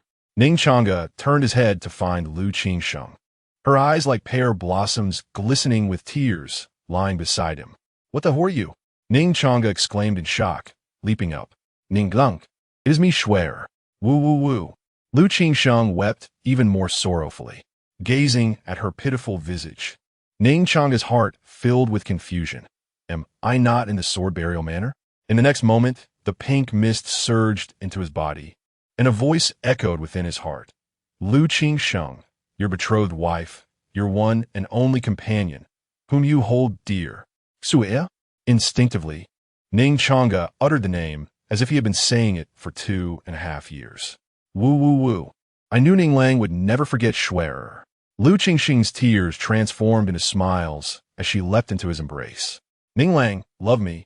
Lu Qingsheng lifted her gaze, her eyes brimming with hope, her lips slightly parted, exuding an irresistible allure. Ning Changge felt an overwhelming heat coursing through his veins, and in a moment of passion, he embraced Lu Qingxue, poised to kiss her. Lu Qingxue, her cheeks flushed with embarrassment, dared not raise her gaze, oblivious to the playful smile curling at the corners of Ning Changge's lips. In the misty surroundings, onlookers observed Ning Changge's reaction, shaking their heads in dismay. This pretty boy is finished. His character is utterly lacking. The black old ghost, brimming with self-satisfaction, remarked, Sister, you have misjudged him. This cannot be right, can it? Whose daughter expressed her confusion. Just moments ago, this young man was on the brink of awakening. Had I not intervened with my magic, he would surely have regained consciousness. Yet now why is he like this? It is indeed perplexing. The black old ghost, gazing at the curved tip of a broken sword, replied, Sister, I must insist that you are mistaken. A lad like him would not even be able to wield the most ordinary sword from a sword tomb. How could he possibly be your destined one? The broken sword remained silent, its exquisite eyes still fixed on the illusion of Ning Changge. Sensing this, the black old ghost's eyes flared with anger, for it was evident that this pretty boy was lacking, yet you refused to acknowledge it. How infuriating. Suddenly, however, the elder sister's lips curved into a slight smile as she softly chuckled. How intriguing, Ning Changge. Meanwhile, the crowd gasped in astonishment. He has awakened? No, wait. Look closely. He truly dares to proceed. Upon hearing this, the black leader immediately turned to see for himself. Chapter 34. The spiritual connection with Lu Qingxue at first glance. It was Ning Changge's action, steeped in irony. Within the illusion, after gently placing Lu Qingxue on the bed, he did not, as everyone anticipated, eagerly pounce upon her. Instead, he turned his head and raised an exaggerated middle finger to the empty air. This gesture was undeniably a brazen provocation to all present, as if to declare, I have long seen through your schemes. Everything before was merely an act. Witnessing Ning Changge's audacious display, the black boss felt as though his previous words had transformed into a father's slap, landing heavily upon his own face. The embarrassment and indignation nearly rendered him speechless, and from the pitch-black sword, a furious curse erupted. Fox Xin Yang, you deceitful vixen, you must have been enchanted by this pretty boy and let him off lightly. Do you not realize the gravity of this matter for my sister? What are your true intentions? How audacious for a mere ant at the foundation stage to challenge him. It was akin to courting death. Within the sword tomb, A swarm of flying swords flitted about in a mist, responding to the Black Boss's accusations with a chorus of voices. Indeed, Fox Xinjiang, we were all once revered ancestors before our fall, our powers unmatched in this realm. You are the most formidable illusionist of the nine-tailed fox clan. Even my sister has spoken highly of you. Even if this boy can see through your illusions, his subsequent actions are simply unbelievable. Even a broken sword, reduced to a third of its original form, cast a curious glance towards Fox Xinjiang, seemingly awaiting her explanation. Listening to the doubts of the crowd and the Black Boss's insults, a flying sword adorned with a carving of a fox tail suddenly shone brightly, emitting a furious roar. Black Boss, if you dare to call me a vixen again, I shall ensure you never awaken again. And you old relics, have you all trained to the point of foolishness? Can't you see whether I have let him off lightly? After venting her frustration, Fox Xinjiang turned to the broken sword at the forefront and spoke softly. Sister, I am as perplexed as you. This boy is quite strange. He clearly sensed the illusion from the outset, yet intentionally fell into it. It feels as though he is merely. Her sister replied nonchalantly. Do not hesitate to speak, Xinjiang. It feels as though he is doing this on purpose, simply wishing to experience the women within the illusion. Fox Xinjiang responded candidly. Can he come out of it? Her sister seemed solely concerned for Ning Changge's safety. Of course, he is now the master of the illusion. Fox Xinjiang sighed. Vixen. The Black Boss's insult barely escaped his lips when he felt the piercing gaze of her sister upon him, and in that instant, his soul plummeted into despair. He could only obediently retract his words. Forgive my folly. If that is the case, why has this boy not awakened? Fox Xinjiang retracted the pink mist enveloping Ning Changge and inquired, Do you know what the most profound illusion is? Without allowing anyone time to ponder, she continued to explain, This illusion, once cast, is so convincing that even its creator believes it to be true. My cultivation surpasses his by a considerable margin. Logically, I should be the master of this illusion. Yet, curiously, he countered my intent in an instant and turned the tables. The black old ghost remained perplexed, asking, But how does this relate to the boy's inability to awaken? Humans possess 3 souls and 7 spirits, and we cultivators have an even deeper consciousness, the eldest sister interjected, her calm demeanor tinged with a hint of frustration. Have you heard of soul bond? Fox Xinjiang added, within the realm of illusion. A person behaves as if in a dream, with the only entity possessing subconscious awareness being the soul. Since this young man is now the master of the illusion, whatever he wishes to do within this realm, Fox Xinjiang chose not to elaborate further. Sensing the eldest sister's unsettling expression and deciding it prudent to avoid inciting her anger, the black old ghost's jaw dropped in astonishment. Are you implying? Earlier, when Fox Xinjiang cast the illusion upon Ning Changge, a wisp of mist inadvertently entered the room where that young girl resides. Fox Xinjiang vehemently shook her head, insisting, I said nothing. All of this is merely your conjecture. Yet, as she glanced at Ning Changge's actions within the illusion, her face flushed crimson, and she quietly muttered, This young gentleman truly has no shame. This. Fortunately, prior to crafting this illusion, she ensured it was visible only to herself. Otherwise, the eldest sister witnessing it firsthand would surely lead to unforeseen complications. In that moment, all present in the sword tomb finally comprehended. It was not that Ning Changge did not wish to emerge, but rather that he simply did not want to. This young man was indeed a peculiar character. A flicker of curiosity danced in the eldest sister's beautiful eyes as she pondered. Ning Changge, was this intentional or accidental? From the moment she arrived at the sword burial villa, she had taken note of him. After all, the intricate web of causality surrounding him and the vibrant crimson aura of fortune were undeniably peculiar, even encompassing herself within it. Within the loft of Sword Burial Villa, Lu Qingxue lay in a deep slumber, moonlight cascading over her, casting a gentle halo. In her dreams, her brow furrowed, beads of delicate sweat glistening, her red lips parting slightly as she unconsciously murmured, Ninglang. It's me Shui Ninglang. Hold me tightly.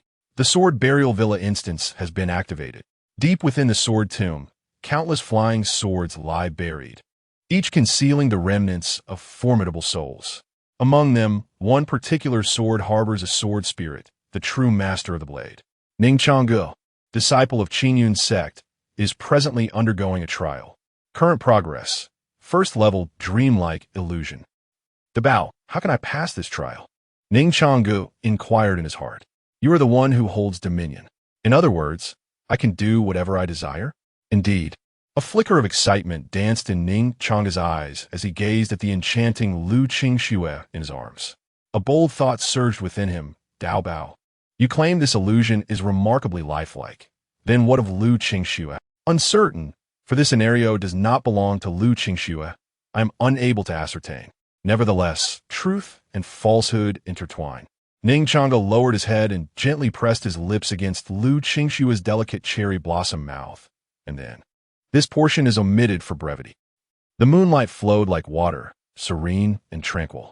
Ning Changge reveled in this ephemeral beauty until the pink mist gradually dissipated, reluctantly awakening from his reverie. Little white face, did you enjoy yourself? Prepare yourself for the second round. Await kneeling and calling me father. Chapter 35. Fishing for evidence, Ning Changge furrowed his brows slightly at the mention of little white face, yet responded nonchalantly. Your voice is too faint. Speak louder.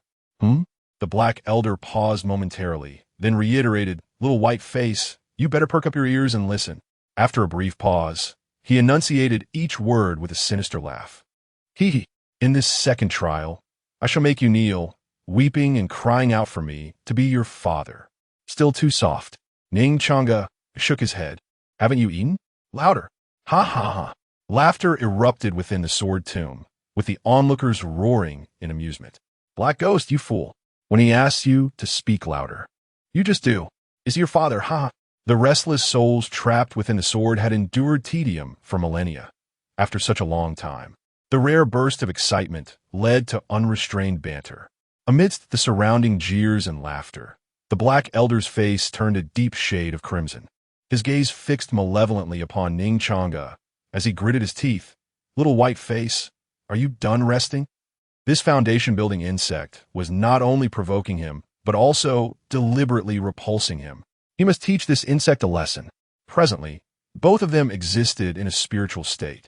If, during their battle, he accidentally harmed this young man's spirit, rendering him a fool, even if the eldest sister were to blame him, there would be no recourse. After all, accidents can occur in any endeavor.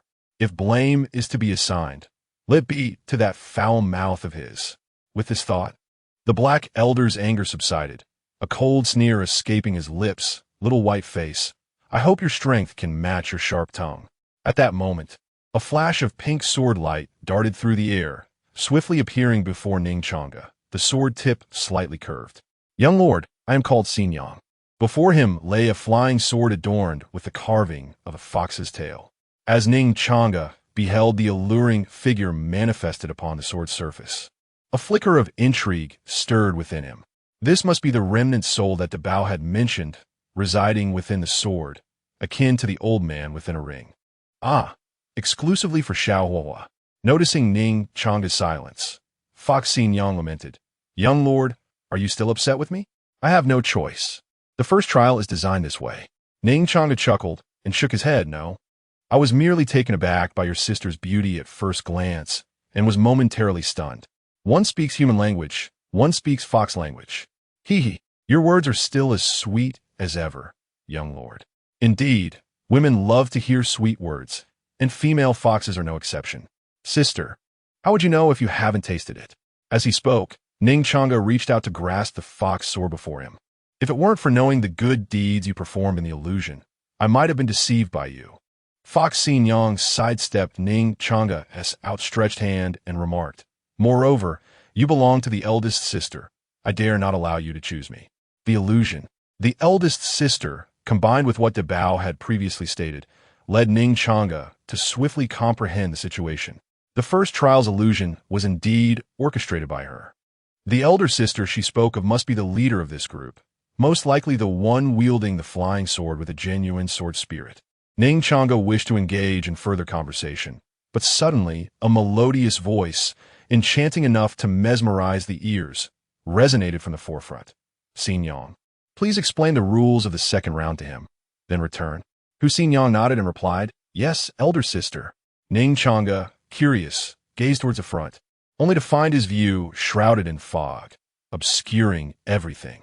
Young sir, do not gaze any longer. Once you reach the final round, you shall see the elder sister. Xin Yang's words jolted Ning Changge back to reality. He turned his attention to the fox flying sword before him, seemingly awaiting her words. Xin Yang pointed to a nearby location, kindly explaining, do you see that black sword? It is your opponent for the second round, He Lao Gui.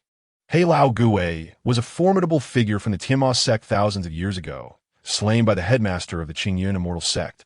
Hence, he harbors a poor impression of you. Furthermore, given your earlier attempts to provoke him, you must exercise utmost caution in this second round. Young sir, do you have any questions? She inquired. He holds a negative impression of me, and I feel an innate aversion towards someone so shrouded in darkness. Ning Changge contemplated. However, after a moment of reflection, he posed a crucial question. Sister, what is his strength? Xin Yang replied, in his prime, He Lao Gui was at the pinnacle of the Great Ascension. Even in his residual spirit form, he possesses the strength of a late-stage void return. But rest assured, the trial shall be fair. He will be at the same level as you, which is to say, at the peak of Foundation establishment. Upon hearing the phrase at the same level, Ning Changge's eyes widened in astonishment, as if he had stumbled upon a monumental secret. Yet, within seconds, a smile inexplicably crept upon his lips. This sudden change did not escape Xin Yang's notice. She questioned, what is it? Are you feeling pressured? Not at all. Ning Changge stifled a laugh, vigorously shaking his head, though the smile tugging at his lips was almost impossible to suppress. That is good to hear. He Lao Gui not only possesses the rare triple sword intent, but also excels in both martial and magical arts, with his fist technique surpassing even his swordsmanship. You must maintain your distance from him. Once he closes in, you are doomed. Xin Yang casually relayed this vital information, yet Ning Changge discerned its significance. He never shunned such goodwill and smiled. Thank you, sister. Young sir, do your best. I have faith in you with that. Xin Yang soared back. However, in the very instant she took flight, she paused momentarily before returning to her original position, a subtle action unnoticed by everyone in the sword tomb. Save for two. One was the elder sister perched at the highest seat, and the other, the subject himself, Ning Changge. Chapter 36. You are that person. Those who relish the spectacle will never shy away from chaos. A chorus of shouts erupted within the sword tomb. Fight! Fight! Now, let me pose a question. How many blows can this pretty boy withstand from the black old ghost? 1, 2.5. Heh! Let's not forget the vengeful nature of the black old ghost. It would be a miracle if this lad manages to walk away alive. The black old ghost strode slowly towards Ning Changge, his eyes brimming with disdain. Ning Changge, do you realize that in my eyes, you're even less than an ant? Listen to the voices around. They're all speculating how many strikes you can endure from me. You won't even be able to withstand half a strike. Ning Changge's expression remained as tranquil as water, and he calmly inquired, shall we fight? Ha! Ning Changge, who has bestowed upon you such courage? The black old ghost laughed heartily. He had reached Ning Changge's front, but refrained from making a move. He despised the idea of a sneak attack. Ning Changge remained motionless, contemplating whether he should be so ruthless. However, in the next moment, a voice echoed in his ear. Ning Changge, your spirit is injured, difficult to heal. I possess a sword technique that can annihilate the spirit. What do you think your fate will be? The black old ghost's voice was laden with menace. Ning Changge's demeanor remained calm, and he responded leisurely. Black old ghost, have you ever heard a saying? What saying? The black old ghost felt a shiver down his spine, but feigned composure. Ning Changge gazed at the dark figure before him, and upon recalling what he was about to say, he could not help but chuckle. You are that person. That person. That person. Ha ha ha. You seek death, boy. The black old ghost bellowed, unleashing a punch. Although he could not comprehend the words, he knew that this insect's raucous laughter was certainly an insult directed at him. In an instant, The furious punch transformed into a towering black demonic dragon, grand and sudden. Those spectating within the sword tomb were taken aback by the ferocity of the black old ghost's strike, gasping in astonishment. It was the celestial demon dragon-pounding fist, a unique martial art of the celestial demon sect. It is said that when perfected, a single punch can eradicate a true dragon. Though the black old ghost cultivation was suppressed to the pinnacle of Foundation establishment, this punch contained profound intent.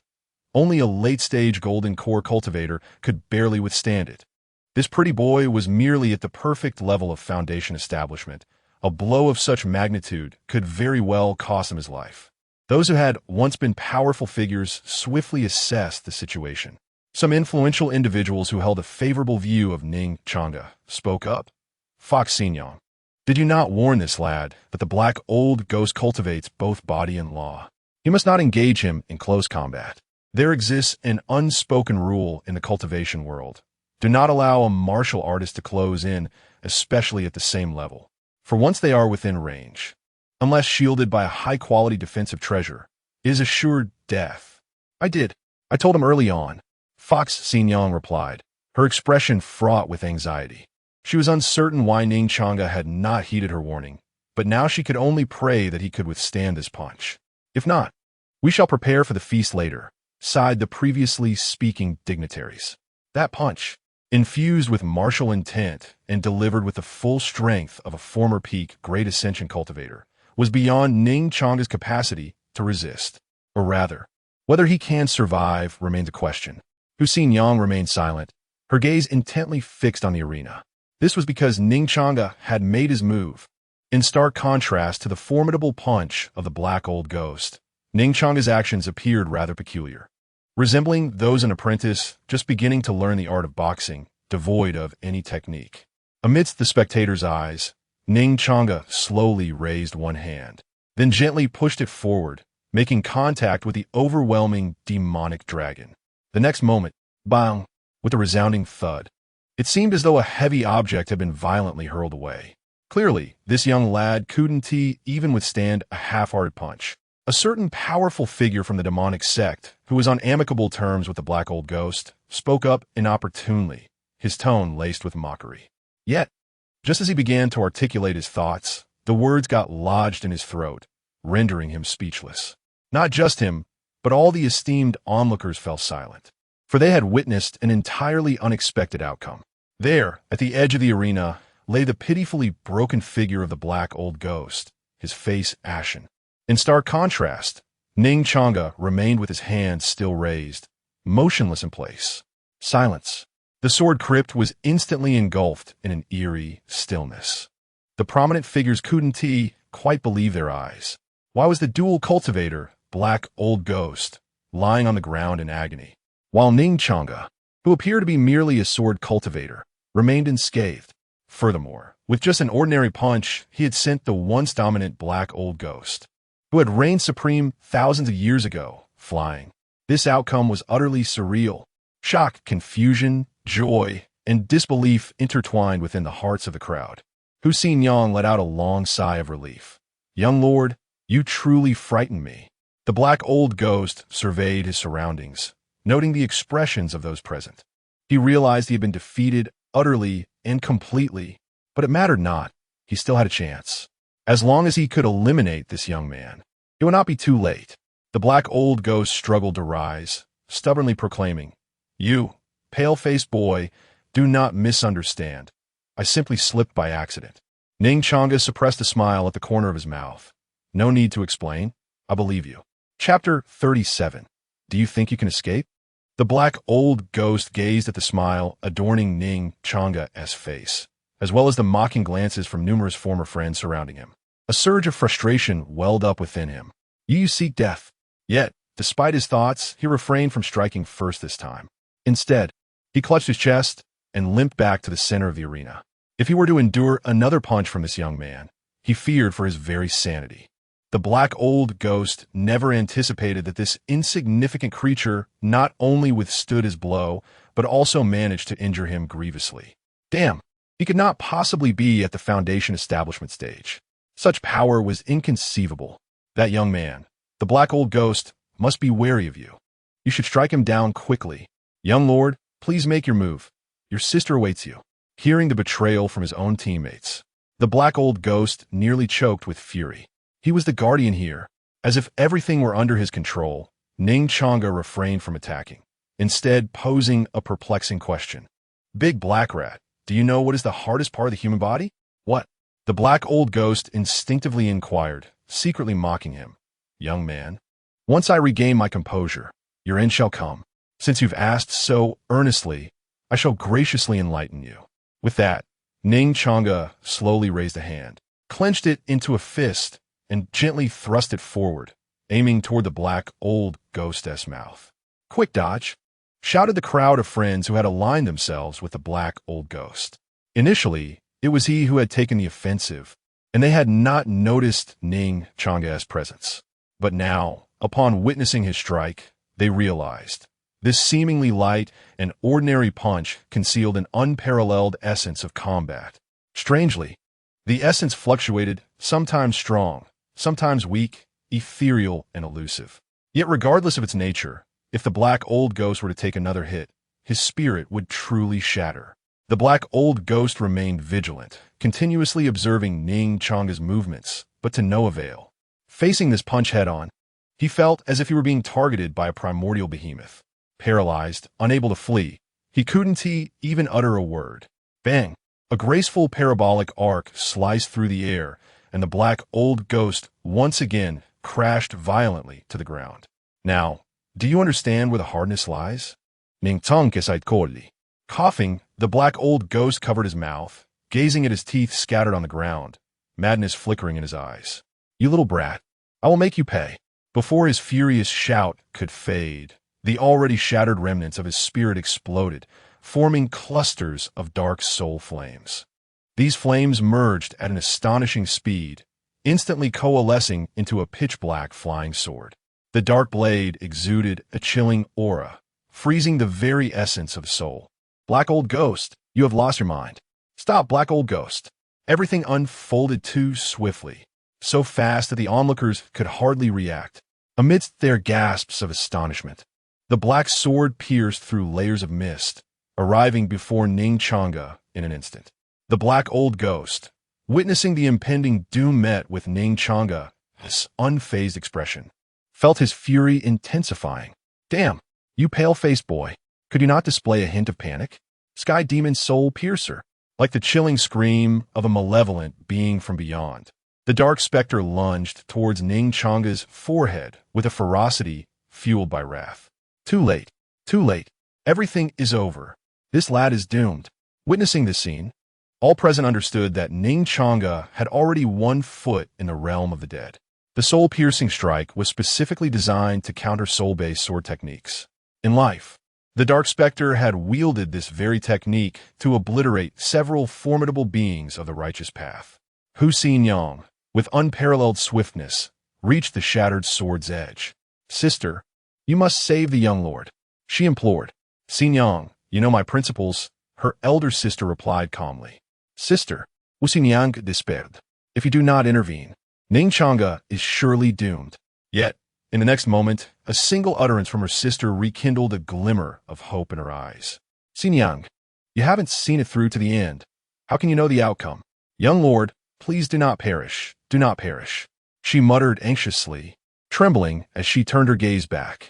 Just one glance rendered her momentarily speechless, her body collapsing to the ground, only to be illuminated by an exuberant smile. Young lord, you truly frightened me to death. Xin Yang felt this scene would be etched in her memory forever. In the center of the battlefield, clad in white, untainted by dust, the lethal sword hovered perilously close to the young lord's brow, a mere millimeter away. Yet this infinitesimal distance felt insurmountable, an unbridgeable chasm. Impossible. Falsehood. This is all an illusion. The dark specter howled in madness at the sight of Ning Changge, standing unharmed before him. This strike, which consumed his formidable divine soul, combined with the triple-layered sword intent he had mastered in life, could not penetrate this mere insect's form. Yes, he is dead. Thus, this must be a figment, an illusion. The dark specter was unraveling. There is no transcendent tranquility here. Ning Changge's seemingly trivial words resonated in the dark specter's ears like a demonic whisper, thrusting him back into the harsh reality. Boy, tell me, how did you accomplish this? Guess? Ning Changge replied with a hint of mirth. Feigning mystery, the dark specter sneered. You have passed my test. Let us proceed to the next challenge. Not so fast. Ning Changge shook his head. What do you mean? Have you forgotten something? Ning Changge stated flatly. You took a punch from me and then received a sword strike. The dark specter shamelessly retorted. Since you cannot recall, allow me to assist your memory. Ning Changge gazed upon the flickering soul, akin to a candle in the wind, and coldly declared, since you cannot remember, I shall help you recall. As soon as the words left his lips, Ning Changge no longer struck lightly as before. Instead, he transformed into a taut bowstring. His right hand clenched like an arrow released from its bow, crashing down upon the dark specter's face. In the same realm as you, victory is a certainty. Upon realizing that he and the dark specter were locked in a battle of equal standing, Ning Changge activated this conceptual divine technique with resolve. Once again, the truth was evident. No conceptual deity is weak. Whether confronted with the overwhelming force of a fist or the sudden lethal strike of a sword aimed at his soul, he effortlessly parried both assaults. Not only could he defend, but he also possessed the ability to counterattack. Moreover, Ning Changge discovered a remarkable passive effect, the ability to disregard all forms of the opponent's defense. No wonder he achieved a flawless victory within the same realm. It was utterly extraordinary. You seek your own demise. The black old ghost seethed, his eyes aflame with fury. Yet, despite his threats, he fled like a frightened dog, hastily escaping from Ning Changge. Do you truly believe you can escape? Ning Changge's cold voice echoed ominously in his ear. Chapter 38, The Final Trial. Hold on, Ning Changge. Just you wait. The black old ghost continued to spew threats without turning back. Once he exited this second trial battlefield, his suppressed cultivation would instantly recover. He believed that even if he faced Ning Changge in a higher realm, he would still prevail. I told you, you cannot escape. Why do you still doubt it? Upon hearing this, the black old ghost momentarily froze, a sense of grave danger creeping into his heart. However, true to his past as a formidable ascendant, he swiftly regained his composure and altered his escape route once more. Invincibility within the same realm encompassed all aspects, including speed. In an instant, Ning Changge's figure flickered and appeared before the black old ghost. Before he even arrived, his fist had already struck. How can this be? The words were stifled in the black old ghost's throat, and all that remained in his vision was a fist the size of a sandbag. Ning Changge's fist descended upon his mouth with crushing force once again. Boom! A thunderous roar echoed across the battlefield. As the mist cleared, only a figure in white remained suspended in the air, beneath which lay a massive, human-shaped pit. The black old ghost lay in the pit like a dead dog, his body enveloped in deathly energy. Ning Changge's punch had taken everyone by surprise. They gazed at the pit where the spirit had faded to near invisibility, momentarily stunned. While a few shouted in anger, Ning Changge, what are you doing? Kill him. Ning Changge replied nonchalantly, kill him. Kid, do you dare say that again? Ning Changge brushed off the dust from his clothes. Kill him. Good, good, good. The repetition of good was enough to express their fury. No matter the location, even amidst the remnants of souls, there were always good-natured individuals. A bald-headed spirit advised, Ning Changge, the black old ghost, is in this state. Let him go. Ning Changge shook his head, no. Why not? The bald monk feigned ignorance. Ning Changge regarded him as if he were a fool. Are you blind? Or just slow-witted? Ning Changge, don't push your luck. In the sword tomb, only the eldest sister had the authority. The spirits who had previously scolded Ning Changge once again hurled insults. The black old ghost is the gatekeeper. Even if he wronged you, his actions are within reason. Hearing his comrades speak on his behalf, the black old ghost erupted in laughter. Ning Changge, did you hear that? You lack the right to kill me, huh? You talk too much. I've been displeased with you for a long time. Ning Changge swiftly appeared before the black old ghost and delivered several powerful kicks to his face. Bang, bang, bang. With each kick, the The deathly energy surrounding the black old ghost intensified. Yet he showed no fear, tilting his head back with an increasingly broad grin. Ning Changge, if you kill me, don't expect to leave alive. The eldest sister will avenge me. Ning Changge raised an eyebrow. Oh, is that so? Indeed. Ning Changge, if you slay the black old ghost, we shall ensure you do not leave alive. A group of friends, including some well-meaning individuals, began to speak up. Ning Changge, setting aside the facts, you are still alive, and you have already dealt a significant blow to the black old ghost. It's time to relent. In the deep pit, the black old ghost grinned, revealing his prominent front teeth, and said with a sneer, Ning Changge, are you feeling frustrated? This sensation of wanting to kill, yet being unable to, how does it feel? A benign smile appeared on Ning Changge's face as he replied, Black old ghost. Do you know why Fox Xinjiang hesitated for a moment before she departed? Why? The black old ghost suddenly harbored an ominous suspicion in his heart. His suspicion was immediately confirmed when the voice of Fox Xinjiang echoed through the air. The young lord asked me if it is permissible to kill. I did not answer directly, but instead replied on behalf of my elder sister. Her answer was, yes, as long as you are capable. Fox Xinjiang reappeared on the battlefield, her eyes sparkling with joy as she gazed at Ning Changge. Impossible. You are deceiving me. Fox Xinjiang, you are deceiving me. The black old ghost exclaimed hoarsely. Ignoring the dying man, Fox Xinjiang turned to Ning Changge and advised, Young lord, it is best that you do not take his life with your own hands. In a serious tone, she continued, the sword tomb nourishes our lingering souls, yet simultaneously severs all connections with the outside world. The black old ghost is one of the early ancestors of the heavenly demon sect. Should you kill him, his soul tablet will shatter completely, and the heavenly demon sect will be able to locate us here. However, with my elder sister present, their efforts would be futile. Yet you, the murderer, are highly likely to attract their attention. Ning Changge waved his hand dismissively, unconcerned. It's fine, I have support behind me. Fox Xinjiang urged.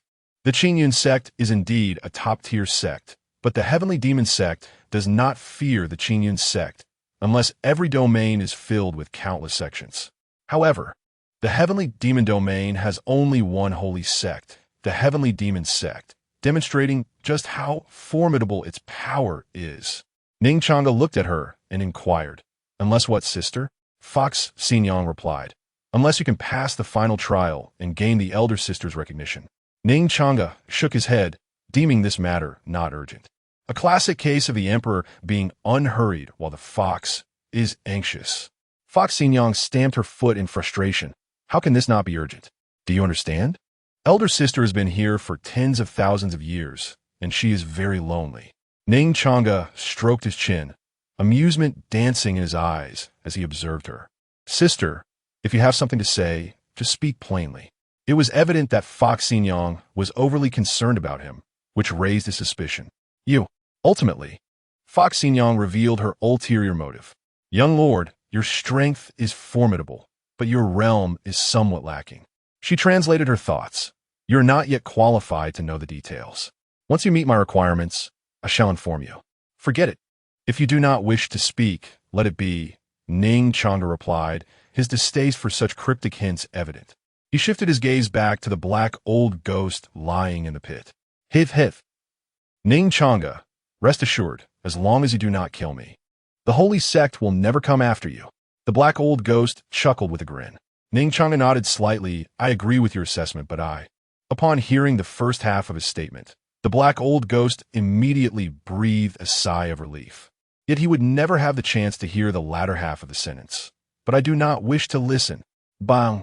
Ning Changge's unrestrained punch pierced directly through the black old ghost's brow. He was dead, completely annihilated, leaving not a trace behind.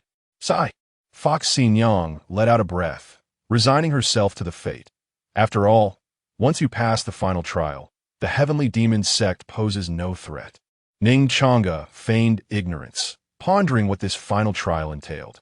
A large question mark emerged atop Fox Xinjiang's delicate, pink fox head. Young master, what do you mean by that? Ning Changge replied with utmost seriousness. Xinjiang, I am weary and wish to return to my slumber. So please hold on to this final trial for me. Chapter 39. Do not. Senior brother, please do not enter. Young master, do you comprehend what you are uttering? Ning retracted her smile, her tone gradually becoming grave. Indeed, Ning Changge replied succinctly, then proceeded to the location where the black old ghost had perished. Only now did he notice a mass of impenetrable darkness. He picked up what resembled a tattered cloth, a scripture so obscured that nothing was discernible upon it. It was akin to defeating monsters in a game to level up with a rare chance of acquiring equipment. As this thought emerged in Ning Changge's mind, the great treasure book fortuitously turned a page. The 15th leader of the heavenly demon sect, the black old ghost, possesses a scroll of secret scriptures extracted from a sect. Scripture level: incomplete, unable to be rated. Scripture content: only the heavenly demon scroll, requires a specific method to be accessed. Great treasure, you are truly of no help. He internally lamented, yet swiftly stowed it away in the treasure space. Ning appeared, irked by Ning Changge's nonchalant demeanor, and chose to disregard him. All right, my sister, do not be upset. Ning Changge gently caressed the blade, as if soothing a girl. Unbeknownst to him, the area he touched bore a carving of a fox's tail. The pink blade instantly softened, and a delicate voice emanated from within. Young master, what are you doing? With an innocent expression, Ning Changge replied, I fear you might be angry. I am merely comforting you. Yet inwardly, he mused, goodness, this texture is nothing like a cold weapon. It is instead soft and delicate, akin to petting a cat. No, wait, it should be like petting a fox. Seeing the purity in Ning Changge's eyes, Ning, slightly dazed, took his words at face value. Oh, then young master, do remember to arrive early. Your elder sister awaits you. In that moment, she seemed to forget Ning Changge's earlier misdeeds during the first trial. Absolutely, I shall certainly arrive early. Ning Changge made a promise reminiscent of a scoundrel. After securing Ning Changge's assurance, Ning wobbled away, resembling someone intoxicated. However, after a brief flight, she abruptly returned. Ning Changge blinked. Ning, is there something more you wish to convey? Ning, perplexed, replied, big liar. You must not deceive me this time. Is it not forbidden to touch a fox's tail? Why are you speaking as if you're truly inebriated? Did I not assure you that I would certainly come? Ning Changge sighed in exasperation. Rest assured, I have not deceived you. I shall arrive early. Upon receiving Ning Changge's promise once more, Ning swayed and departed again. Yet Ning Changge remained, gazing ahead at the sword, aglow with white light, resting upon the throne alongside the white-clad elder sister. The elder sister cast a glance at Ning Changge, her voice melodious yet icy. Since you do not wish to challenge the third trial, then depart. Ning Changge shook his head. I have matters to attend to. The elder sister parted her crimson lips. Speak. Ning Changge lifted his gaze, observing the dozen or so flying swords suspended in the air, all of which had just aided the black old ghost in his defense. As Ning Changge suddenly cast his gaze over, the group felt a shiver run down their spines. They were not foolish and quickly exclaimed, Ning Changge, please refrain from such behavior. We merely spoke in jest and did not assist the black old ghost against you. After all, one must leave room for future encounters. Ning Changge paid no heed to these desperate souls. Elder sister, although I promised fourth miss to confront the third trial, the timing remains uncertain to me. I still have to fulfill the task assigned by my master. However, he shifted his tone. If you agree to let this group engage in battle with me on equal footing, I assure you that I will seek you out as soon as I complete my task. They truly believed they could mock him while aiding the black old ghost. It was a grave miscalculation, and they must be made to accompany the black old ghost. There is no need for you to intervene, since they have offended my challenger. I shall take care of them. With his words, the several flying swords in the air shattered into pieces, shrieks echoing, Sister, you can't do this. Observing the scene before him, Ning Changge clasped his fists towards the remnants of the swords and smiled gently. Thank you, elder sister. Just remember what you said, and come quickly. With a light heart, Ning Changge departed. At the forefront, from the highest position, a celestial voice resounded. Fourth Miss, please tidy up these corpses. Fox Fourth Miss appeared somewhat dazed. After speaking, she seemed to realize something and suddenly burst into tears. Sister, Fourth Miss, I am fine, her elder sister reassured her. I calculated that in a few days, he will bring another girl along. Fox Fourth Miss sniffled, choked with emotion. No, I'm no longer pure, sister. My tail was touched by Ning Changge. Only then did Fox Fourth Miss realize, while she had been sulking, Ning Changge appeared to have stealthily brushed against the tail on her sword, deceiving her into thinking it was a form of comfort. Oh, you are merely a remnant soul. He will not take an interest in you. A sigh emanated from within the broken sword. What if, in her previous life, Fox Fourth Miss often roamed among the human realms?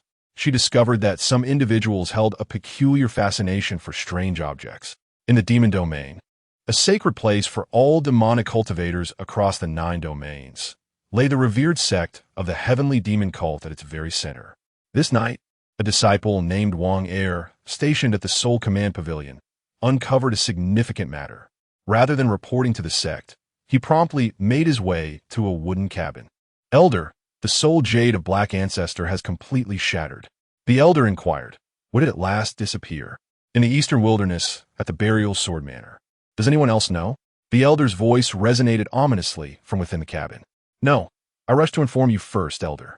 Wang Er's name alone suggested he was a man of integrity.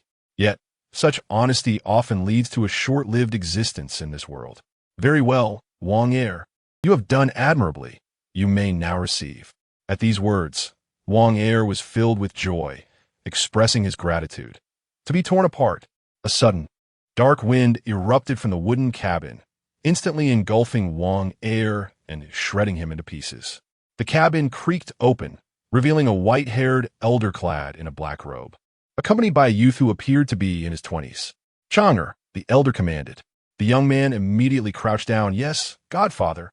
Take Uncle Dong with you and retrieve the remains of the Black Ancestor. A glint of sharpness flashed in the elder's eyes. Remember, act in secrecy and be wary of tales. Understood, Godfather. The young man departed, leaving the white-haired elder standing alone. The elder lifted his gaze towards the highest palace within the holy sect, a symbol of supreme power, his eyes gleaming with fervent ambition. Your Highness the Empress. Once I obtain the Holy Scripture, the heavenly demon scroll, you shall abdicate, and I shall ascend as the sect leader. Ha! Laughter echoed through the wooden cabin, and a formidable aura surged from the elder, rippling through the air. Judging by the fluctuations of spiritual energy, he appeared to be at the early stage of the tribulation realm. Ning Changge's consciousness gradually returned. After a brief moment, he awakened in his bed. Observing the radiant Changge outside his window, Ning Changge stretched leisurely. Dawn had arrived.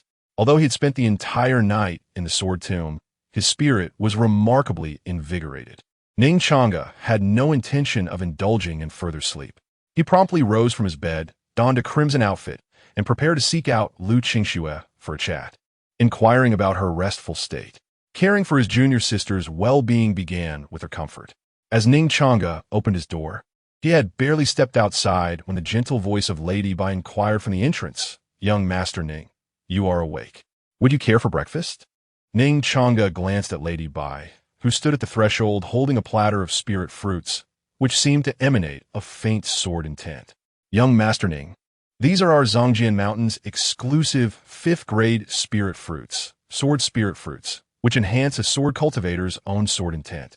They are produced only once every 50 years and are typically reserved for esteemed guests." Naturally, Ning Changge would not decline such a gesture of goodwill. He nodded. "Very well.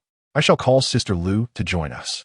"I happened to pass by Sister Lu's room and noticed the lights were still on," Lady Bai remarked. "Is that so? I should inform her," Ning Changge replied with a smile.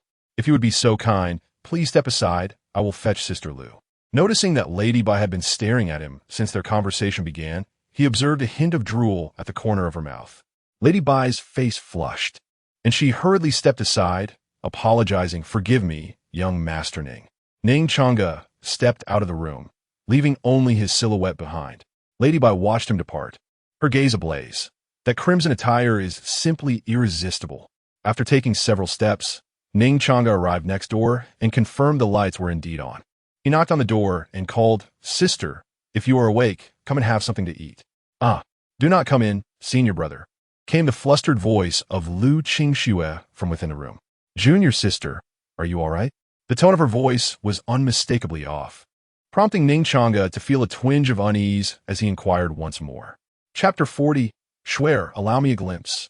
With a soft creak, the door slowly parted just enough for Lu Qingxue to peek out, her voice quivering ever so slightly. Senior brother, I truly am fine. Ning Changge furrowed his brow slightly. Then why do you not step out? Why do you keep your head down? I just finished bathing and changed my clothes. My hair is still a bit damp.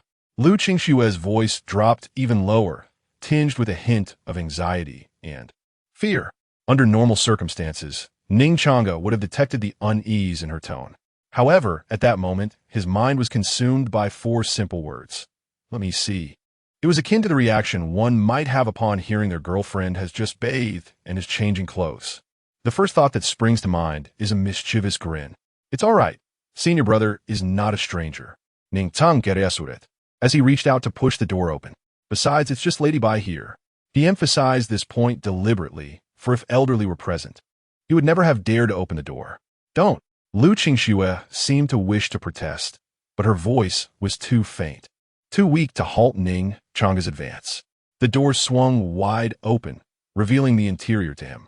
Ning Changge let out a soft sigh, feeling a pang of disappointment. Before him was indeed a scene reminiscent of a beauty emerging from a bath, yet it diverged from his expectations.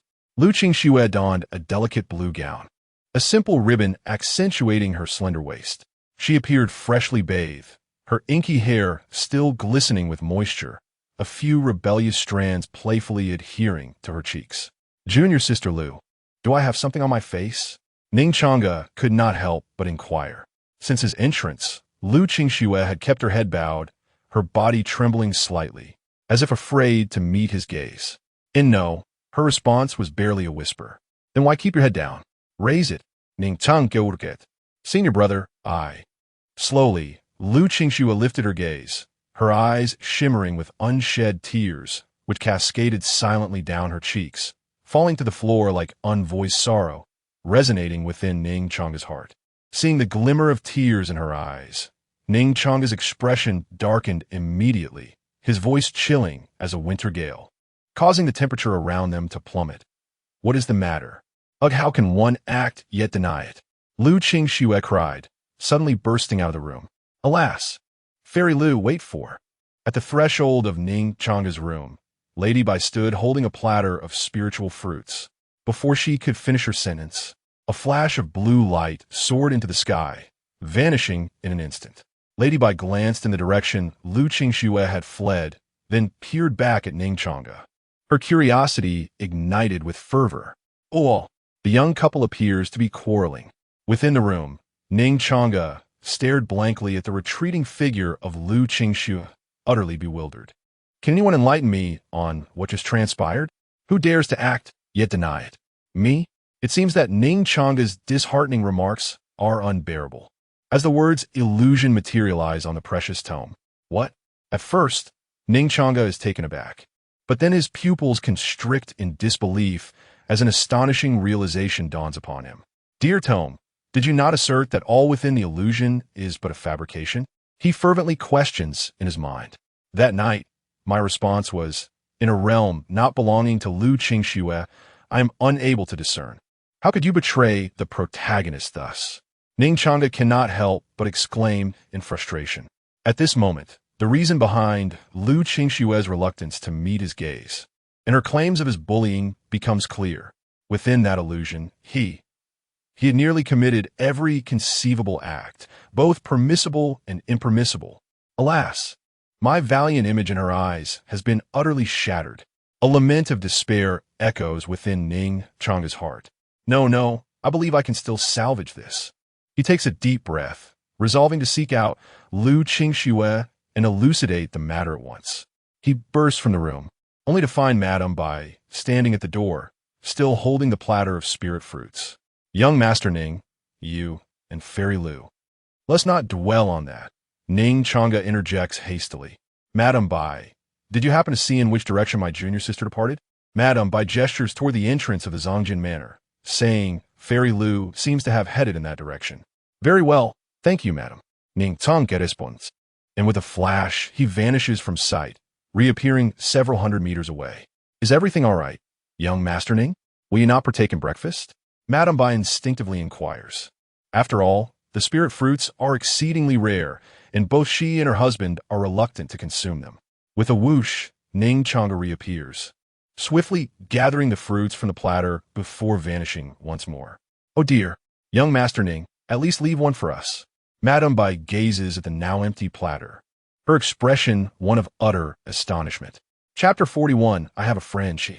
The same azure sky and white clouds, the same silver moon and celestial crane, the same route traveled, and the same two individuals.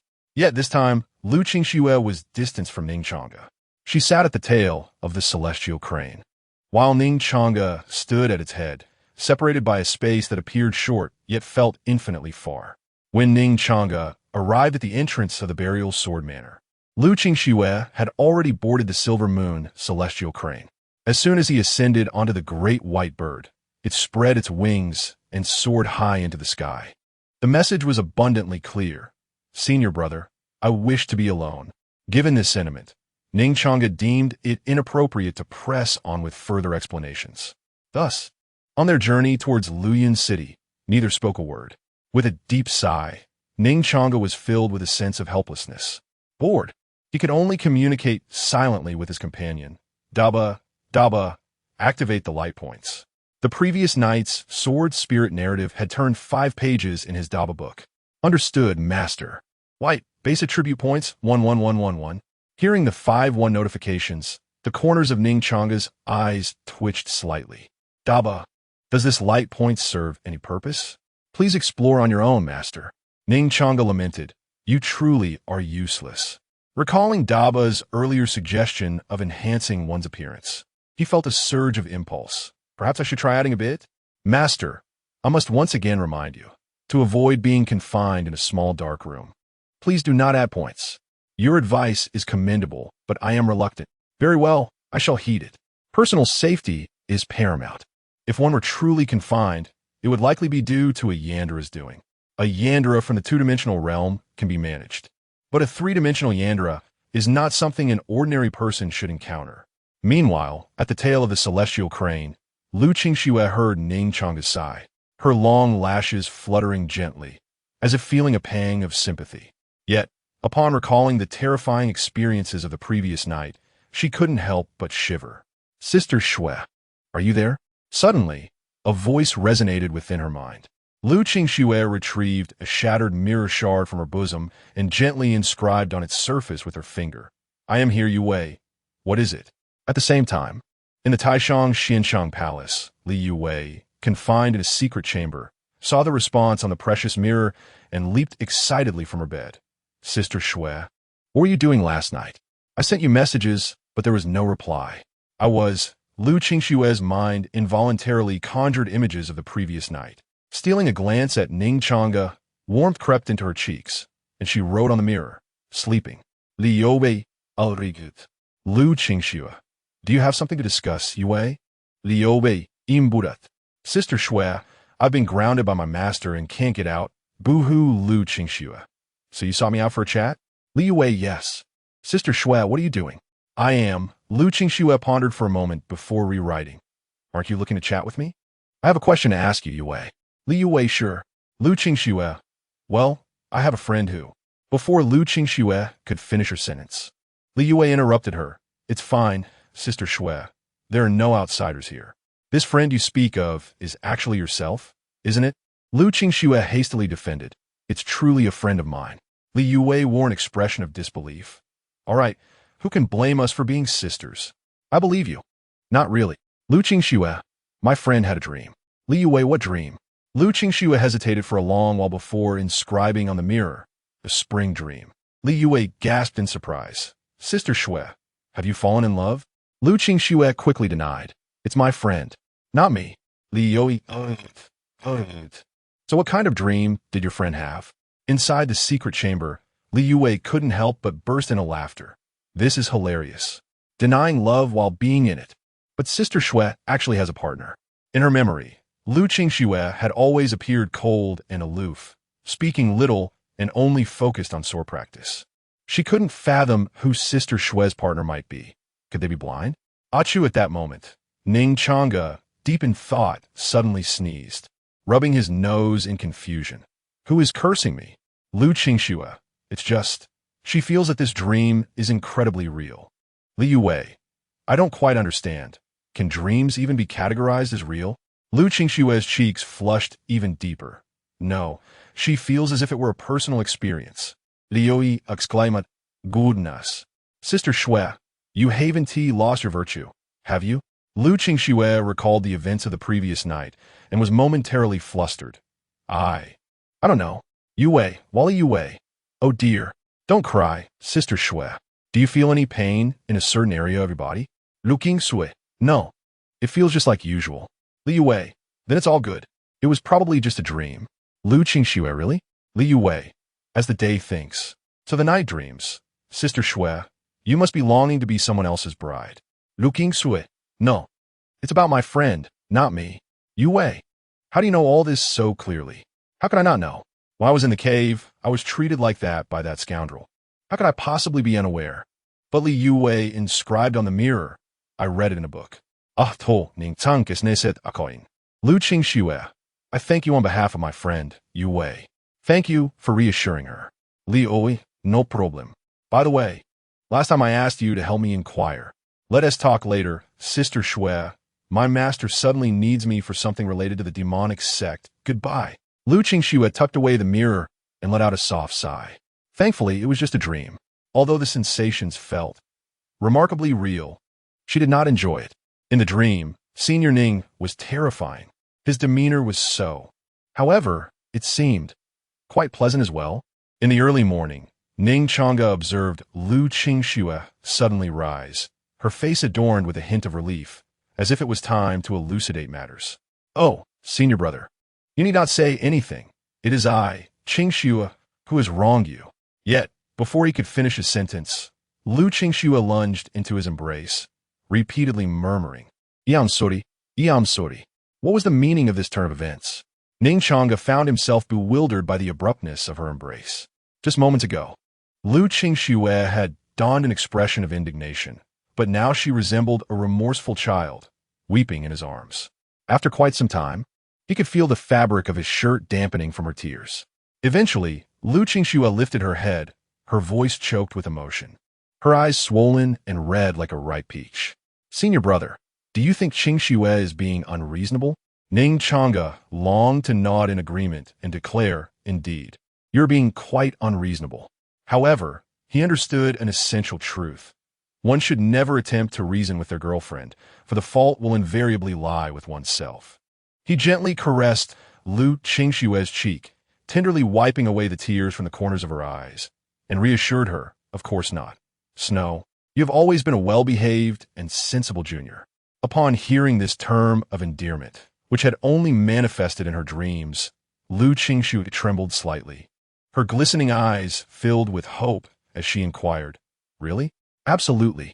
To deceive you would be akin to a puppy's folly, Ning Changge silently added in his heart. Woof woof woof. Senior brother, I want you to hold me tightly.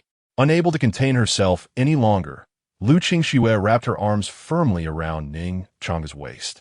Faced with this excessive request, he reluctantly acquiesced. He had intended to explain the dreamlike realm they had experienced, but seeing Lu Qingxue's expression full of guilt, he opted to let it be. Let this delightful misunderstanding remain blissful. Ning Changge extended his other arm, gently encircling Lu Qingxue's waist, adhering to propriety. As if in that moment, he wished only to relish this warmth. In truth, he mused inwardly. Last night, as escapade in the dream realm was exhausting. I feel rather disinclined to move now. Lu Qingxue seemed to sense that Ning Changge was still upset with her, for his touch was gentle, devoid of the roughness exhibited in their dream. With this thought, she tightened her embrace, wishing to meld him into her very being. Initially, this was innocuous enough. Yet, Lu Qingxue's embrace, coupled with the text omits further details, led to the subsequent exchange. Senior brother, she began. Snow, do not speak. I do not wish to hear anything at this moment, he replied. No, senior brother, your hand. I apologize. It accidentally slipped. Ning Changge repositioned his hand, adopting a serious demeanor as he explained, it is merely that. It feels more real than in a dream. Oh, then do be mindful, senior brother. Lu Qingxue appeared to be genuinely convinced, resembling a docile little kitten as she gently rested her head upon Ning Changge's shoulder. However, the faint blush adorning her fair cheeks rendered her all the more enchanting.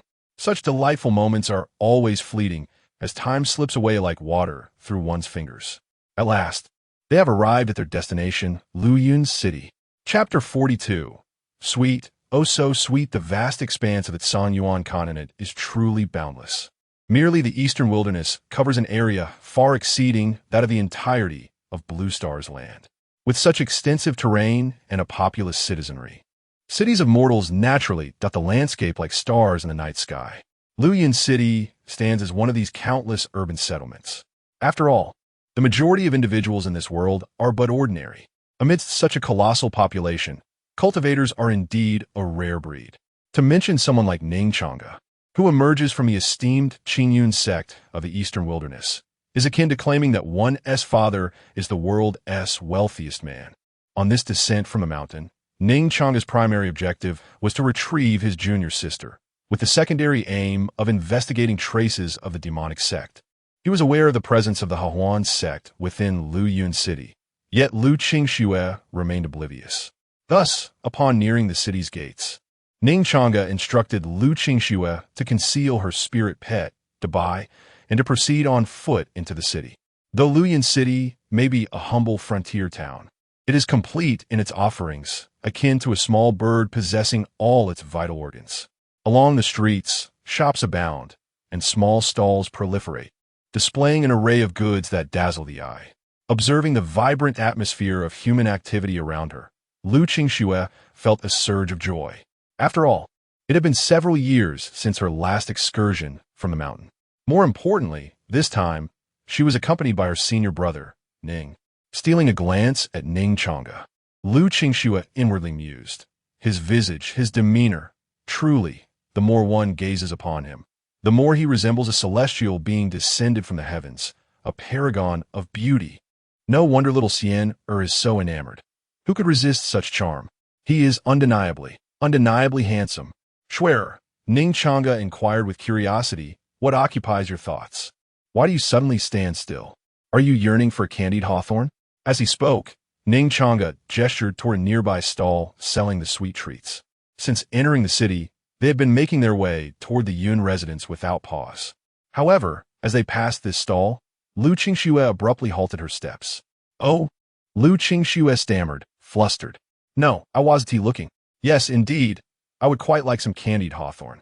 Before ascending the mountain, the most blissful moments with Yue were those spent savoring a skewer of candied hawthorn. Alas, how did I become so entranced? Qingxue, you are truly embarrassing. Ning Changge responded with an "oh," then, taking Lu Qingxue by the hand, led her to the middle-aged woman selling the candied hawthorn. Madam, we would like a skewer of candied hawthorn. The vendor smiled warmly. Young master, please hold for a moment. Our candied hawthorn is freshly made. If it is not sweet, I shall replace it at no charge. Very well, Ning Changge replied. Shortly thereafter, the vendor handed a freshly prepared skewer to Ning Changge. Young master, your candied hawthorn is ready. Ning Changge accepted the treat and promptly offered it to Lu Qingxue. Here you go. Receiving the skewer, Lu Qingxue felt her ears flush slightly as she murmured, Teach thank you, senior brother.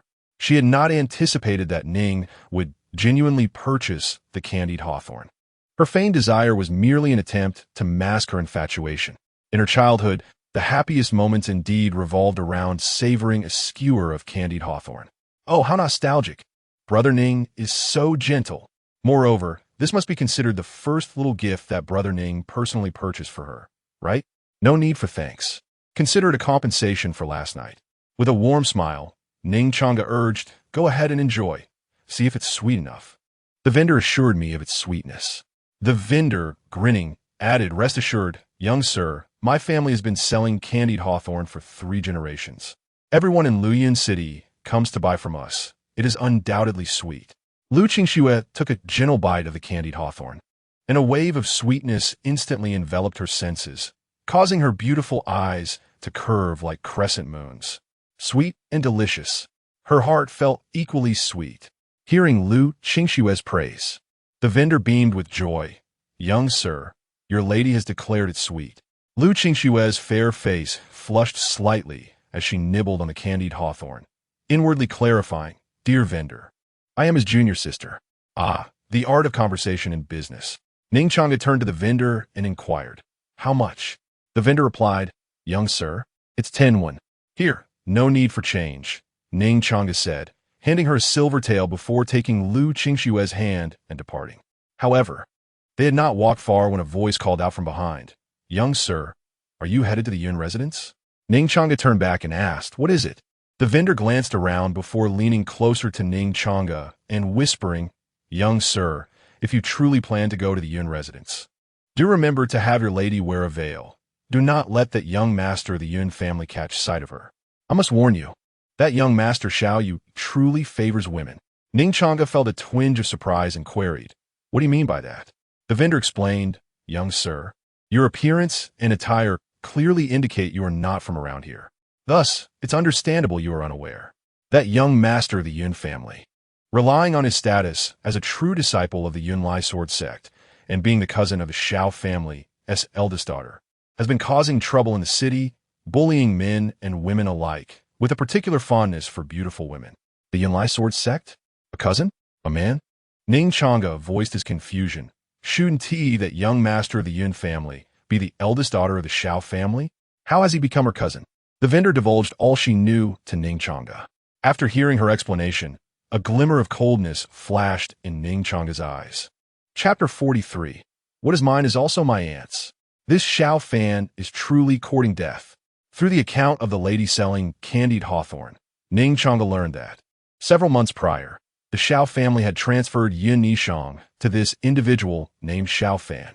As for who Xiao Fan is, the townsfolk only know that he is a distant cousin of Xiao family, his eldest young lady, and a true disciple of the second-rate sect, Yun Lai sword sect, in the northern Dipper domain.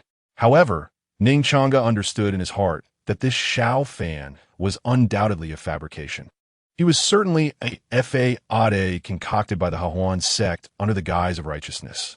At this moment, Lu Qingxue suddenly conveyed through sound transmission, "Senior brother, this Xiao Fan poses a problem. He is very likely a member of the demonic sect." Ning Changge replied, "Let us discuss it later." Concluding the transmission, Ning Changge turned his gaze back to the lady selling candied hawthorn, offering a slight smile. "Thank you for the warning. But we are friends of the Yun family's son-in-law, so you need not worry." The lady responded, "Oh, is that so? However, it is best for you to be cautious. That Yun family's son-in-law is notoriously lustful." "Understood. Thank you. We shall take our leave now." With that, Ning Changge led Lu Qingsue away. As they walked, the two continued their sound transmission. Ning Changge inquired, "Shue, what did you mean by your earlier message?" Lu Qingsue replied coldly, "That Xiao Fan, why must he adopt the title of true disciple of the Yun Lai sword sect?" "How foolish?" Ning Changge asked, perplexed. "What do you mean?" Lu Qingsue, with certainty in her tone, stated, "The true disciple of the Yun Lai sword sect does not bear that name." She referenced the Yun Lai sword sect, not the Yun Lai sword gate mentioned by the lady moments ago. Ning Changge's heart stirred slightly. However, he was not particularly concerned with the sect's nomenclature. Rather, he was intrigued by the true disciple of the Yun Lai sword sect that Lu Qingsue had mentioned. A man's intuition urged him to inquire about the name of this disciple. Ning Changge promptly asked, "From your tone, it seems you know the true name of that disciple?" Lu Qingsue nodded slightly. "Of course. When I was 10 years old, my master took me to the Yun Lai sword sect once. At that time, she was indeed Sister Ye's direct disciple. Sister Ye, it seems, is a female master of sword cultivation." Ning Changge nodded thoughtfully, realizing the implications. Yet, what exactly is the Yun Lai sword gate? The early narrative of the original work never mentioned this second-rate sect in the northern Dipper domain. Why would those from the Hahuan sect impersonate this sect's title? After a moment of contemplation, Ning Changge asked again, "Since you have met her, do you know her name?" Lu Qingsue shook her head. "I only met her once when I was a child, so I do not recall it clearly, just vaguely remember her surname. Ning Changge pressed. What is her surname? Lu Qingxue replied. Pei. Her surname is Pei. P.S. Pure love, no toxicity. Do not overthink. As soon as she finished speaking, Lu Qingxue glanced behind her, not far off, and conveyed through sound transmission. Senior brother, since we entered the city, there's been a little tail following us. The individual believed he was concealing himself adeptly. Alas, his cultivation was merely at the foundation establishment stage, rendering him utterly visible before an accomplished golden core practitioner. Ning Changge remarked, it seems the demonic sect has hidden its eyes within the city. To prevent them from acting rashly and endangering our junior sister, we must devise a strategy. Meanwhile, in a lavish chamber of the Yun family, Xiao Yu gazed at the elegantly attired gentleman before her, a sultry smile gracing her lips. Dear cousin of the Xiao family, tonight is the wedding night. What brings you to my humble abode? The man, of unremarkable stature and plain appearance, bore a pallid complexion tinged with a waxen hue, a clear indication of indulgence and physical debilitation. He disregarded her words entirely, erupting in a tirade. What wedding night nonsense! That Yin Nishang is so exquisite, and I can't even lay a finger on her. Were it not to silence certain individuals, I would not partake in this farce. I might as well venture out and seek some truly exceptional goods. At his words, Xiao Yu giggled, placing her hand on his shoulder and gently caressing it. Cousin Xiao, can you truly not resist? Get away. You wretched creature, do not touch me. Luo Zhixiang impatiently shrugged off her hand, exclaiming, what title have you bestowed upon me? Xiao Fan? I might as well be Yi Fan. You claim he is a true disciple of the Yunlai sword sect, a second-rate sect unworthy of my stature. Xiao Yu, unfazed by Luo Zhixiang's insults, maintained her composure. Such was her nature. She endeavored to please those of use to her and sought the demise of those who obstructed her path. Yin Nishang exemplified this perfectly. Luo Zhixiang, the son of the second elder of the Hahuan sect, held a position of considerable power within the sect, even surpassing some true disciples of first-rate sections. With a flirtatious tone, Xiao Yu extended her hand to massage his shoulders. It can't be helped. This fool cannot withstand temptation. When the time comes for his demise, he will still claim to have kin in the Yunlai sword sect. Noticing Luo Zhixiang's lack of resistance, she continued her ministrations, laughing softly. I believe, cousin Luo, you should adopt the title of a disciple from the Qingyun immortal sect. That way Luo Zhixiang scoffed repeatedly. To call you cheap is an understatement. Claiming the title of a Qingyun immortal sect disciple is akin to lighting a lantern in a toilet, seeking one's own demise. Yet, as he contemplated the lofty Qingyun immortal sect, a flicker of profound envy and admiration glimmered his eyes. Despite his authority within the Yun and Xiao families, it was merely due to his father's status as an elder. Should he ever find himself at the Qingyun immortal sect, he would likely not even qualify as an outer disciple. These superlative sects of the 9 domains possessed the power to dominate an entire realm. In comparison, the Hahuan sect resembled a rat hiding in the sewers, scorned and hunted by all. Do not fret. Once tonight concludes, the leadership of Dongwang may very well change hands. Xiao Yu whispered as she leaned closer to Luo Zhixiang. Cousin Luo, did you not wish to seek out some exceptional goods? I happen to know of one exceptional goods. Truly extraordinary. Upon hearing this, Luo Zhixiang's eyes sparkled with excitement, and a sly smile crept onto his lips. Quick, tell me. However, Xiao Yu remained silent, her gaze fixed intently on Luo Zhixiang. Understanding her intent, he readily replied, Rest assured, I shall persuade my father to support your ascension as the saintess. Satisfied, Xiao Yu nodded and spoke. The younger sister of the previous clan leader of the Yun family. She is also Yin Nishang's aunt. Her? Luo Zhixiang expressed disbelief. I've seen her, and she is not nearly as attractive as you wretched creature. Xiao Yu responded, Dear Luo, one must not judge solely by appearances. Are you suggesting she is intentionally trying to appear unattractive? Luo Zhixiang inquired. Xiao Yu nodded. Indeed, she is only slightly less appealing than that brazen girl, Yin Nishang. Quite right. Luo Zhixiang nodded slowly. However, he soon posed a rather foolish question. As a disciple of the righteous path, I cannot force myself upon her, can I? Xiao Yu, clearly having anticipated this concern, replied with a mischievous grin, when a mortal marries, there are always handmaidens accompanying her. You can simply state that she is to serve as a handmaiden. You cannot touch Yin Nishang. Surely you can still engage with the handmaiden? Luo Zhixiang erupted into laughter, an even more grotesque smile spreading across his face. Excellent. Excellent. What a splendid idea.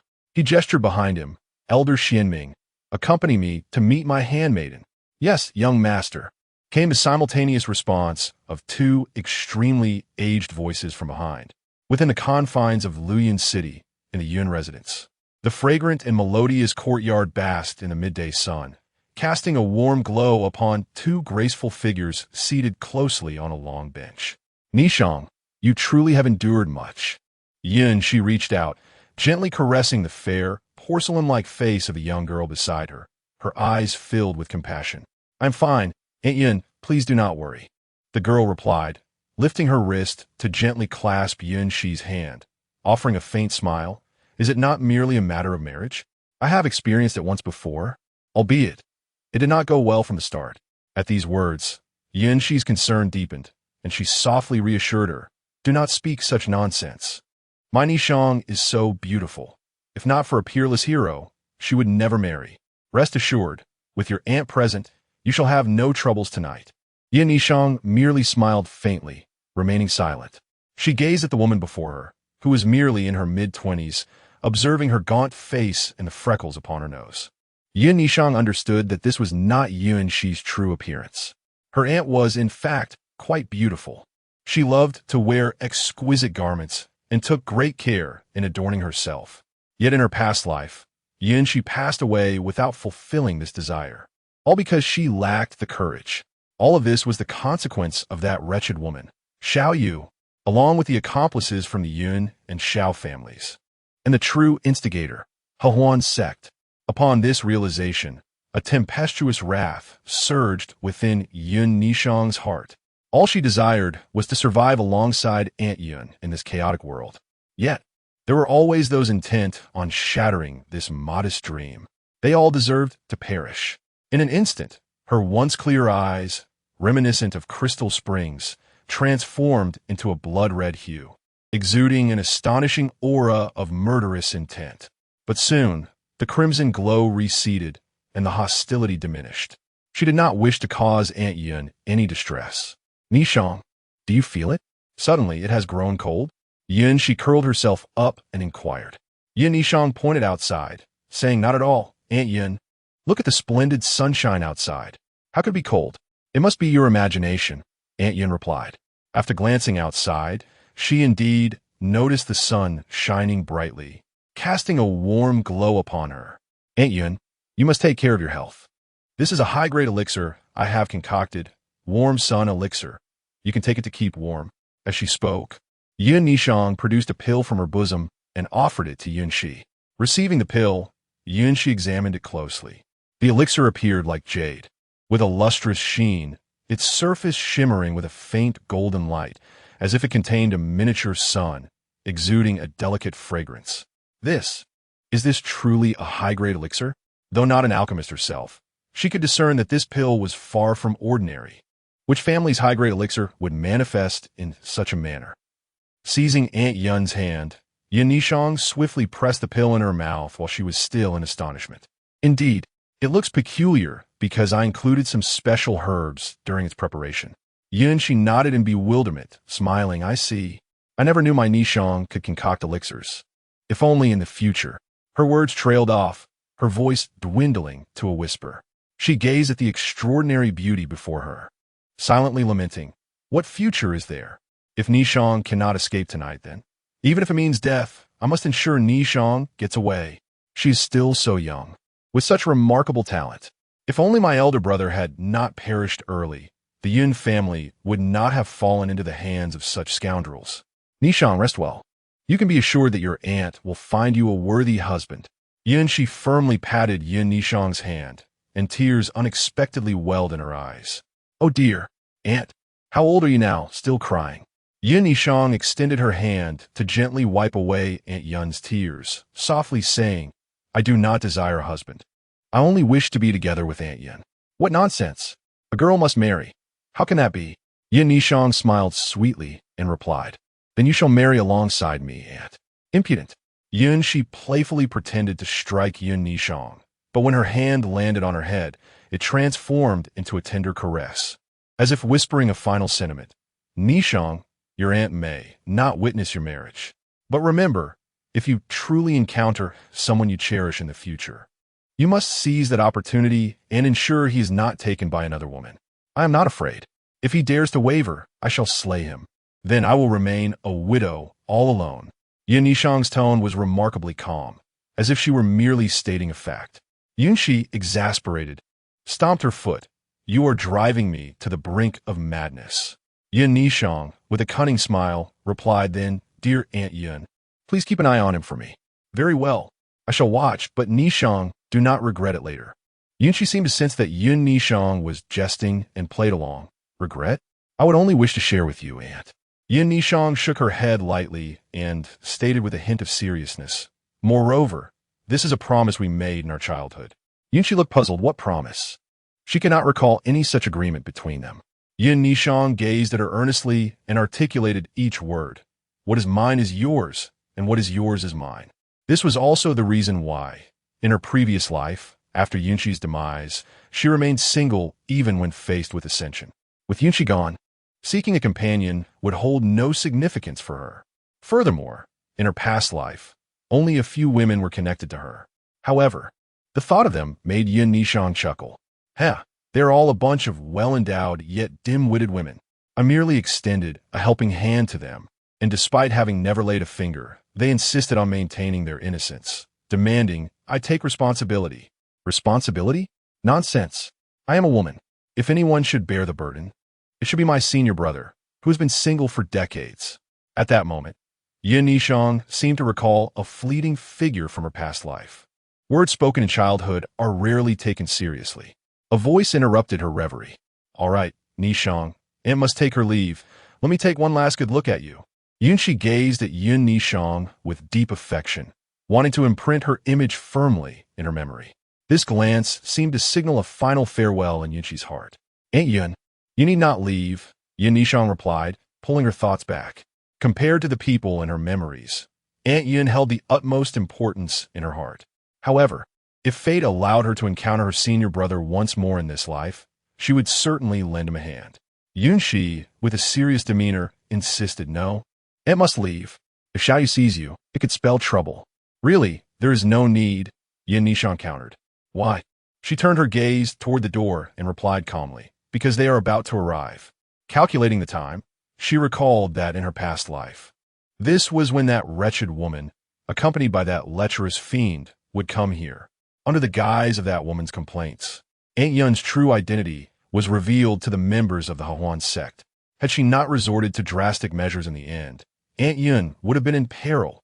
However, now, with the 5th grade elixir, the 1,000 illusions spirit pill, which she had just deceived Yunshi into consuming, they would remain undetected even if the 2 elders of the demonic sect employed their divine senses to probe. Meanwhile, Xiaoyu was making her way to a secluded courtyard with Luo Zhixiang, both engaged in lively conversation. Young Master Luo, do not be too hasty when the time comes. Otherwise, Sister Nishang might truly undertake some frightful actions. Hee, a mere girl at the 3rd level of Qi refinement. If it weren't for her useful physique, she would have been left for the sect leader long ago. Just as the 2 were about to arrive at the small courtyard, a figure clad in black suddenly appeared before Luo Zhixiang. Young master, an unexpected situation has arisen. What is it? The black-clad figure replied. 2 cultivators have unexpectedly arrived in the city, one at the late stage of Qi refinement and the other at the late stage of foundation establishment. Are they not golden core masters? You should be able to handle them, Luo Zhixiang said with a nonchalant tone, as if dismissing the 2 unexpected pests. Youth master, we do not have any golden core cultivators here. Then send more people. Before he could finish, Xiaoyu abruptly interrupted. Exercise caution, young Master Luo. Upon hearing this, Luo Zhixiang contemplated for a moment and found her words to be sensible. In such a remote place as Luyin City, it was indeed fortunate to have Qi refinement cultivators show up but the sudden appearance of a Foundation establishment cultivator was certainly abnormal. He waved his hand behind him. Elder Xian, take care of it and leave no survivors. Understood. Elder Xian departed with the black-clad figure. Rest assured, Elder Xian is at the early stage of nascent soul and can easily crush those two insignificant pests. Luo Zhixiang said to Xiaoyu with a lewd smile, "Come, let's go meet my accompanying maid." Not far from a Yun residence, in a tranquil alley, Lu Qingxue gazed at the two individuals emerging from the entrance of the Yun residence, approaching her with admiration. "Senior brother, you are truly remarkable." She had never anticipated that her senior brother's scheme would indeed prove effective. Chapter 44, I Shall Return the Kiss. Ning Changge cleared his throat lightly, speaking nonchalantly. Ahem. Let us keep a low profile. To him, it seemed merely a trifling matter. Yet, the more he maintained this casual demeanor, the more curious and deeply impressed Lu Qingxue became. Unable to restrain herself, Lu Qingxue inquired, "But, senior brother, how can you be absolutely certain that the man in black will convey falsehoods on our behalf?" "Because he is human," Ning Changge replied, with his hands clasped behind his back, his expression serene. "As long as one is human, there will be vulnerabilities. Moreover, they belong to the lowest echelons of the demonic sect. Their mental fortitude is exceedingly weak." Tilting her head, Lu Qingxue nodded earnestly, despite her lack of full understanding. "Senior brother is correct. It matters not if you do not comprehend now. You shall soon grasp it." Ning Changge glanced at the two figures approaching and turned to Lu Qingxue, asking, "Schwerer, have you set up your life-bound flying sword?" Lu Qingxue pointed skyward, declaring, "It is ready. As long as no cultivator surpassing my realm dares to enter, we shall be invincible in this small domain." On the surface, they felt no change in their cultivation or consciousness, yet upon entry, they would be reduced to mere mortals, powerless as a child. "Excellent." Ning Changge lifted his gaze to the heavens, where a brilliant blue flying sword hung, suspended. The blade emanated an invisible aura, causing the tranquil alley to ripple with an uncanny energy. Yet, neither the passers-by nor the approaching nascent soul cultivator seemed the least bit aware. "Xiaoli, where are those two now?" Elder Xian inquired, observing the man in black beside him. "Elder Xian, since they entered the city, they have remained in that vicinity." Li gestured toward the alley where Ning Changge was situated. "I overheard them plotting something, seemingly related to the adopted daughter of the Yun family." Elder Xian's consciousness swept over, confirming that one was a Qi refining level cultivator and the other at Foundation establishment. He smirked coldly. "Humph. Two little mice of the righteous path, still in their infancy, wishing to emulate their elders in vanquishing demons. With my nascent soul power, I could easily crush them with mere pressure. Let us go, eliminate them, and return to celebrate the young master's wedding." With that, Elder Xian stepped forth. To be cautious, he deemed it necessary to confront them directly. Li Ying was reluctant to enter. He truly did not wish to. Yet, the chilling words Ning Changge had spoken when he let him go echoed in his mind. How can one be so terrifying? That red-clad youth is not merely human. He is a reaper cloaked in flesh. Ultimately, however, Li Ying followed him in, only a few steps behind Elder Xian. Crossing the threshold, the quiet alleyway loomed like a ravenous beast, slowly consuming the two within its maw. "Senior brother, they have arrived," Lu Qingxue reported. "One is the black-clad man we released earlier, and the other seems to be an elder of the demonic sect possessing nascent soul cultivation." The moment they stepped into this small domain, Lu Qingxue immediately grasped the enemy's information and conveyed it to Ning Changge. Ning Changge analyzed. "It seems a great fish has come, and if that is the case, we can ascertain all the enemy's information and then ensnare them completely. To eradicate the roots, one must act decisively. If there are no grievances, all is well, but once enmity is established, do not blame him for his ruthless actions. Furthermore, their other task is to eliminate the demonic practitioners within Luyan City. How could there be a trace of Golden Core aura? Xiaoli, are you certain there was no error in your reconnaissance?" Meanwhile, Elder Xian surveyed the surroundings of the alley and suddenly sensed something awry, repeatedly calling out, "Shaoli, Shaoli." "Elder Xian, I am right behind you." Li Ying stepped out from behind Elder Xian, standing merely a step away. One hand seemingly clenched in fear, while the other was concealed behind his back. Elder Xian furrowed his brow. "What are you doing back there?" Li Ying trembled all over. Stuttering, "I." He yearned to inform Elder Xian that it was a trap, but he feared for his own life even more. Of course, the intent was to stab you in the back. Suddenly, a gentle voice resonated through the tranquil alley. Elder Xian turned towards the sound and beheld an extraordinarily handsome young man clad in red, gradually approaching from the corner, accompanied by a girl veiled in light gauze. Before he could articulate his thoughts, a sharp pain surged from his dantian, and he slowly lowered his gaze to discover a short sword piercing through. Staring at the blood upon the blade, Elder Xian incredulously turned his head. "Shaoli, what are you doing?" Soda. "Elder Xian, I'm so sorry." Li Ying suddenly knelt, tears streaming down his face. "I'm still young, I don't want to die. I truly do not wish to perish." While he spoke, he pointed accusingly at Ning Changge with deep-seated hatred. "It is him, that devil. He told me that if I did this, I could survive." Elder Xian collapsed helplessly to the ground, sighing after hearing those words. "Shao Li, you have been deceived." As an elder of the Hahuan sect, he instantly understood the situation. Li Ying was an exceptional spy, and this flamboyantly dressed young man had undoubtedly been recognized upon entering the city. Li Ying presumed this red-clad youth was on the first level while he was on the third, but in reality, the youth was on the fifth. A clever ploy to lure the snake out of its hole. Elder Xian raised his hand, pointing at Ning Changge, filled with admiration. "Young man, impressive indeed." Hearing such strange words, Lu Qingxue inquired, "Senior brother, what is he talking about?" "I do not know. He is likely unable to accept this reality and has lost his mind," Ning Changge replied, shaking his head. "Young man, do not be modest. You clearly intended to be ostentatious to provoke Li Ying, so he would reveal his true colors, allowing for his capture." Elder Xian felt he comprehended the entire scheme. "I apologize. I truly wish to maintain a low profile, but this face compels me to stand out." Ning Changge could only internally utter an apology. Blood continued to flow from Elder Xian's mouth as he exclaimed, "Young man, tell me which sect you belong to, so I may know by whose hand I shall perish." "Senior brother, should we not speak the truth?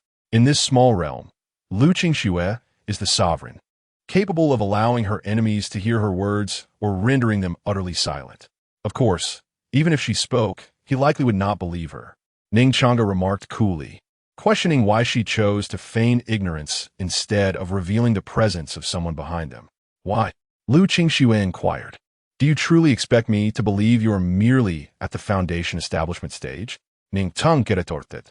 With a delicate hand, Lu Qingxue rested on his waist and then twisted it forcefully, exclaiming, "Humph. Even now, senior brother still attempts to deceive me. It is truly detestable."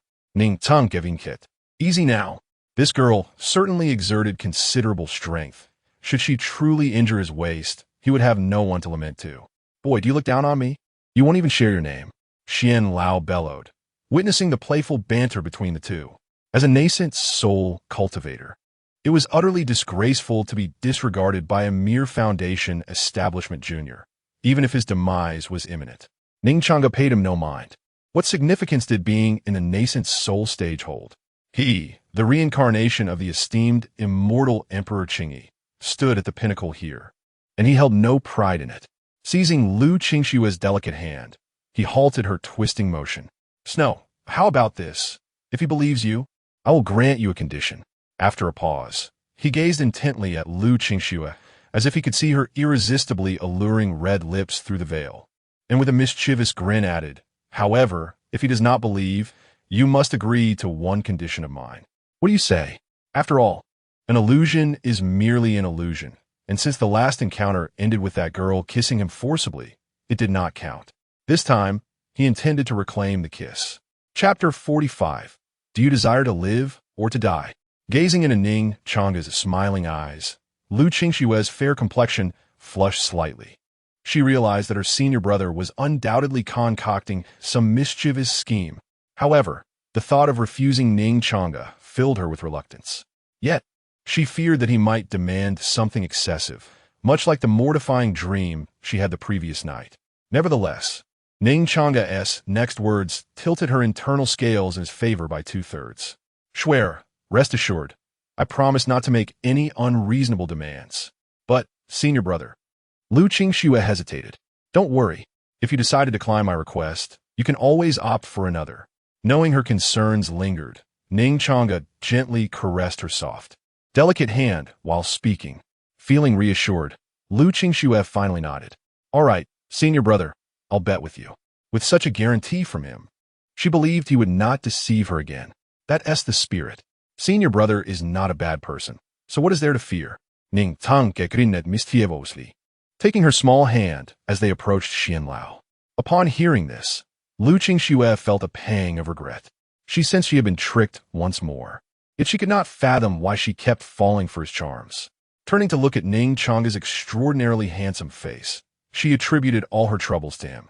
You are truly a rogue, treating me like that in my dreams last night. Xianlao observed the approaching youth in red and chuckled. Kid, you are quite the oddity. The enemy stands before you, and yet you indulge in romantic musings. Am I to interpret that as a compliment? Ning Changge replied casually, feeling quite pleased after having ensnared a beautiful mermaid. Xianlao's expression darkened as he threatened, Boy, are you not afraid I will self-destruct my nascent soul, leading us both to our demise? Ning Changge waved dismissively, unfazed by all means. Go ahead. I have yet to witness such an artistically charged spectacle.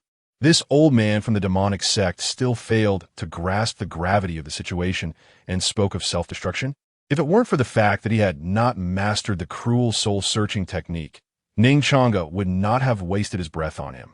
Xianlao's countenance fell at his words. This young man was far too astute. He could not extract any information. Feeling the vitality within him swiftly ebbing away, he realized that further conversation would be futile. Death was imminent. Yet, he yearned to understand who had bested him. Kid, can you finally reveal which sect you belong to? Ning Changge replied nonchalantly. Hingyun Jianmen, Ning Changge. Ha! Xianlao let out a grim laugh, as if he had heard the most absurd joke. Do you think I would believe that? Ning Changge anticipated this reaction. It was indeed strange. The truth was so incredulous that no one would accept it.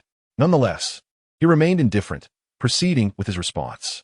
Turning to Lu Qingxue, he winked and opened his palm, as if to say, See, I told you he wouldn't believe it. Swear, you still doubt me? Lu Qingxue appeared unconvinced by this revelation. How could it possibly be so? With a mere gesture of her delicate hand, a flying sword was instantly poised against Elder Xian's throat. How infuriating! Why do you refuse to believe that my senior brother is a disciple of the Qingyan sect? Elder Xian replied with a bitter smile. Even if you were to kill me now, I would still not believe it. Lu Qingsno asserted, My brother never lies. Casting a glance at Ning Changge's face, Elder Xian elaborated, Your brother's appearance and demeanor undoubtedly signify he is a disciple of Qingyan. He might even be a disciple of the Peak's head.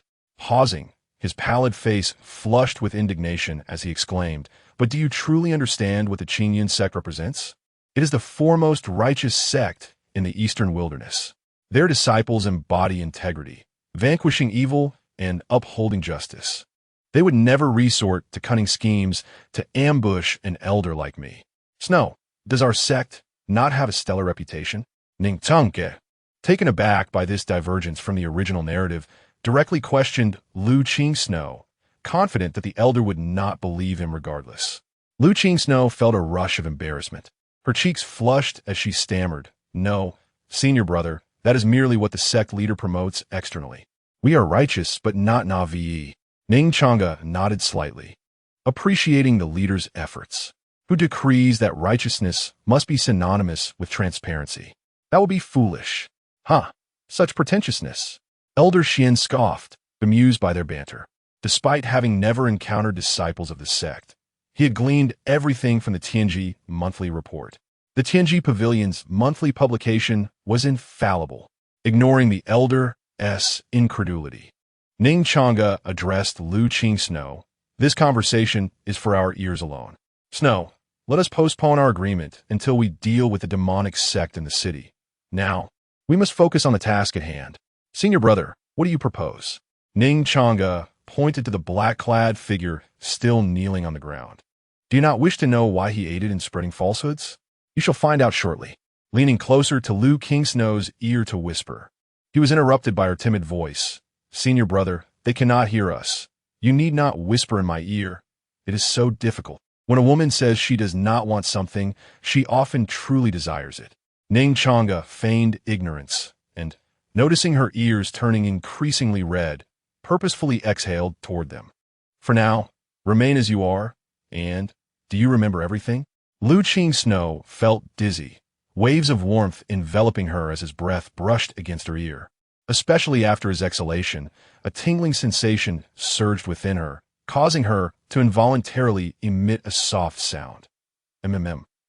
As for Ning Changge's subsequent words, she absorbed none of them. No, Lu Kingsnow protested, reluctant to deceive him, yet fearful that he would continue to breathe near her ear, which she could hardly endure. I shall repeat myself. Pay close attention. Ning Changge, unwilling to further tease her, turned to the kneeling Li Ying and stated, You may leave now, but remember, do not harm others. Li Ying, overwhelmed with gratitude, repeatedly bowed. Thank you. Thank you. I knew you would certainly honor your promise. With that, he hastily scrambled out of the alley. Of course, when I said I would spare you, I truly meant it. Ning Changge made a particular point to emphasize the word certainly, as if addressing someone specific. As he watched Li Ying vanish completely from the world, Ning Changge turned to Xian Lao and offered a benevolent smile. You see, do you wish to live or to perish? Chapter 46, Senior Brother. How'd I end up in your embrace? Elder Xian sighed. My boy, I'm not like that foolishly. He is likely already facing the king of hell. With such words, how could either my junior sister or I harm him? Ning Changge shrugged and continued. Moreover, you are a nascent soul cultivator. The formation set by my junior sister has already drained her entire spiritual energy. If you don't believe me, just look. He gestured towards Lu Qingxue, and then refrained from any further action. Ning Changge was confident that the elder of the demonic sect would comply. Now, all that remained was to wait. This person would inevitably succumb to his own desires. Elder Xian glanced at Lu Qingxue, and as the boy had said, she was indeed trembling slightly, her forehead glistening with cold sweat. Although her face was obscured by a veil, it was evident that her complexion was pale, devoid of color. Surely, the boy spoke the truth and did not deceive him. After all, a formation capable of instantly nullifying the combat prowess of a nascent soul cultivator must come with severe repercussions. Senior, brother, that figure in black seems to have sensed something amiss and is rushing this way. He should arrive in about a quarter of an hour. Suddenly, Lu Qingshue's voice echoed in his mind. However, there is something peculiar about the tone, prompting Ning Changge to glance at her in astonishment. Xue, you're not running a fever, are you? Cultivators certainly do not fall ill, yet Lu Qingshue's forehead was drenched in sweat, and steam seemed to emanate from her head, reminiscent of the steam maidens from his previous life. Brother, I am not feeling feverish. Lu Qingshue's beautiful eyes glistened with moisture, her soft, red lips exhaling warmth. I just feel so hot. Hot. Ning Changge furrowed his brow and gently gestured towards the space where Elder Xian was, intending to confine him momentarily. Schwer was not in a good state. He needed to assess her condition first. However, Elder Xian was so startled by Ning Changge's gesture that he felt his knees in terror, exclaiming, Young hero, please, do not kill me. I wish to live. Get away. Ning Changge swiftly slapped him into the dark confines of the small realm and immediately rushed to Lu Qingshue's side. He placed his hand on her smooth, jade-like forehead, and after a few breaths, the frown on Ning Changge's face eased. It wasn't he that hot after all.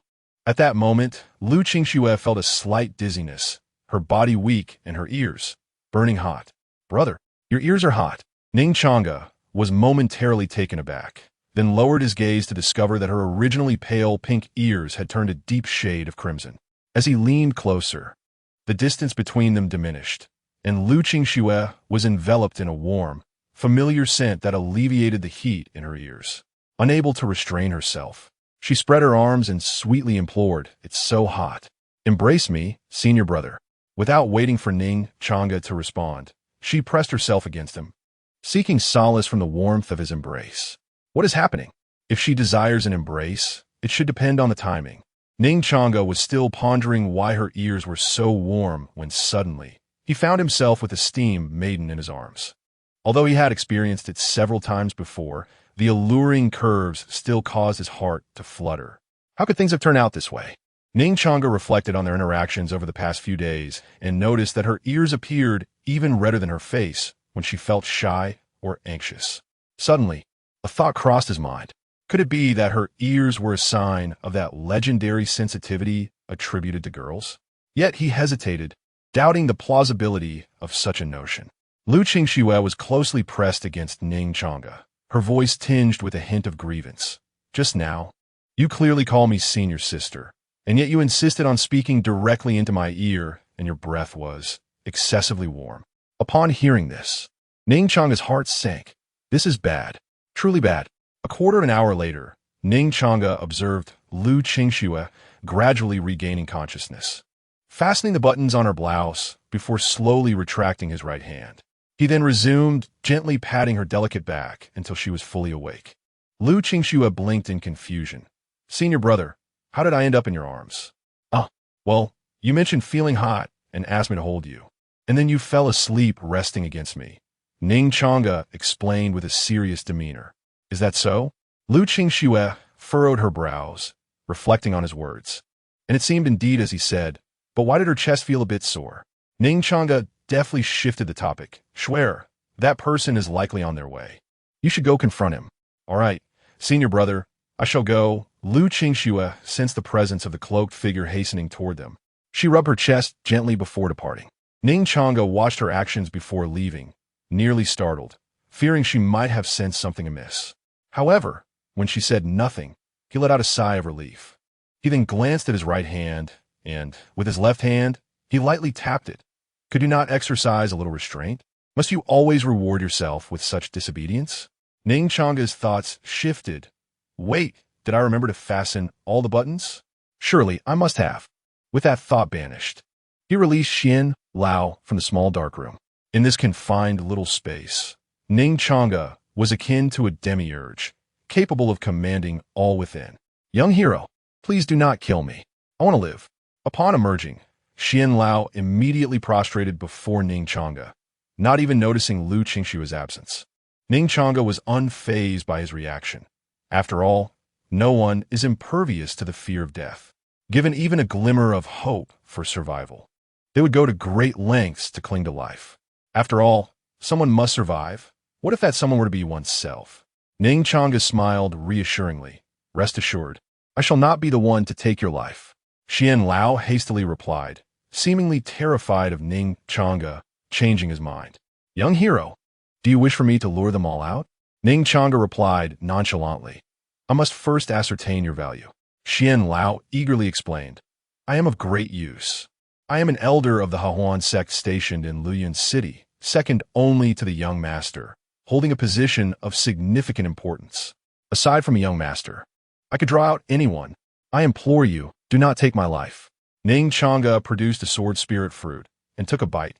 Now do enlighten me. How many individuals do you have in Luoyuan City? Chapter 47. Apologies, but I do not consume beef.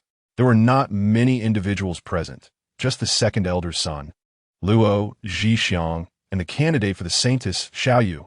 Before Elder Xian could finish his words, Ning Changge abruptly hurled a fruit pit at his head and demanded, get to the point. How many of you are there? What is your strength? Where are your precise locations? There are 12 in the Qi refinement stage and 3 in the foundation establishment stage, with no golden core cultivators. The highest combat power lies with 2 nascent souls. One is myself, and the other is my elder brother, who has achieved the great perfection of the nascent soul stage. Elder Xian replied, his gaze instinctively drifting to the fruit pit that had fallen before him. Ning Changge nodded in acknowledgement and urged him to continue. Elder Xian picked up the pit, observing the faint remnants of sword intent lingering upon it, his heart filled with astonishment. This is a 5th-rank spirit fruit, sword spirit fruit. The sword spirit fruit is a particularly rare type among 5th-rank spirit fruits, as it aids sword cultivators in enhancing their own sword intent. It is the object of desire for all sword practitioners. Moreover, this fruit is exclusively produced in the Zhongjian mountain manor of the Qingyun sect and is rarely seen in circulation. Whenever it appears, sword cultivators would fiercely vie for it, often resulting in bloodshed. Yet how could this youth possess it, treating it as mere fruit to consume?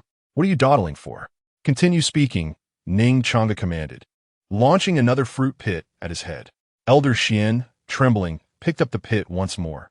Young hero, you are consuming sword spirit fruits? Why do you even ask? Ning Changge responded, tossing yet another pit at his face, growing increasingly impatient.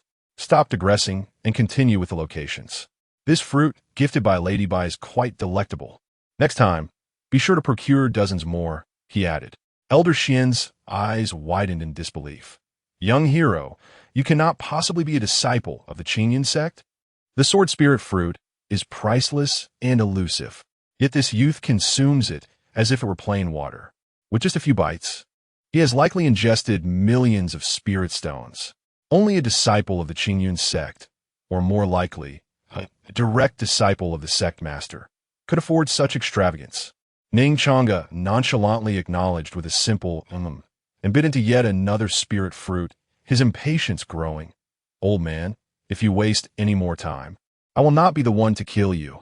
You will bleed out on your own. Elder Xian could scarcely believe his eyes. This was already the fourth sword spirit fruit. There was no other possibility. This youth was undoubtedly a direct disciple of the sect master. Reflecting on his previous words, a chill ran down his spine. Senior, no, esteemed immortal, I was blind and spoke ill of you. Please, grant me your forgiveness. He feared offending the Qingyun sect far more than death itself. Enough with the barking. Ning Changge delivered a sharp slap, his voice rising in anger. Quickly disclose the locations. Then summon all your demonic sect members here. Having spoken the truth before and being disbelieved, now that he knew the truth and sought mercy, it was too late. Yes, esteemed senior, they're specifically located in these areas of the city. Elder Xian hastily produced a map of Luyun City, rapidly indicating several locations. Ning Changge offered a candid assessment. Indeed, your demonic sect members are quite cunning. He had merely glanced at these locations, all situated in bustling areas of the city, conveniently close to the city gates, facilitating a swift escape. After all, he understood the principle of keeping a low profile in a territory ruled by the righteous. Xian Lao sighed with a hint of bitterness. Nevertheless, I was still discovered by the esteemed immortal. Ning Changge commanded, now lead them all here. Xian Lao replied, very well. But is the esteemed immortal not concerned that I might secretly send a message for them to flee? Ning Changge smiled enigmatically. What do you think? How careless. If we tackle them one by one, it could prove somewhat time-consuming. There is no need for further probing. I comprehend everything.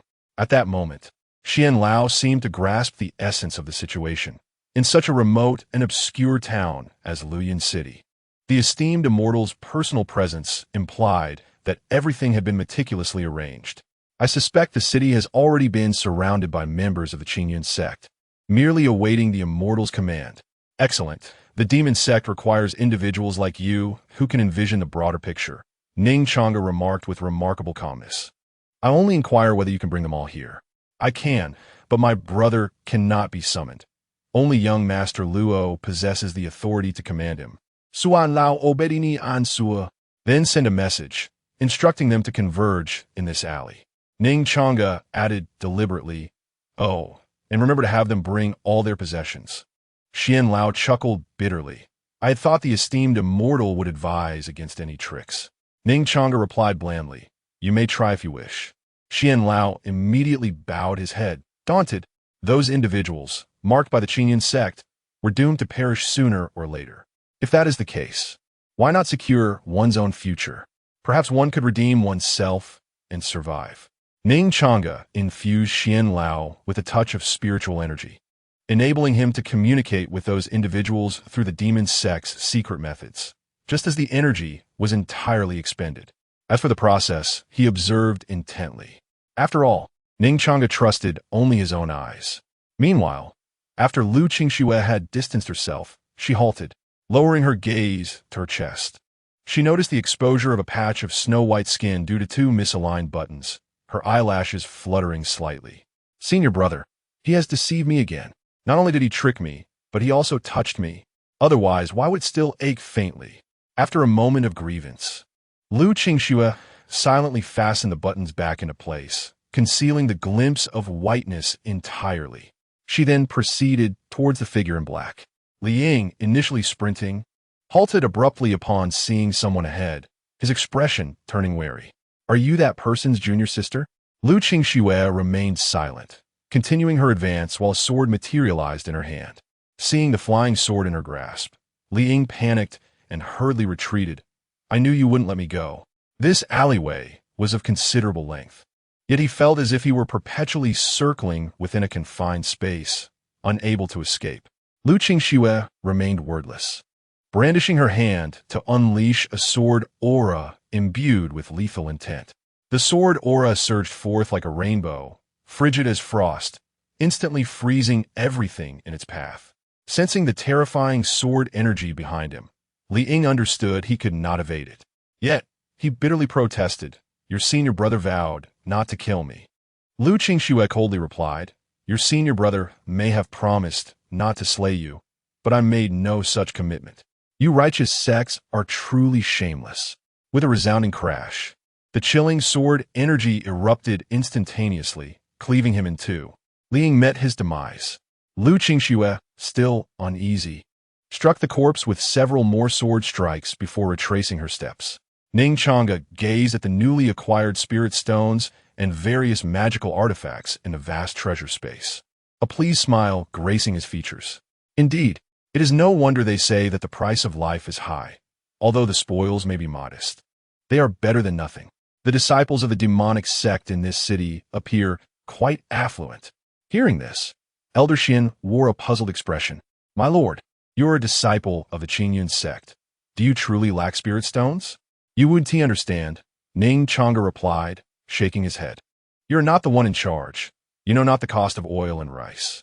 That white-haired little girl, the notorious drunkard, has squandered the resources of Kaiyangmingshan amassed over centuries on liquor. Were it not for my secret stash reserved for cultivation, I would still be languishing in the qi refining stage. Senior brother, I have returned. Suddenly, a melodious voice rang out from not far away. How'd it go? Ning Changge inquired, observing Ning Changge approaching. She nodded slightly, remaining silent.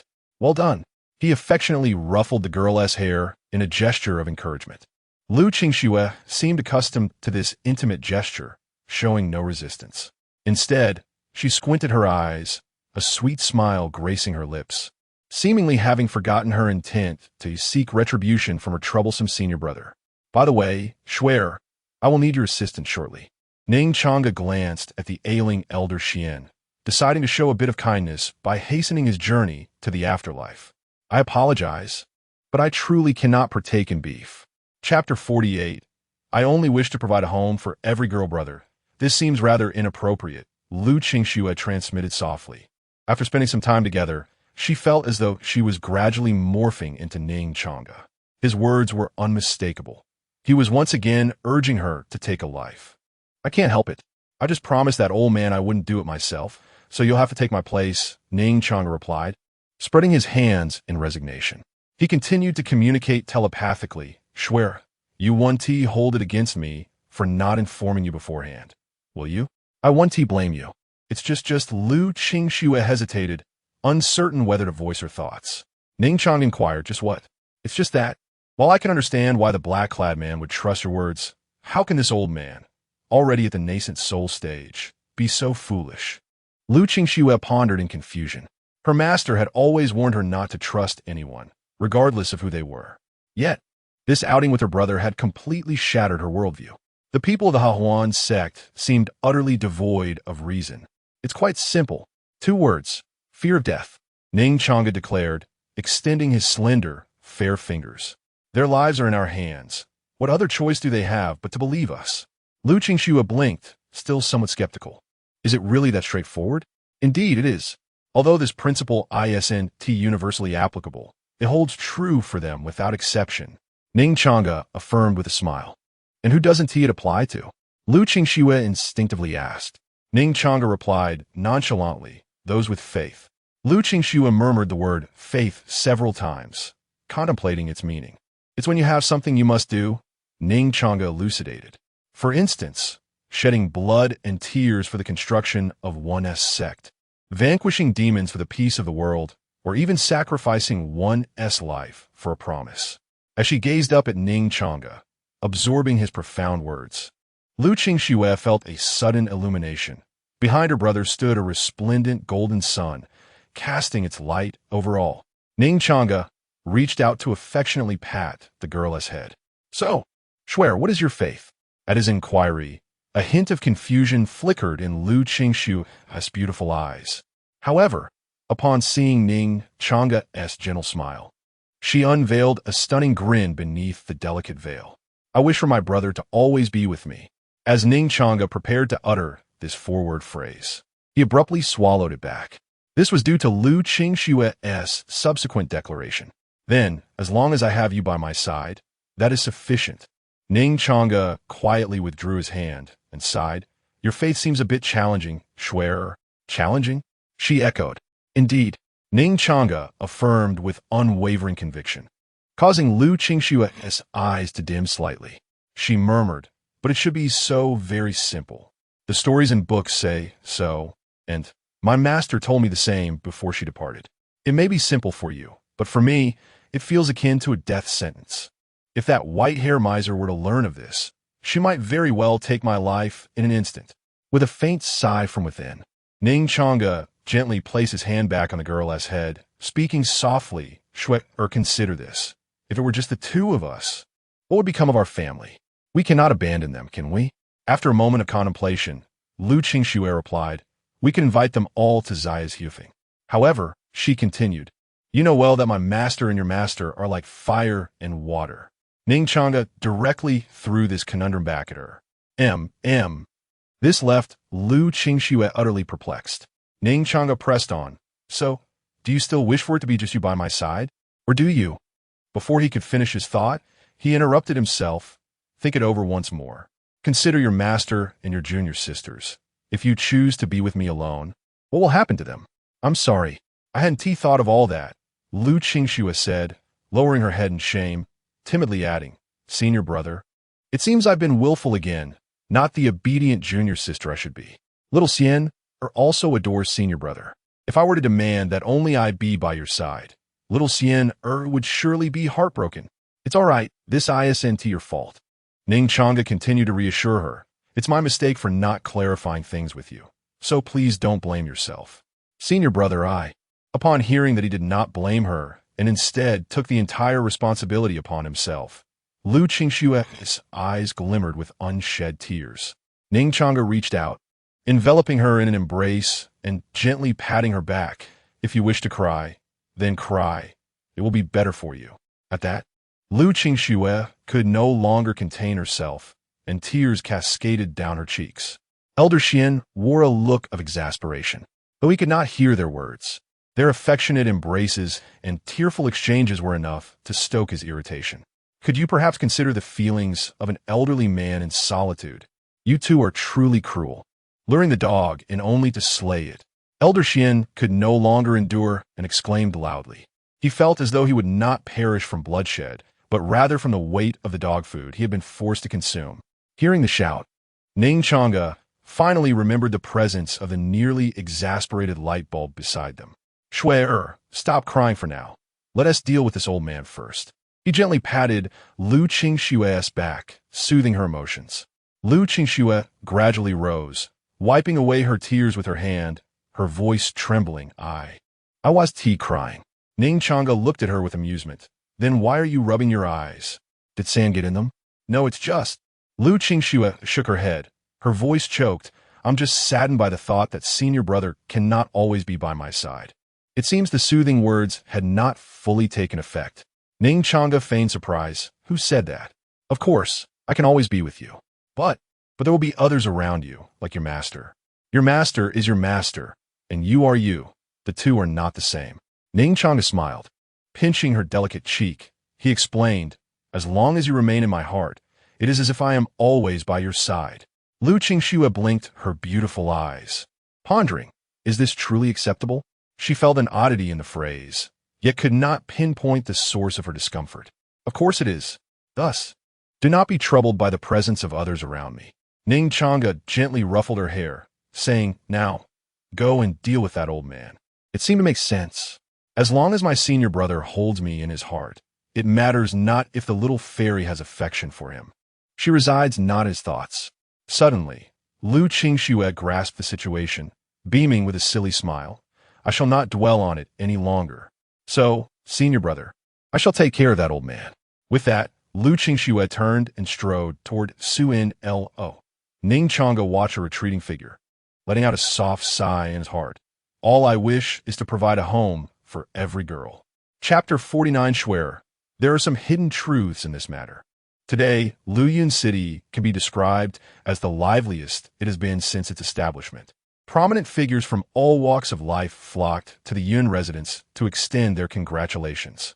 However, amidst the jubilant crowd, no one noticed an elderly man drenched in blood, watching in terror as a young girl approached him step by step.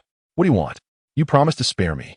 Lu Qingxue remained silent, having already heard such desperate pleas once before. Ignoring him, the old man turned to Ning Changge, shouting, Immortal, please save me. Your junior sister intends to kill me. I can't see anything. Ning Changge responded, turning his back. In that moment, he truly became oblivious to the plight behind him. The elder's heart sank as he gazed at Ning Changge's back, desperately pleading, Immortal, you just promised not to kill me. At that moment, he clung to a sliver of hope, believing that the immortal was merely jesting with him. After all, the Celestial Gazette proclaimed that disciples of the Qingyan sect were righteous and never deceived others. But the next moment, Ning Changge's casual apology shattered his illusions. Sorry. I promised not to personally kill you, but my junior sister has not made such a vow, so do not hold it against me. If you must blame someone, blame your own foolishness for trusting others. Ning Changge did not hesitate to absolve himself of any responsibility. Listening to such shameless words, the elder was infuriated to the point of spitting out a decade's worth of blood. Realizing that he truly had no hope of survival, his demonic nature erupted forth. He pointed a wicked finger at Ning Changge, cursing vehemently, You scoundrel! You are unworthy of being a person from the eastern wilderness. You are not fit to be a disciple of the Qingyan sect. Ning Changge coldly replied, Junior sister, finish him. With a swift flash of sword light, a severed head fell to the ground. The elder was dead. Let us go, Schwerer, came the gentle voice that echoed through the quiet alley. Thereafter, silence returned. Mother, look, it's that immortal brother from the city gate. At that moment, a woman was passing by, cradling a little girl of about 5 or 6 years. The girl's eyes sparkled with excitement as she pointed at Ning Changge, who had just emerged from the alley, her face a portrait of wonder. Where? Before she could finish her sentence, the woman, noticing Ning Changge had approached, hurriedly set down the child and bowed, saying, I pay my respects to the immortal. Ning Changge acknowledged with a nod, turning his gaze to the little girl and smiling warmly. I am not an immortal. I am merely an older brother. But you look so handsome, the little girl exclaimed in a sweet voice. Being handsome does not necessarily mean one is an immortal. One could just as easily be a villain. Lu Qingxue interjected, stepping forward to ruffle the girl's hair with a smile. A bad guy might have committed misdeeds, yet he stubbornly refuses to admit it. As she spoke, Lu Qingxue cast a subtle glance at Ning Changge beside her. He displayed no reaction at all, which momentarily dampened the little girl's spirits. Shaking her head, she pointed at Ning Changge's face and asserted with conviction, if the big brother were a villain, there wouldn't be any good people in the world. Why do you only look at faces like little Sienna? She added with a laugh, her innocent words unfiltered. In response, Ning Changge chuckled heartily, tousling Lu Qingxue's hair. Sister, please don't lead the little ones astray. I don't want to talk to my senior brother anymore. Lu Qingxue pouted as she walked away. Goodbye, little sister. Ning Changge winked at the adorable child and said, Remember what you just said. Only Big Brother is a good person. The rest are all bad. With that, he followed Lu Qingxue toward the Yun residence. Goodbye, Big Brother. The little girl shouted after Ning Changge as he departed. Mother, Is the big brother going to fetch the bride? She inquired curiously, glancing at her mother as Ning Changge entered the Yun residence. The woman, uncertain, replied, I suppose so. She's just an ordinary person in the city. I heard about the Yun family's daughter marrying. However, I heard that the groom is also a disciple of the immortal realm. So it must be that young man in red. Indeed, he was truly handsome. The little girl's innocent voice brimmed with certainty. It must be. The big brother in red looks just like a newlywed official. Ning Changge gently tugged at Lu Qingshue's small hand, speaking softly, Swear, I was merely jesting. Please don't be upset. I'm not angry. Lu Qingxue turned her head away, feeling a bit wronged. Senior brother clearly did something wrong, but insists on deceiving me. Oh, you mean deceiving those members of the demonic sect? They are inherently wicked cultivators. It matters not if they are deceived. At this moment, Ning Changge continued to feign ignorance, having already noticed the profound gaze Lu Qingxue had cast upon him. However, as a master of expression management, how could he let his true feelings slip? Lu Qingxue halted and turned to Ning Changge, asking softly, then, Senior brother, why is my button misaligned? Ning Changge paused, then casually resumed, stroking her small hand, replying, How would I know? The good news is that the buttons are all snug. The bad news is that a few are misaligned. He chuckled. But Lu Qingshue's fair face was etched with the unmistakable words, You are still deceiving me. Observing the expression on her delicate features, Ning Changge realized he could no longer deceive her innocent heart. Once or twice was manageable, but to continue lying would weigh heavily on his conscience. Although it was true that Lu Qingxue had leaned towards him and held his hand, he ultimately had touched her. Swear, there are some hidden circumstances in this matter. Chapter 50, Then I shall thank you in advance, Senior brother. A hint of confusion flickered in Lu Qingshue's beautiful eyes. Hidden meaning? Ning Changge nodded slightly. Indeed, Lu Qingxue furrowed her brows. What hidden meaning? Do you truly wish to know? Ning Changge inquired. Yes. Ning Changge reached out, taking her right hand and placing it on his well-defined chest. At that moment, you held my hand in this manner, then replicated the same action. Senior brother, you. Ning Changge interrupted her. What did it feel like? Upon hearing this, Lu Qingxue instinctively squeezed her right hand, replying, soft, yet somewhat firm. As if seeking to delve deeper into the sensation, she used her other hand to explore further. It's quite elastic and feels powerful. Ning Changge released her right hand. Now, do you understand the reason? A large question mark appeared on Lu Qingshue's forehead. Ning Changge siket lichtli. I knew it would be like this. You held my hand, and I mirrored your actions. Lu Qingshuo responded with a soft "oh." Her cheeks flushed with a faint blush as she bit her lip. But you were fully aware at the time. The implication being, you were conscious and could have chosen not to touch. Ning Changge looked helpless. I wished to, but you kept holding my hand, and, combined with physiological instinct, I lost control momentarily. Before Lu Qingshuo could respond, Ning Changge lowered his head, resembling a child who had erred. Of course, I did act inappropriately towards you. If only. Lu Qingshuo gently rubbed her chest, speaking softly, Senior brother, there is no need for apologies. I do not wish to blame you. I merely desire to hear you admit it. Ning Changge felt a sense of relief wash over him, yet he noted her occasional rubbing of her chest with slight confusion. Swear, what is this? Lu Qingshue's face turned crimson, her embarrassment evident. It hurts a bit. Seemingly feeling her explanation was unclear, she continued, Previously it was fine, but occasionally I would experience tightness in my chest. However, after waking up from resting against you in that small world, it began to ache subtly. It was nearly better, but after just now, it has started to throb again. This left Ning Changge truly at a loss for words. Yet upon reflection, he realized that while there was a connection, it was not significant. After all, biology suggests that excessive size can indeed lead to discomfort. Noticing her senior brother appeared somewhat guilty, Lu Qingshuo offered a gentle smile, reassuring him, It's all right. I have already stated I bear no grudge against you, so there is no need for you to feel remorse. Ning Changge, upon hearing this, felt his face flush with embarrassment. Perhaps he had been a tad too mischievous. Should he offer another apology? Yet, just as this thought arose, he dismissed it from his mind. This Schwer was adorably naive. In an unfortunate twist of fate, he had encountered her. Had it been someone wicked, she might have been deceived and even counted their money for them. Thus, it was best for him to remain the gallant senior brother who would chase away the bad eggs. Ning Changge consoled himself in this manner, then noticed Lu Qingxue still massaging her shoulder. After a moment of contemplation, he remarked, "After all, it is my senior brother's fault." Before ascending the mountain, I learned a technique that can alleviate pain. Such a technique exists? Lu Qingxue inquired with surprise, her eyes sparkling as she blinked. "Do you need it now, senior brother?" "Cough, cough. No rush, it's not urgent. I will find a secluded place when the time comes," Ning Changge replied, clearing his throat discreetly while casting a fleeting glance at her chest.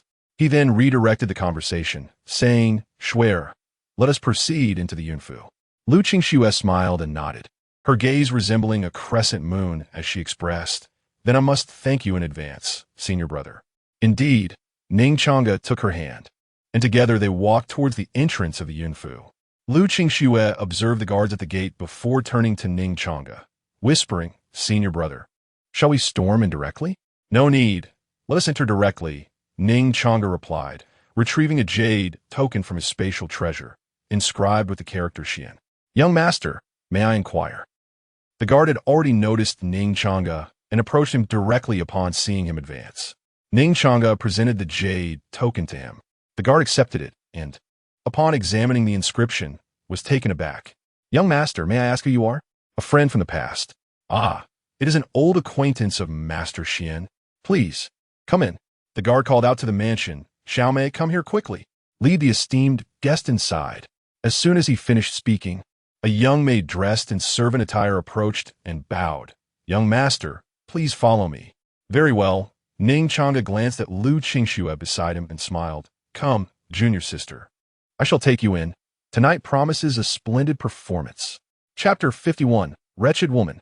"How long do you think you can deceive me?" As Ning Changge entered the Yun residence, on the other side, slap. A crisp sound of a slap resonated suddenly in a secluded courtyard of the Yun family, followed by Luo Zhixiang's furious exclamation, "Wretched woman, dare to deceive me. You are clearly just a plain-faced hag, yet you claim to possess unparalleled beauty."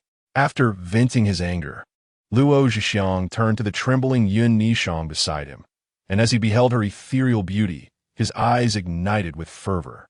Yet, upon realizing that she was beyond his reach, he suppressed his lecherous thoughts and forced a smile. "Were you frightened?" "Do not worry. I merely summoned Elder Ming to confirm a few matters. There is no need for undue concern.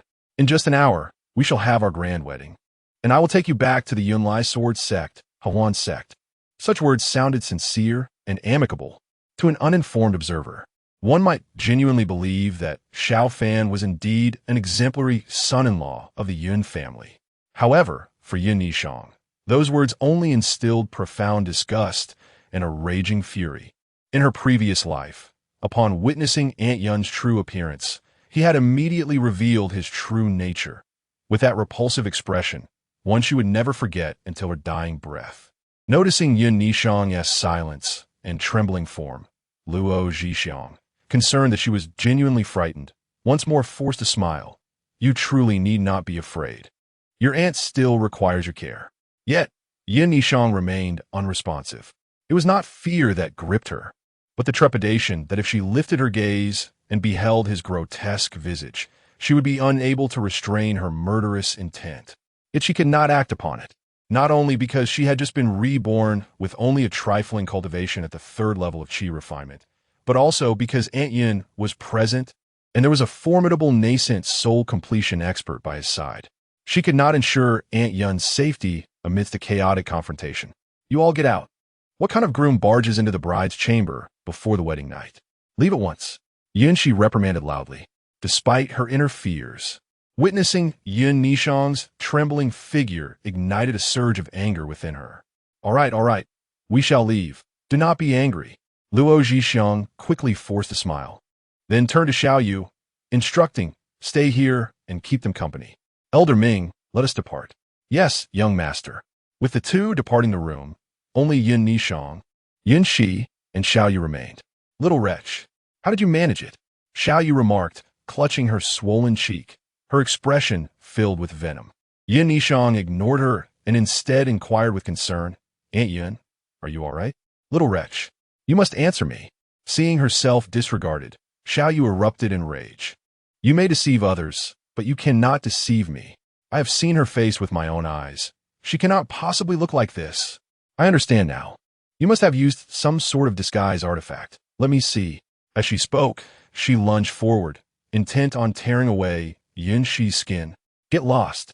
Yin Nishang cast a cold glance at her, uttering a single word. You. Xiao Yu was momentarily speechless. She gazed into Yin Nishang's icy gaze, feeling an unprecedented sense of alienation and oppression.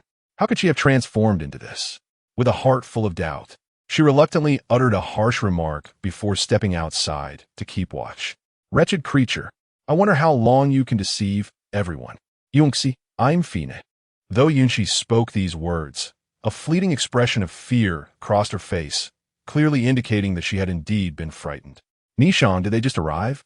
Yunxi glanced at Xiaoya outside the door and, after a moment's contemplation, lowered her voice to inquire. Earlier, Nishang had mentioned that Xiaoya and the others would come, and indeed, they had shown up shortly thereafter. The one called Elder Ming scrutinized her face, then shook his head in disappointment. The subsequent events were just as she had experienced. No worries, Aunt Yun, you needn't be concerned. Nishang patted her hand in a gesture of comfort, yet a hint of doubt lingered in her heart. In her past life, there had been 2 elders from the demonic sect. Why was there only one elder in this incarnation? It was perplexing that even 2 nascent soul cultivators could not discern the essence of 5th grade 1000 illusion spirit pill. Now that there was merely one, it was even more perplexing. Yunxi exhaled, patting her chest in relief. As long as everything is all right, you truly scare me earlier. Aunt Yun, accompany me out of the residence shortly. I need to procure some items. Nishang turned her gaze toward the door, a cruel smile gracing her lips. After all, tonight would be a grand ceremony. Fine. The tirade from Xiaoya outside interrupted her. What nonsense. Only one of you 2 wretched girls may leave the residence. The other must remain here. Xiaoya was no fool. The implication in Luo Zhixiang's last statement was not mere banter. It was a warning to keep a close watch on them to prevent any escape.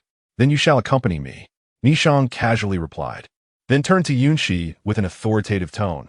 From this moment forth, you are to remain in my room. Remember, do not venture anywhere. Yunxi clearly wished to protest. But Aunt Yun, obey. All right. Observing her stern expression, Yunxi dared not voice further objections. The hour was still early, and there was no rush to retrieve the ring that could save Nishang's life when she returned. With this in mind, Yunxi offered a reassuring smile. Aunt Yun understands. Do hurry back. I shall wait here and enjoy a bath. I do not wish to appear unkempt at your wedding. Nishang nodded slightly, refraining from further comments as she strode toward the door. Aunt Yun's words were laden with meaning. She intended to sacrifice herself to pave a way for her own survival. In her past life, she had felt utterly powerless. However, having been granted a second chance, she would not permit such a fate to unfold. Go on. Aunt Yun can stay here. You need not worry about my escape. Outside, Nishang swiftly silenced Xiaoya with a single statement. Wretched creature, after tonight, let us see how boastful you remain. Xiaoya muttered a curse under her breath but still trailed behind her toward the gates of the Yun residence. For Yunxi might escape, but Nishang absolutely must not. Within the Yun residence, Ning Changge surveyed the surroundings before turning to the maid Xiaomei, who was guiding her, and initiated a conversation. Little maid, are we heading directly to the wedding banquet now? Xiaomei halted her steps and bowed gracefully, stating, Indeed, young master, we are presently in the western courtyard. The guests attending the wedding banquet must proceed to the eastern courtyard. Upon hearing this, Ning Changge discreetly winked at Lu Qingxue, who immediately grasped the implication and softly inquired, Are there not also southern and northern courtyards? Xiaomei replied, Yes. However, the southern courtyard is the residence of the family head, while the northern courtyard belongs to young Master Xiao. Ning Changge continued her line of questioning. Does that mean the young ladies of the Yin family have no place to reside? The young maid, quite naive, responded, Ever since the old family head passed away, the young ladies have lived in hardship. Usually, Only Miss Yunxi would visit the second young lady occasionally. Having received her answer, Ning Changge winked at Lu Qingxue again, and she instantly understood. Xiao Mei, where is the most convenient place within the residence? My senior brother wishes to take care of something. Xiao Mei pointed towards another direction. This way. Would you like me to escort you, young master? Ning Changge smiled and replied, no need. Please take this sister to the eastern courtyard first. Understood. But young master, there are certain areas in the residence that the family head has strictly forbidden entry. It would be best for you to return promptly after attending to your needs. After this kind reminder, Xiao Mei led Lu Qingxue away. Ning Changge also departed, but his chosen path diverged towards a secluded little courtyard. Chapter 52. The moon on the 15th night of the first month as I journeyed along. An unusual stillness enveloped the surroundings, rendering the streets nearly devoid of human presence. Ning Changge felt a pang of confusion. How peculiar that today, on the auspicious day of the Yun family wedding, there are so few people about. However, he dismissed the thought and continued towards the direction indicated by Xiao Mei. Before long, he arrived at a T-junction. Turning right, he walked a short distance until a quaint courtyard came into view. Just as he made the turn, two women emerged from the left pathway. Yun Nishang, observing the flamboyant demeanor of Xiao Yu striding ahead, suddenly spoke in a frosty tone. If you do not wish to leave the estate with me, you are free to return. Are you afraid I might slip away like a cunning little vixen? Xiao Yu retorted without glancing back. With Aunt Yun here, I shall not flee. Yun Yishang directed her gaze towards the eastern courtyard, where the intermittent sounds of firecrackers echoed, her tone growing increasingly resolute. Moreover, this is my home. It is you who should depart. Xiao Yu chuckled derisively, her words laced with bitterness. Your home?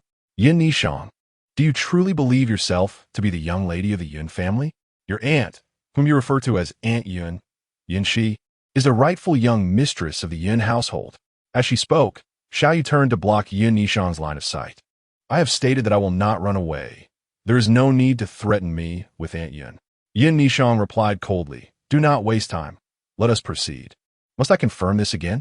She turned once more, her gaze landing on the indistinct figure clad in red that had already entered the secluded courtyard. A smile creeping on her lips. Luo Zhixiang, do you not trust me? You even said she was a mere hag. Yet now, dressed in bridal attire, you must go in for another look? Unconsciously, Xiao Yu mistook the figure in red for Luo Zhixiang, for today marked his grand wedding. Who else would don such vibrant red? Let us go, Yin Nishang urged, noticing that Xiao Yu remained stationary, her tone growing more insistent. I'm going, Xiao Yu replied cheerfully. Sister Nishang, do remember to make your purchases swiftly so you can return to see Aunt Yin sooner. What do you mean by that? Yin Nishang inquired, puzzled. Since the beginning, Xiao Yu had behaved rather oddly, frequently mentioning Aunt Yin. Nothing much. Just suddenly feel a twinge of pity for you, wishing for you to see your Aunt Yin more often, Xiao Yu said, continuing forward. Yin Nishang followed suit, slowly responding. If that is the case, then let us go. Listening to her nonchalant tone from behind, Xiao Yu smirked inwardly. Little vixen, if you return to find your Aunt Yin mistreated, I wonder how composed you will remain then. In the secluded courtyard within a lady's chamber, Yun she delicately traced her fingers over a discarded sheer outer garment, casting a glance at the largely damaged window. Her brows furrowed in annoyance. How bothersome. Why did I not notice this broken window on my previous visits? Did Nishang not fear others peering in while bathing? This window faces the main gate of the courtyard. As one enters the courtyard, they may initially overlook this corner, yet a perceptive observer would undoubtedly cast their gaze in this direction. However, it is too late to return for a bath now, especially since the hot water has already been prepared. Yunxi let out a sigh, turning her attention to the steaming water in the tub, where rose petals floated gracefully upon the surface. After all, this would be the final bath of her life. With this thought in mind, Yunxi resolved her hesitation, standing by the edge of the tub and slowly shedding her outer garments. As the last piece of her undergarment slipped away, the room seemed to illuminate further. Amid the rising steam, Yunxi delicately dipped her jade-like toes into the water, gauging the temperature, and upon realizing it was just right, she stepped fully into the tub. La la la before long. She leaned her head back against the rim, softly humming a tune, her damp hair cascading over the edge like ink. Suddenly, a series of knocks echoed from the courtyard gate, startling Yunshi into a rigid posture, droplets cascading from her shoulder blades. With her arms crossed, she turned to inquire, "Who is it?" Meanwhile, Ning Changge stood at the courtyard entrance, gazing at the closed door, knocking again but receiving no response. Just as he was about to push the door open, he heard the question echoing within. Following the sound, he noticed wisps of steam escaping from a broken window, along with the figure of a girl submerged in the tub. At that moment, their gazes met, and time seemed to freeze. In the small courtyard, a striking young man donned in vibrant red stood tall and graceful, exuding an air of elegance. On the other side, a girl was nestled in the tub, her petite head the only part visible above the water. Her damp hair clung to her rosy cheeks, reminiscent of the gentle warmth of spring. Thus, they exchanged silent glances through the half-open window. A peculiar sensation surged within Yunshi. This young gentleman was remarkably handsome, with sharp brows and bright eyes, his visage akin to that of a celestial being descended to earth. She couldn't help but whisper in admiration, "What a stunning young man." However, Ning Changge murmured to himself, "How unattractive. Wait, something feels off." How? At this very moment, the full moon of the 15th night of the first lunar month suddenly flashed in Ning Changge's mind. That moon was. Chapter 53. The Shameless Ones. "I shall contest you. Is this truly my junior apprentice?" Ning Changge gazed at the young maiden before him, who was bathing, his expression a blend of astonishment and disbelief. Earlier, as she gently turned her head in the bath, her inky tresses clung to her snow-white shoulders, creating an exquisite allure. Drops of water cascaded down her hair, glistening upon her delicate skin, before finally splashing onto the surface of the water, sending ripples dancing outward. With an ethereal complexion akin to ice and jade, her skin resembled the finest cream. This was the immediate description that sprang to mind for the area below her neck. However, above the neck was her face, which he could not bear to behold. Gaunt and sallow, adorned with freckles, her nose bore unsightly pits, leaving only her large, expressive eyes somewhat normal. In a single word, ugly. Utterly, indescribably ugly. This script is flawed. My junior apprentice cannot possibly be so unappealing. This is the grand protagonist, after all. Author, come forth and explain. Tell me this is all a fabrication, a mere illusion.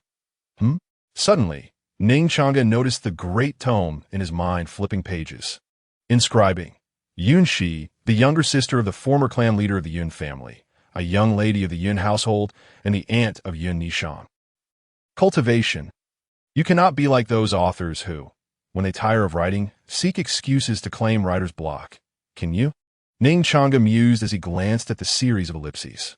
Cultivation, mortale, tentative. Character list. One of the important supporting female characters in blood-colored rainbow shura dance. Current plot. Ning Changge, a disciple of the Qingyun sect, inadvertently encounters Yunshi while she bathes. At this moment, Yunshi thinks, this young man is quite handsome. However, witnessing his initial joy transform into astonishment, followed by a dazed expression and ultimately profound disappointment. Perhaps he is taken aback by my appearance. He must think me exceedingly unattractive? Yet, this is not my true visage.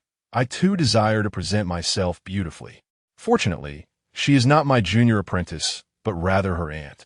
Ning Changge read the words inscribed upon the tome and let out a long breath of relief. Had my junior apprentice truly appeared thus, I would rather dash headlong into a wall and restart my life. As Ning Changge continued to read on, a slight frown creased his brow as he pondered. So, it is not her true appearance.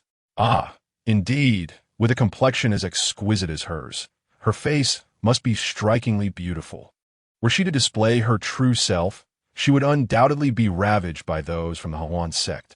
At that moment, a sharp, explosive sound suddenly resonated throughout the courtyard, interrupting Ning Changge's train of thought. Please turn around. Without waiting for Ning Changge to turn, Yunshi quickly spun around, her arms tightly clasped across her chest. In the next instant, her entire form sank into the bath, leaving only her crystalline, sparkling eyes glimmering above the water surface. Yet, after a considerable pause, she heard no sound of movement behind her. Why?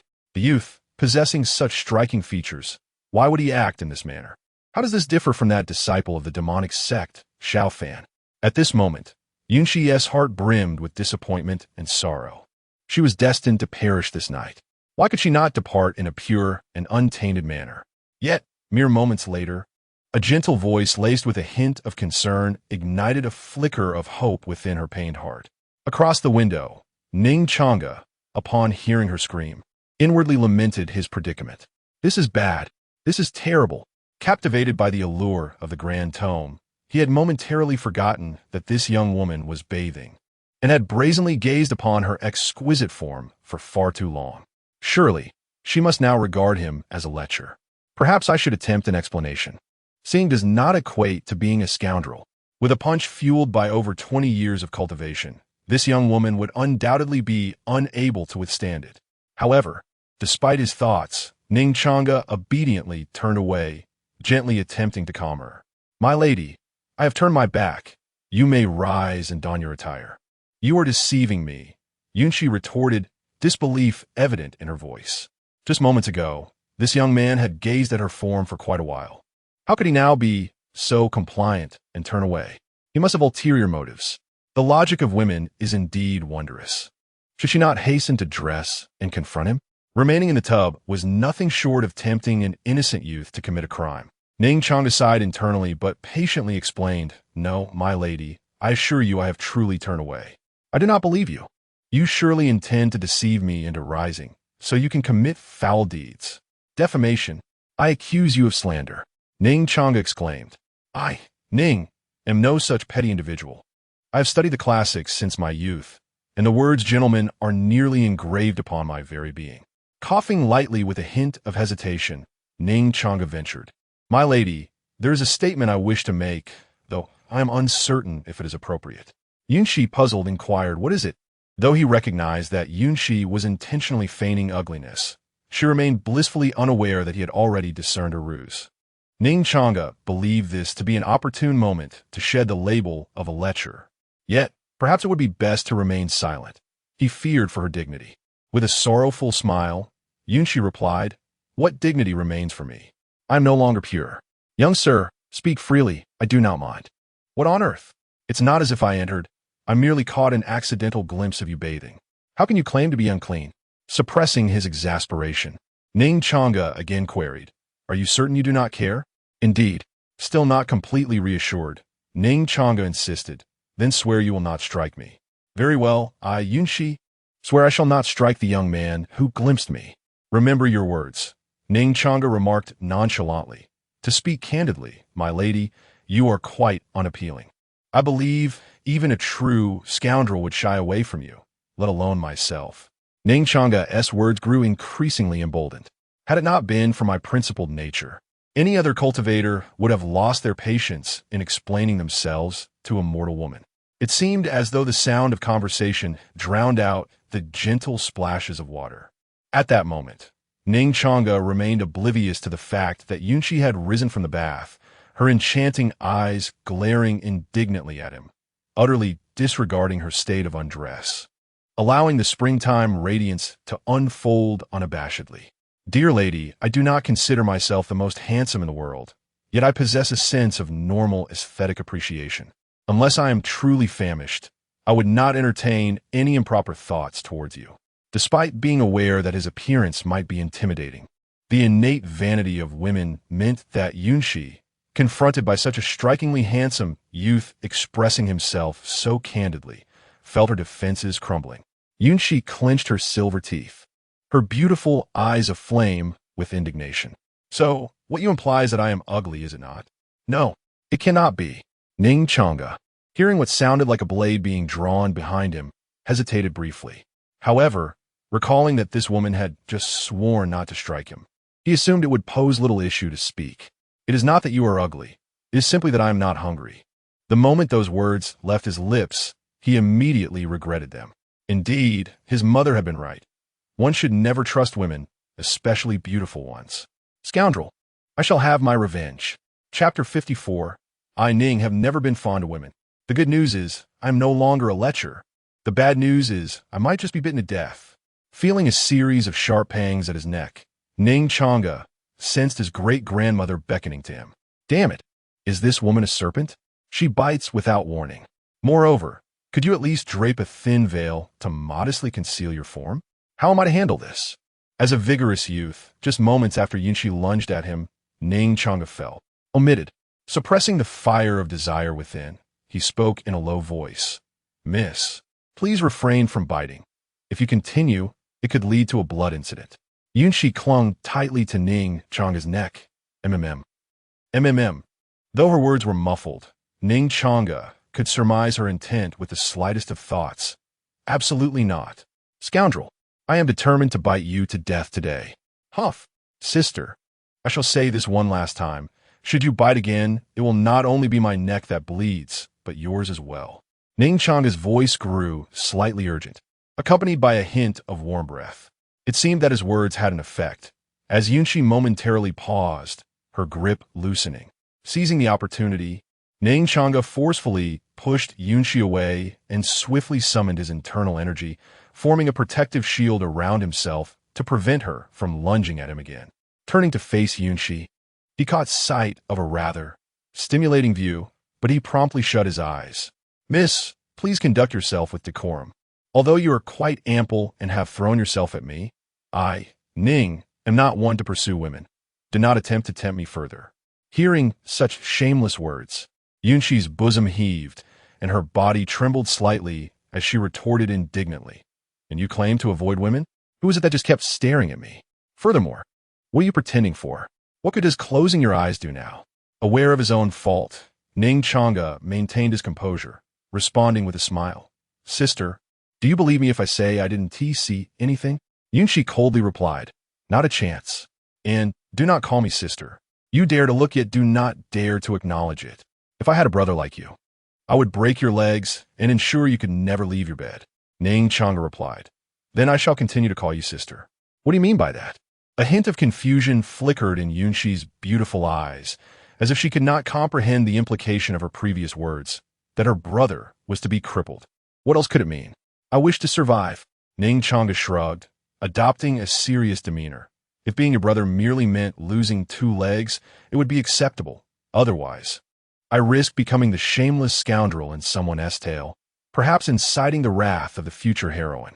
There was a final thought that Ning Changge refrained from voicing, knowing Yunshi might not grasp it.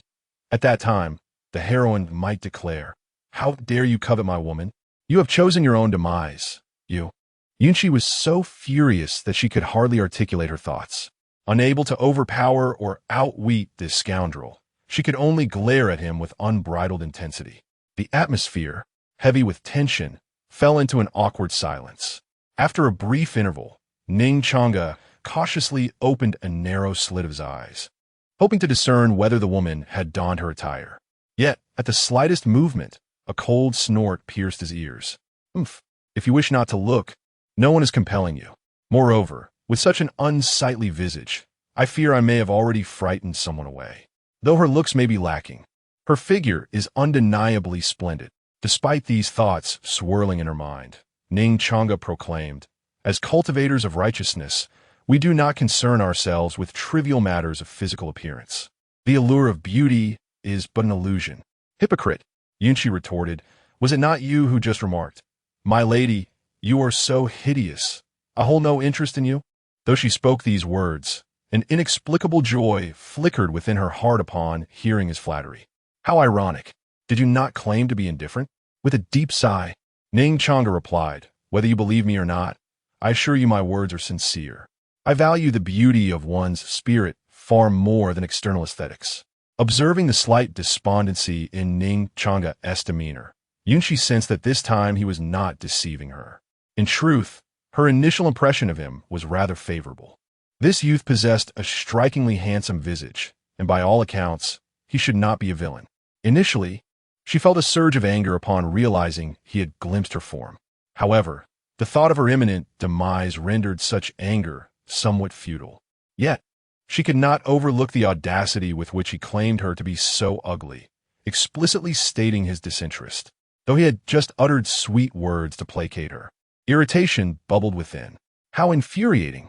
A woman of dignity cannot tolerate such affronts. This was not her true appearance.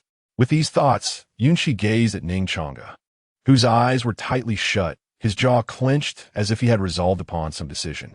Did you not just profess your indifference to physical beauty? Then I command you now. Open your eyes and gaze directly at me. What an outrageous demand. Dear readers, I assure you, this time I am blameless. According to Article 236 of the Criminal Code, one must not contravene a woman's will. Thus, Ning Changge reluctantly opened his eyes, compelled to behold the scene before him. Remarking, "Sister, this is against my will. You cannot label me a scoundrel." "Humph." Yunshi huffed. "Do not call me sister." Ning Changge felt a surge of warmth rush to his nose. "Very well, sister." Yunshi stamped her foot in frustration, declaring, "You are utterly shameless. How many times must I tell you not to call me sister?" Ning Changge casually suggested various titles. "Miss Yun? Beauty? Or perhaps, like my junior sister, I should refer to you as Auntie or Yuni." Upon hearing the familiar appellation, Yunshi's expression shifted to one of suspicion. Is this not a title reserved solely for Nijong? And who, pray tell, is this junior sister you mentioned? Wait a moment.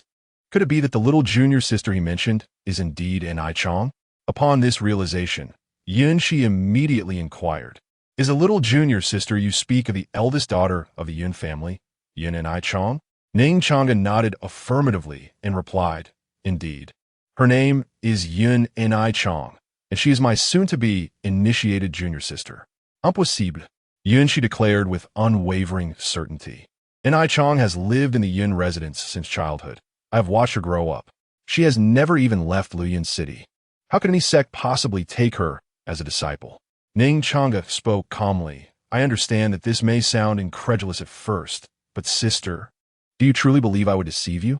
At his words, Yunshi fell into deep contemplation. This youth indeed has no reason to lie to me, regardless of whether he is Ning Changge's senior brother. His patience in explaining matters to an ordinary person like me reveals his kind-hearted nature. But why did he fixate on me earlier, refusing to turn away? Does he harbor some hidden burden? As these thoughts crossed her mind, Yunshi scrutinized Ning Changge, attempting to discern through his expressions and gaze whether he was being disingenuous. Disappointingly for her, the young man displayed no signs of anxiety, only a gentle smile that exuded warmth and kindness. So perhaps he speaks the truth. Noticing Yunshi's silence, Ning Changge realized his words had made an impact. He intended to continue, but was suddenly reminded of how Yunshi had emphatically insisted that he refrain from calling her sister. Reflecting on her tone and demeanor at that moment, Ning Changge felt an inexplicable sentiment. Although she claimed she did not wish to be addressed as sister, it seemed likely that she secretly delighted in it. With this thought, Ning Changge lowered his head, his voice tinged with melancholy, "Of course.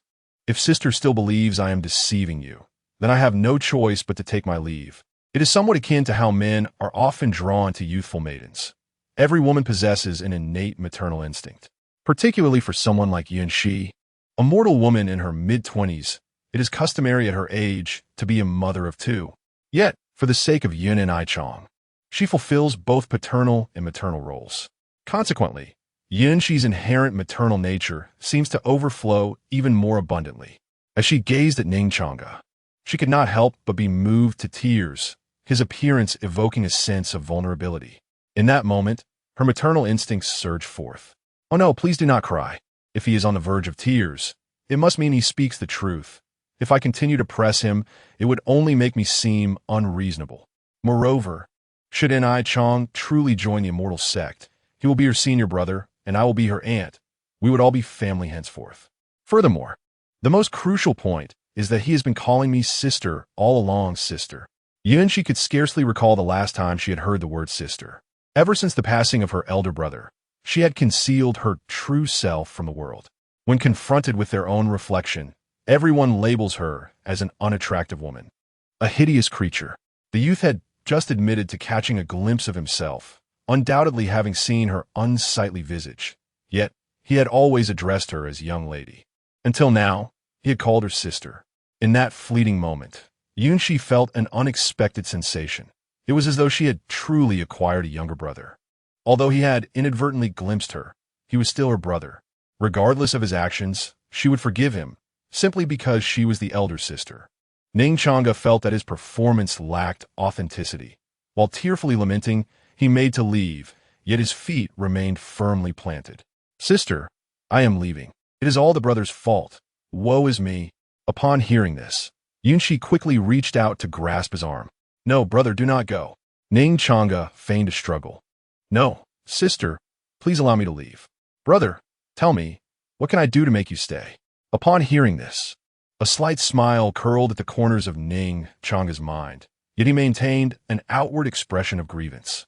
"Will my sister forgive me? I truly regret my actions. What did you do wrong?" Ning Changge was momentarily taken aback. "Ah? Why does the content and tone of this conversation differ from my anticipated script? Or have I perhaps mistaken the script altogether?" Chapter 55. The cosplay of Ning Changge. The evening glow gracefully cast a veil of orange-yellow over a secluded courtyard, enveloping two figures, one large and one small, in a delicate shroud of twilight radiance. Ning Changge sat upon a bamboo chair, gazing at the woman before him, who had just donned her attire, his mind still in a state of bewilderment. This was not how he had envisioned it. She ought to have readily acquiesced to my request, yet here I was, attending a political lecture for my elder sister. Suddenly, a cold, authoritative voice pierced through his thoughts. "Tell me, sister, where have you erred?" Yunshi's tone was remarkably calm, her expression adorned with an inexplicable air of elder sisterly authority. In her youth, whenever Nijong made a mistake, she had been educated in this very manner, possessing the dignity of an aunt at that time. Yet, unbeknownst to her, something had shifted. Just a few days prior, Nijong had transformed, becoming increasingly disobedient. At times, she even issued commands, causing Yunshi considerable heartache. However, at that moment, Yunshi covertly cast a glance at Ning Changge, observing his countenance resembling that of a child caught in a lie, his face betraying a flicker of fear and unease upon being discovered. She sensed a subtle healing of her heart, once wounded by Nijong, through Ning Changge's presence. Once again, she felt the weight of elder authority. Although her role had shifted to that of an elder sister, it mattered not, for she found joy in it. Humans are inherently emotional beings. Even when feigning seriousness, subtle gestures and expressions often emerge unconsciously. It was evident that Yunshi was such a person, unlike Ning Changge, who mastered the art of expression management.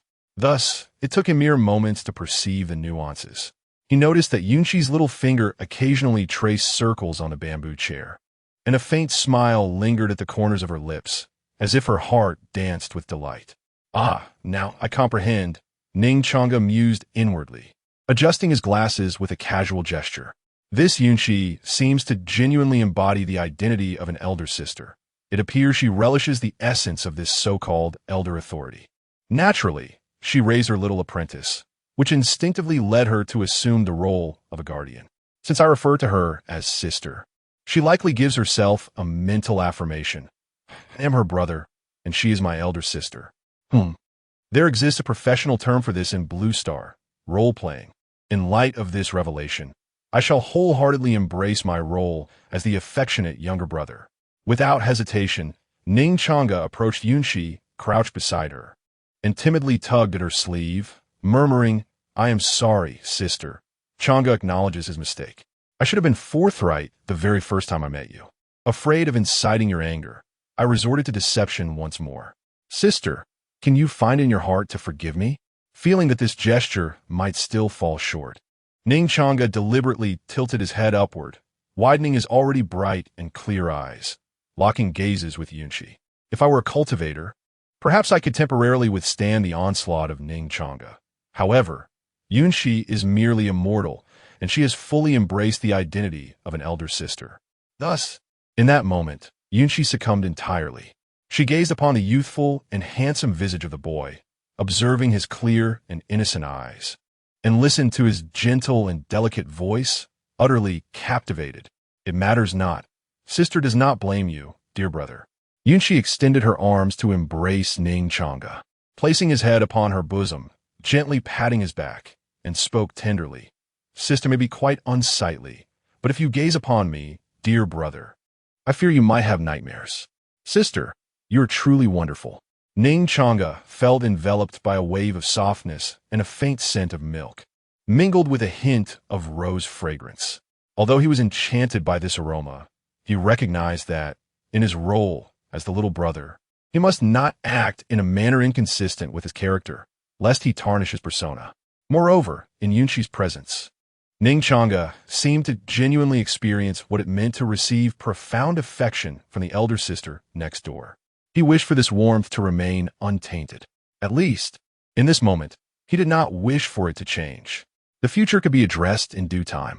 With this thought, Ning Changge gradually relaxed and desired to lean against Yunshi for a moment of respite. For the past 3 years, he had toiled tirelessly on Xiaoming Peak, handling all matters by himself, enduring a workload that surpassed even the grueling 996. Furthermore, he dared not descend the mountain, for the label of cannon fodder loomed over him, making death a constant threat. Were it not for his master mentioning the return of a little junior sister, little junior sister, little junior sister, Ning Changge suddenly broke free from Yunshi's embrace and exclaimed, "Right? Where is the little junior sister?" It dawned on him that the ultimate purpose of this journey was to fetch the little junior sister. Yet, until now, he had not caught a glimpse of her. Yunshi looked at him with gentle eyes and softly inquired, "What is the matter?" Ning Changge grasped her hand tightly and asked, "Sister, do you know where the little junior sister, the Miss Nishang you mentioned, is?" "Miss Nishang has left the manor," Yunshi replied with a slight smile. She had not anticipated that her younger brother Changge would be so distressed over Nishang. It seemed he would indeed make a commendable elder brother. Ning Changge, perplexed, asked, "Left the manor? Did not the maid Xiaomei say she was under house arrest and could not leave?" Initially, Ning Changge had planned to locate the little junior sister and her aunt, rescue them from the clutches of the demonic sect, and then send them on their way with a single stroke of his sword. But now, only Yunshi remained, and the little junior sister was nowhere to be found. Being under house arrest does not equate to being unable to leave. It merely meant that Nishang seldom ventured outside, leading the servants to believe she was confined. However, Yunshi hesitated, uncertain whether to continue. But what? Ning Changge sensed that she had more to say. Hearing this, Yunshi sighed and spoke slowly. It is just that Nishang has changed. She has become quite unfamiliar, no longer the Nishang of old. Though she conceals it well, having cared for her since childhood. How could I not notice? Had it not been for her unchanged feelings towards me, I would have doubted whether she had, as spoken of by the celestial beings, been possessed by another. Listening to her words felt extraordinarily unfamiliar, and her disguise was impeccable. The emotions remained constant. Yet the notion of possession flashed momentarily through Ning Changge's mind. Unsure, he ventured to inquire, "Sister, do you know when our junior sister transformed in such a manner?" After a brief contemplation, Yunshi replied, "It was about 3 or 4 days ago. Her temperament altered quite abruptly. 3 or 4 days ago." This coincided precisely with the moment she concluded her conversation with our master, and it was also when the Grand Treasure Book underwent a remarkable renewal.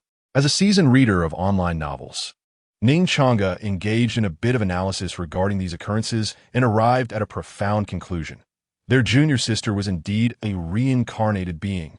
Chapter 56. The younger brother will protect his sister. The concept of rebirth was not foreign to Ning Changge. In the novels she had perused before her transmigration, such as Rebirth in the Urban Realm, characters like Chun had lived their lives without the need for explanations. In The Emperor's Rise, characters likely were either seeking sheep or were on the path to find them, among other pursuits.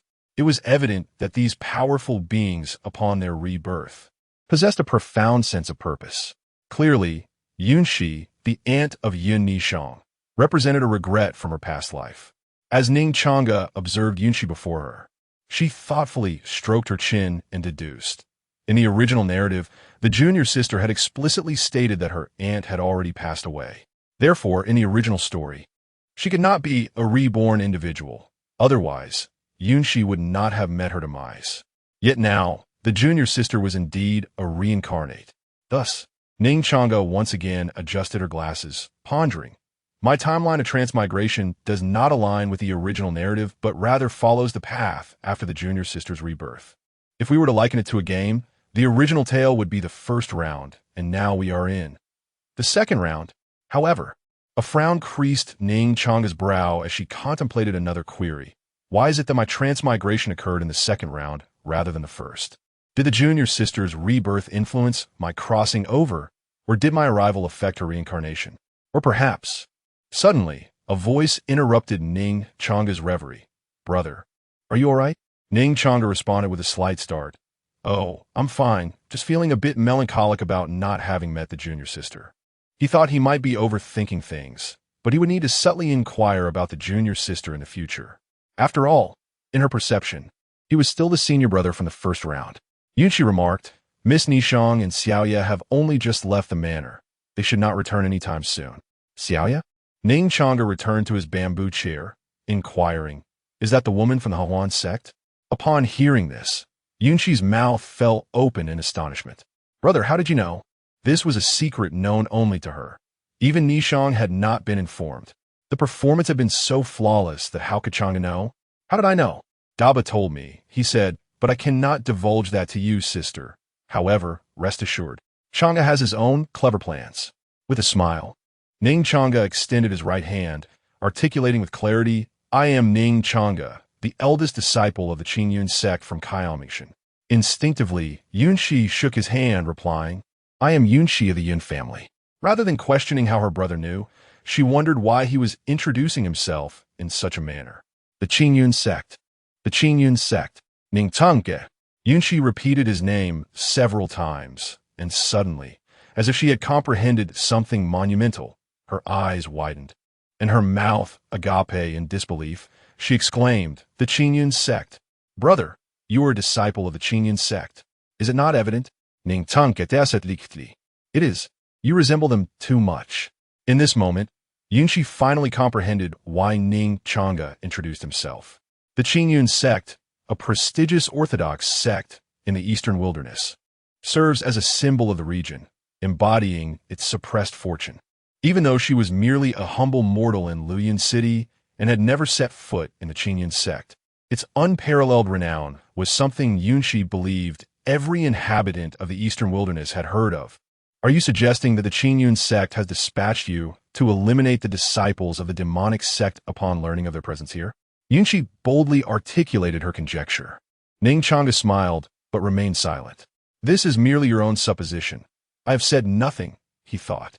Yet, his expression of silent amusement only reinforced Yunqi's conviction. It must be so.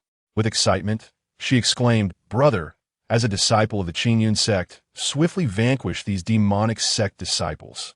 They are utterly despicable, especially that one named Xiao Fan. He is simply a scourge. Ning Changge shook his head and replied, If the plot unfolds as it should, I may not need to intervene further. What do you mean? Yunqi inquired. Because someone will take matters into their own hands, Ning Changge elucidated. Yunqi remained perplexed. She could not fathom who, besides her brother, possessed the strength to eradicate the disciples of the demonic sect. No worries, you shall discover tonight, Ning Changge remarked, finally understanding why characters in novels often enjoy speaking in riddles. It was indeed quite an enjoyable feeling. However, tonight, Nishang was to wed Xiao Fan. Yunqi turned her gaze towards the setting sun in the west, her voice gradually descending into a somber tone. I know Nishang's character. She could never submit so easily. I fear she may act rashly. Initially, I intended to sacrifice myself to ensure Nishang's survival, but here, Yunqi paused. She then extended her hand, gripping Ning Changge's firmly, her voice quivering as glistening tears began to well in her beautiful eyes. But if I had not encountered you, I would have had no reservations about sacrificing myself for Nishang. At this point, Yunqi could no longer contain her tears, allowing them to cascade down her cheeks and onto the floor. But now, brother, you have shown me a glimmer of hope for survival. I do not wish to die.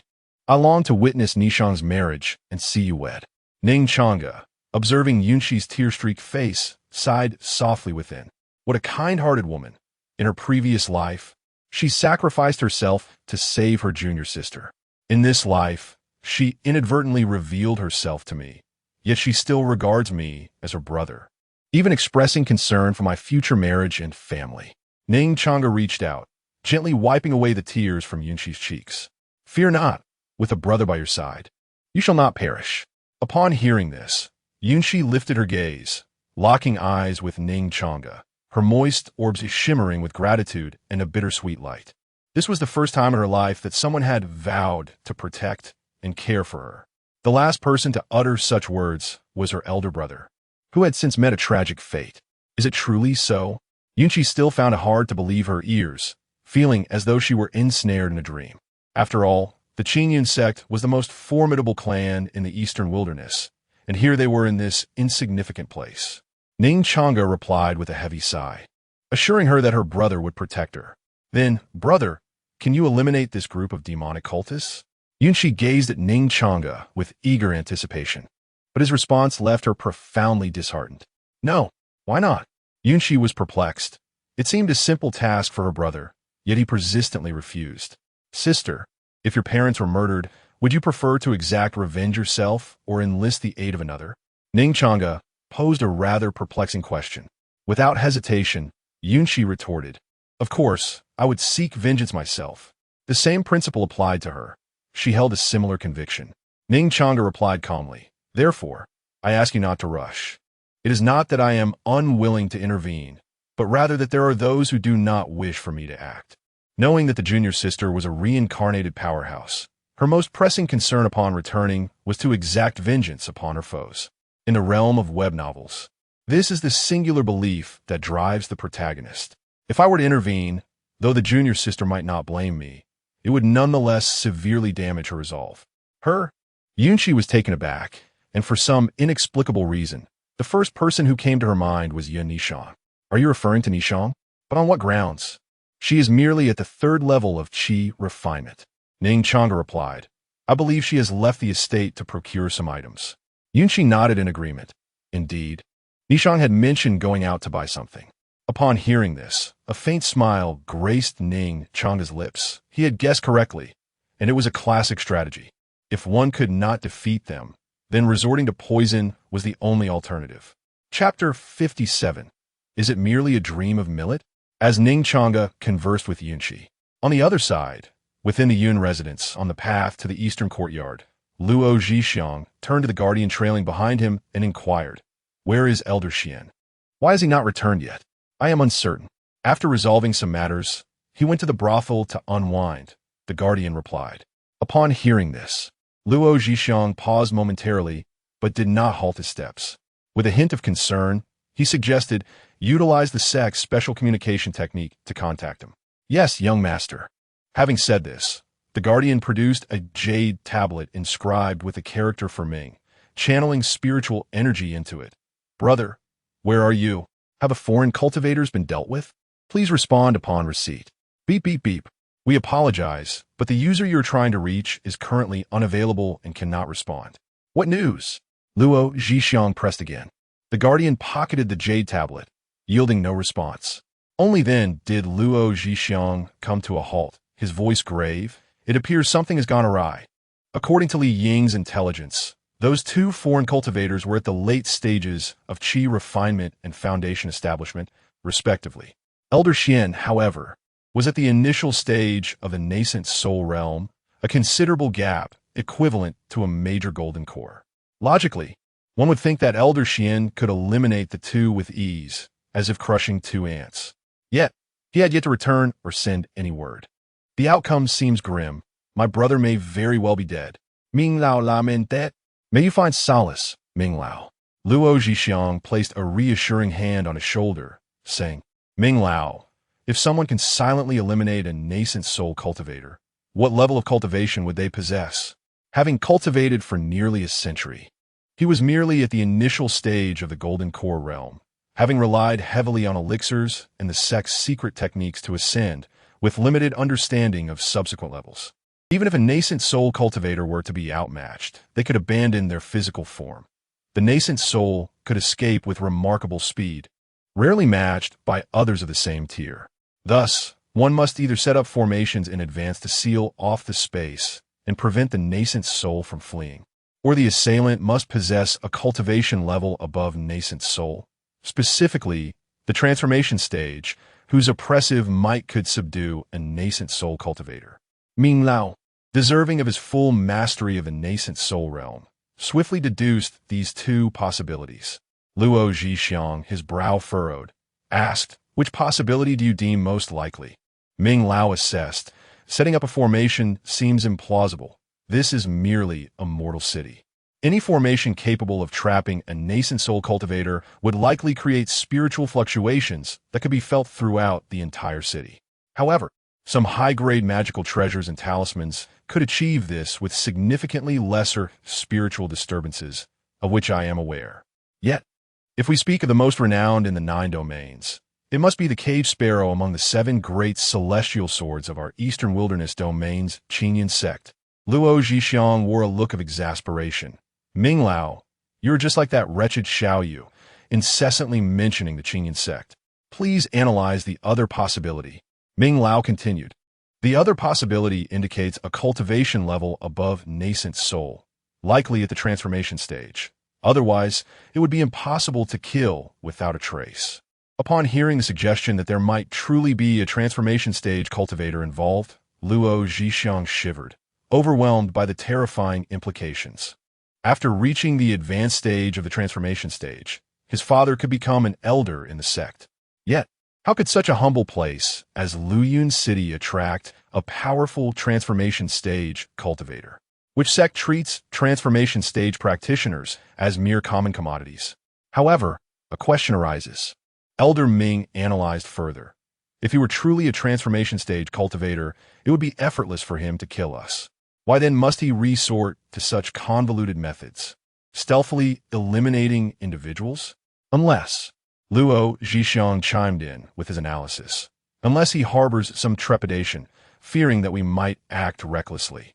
But this is merely a mortal city, and our cultivation levels are not particularly high. What is there to fear? No, young master, there is, Elder Ming suddenly exclaimed. Indeed, there is one. Luo Zhixiang finally recalled this source of concern, exchanging a glance with Elder Ming, and both simultaneously declared, Yin Nishang. They could not forget their purpose for residing in this modest Luyun city for over a decade, to await her coming of age at 18, to see her physique fully mature, and then present her to the Holy Master. Hurry, Elder Ming, you must check the small courtyard. Luo Zhixiang urged anxiously. Ah, young master, won't you come as well? Luo Zhixiang shook his head, asserting that this was merely speculation and might not be accurate. He still had to attend the banquet in the east courtyard and prepare for contingencies. Am I to accompany you to your demise?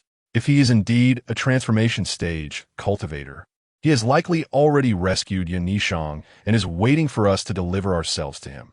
Only a fool would follow you. Very well, I shall investigate. In a secluded courtyard, at the entrance, Yin Shi tightly grasped Ning Changge's hand, her face filled with reluctance. Brother, are you truly leaving? Yes, I must go to the east courtyard. Junior sister Lu is still waiting for me, Ning Changge replied, forcefully extricating himself from Yin Shi's grasp. Sister Yin, remember what I just told you. It is imperative that you keep it in mind. Yin Shi nodded earnestly. Just moments ago, Changge had inquired about what Nishang would purchase, and, without waiting for her response, had provided her with the answer, some spiritual herbs and medicinal materials. He then reminded her of other matters to retain in her memory. Although she didn't fully comprehend, she was certain that what her brother conveyed was indisputable. That will suffice. Farewell, Sister Yin. Ning Changge waved and began retracing his steps towards the east courtyard. Given that his junior sister was a reincarnator, this early-stage minor quest in Luyun City should pose no significant challenge for her.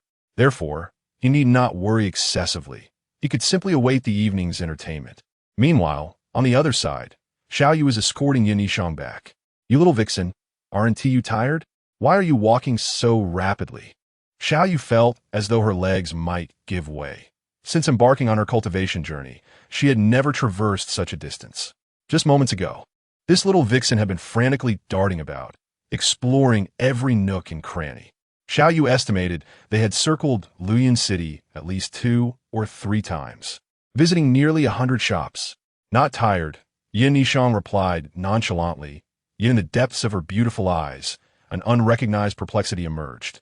Why had none of the disciples of the demonic sect scattered throughout the city been seen? If only a few locations were missing, Yin Nishang would not find it particularly strange. It might simply be a case of negligence. However, the issue is that disciples of the demonic sect have vanished from numerous places. This is abnormal, exceedingly abnormal. Moreover, there was only one elder Ming who had come over, while another Yuaning elder is nowhere to be found. Although these matters may seem similar to those of her previous life, as a formidable being ascending to the Dragon Gate, her perceptive abilities are exceptionally acute. Often, the elements that appear trivial or inconsequential can deliver a fatal blow just when one is closest to success. But why? Why do these matters deviate? For the first time, Yin Nishang harbored a flicker of doubt about her rebirth. Could it be that her reincarnation is but a fleeting dream? Chapter 58. Just a bit of wind and frost don't dawdle. If you're not tired, hurry up, exclaimed Xiao Yu impatiently. At this pace, you might not return to Yunfu before sunset. Yin Nishang's train of thought was interrupted by this urgent call. She lifted her gaze slightly towards the setting sun in the west, the evening glow casting a warm light upon her youthful face. Calmness enveloped her features, her delicate brows resembling distant mountains, and her beautiful eyes sparkling like autumn waters. A gentle evening breeze caressed her, prompting her to squint comfortably and murmur, "What is rebirth but a mere illusion? What is a fleeting dream but a touch of wind and frost?"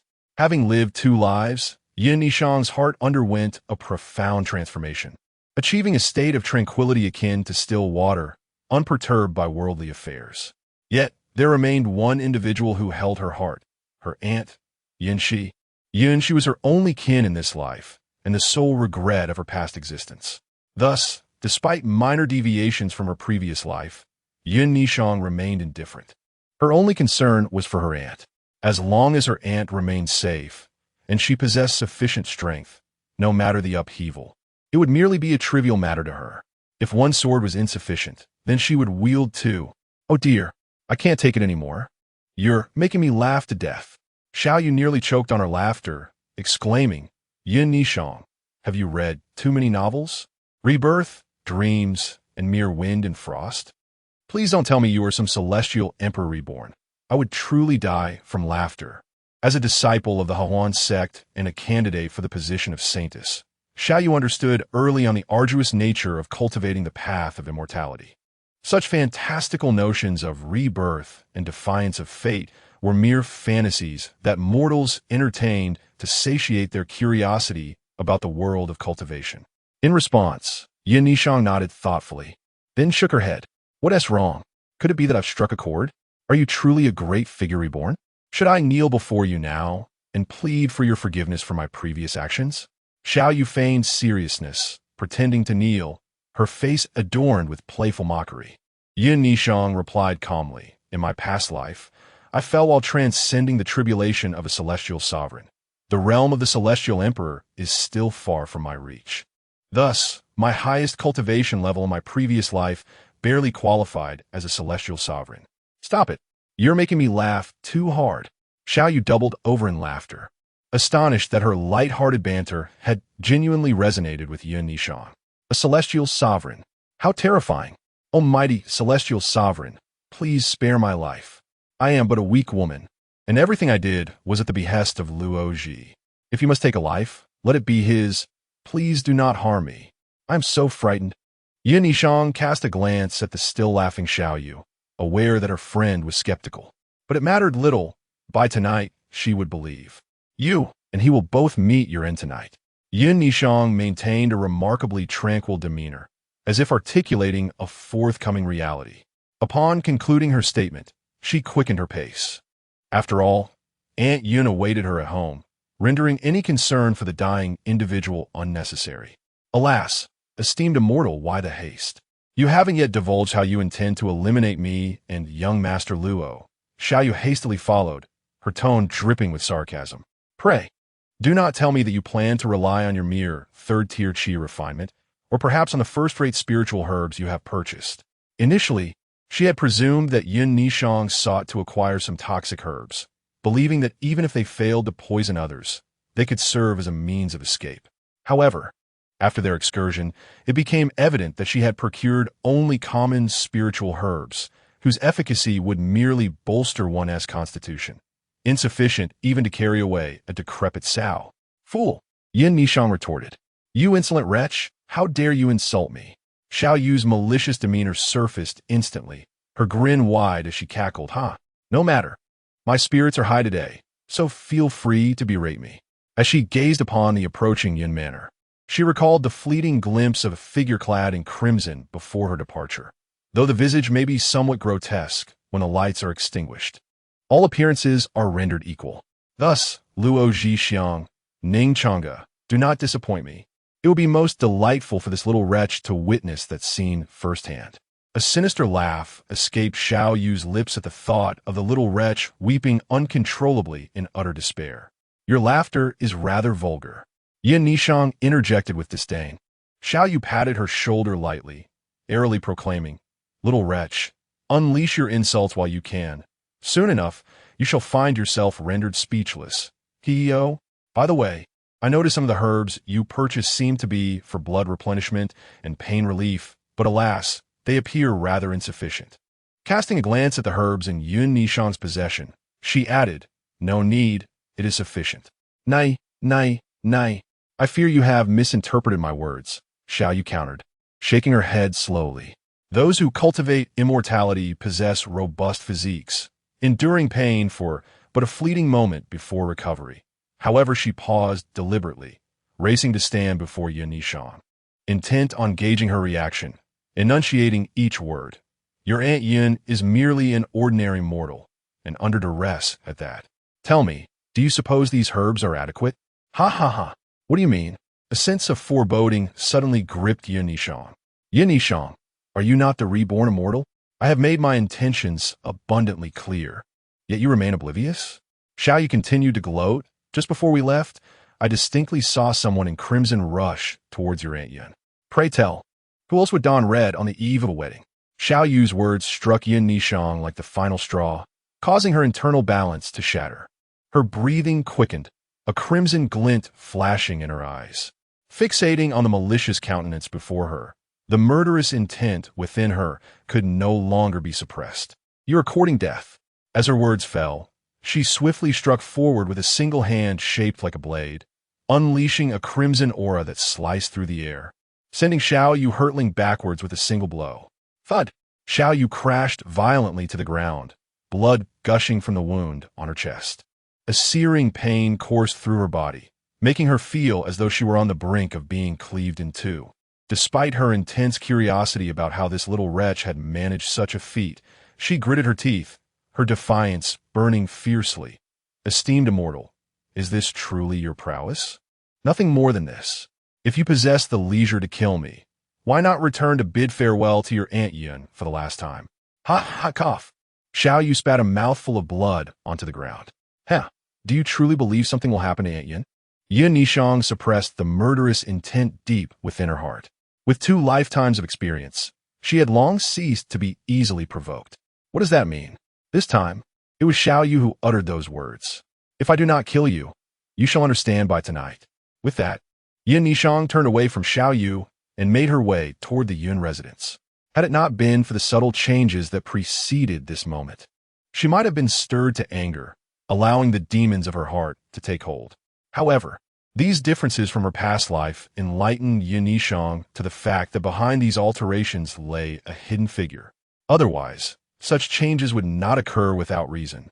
Yet, she remained oblivious to the identity of this person. Chapter 59. Is he a younger brother? No, he is my husband. As night descended and the lanterns illuminated the entirety of the Yun residence, Ning Changge had just emerged from a secluded courtyard. Before he could venture far, a voice, tinged with age, resonated ahead. Young man, what are you doing here?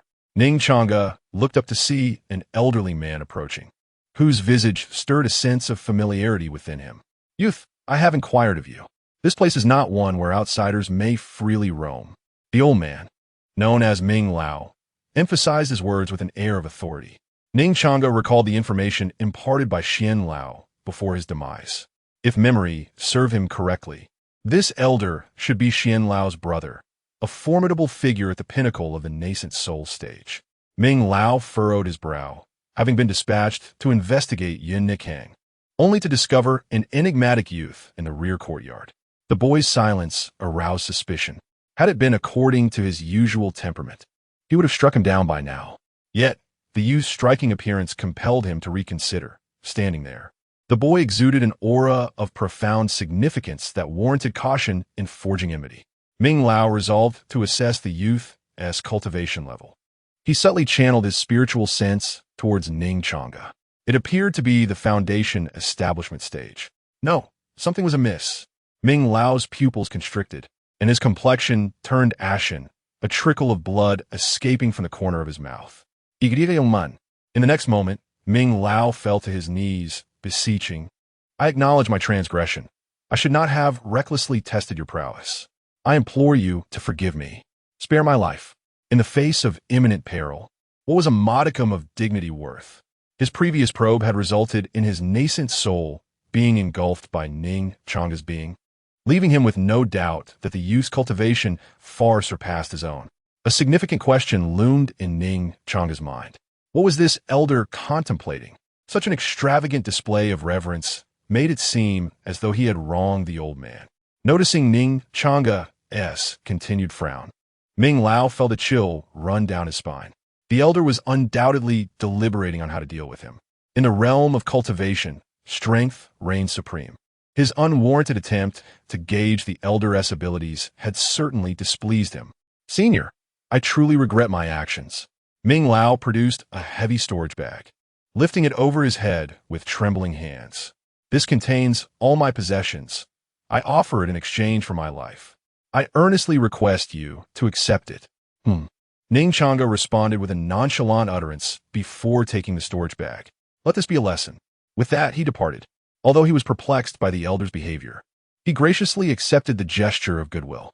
As for this early-stage antagonist, he would leave it for his junior sister to hone her skills. As the elder brother, he would refrain from competing with her for experience. With a sigh of relief as the elder departed, Ming Lao wiped the cold sweat from his brow, exhaling deeply. "I have preserved my life, yet my entire fortune has vanished." He felt his heart bleed. This was the wealth he had accumulated over nearly a millennium, lost in an instant. Alas, let him first see if Ning Changge was present. With that thought, Elder Ming followed the path previously taken by Ning Changge. He had considered the possibility that Ning Changge might be the enigmatic transformation stage cultivator. However, even a transformation stage practitioner could not possibly devour his spirit in an instant. To achieve such an effect, one would need at least to be at the void returning stage, if not the integration stage. A superior quality shotgun, 250 superior quality spiritual stones, and an assortment of peculiar elixirs. Ning Changge furrowed his brow as he probed the recently acquired storage bag. How could a mere elder of a demonic sect be so impoverished? It defies reason. At that very moment, as Ning Changge made his way towards the eastern courtyard, a girl clad in red suddenly burst forth from crossroad he had passed moments earlier. "Yanani, you must not come harm." Though he felt in his heart that Yunshi would be safe, it was better to be cautious than to regret. Ning Changge opted for a shortcut, rushing towards the secluded courtyard. Had either Ning Changge or Ning Changge turned back at that moment, they would have noticed the figure behind them. Yet, fate seemed to delight in jest, as neither looked back, one longing to find his beloved junior sister, the other hurrying to check on a loved one. What reason could there be for them to turn around? At the entrance of the secluded courtyard, Elder Ming inquired, "Miss Yunshi, why are you here alone? Where has Miss Ning Changge gone?" Upon arriving, he found Yunshi standing at the gate, seemingly waiting for someone. "What? Do I need to report my whereabouts to you?" Yunshi retorted brusquely. She had initially thought the commotion was caused by her brother Changge returning, unwilling to part with her. However, upon closer inspection, she found only a grumpy old man. How unfortunate. Elder Ming's expression darkened. It appeared that Ning Changge was not present. "Miss Yunshi, I will ask you one last time. Where has Miss Ning Changge gone? Before she could respond, a chilling voice emerged from behind. I am here. As Ning Changge approached Yun Shi, she scrutinized her from head to toe and noticed her attire was intact, causing her tense heart to relax. Miss Ning Changge, where have you been? Elder Ming pressed, eyeing the suddenly materialized Ning Changge. Where could I have gone? Open your eyes and see. She went out to purchase something, Yin Shi snapped, pointing at the herbs in Yin Nishang's hand. If you doubt it, you may ask Xiao Yu. She accompanied Nishang. Elder Ming fixed his gaze intently on Yin Nishang. Is that true, Miss Nishang? Yes. Then why is Miss Xiao Yu not here? She grew tired and returned to rest, Yin Nishang replied, taking Yin Shi's hand and not looking back. If you don't believe it, feel free to inquire. With that, the courtyard gate was firmly shut, leaving Elder Ming standing alone at the entrance. You, Miss Nijong, I hope that after tonight, you will remain in such tranquility. Observing his own disregard, Old Ming's countenance darkened with fury as he threatened. It was one thing to have all his possessions taken away by a senior, but to be looked down upon by two seemingly frail women was utterly intolerable. Oof. Old Ming cast a cold glance at the two who had entered the room, then turned to make his way towards the eastern courtyard. He still had to report back to the young master. There were no great cultivators here, merely self-deception. Nevertheless, the sudden appearance of the senior must be conveyed to the young master, lest they provoke the senior inadvertently. Aunt Yin, are you all right? Inside the room, Yin Nizhang glanced anxiously between Yun Shi and herself, still somewhat unconvinced. She feared that Aunt Yin might be silently bearing all burdens alone, even if it meant tarnishing her own purity without daring to voice it. Yin Shi looked puzzled. What is it? I am perfectly fine. After I left, did anyone come here? Indeed. Gulp. Yin Shi promptly lifted the tea from the table and drank it all in one go, needing a sip before discussing matters regarding her younger brother Changge. Who? Upon hearing this, Yin Nizhang clenched her delicate hand tightly, a crimson glimmer surging quietly from the depths of her eyes. Hee. Nizhang, let me tell you. Yin Shi set down her cup and approached her with a mischievous grin. I have found you a husband. No, a brother. Chapter 60. Why are you shouting so loudly? The air suddenly fell into a profound silence. Yin Nishang felt as though she were ensnared in a dream, as if she were experiencing auditory hallucinations. Yet, in the next moment, the incessant chattering of her Aunt Yun filled her ears with exuberance. Nishang, let me tell you, your brother is truly remarkable. Furthermore, he claims to be your elder disciple brother. Nishang, do inform your aunt when you entered the immortal sect. Oh, and by the way, your brother is exceptionally handsome.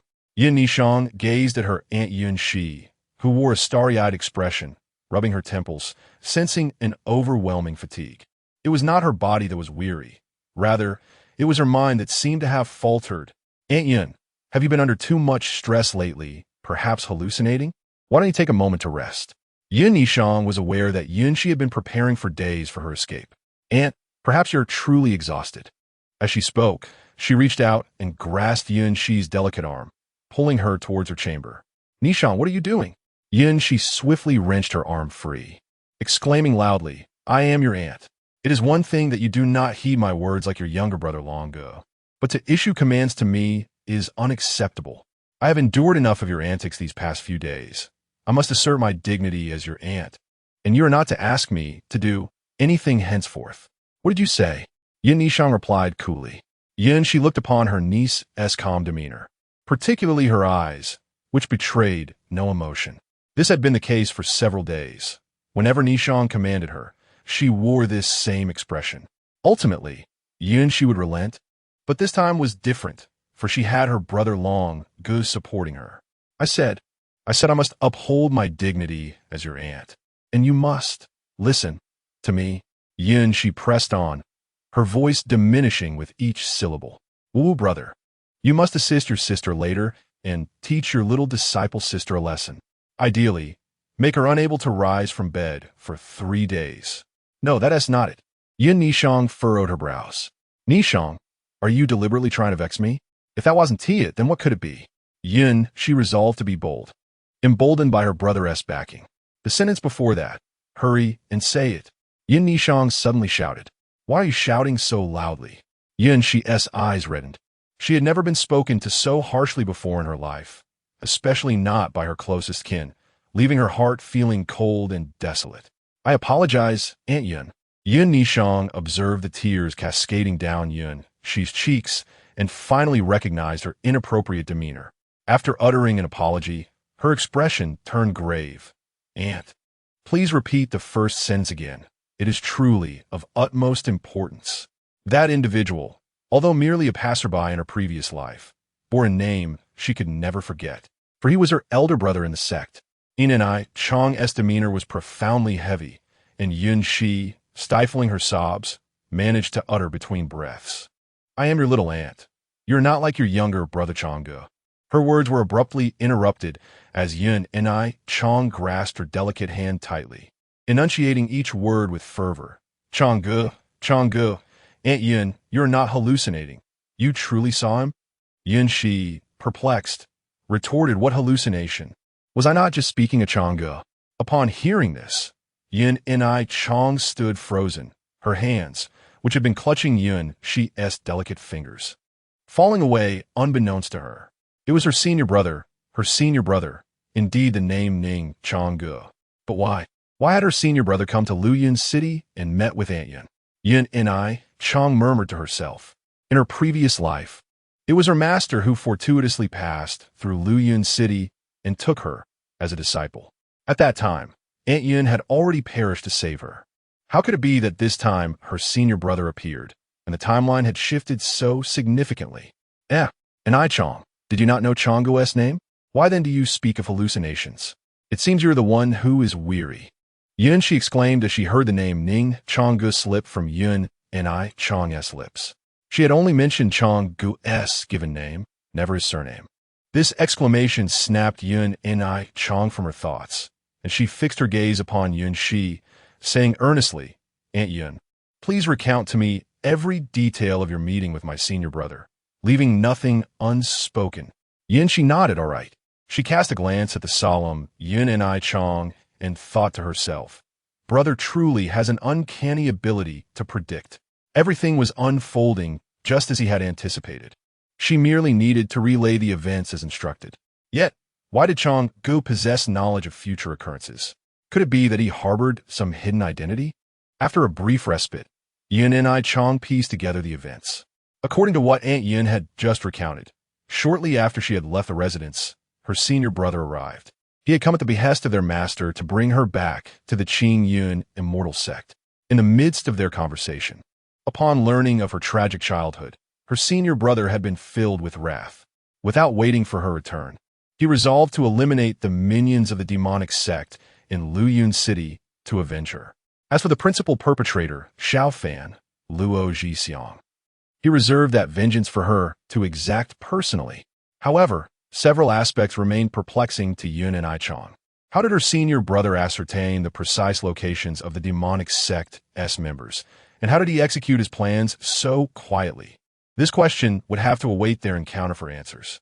Yet, there was another pressing inquiry. Yun Changge turned to Yun Shi, directly asking, "Aunt Yun, was that all that transpired between you and my senior brother?" "Indeed," Yun Shi responded, her expression momentarily flustered. However, recalling Changge's parting instructions, she suppressed her anxiety and explained, "Your senior brother seemed to have pressing matters to attend to, and after speaking with me, he departed, stating he would return to find you during the evening wedding." Yun Nishang furrowed her brows slightly. "Is that so?" "Of course," Yun Shi continued. "When has Aunt ever deceived you throughout your life?" This explanation seemed quite reasonable. Yun Nishang recalled that she had been away from the residence for quite some time, and Aunt Yun mentioned that she seemed to be preparing for a bath. It was difficult to ascertain what might have transpired in the interim. Taking a deep breath, Yun Shi felt relieved that she had not revealed any inconsistencies. In truth, she had not precisely followed Ning Changge's instructions. Changge's younger brother had asked her to convey to Nishang the events that transpired during her bathing. Yet, a voice deep within her urged her to remain silent, warning that revealing the truth would alter everything, and that Yun Shi would come to regret it. Ultimately, she chose to heed that internal voice and refrain from speaking. "By the way, Aunt Yun, please wait for me for a few minutes. I will emerge shortly." With that, Yin Nishang took the bag of herbs she had just purchased and entered her chamber. Cough, cough. This little wretch, could she possibly be a reincarnated celestial being? Xiao Yu, pale as a ghost, coughed twice. At that moment, she was heading towards the eastern courtyard of the Yun residence, where her own quarters were located. She needed to return to retrieve some elixirs to suppress the injuries within her body. That little wretch's palm strike had been exceedingly forceful. If only a male cultivator would appear suddenly, then she wouldn't need to go back. The techniques of the Hahuan sect, aside from their ability to harmonize the yin and yang, certainly also allowed for unilateral absorption. Xiao Yu had chosen this path within her sect. The process of yin-yang harmonization to elevate one's cultivation was dreadfully slow. Only through absorption could she find satisfaction. Suddenly, Xiao Yu wrinkled her nose. Such potent yang energy. She sensed something not far ahead, exuding an incredibly rich and pure yang spiritual aura, akin to a human-shaped elixir. Could it be some rare treasure? With her heart racing, she quickened her pace, fearing that this elixir might escape her grasp. At that moment, the Yun residence appeared particularly lively under the night sky. With red silk fluttering and lanterns hanging high, Ning Changge slightly tilted her head, her gaze sweeping over the numerous eaves, landing on the most bustling area of the estate, and thought to herself, I shall soon arrive at the eastern courtyard. Chapter 61. Senior brother, why have you yet to arrive? In the small courtyard chamber, the lights shone brightly. Yin Nishang sat gracefully on a wooden chair, gently unfurling her jade-like hands as she meticulously arranged the medicinal herbs she had previously purchased on the wooden table before her. Dragon's bloodgrass, hematopoietic ginseng, purple yang flower, salvia leaves. These were all commonly found herbs for replenishing blood and alleviating pain, devoid of any toxicity. It was precisely for this reason that Xiao Yu had permitted Yin Nishang to acquire them. Otherwise, she would not have dared to even consider it. Fortunate indeed that Xiao Yu was unversed in alchemy and ignorant of the properties of these herbs. Yin Nishang lifted a sprig of dragon's bloodgrass with her right hand, her beautiful eyes narrowing slightly as she recalled the words of that venomous woman from her previous life. All medicine bears a measure of poison. The crux lies in whether one seeks to heal or to harm. For instance, these herbs primarily function to replenish blood, yet certain components within them do possess a degree of toxicity. Should one extract all their essences and amalgamate them through the art of alchemy, the outcome would be a poison pill. Moreover, this poison would be even more virulent and insidious, easily ensnaring a high-level practitioner who let their guard down. This would be her means of vengeance in this life, a most devious stratagem, far from the righteous path. Yet, Yin Nishang was unconcerned. As long as she could avenge her blood feud, the morality of the means was of little consequence. Furthermore, her current cultivation was merely at the third level of qi refinement, while that old specter, Ming Lao, had achieved the pinnacle of the nascent soul realm. Engaging him directly, while also protecting Aunt Yin, would yield a slim chance of success. As for the unexpectedly arriving senior brother, if her memory served her correctly, he had not even reached the golden core stage in her previous life at this juncture, rendering him even less a match for Ming Lao. Most crucially, Yin Nishang did not wish for him to intervene. This was her personal vendetta. In her past life, it was this very group from the Hahuan sect that had caused her a lifetime of suffering and remorse. She yearned to exact her own retribution. If her recollection was accurate, that venomous woman had instructed her on how to concoct. Speaking thus, a crimson spiritual energy rose from Yin Nishang's right hand, engulfing the dragon's bloodgrass within. Outside the room, Yun she paced restlessly, glancing frequently at the moon hanging high in the sky. Why had Nishang not yet emerged? Time was of the essence, and if they did not set off for the eastern courtyard soon, those individuals might resort to coercive measures. As the seconds ticked away, just as Yun she prepared to knock on the door, it creaked open with a soft sound, revealing Yin Nishang stepping out. Nishang, you have finally come out. Yin Nishang approached Yun Shi, extending a small wooden box towards her. Here, Aunt Yun. What is this? Inside is a poison pill. You must dissolve it into the wedding banquet wine later, Yin Nishang instructed. The task of administering the poison could only be entrusted to Yun Shi, for no one would suspect a mere mortal. especially one who is the true daughter of the Yun family. Understood. Yun, she accepted the box, placing it into her sleeve. I shall head to the eastern courtyard first. Ning Changge, do you not wish to change into another outfit? Ever since Ning Changge's temperament had abruptly transformed a few days prior, she had developed a particular fondness for wearing garments of red. The brighter the better. However, given that this wedding was a deception from the very beginning, donning a full red ensemble would render her akin to a bride. Ning Changge shook her head and smiled, inquiring, Aunt Yun, do you perceive my attire as akin to a bridal gown? A bridal gown? No, it is not. With a slight curve of her crimson lips, she replied, coldly. Look again, what color is this? This is the hue of blood, the vivid scarlet stained by the blood of our enemies. So, shall I change? No. There is no need. Yunshi's voice quivered with a hint of trepidation. Although her younger brother Changge had reassured her not to worry about Ning Changge and simply follow her orders. Hearing such word from Ning Changge's own lips instilled a sense of unease within her. Then let us depart for the eastern courtyard. In the grand hall of the Yun family's eastern courtyard, the atmosphere was filled with festivity. Master Yun, congratulations. The guests raised their glasses in homage to a frail, middle-aged man. Master Yun smiled broadly, lifting his cup. Thank you. Thank you. When Xiao Xian arrives, I will have him toast all of you. Suddenly, a boisterous man, clearly intoxicated, slurred, I have heard that Miss Yun is remarkably beautiful. We desire a toast from the bride, not the groom. Indeed, we want the bride, not the groom. Others echoed. Moreover, we have already consumed several rounds.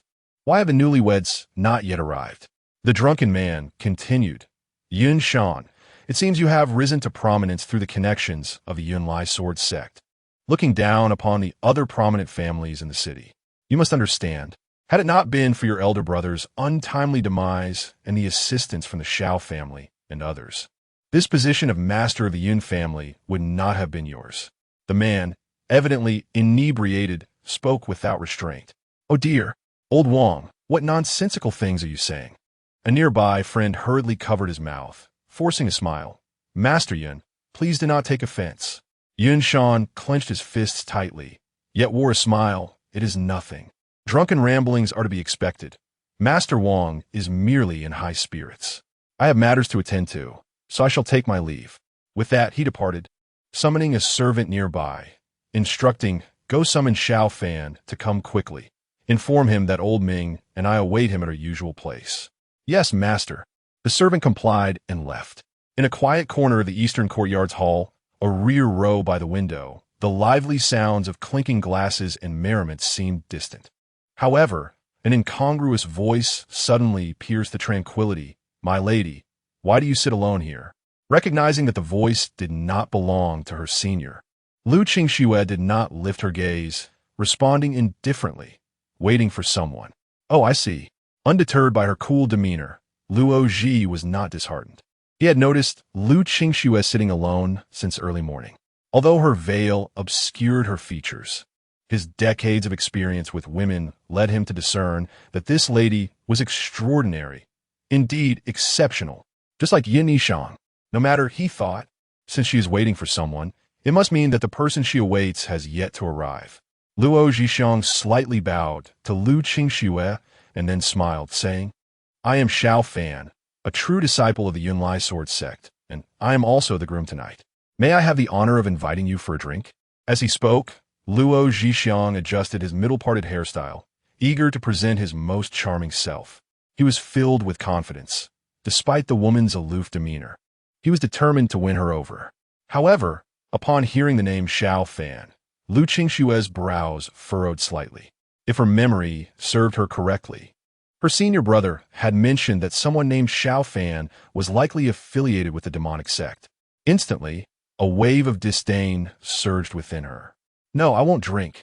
Lu Qingxue's already cold voice grew even colder, imbued with a palpable chill. The unattainable always stirs desire. The more she rejected him, the more fervently Luo Zhixiang's heart burned. He found himself drawn to her resolute nature. Ah, if the lady prefers not to drink, that is perfectly fine. Luo Zhixiang managed to suppress his lascivious thoughts and smiled again. However, I cannot help but notice that I am unfamiliar with you. Which family do you hail from?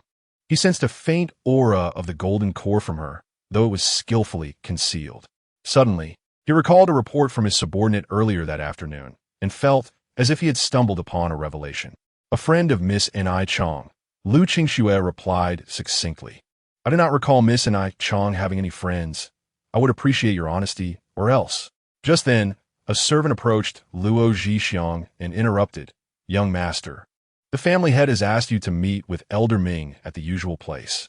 He requests your prompt arrival. Upon hearing this, Luo Zhixiang's heart surged with irritation. Why could they not summon him earlier or later? But instead at such an inopportune moment. Such misfortune.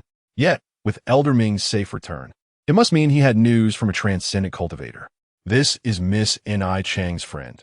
Keep a close watch on her, he instructed the servant before departing. Ning Changge paid no heed to his exit. Were it not for Ning Changge's prior admonition, she would have longed to slay this disciple of the demonic sect with her sword. Brother, where are you? Why have you not arrived yet? The thought of Ning Changge brought a hint of melancholy to Ning Changge's expression. They had agreed he would return shortly after a brief check, yet now, she had not even caught a glimpse of him. Chapter 62. Young lady, please maintain your dignity.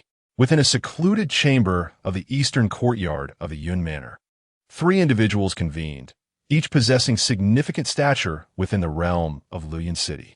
At the center seat, naturally, sat Luo Zhixiang, the young master of the Huan sect, who had only just arrived. Flanking him were Yun Shan, the patriarch of the Yun clan, and Ming Lao, an elder of the demonic sect. Master, I just visited Yin Nizhong, and en route Ming Lao commenced to speak, intending to address the matter regarding the young master. However, he was promptly interrupted by Luo Zhixiang's commanding voice. Ming Lao, dispense with the preliminaries. Is Yin Nizhong still present? Is the conjectured transformation into a divine realm practitioner genuine?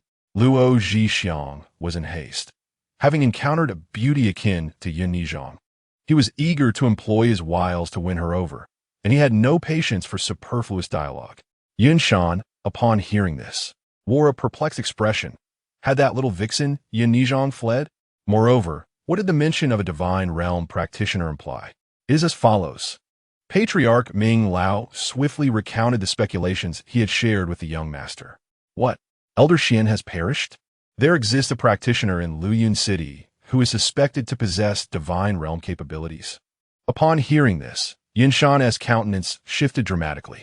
Elder Xian was a being of the nascent soul stage. To think he could be silently extinguished. Who could this suddenly appearing divine realm practitioner be? Such a figure could establish a sect in lesser regions. Luo Zhixiang sneered, Patriarchian, engage your mind. If there were indeed a divine realm practitioner, would Ming Lao have returned unscathed? Is it true? Yin Shan anxiously cast a glance at Ming Lao. The very term divine realm bore an overwhelming weight, and the mere presence of such an individual could spell doom for them all. Indeed, there is no divine realm practitioner, and Yin Nizhong has not fled. However, Ming Lao nodded, but his tone shifted gravely. I encountered a young master on my way to a remote courtyard. Young master? They echoed in unison. Recalling his earlier encounter with Ning Changge, Ming Lao's expression was one of trepidation. Indeed, a young master. He appeared remarkably youthful, as if scarcely past adolescence. Moreover, his cultivation was unfathomable. When I probed with my spirit, you will not believe what transpired. What transpired? They prompted, intrigued. Ming Lao, trembling with fear, recounted an abyss, which instantly consumed my spirit. I suspect this young master possesses at least the cultivation of a return to void or even a harmonization stage practitioner. Gasping, the 2 men inhaled sharply, the very air around them turning frigid. Ming Lao, at the pinnacle of the nascent soul stage, was reduced to such a state of fear. Who could this young master be? Should we proceed with the wedding? What if the young master discovers our true intentions? Might he? Yin Shan gestured dramatically across his throat. Yet, if we fail to retrieve Yin Nizhong, the wrath of the Holy Master is a burden we cannot bear. Luo Zhixiang hesitated, torn, for he had only just encountered a captivating beauty and was loath to relinquish his pursuit so easily. Upon hearing this, the elder Ming chuckled lightly and quickly waved his hand, saying, there is no need for that. We shall proceed according to our original plan. Given the senior's profound cultivation, should we reveal even the slightest hint of our intentions, he would undoubtedly take notice. Therefore, we must not hesitate. Rather, we should escalate our efforts. Luo Zhixiang and Yunshan nodded in agreement, finding his reasoning sound. In that case, I shall summon more wine and refreshments to enliven the atmosphere, Yunshan declared as he departed. Young master, we should be on our way as well. You are the star of tonight's wedding and cannot afford to be absent. Elder Ming remarked, listening to the sounds of laughter and clinking glasses from outside. There's no rush, Luo Zhixiang replied, shaking his head. Elder Ming, do you still have the 6 desires locking spirit incense you brought from the sect? Elder Ming nodded. Indeed, but may I ask what you intend to do with it? Young master, the 6 desires locking spirit incense is a specialty of the Huan sect. Those afflicted by its essence will find their dantian sealed by the power of the 6 desires, rendering them incapable of channeling their spiritual energy and losing the ability to resist. Simultaneously, the victim will be influenced by these desires, leading to a hem. I trust you understand. This substance is colorless and odorless, making it exceedingly difficult to detect. However, it must be ignited in advance, and the target must inhale it for at least half a quarter of an hour. Then you shall light a few sticks in the main hall shortly, Luo Zhixiang instructed. Elder Ming inquired, Young master, are you intending to poison the esteemed young master? However, this incense is only effective against cultivators below the nascent soul stage. Rest assured, I'm not so foolish. He certainly did not intend to use it against the young master. Upon seeing the woman adorned in a delicate veil, Luo Zhixiang had already contemplated the use of poison. Elder Ming, still feeling concerned, cautioned, Young master, you must not lay a hand on Yunishan. She is a gift from the Holy Lord to the Empress. Once the 6 desires locking spirit incense is ignited in the hall, aside from our group, all the cultivators attending the wedding will be affected. Oh, except for mortals. After all, they lack a dantian, so how could they be poisoned? Elder Ming continued. If, at that moment, the young master were to succumb to his baser instincts and inadvertently harm Yunishan, we would all face dire consequences from the Holy Lord. Haha. Elder Ming, you need not worry. If I intended to act on her, I would have done so long ago. Luo Zhixiang laughed heartily, then suddenly recalling someone, he asked, By the way, where has that flirtatious Xiaoyu run off to? Is she not coming over? Miss Nishang mentioned that she is resting in her chamber and should arrive shortly meanwhile, on the other side. Ouch, that hurts. Miss, are you all right? Ning Changge softly inquired as he looked at the girl who had fallen to the ground. Sir, you've hurt me. The ground was occupied by a delicate young woman, her face resembling that of a peach blossom, her cherry lips emitting a sound that could easily be misconstrued. Well, it seems you were not paying attention while rushing about and ended up colliding with me, Ning Changge patiently explained. Xiaoyu pouted, Well, it's also your fault. Who told you to be so well built? Ning Changge felt 3 black lines form on his forehead. He had yet to blame her for the collision that wasted his time. And now she was turning the tables on him. Xiaoyu gently bit her crimson lip, gazing up at Ning Changge with an air of delicate vulnerability. Young master, will you not assist me in rising? I am in haste and must depart, he replied curtly. You should rise on your own. With that, Ning Changge attempted to sidestep her and proceeded to leave. However, Xiaoyu swiftly grasped his foot, exclaiming, Young master, I have twisted my ankle and cannot stand. Xiaoyu was resolute in preventing Ning Changge from leaving. There was an unmistakable aura of pure yang energy emanating from him, wafting towards her even from a distance. And it was utterly intoxicating. Miss, I implore you to maintain your dignity. Ning Changge protested, vigorously trying to free his ensnared foot, only to find it stuck fast. You must believe me, I truly have injured my ankle. Xiaoyu insisted, her grip unyielding. Such a flimsy excuse was hardly credible, Ning Changge mused, feeling as though he had fallen victim to a ruse. Moreover, it was evident that this woman was far from respectable. It would be prudent to avoid any delightful misunderstandings. Chapter 63 At this moment, Ning Changge was still on his way. A sharp sound suddenly erupted in the eastern courtyard, swiftly followed by the crackling of firecrackers. Listening to this series of explosive sounds, Ning Changge understood that the wedding was about to commence. He certainly did not wish to miss his junior sister's grand act of revenge. However, there was a woman obstructing his path. Ning Changge lowered his gaze to the woman who was half kneeling on the ground and said helplessly, "Fair maiden, I implore you to release your hold first, and I shall assist you in standing." If this continued, his junior sister's enemies would have been eliminated, while he would still be en route to the eastern courtyard. "Thank you, my lord. I knew you would not abandon me," Xiao Yu exclaimed joyfully, pointing to a nearby room. "My lord, my chamber is over there. You merely need to carry me back." "My lady, propriety dictates that men and women should maintain a respectful distance," Ning Changge firmly rejected. "Moreover, it is late at night. A solitary man and woman in a room together would tarnish your reputation if others were to witness." Xiao Yu replied softly, "It matters not. I trust in your character. You are undoubtedly a gentleman of integrity. Besides, I'm the eldest daughter of the Xiao family. No one would dare speak ill of me." Ning Changge was momentarily taken aback by her words, studying her face intently, rendered speechless. "My lord, what troubles you?" Xiao Yu gently touched her face. "Is there something on my countenance that frightens you? You claim to be the eldest daughter of the Xiao family. Thus your name is Xiao Yu, is it not?" Ning Changge inquired, concerned that he might mistakenly harm an ally. "Indeed," Xiao Yu replied, her eyes sparkling alluringly. "I did not expect my lord to know my name. I shall ensure that I serve you well, elevating you to the heavens." Ning Changge shook his head. "You cannot. Allow me to assist you in ascending instead." "My lord, you are quite wicked," Xiao Yu playfully chastised. "If you do not satisfy me shortly, I shall have to punish you. Rest assured, I guarantee to elevate you with a single shot," Ning Changge said, retrieving a short pistol from his spatial storage. The quality of this pistol was not exceptional, merely of decent grade, a gift from the late Elder Ming. Nonetheless, it would suffice for his purpose. My lord, why are you drawing a gun?" Xiao Yu asked, puzzled. She desired a firearm, but not this one. After a moment of contemplation, Ning Changge suddenly pointed behind Xiao Yu and exclaimed, "Look, an airplane! What chicken?" Xiao Yu instinctively turned to look.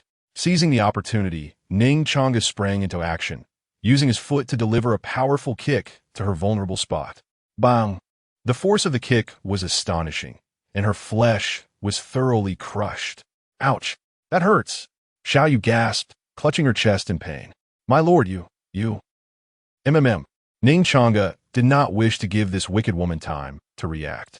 Following the kick, he swiftly raised the pistol and aimed it directly at her crimson lips. Swish! The unexpected shot, fired at such close range, left Xiao Yu no time to evade. She was instantly pierced through the brain, meeting her demise in an instant. "You die," Xiao Yu uttered her last two words before perishing. "What do you mean by you? You shall die too." With that, Ning Changge swiftly drew his short gun, and blood gushed forth from his head in torrents. Simultaneously, Xiao Yu's body began to decay, emitting a foul stench that permeated the air. "How repugnant!" Ning Changge exclaimed, pinching his nose in disgust. "You vile woman! Even in death you seek to offend my senses." Unable to endure the horrid odor, he raised his hand and cast a simple celestial spell, fiery ball technique, upon her. In less than a few seconds, her corpse was reduced to mere ashes. With Xiao Yu's demise, Ning Changge made no further delay and proceeded towards the eastern courtyard. Yet, after taking a few steps, his legs suddenly weakened, nearly causing him to fall. How could this be? Ning Changge felt a foggy sensation clouding his mind, and his body lacked strength. Suddenly, a faint whiff of a noxious stench wafted into his nostrils again, intensifying his dizziness. Damn it! How careless of me! That odor is toxic. Had it been a sweet, fragrant aroma, he would have been exceedingly cautious. But who could have anticipated that this woman's corpse could be so foul and, indeed, poisonous? It dawned on Ning Changge the true meaning behind her final word. The deceased sought to drag him down with her. Utter folly. He scoffed disdainfully. As he spoke, he nonchalantly retrieved a jade vial from the treasure space, the character's 100 flowers detoxifying powder elegantly inscribed upon its surface. 100 flowers detoxifying powder, guaranteed to neutralize toxins. Ning Changge had always remembered the gifts bestowed upon him by the treasure book. Following the instructions, he consumed half of the powder and applied the other half to his nose, channeling his inner energy. Within 2 minutes, he felt vitality return to his body, and clarity surged back to his mind. At that moment, he felt that with such mental acuity, even 100-fold more challenging college entrance exam would be effortlessly conquered. Once the toxins were purged from his system, Ning Changge stood once more and resumed his journey to the eastern courtyard. Along the way, he continually reminded himself of the unexpected danger of toxins from the deceased. He would henceforth exercise utmost caution. The sect leader was indeed correct. Today's young men face perilous circumstances when venturing outside. Once he escorted his junior sister back to the celestial gate, he vowed never to descend the mountain again until he reached the nascent soul stage. Suddenly, a thought struck Ning Changge. If Xiaoyu could poison even in death, how much more formidable would the living heir of the Hahuan sect be? Trouble loomed. A sense of foreboding enveloped him.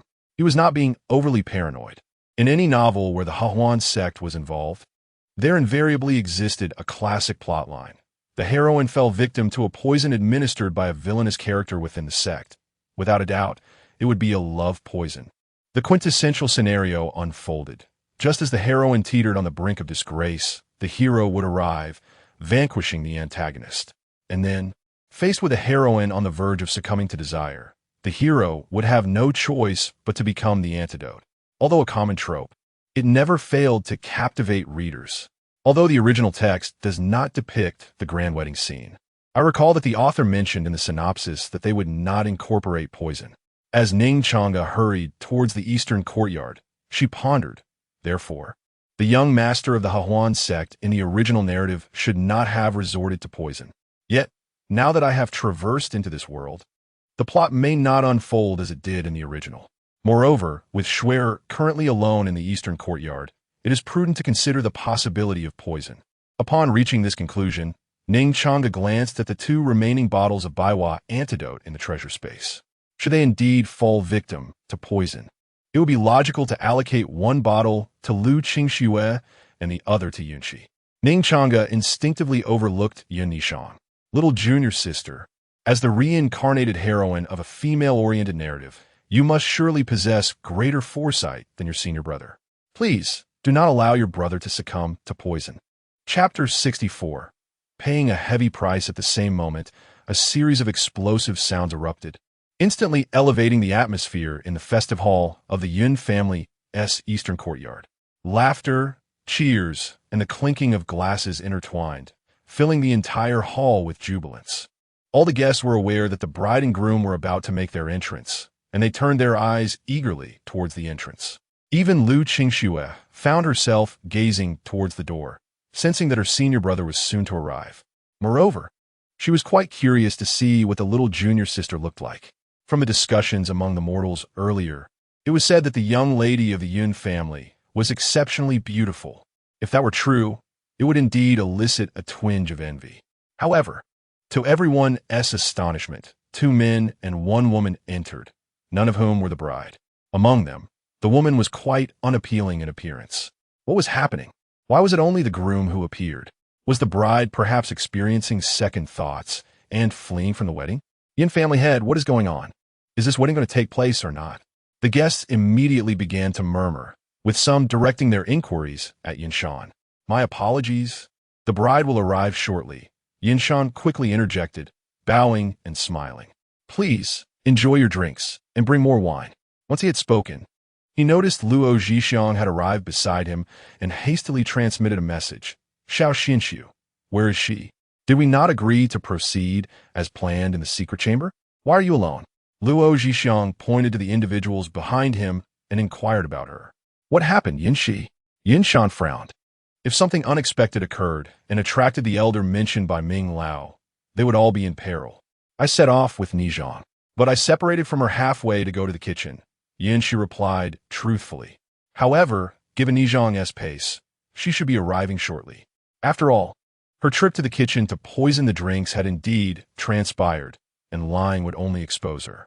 What were you doing in the kitchen? Yinshan questioned. And why do you care? Yinxi retorted, her anger transforming into mockery as she exclaimed, Did you ever visit Nizhang after our elder brother passed away?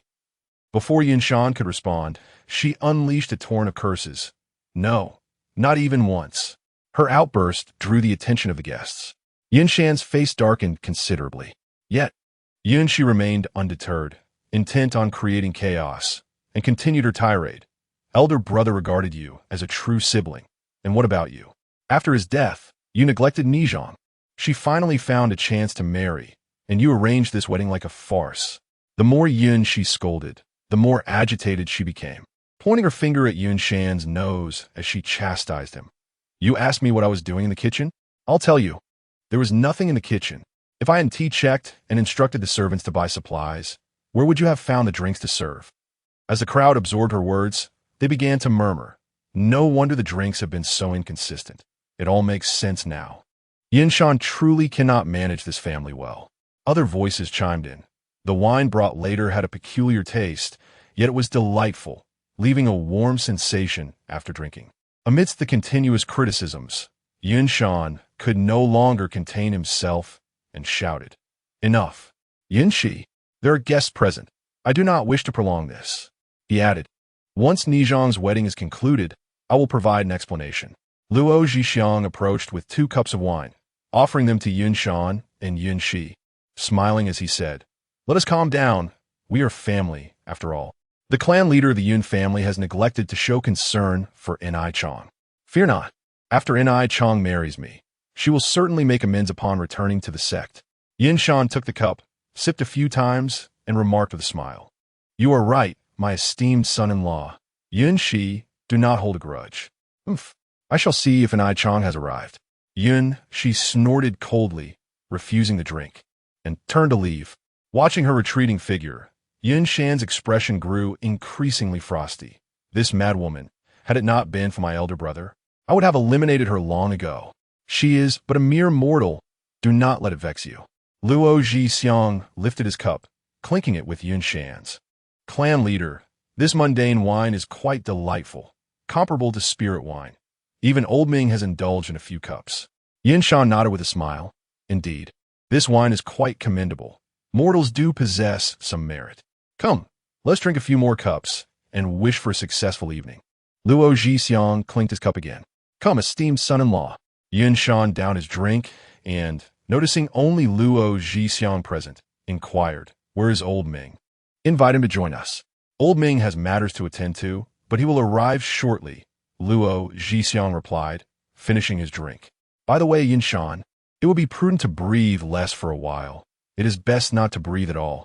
As Yunshi exited the main hall, she spotted Ning Changge standing in a shadowy corner of the eastern courtyard. Before she could speak, Ning Changge inquired, Aunt Yun, have they consumed the wine? They have, but... What is it? Yunshi replied, We arrived late. They have already had several rounds. Did you not just say it was poisoned? What do you mean?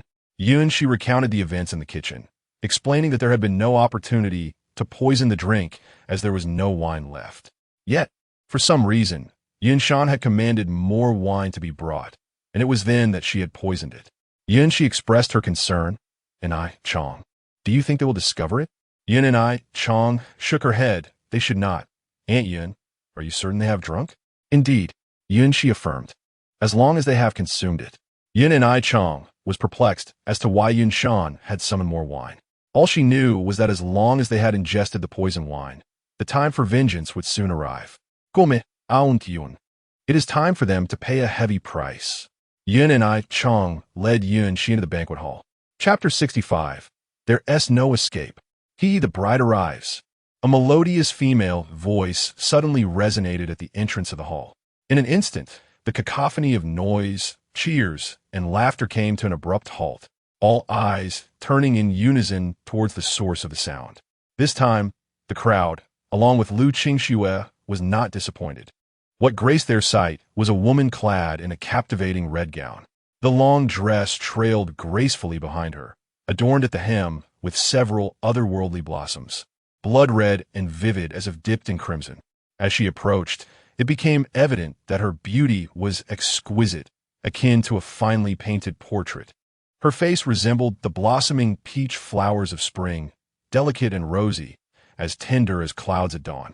Her eyes sparkled like stars, resembling a pool of autumn water, while her dark brows arched gracefully like distant mountains, light and elegant. Suddenly, a night breeze swept through, causing her inky tresses to sway enchantingly, a sight both stunning and alluring. Ning Changge could not help but exclaim, "What a beautiful woman!" As the crowd witnessed the arrival of the bride, laughter erupted once more, and they offered their congratulations to Luo Zhixiang with clasped hands. "Xiao Zhenchuan, you are indeed fortunate. This Miss Yun is breathtaking, like a celestial being. Indeed, I have long heard of her beauty, and today's sight truly confirms it. To think Xiao Zhenchuan could wed such a divine beauty, we are all envious." Logically, one would expect Luo Zhixiang to return their praises with a beaming smile. However, to everyone's astonishment, his expression grew increasingly dark, rage flickering in his eyes. The crowd exchanged puzzled glances, bewildered by his reaction. How could he be so angry at such a beautiful bride? Could it be that he was being cuckolded? At that moment, a voice from somewhere in the hall broke the tension. "While we admire the bride's beauty, according to tradition, shouldn't she be wearing a phoenix crown and bridal veil to conceal her face, only to be unveiled by the groom on their wedding night? Yet, Miss Yun appears without even a veil. Furthermore, although she is dressed in red, upon closer inspection, it is evident that this is merely an ordinary gown, not a wedding dress." As this statement spread, a clamor arose in the hall. Could it be true? Did Miss Yun not wish to marry Xiao Zhenchuan? I believe it is not a matter of desire, but rather unworthiness. Xiao Fan is merely a toad yearning for the flesh of a swan. The murmurs of doubt and mockery filled the air, and Luo Zhixiang's expression darkened further as he fixed his gaze on Yun Nizhao, struggling to contain his fury. "Nizhao, what do you mean by this?" "What do you mean?" Yun Nizhao retorted with a cold snort, her delicate brows arching slightly. "When did I ever say I would marry a petty man like you?" With that, she lifted a wine cup from the table, inhaling its aroma with satisfaction. "Aunt Yun has indeed lived up to my expectations. The poison was successfully administered." Then, with her crimson lips parting, she spoke with a tone full of disdain. "Moreover, you should take a look in a mirror and see that face of yours, a veritable sight of deformity." Before her words could settle, she hurled the wine cup at Luo Zhixiang's face. The wine glass traced an arc through the air, exuding a fierce momentum. "How dare a man like you entertain the thought of marrying me? Such delusions! Insolence!" With a swift motion of his robe, Elder Ming unleashed a surge of spiritual energy that shattered the wine glass, causing the liquid to spill forth. Just as he prepared to channel his energy to sweep away the wine splattered on Luo Zhixiang, he suddenly felt a momentary stagnation in his internal power, his movements faltering. The wine, now unobstructed, accurately splashed onto Luo Zhixiang's face. In the previous moment, he had been the groom clad in red, basking in the glory of the occasion. Now, he resembled a drenched chicken. Luo Zhixiang bellowed, "Elder Ming, what are you doing?" Initially, he had paid little mind to the spilled wine when he saw Elder Ming act, but now he realized that Elder Ming had betrayed him. Elder Ming waved his hand to wipe the wine from Luo Zhixiang's face, saying, "Young master, a mistake, a mistake. I had a few too many drinks, and my head's a bit muddled." He attributed the momentary lapse in his power to the excess consumption of alcohol, as he truly felt a bit dizzy. Luo Zhixiang huffed in anger, "Be more careful next time." Yun Nishang, upon hearing such a ridiculous excuse, especially with someone genuinely believing it, could not help but burst into laughter. "Rebellion! Rebellion!" Yun Shan, utterly enraged, strode toward Yun Nishang, raising his hand to strike her. Yun Nishang, a mere adopted daughter of the Yun family, dared to show disrespect to the young master. Quickly apologized to him and returned to obediently don your wedding gown to finalize this marriage. "Yin," she exclaimed, "Nishang, be careful." Yet Yin Nishang seemed oblivious, as if she did not hear or see the impending slap. Instead, she slightly parted her crimson lips to utter a single word, "Down." "Huh?" Yin Shan, puzzled by her words, dismissed them, lifting his hand to strike. However, just as his hand rose halfway, he suddenly felt a surge of blood and chi boiling within him, as though something was about to erupt from his throat. Instinctively, he covered his mouth, but was futile. Blood gushed from his lips. Not only that, but blood began to seep from all 7 of his orifices. True to Yun Nishang's prediction, he collapsed, utterly powerless to rise again. Yin Shan, clan leader. Someone has died. The scene erupted into chaos once more, only to quickly fall silent. With the exception of a few, the rest began to collapse one after another. However, unlike Yin Shan, they did not perish, yet blood flowed continuously from their 7 orifices, presenting a ghastly sight. Young master, the wine is poisoned. Elder Ming's voice was hoarse, as if squeezed from his throat. His lips trembled, blood seeping from the corners of his mouth. Elder Ming, I am aware, no need for your reminder. Luo Zhixiang appeared equally wretched, blood streaming from his 7 orifices. He glared at Yin Nishang, gritting his teeth as he demanded, Yin Nishang, what have you done? Poisoned it, Yin Nishang casually replied. Yet the guests were innocent. Finally, unable to bear it any longer, Lu Qingxue, who had been seated in the back, approached. And you are? Yin Nishang inquired. She gazed upon the woman adorned in a delicate veil. Though her features remained obscured, an inexplicable familiarity lingered. Lu Qingxue performed a respectful bow, declaring, I am Lu Qingxue, a disciple of the Qingyun sect from the Shaozhu Peak. Yin Nishang exhibited no surprise, while Luo Zhi, standing nearby, was struck with astonishment at the sight of the woman he had previously approached, beads of cold sweat forming on his back. Qingyun sect. What on earth? Out of nowhere, another disciple from the Qingyun sect appears, and her name is Lu Qingxue. If memory served him correctly, the Tianji Monthly had detailed Lu Qingxue, the Qingyun fairy, merely 20 years of age, at the late stage of the Golden Core, wielding the fabled sword, Caged Sparrow, one of the 7 celestial swords of Qingyun. Her cultivation, combined with the prowess of the Caged Sparrow, rendered her combat capabilities comparable to a mid-stage nascent soul practitioner, placing her 11th on a 9 domains talented individuals ranking. Old Ming were utterly finished. Luo Zhi lamented in despair. Although Old Ming was poisoned, he was a perfected nascent soul and could have fought to escape. However, with the arrival of a Qingyun disciple, a figure of renown, even the most desperate struggle would be futile. Young master, do not panic. Amid their discourse, Old Ming surreptitiously conveyed a message to Luo Zhi. Do you not recall the 6 desires locking spirit incense you instructed me to prepare? This Lu Qingxue, no matter how extraordinary, is merely a minor golden core practitioner. Once I suppress the poison within me, neither Yin Nishang nor Lu Qingxue will be able to escape. He cackled with a sinister glee. Chapter 66.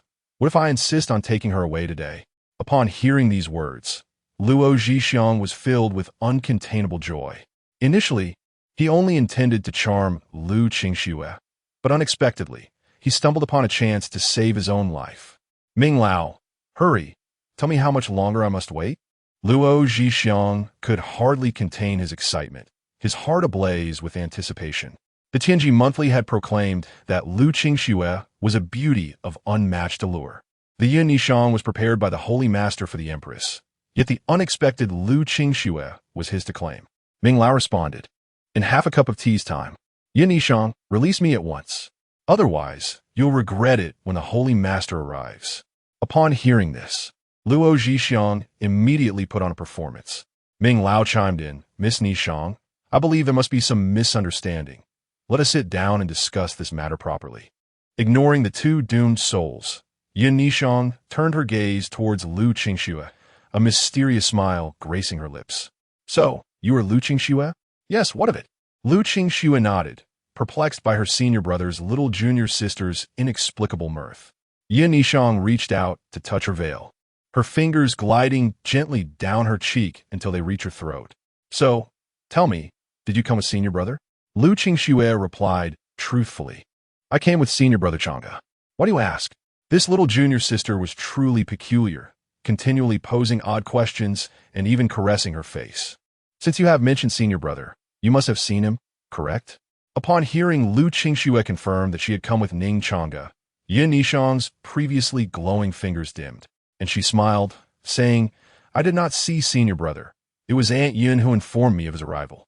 She gestured towards Yin Shi beside her. Lu Qingxue turned to Yin Shi. Do you know where senior brother has gone? Yin Shi shook her head. I do not know. After Changge left, he never returned. Lu Qingxue sighed. Well, it appears senior brother has deceived me.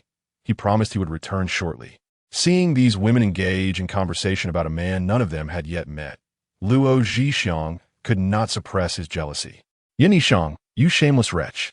How dare you discuss other men in front of your husband? You truly have no sense of shame. Yin Nishang coldly regarded Luo Zhixiang, as if he were a mere specter. Had he not spoken, I might have forgotten your existence. Pray tell, how shall I end your life? In my life? Luo Zhixiang threw his head back in laughter. What are you laughing at? Yin Nishang furrowed her brow. She cast a wary glance at Ming Lao, relieved to see him still struggling to suppress the poison within his body. There should be no unforeseen incidents, especially with Lu Qingxue present. Though she may become a future source of trouble, her current combat prowess remains formidable. Luo Zhixiang ceased his laughter, wearing a lascivious grin.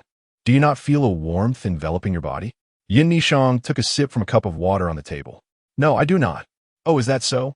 Luo Zhixiang remarked with a knowing smile. Then why do you drink water? Yin Nishang pursed her lips, feeling slightly parched. Perhaps it was due to her brief stay, resulting in insufficient inhalation of the fragrant essence. Luo Zhixiang gestured toward the two individuals behind her, stating, however, those two have remained in the hall almost continuously. Would you care to glance back? Yin Nishang's expression turned cold. Did you poison them? She was not a fool, and, at that moment, she sensed her heart racing more violently than usual. Luo Zhixiang grinned mischievously. If you can poison, why can't I? Yin Nishang scoffed disdainfully. A mere trifling poison. Do you think you can threaten me with that? In my past life, the poison of that treacherous woman could even slay those of the highest cultivation. Yet I found the antidote in the end. Luo Zhixiang, with a smirk, teasingly suggested, perhaps you should take a look back at your Aunt Yin. However, as he spoke, a wave of confusion washed over him. Wait. The Six Desires locking spirit fragrance is only effective against cultivators. How could this mortal, Yin Shi, also be affected? He dismissed the thought, reveling in the prospect of binding Yin Nishang's powers, chuckling inwardly. Ultimately, Yin Nishang turned around, unwilling to let any harm befall her aunt. Upon witnessing the scene before her, her brows knitted in concern. The two individuals lay helplessly on the ground, their heads radiating heat, their faces flushed. Yin Nishang rushed forward to grasp Yun Shi's delicate hand, infusing her with crimson spiritual energy, probing into her meridians. Lu Qingxue, still partially conscious, looked at Yin Nishang and urgently inquired, Junior Sister Nishang, what on earth is happening? You have been poisoned with a love toxin. Yin Nishang responded as she released Yun Shi's hand. The spiritual energy she had just infused could temporarily suppress the toxin, allowing her aunt to awaken shortly. Poisoned? Lu Qingxue exhaled heatedly, analyzing, it shouldn't be poison. If it were, I would have no awareness right now. She felt her current state resembled the sensation she experienced after her senior brother had blown air into her ear, leaving her feeling warm all over. The fairy of Qingyun speaks truly, Luo Zhixiang interjected with a smile. This is our sect's specialty, the Six Desires locking spirit fragrance. Those afflicted will have their dantian sealed, rendering them unable to utilize their spiritual power. This is indeed a poison. He paused momentarily, gazing at Lu Qingxue's slightly dazed eyes. And imagining her beauty concealed beneath her veil, he swallowed hard, a glimmer of wicked desire flashing in his eyes. Yet, this is merely the locking effect. The Six Desires have yet to take effect. The Six Desires will awaken the most primal instincts within the poisoned, transforming them into nothing more than beasts, driven solely by carnal urges. At his words, Yin Nishang's brows furrowed deeply. As she had just helped suppress the toxin within her aunt, she had sensed this disturbing aspect. Furthermore, she had heard of the Six Desires locking spirit fragrance in her previous life. While she could nullify the locking poison, she currently had no means to counter the Six Desires. Seeing her distressed expression, Luo Zhixiang's heart swelled with delight. Yin Nishang, shall we engage in a transaction? Without waiting for her response, he slowly continued, I present you with two choices. As she gazed upon the demise of her beloved Aunt Yun, Yin Nishang was abruptly interrupted by a chilling voice. I shall first eliminate you, and then rescue Aunt Yun. Yin Nishang, your choice is rather unwise, Luo Zhixiang retorted, shaking his head before posing a question. Do you know which desire thrives most fervently within the techniques of our Huan sect? His eyes filled with malevolence, fixated upon the dazed Lu Qingxue as he articulated each word. Allow me to enlighten you. It is lust, the carnal desire among the 6 passions. He continued, Yin Ni Shang, I shall grant you another opportunity to choose. Option 1. Witness your Aunt Yin perish. Option 2. We shall exchange the antidote. Fear not. I can first provide you with one antidote to consume. Once you ascertain it's safe, you may then trade the second antidote with me. Yin Nishang replied coldly, I can still obtain the antidote after killing you. Then come and kill me now, Luo Zhixiang sneered. I must inform you that I will only provide one antidote. The decision of whom to save rests solely with you. Hearing his words, Yin Nishang glanced again at Lu Qingxue, whose eyes were nearly lost to oblivion. And an ominous thought surged through her mind. Beside her, Lu Qingxue's complexion turned ashen, realizing the sinister gamble Luo Zhixiang had placed on her choosing her Aunt Yin. As for her own fate, Yin Nishang, make your decision swiftly, Luo Zhixiang urged, unwilling to prolong the torment. I am a golden core cultivator and can still suppress the poison within me, whereas your Aunt Yin is but a mere mortal. During this time, Elder Ming had already managed to contain the poison within him, and he now interjected, threateningly, Miss Nishang, though your poison is formidable, I am a perfected nascent soul cultivator. Even if I cannot neutralize the toxin, I can still strive to take you down with me. Thus, Miss Nishang, please contemplate the young master's choice with care. Yin Nishang clenched her fists tightly, her heart erupting in anguished cries. Why? Why am I powerless to protect anyone?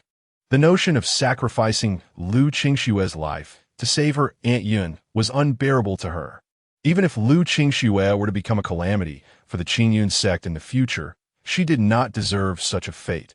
It was unjust. If only I could think more thoroughly, if only I possessed the formidable power I once wielded in my past life. With the last remnants of her strength, Lu Qingxue gently patted Yin Nishang's right hand, forcing a smile onto her face. It's all right. I bear you no ill will. Moreover, Senior Brother Changge will surely return to rescue us. Yin Cc, regaining some consciousness, grasped Yin Nishang's left hand with great effort. No, Nishang, you cannot do this. What a poignant scene. Luo Zhixiang, momentarily taken aback, swiftly concealed his smile and spoke ominously. However, I am not moved. Yin Nishang, let me make it clear, tonight, you must choose one or the other. Otherwise, your Aunt Yin shall surely perish. And you, Yin Nishang, shall not leave the Yin residence alive. As his words hung in the air, a detached voice echoed from the entrance of the hall. Oh, is that so? What if I insist on taking her away tonight? Chapter 67. You may call me Senior Brother. The air fell into an immediate hush. All eyes turned towards the source of the sound, revealing a young man clad in red, stepping gracefully as if walking upon the moonlight.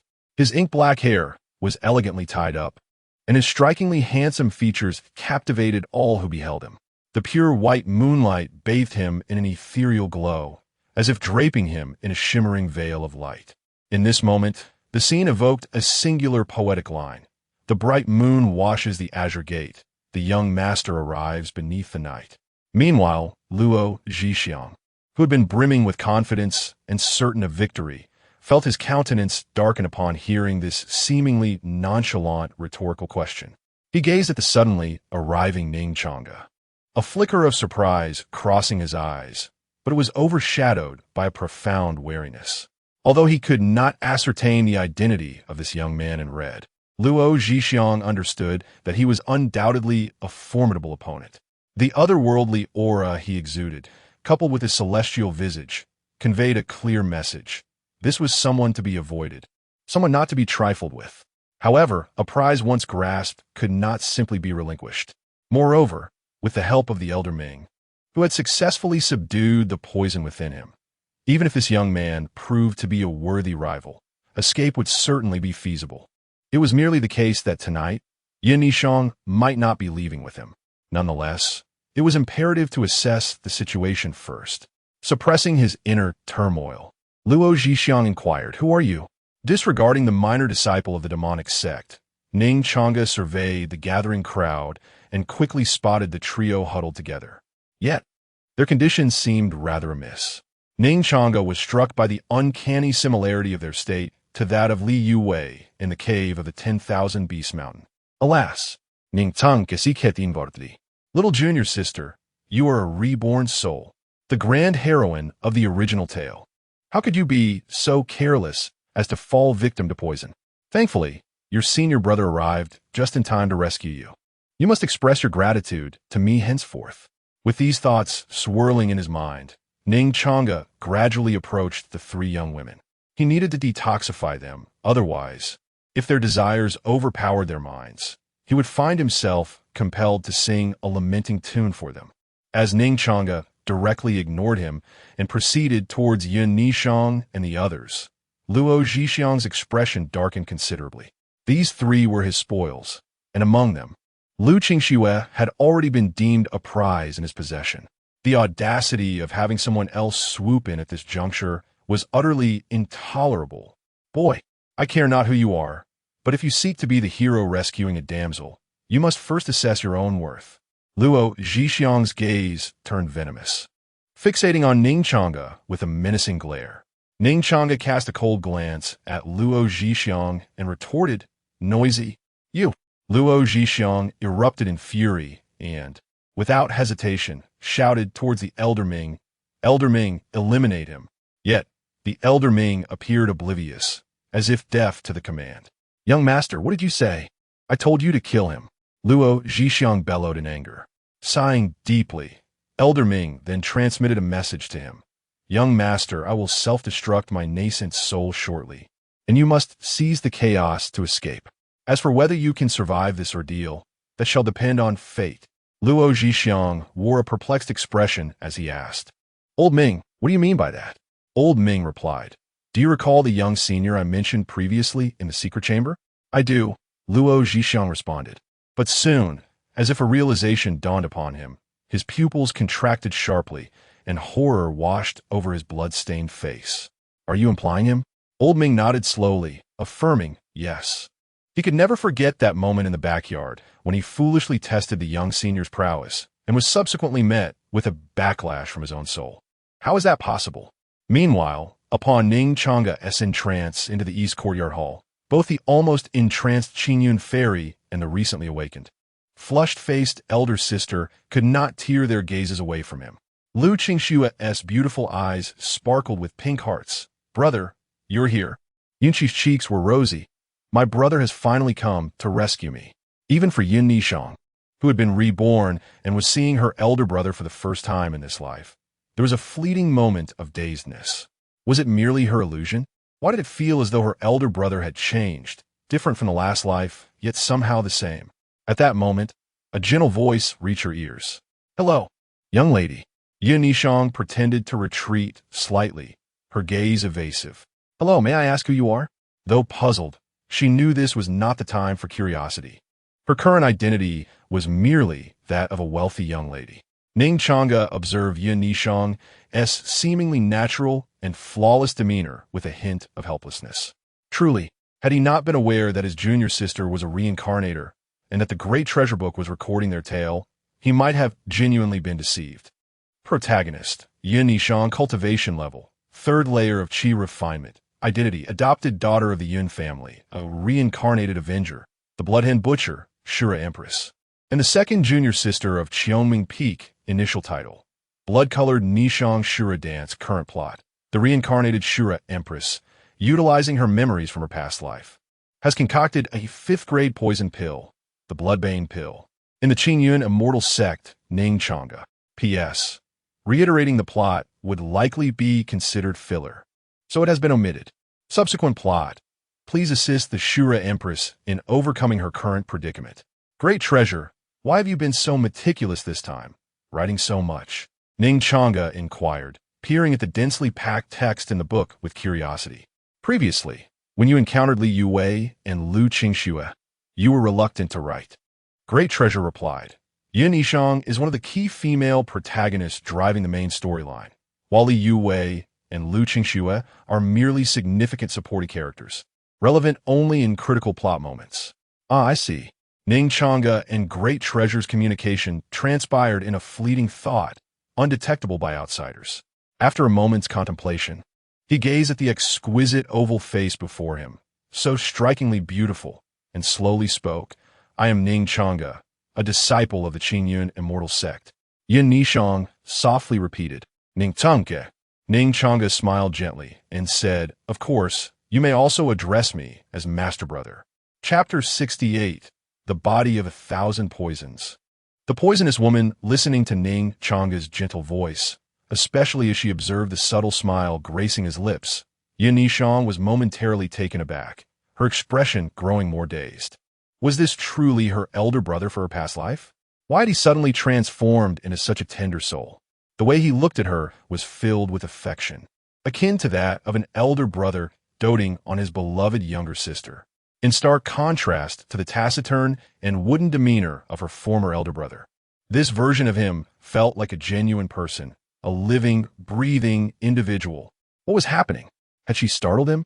Ning Changge extended his hand, gently ruffling Yin Nishang's hair, saying, This matter is a bit lengthy to explain. Allow me to deal with these two from the demonic sect first, and then I shall clarify everything with you. All right? Little junior sister, one of the leading ladies. So what if she was a reborn individual? The crux of the matter was that she was unaware of her own knowledge regarding this fact. Thus, while she still possessed a youthful innocence, it would be prudent to swiftly garner some goodwill. What? You say it's shameless, merely living off soft meals? I beg your pardon. There is an ancient saying, those who possess beauty are the true heroes. This is simply following the will of destiny. Moreover, how delightful is the soft meal of a beautiful maiden. Feeling the warmth of that large hand atop her head, Yin Nishang's body stiffened. She nearly succumbed to the urge to strike that hand away.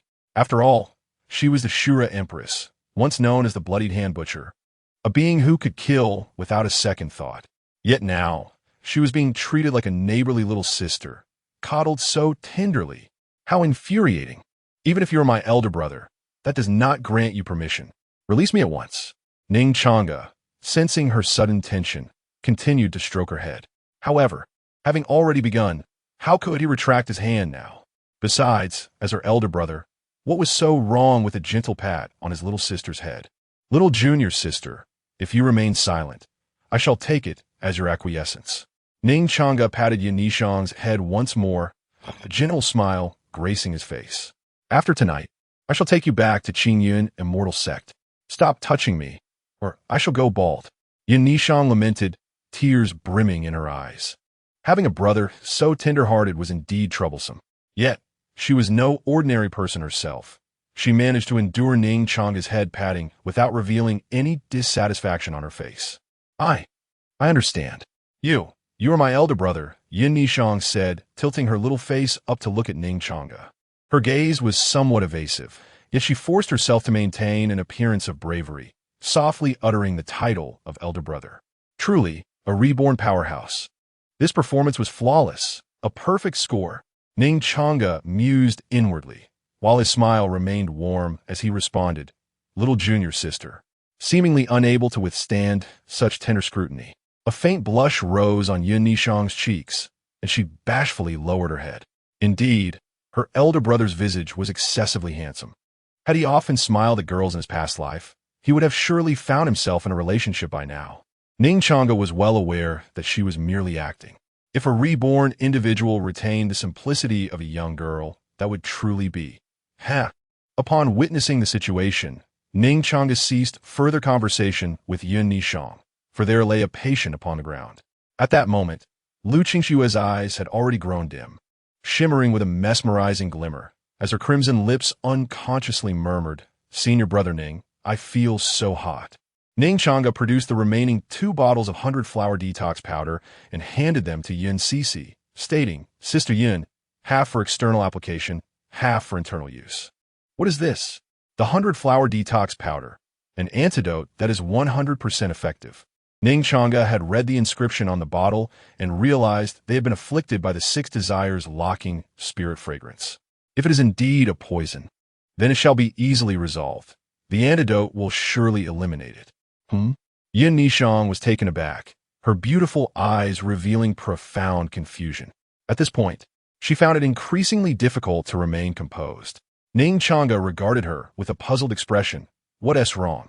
Such a remedy as the 100-flower detox powder should be commonplace for someone of her reborn stature. It is like this, brother. Yin Cece assumed that Nishang believed the detox powder to be ineffective and repeated the words of Luo Zhixiang verbatim. Is that so? Ning Changge skrukinset Yun Nishang. His gaze filled with suspicion. Her earlier expression did not align with Yin Cece's explanation. Upon hearing this, Yin Nishang instantly grew anxious. Her previous reaction had indeed been inappropriate.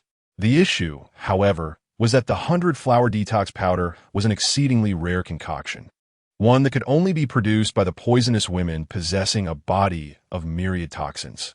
Hers was the sole lineage within the 9 domains. Senior brother, how could he possess such a thing? Moreover, based on her timeline of rebirth, that poisonous woman should still be in the process of gathering the last few spirit flowers. In her previous life, she first encountered her in a secret realm within the South Ming domain, by which time she had already attained the nascent soul stage. Yet, Yin Nishang understood that this was not the moment for curiosity. In the eyes of her senior brother, she was merely a fragile woman and could not afford to act contrary to that persona. With this thought in mind, Yin Nishang softly replied, "Oh." Ning Changge refrained from probing further, yet he could surmise that this 100-flower detox powder, presumably gifted by Dabao, had evoked memories of her past life. Observing the two individuals concealed in the corner of the hall, Ning Changge called out, "You two, come here at once. What nuisance! If this is truly not a poison, will it not require my sacrifice?" Coming, senior. Ming Lao, accompanied by Luo Zhixiang, scurried over in a hurried manner. He then prostrated himself on the ground, lifting his head with a fawning smile. "Senior, you called for me."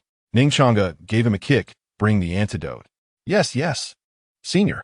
Ming Lao hastily sprang up and darted to a secluded corner of the hall, then squatted down, seemingly collecting something.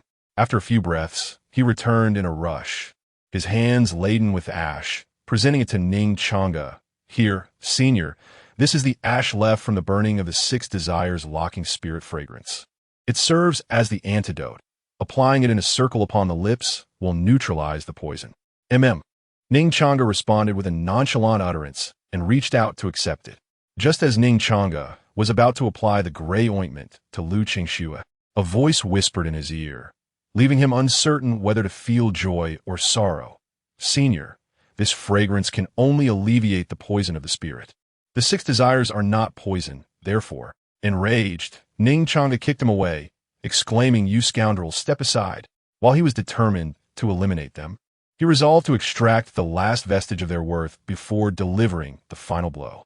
After scolding them, Ning Changge turned his gaze toward the 3 individuals beside him. "Junior sister Lu, do not mention it. She has completely lost consciousness, only able to murmur, 'Hot.' Brother, as for Sister Yun, she is in a similar state. Just moments ago, she was coherent, but now her beautiful eyes have begun to glaze over. Only the little junior sister seems to be in the best condition, appearing unaffected by poison." However, Ning Changge could sense her breathing and heartbeat quickening, suggesting she had been employing some secret technique to hold on. This predicament was truly vexing. Chapter 69, Payback in Full. Ning Changge was not jesting. He was genuinely overwhelmed. The 3 women before him, excluding Yin Shiqi, left him with no courage to take the final step and engage in marital relations with them. Lu Qingxue, the eldest disciple of Master Lingwei, had a notably tumultuous relationship with Shi Qingyi in the original narrative. The reason was quite simple. During their time at the Qingyan sect, Shi Qingyi, leveraging her superior cultivation, would frequently bully Master Lingwei, whether it was through foot massages or preparing meals. Such transgressions, occurring repeatedly, were duly noted by Master Lingwei, who awaited her moment for retribution.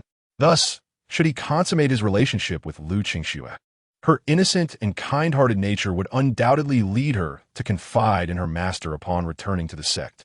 At that juncture, Master Lingwei would inevitably confront Shi Qingyi at Kaiyangmingshan, boasting of her triumph. Ning Changge could already foresee the displeasure of the white-haired, heavy-drinking woman, and he felt as if his grandmother were beckoning him. The fleeting pleasure of the moment paled in comparison to the lasting happiness of a lifetime, a distinction Ning Changge was keenly aware of. As for Ning Changge, having barely met her and not even having taken her to the Qingyun sect, he was at a loss as to how to explain the situation to that inebriated woman. Suddenly, Ning Changge tugged at Ning Changge's sleeve and softly suggested, "Senior brother, perhaps we should first deal with these two miscreants before pondering how to resolve the poison." Interrupted from his thoughts, Ning Changge regarded the relatively composed Ning Changge and, with a resigned nod, responded, "In light of the current circumstances, we must proceed accordingly, junior sister." However, he paused, his voice rising sharply like a chilling wind. "Rest assured, I shall return to these cultists the very same torment they inflicted upon you."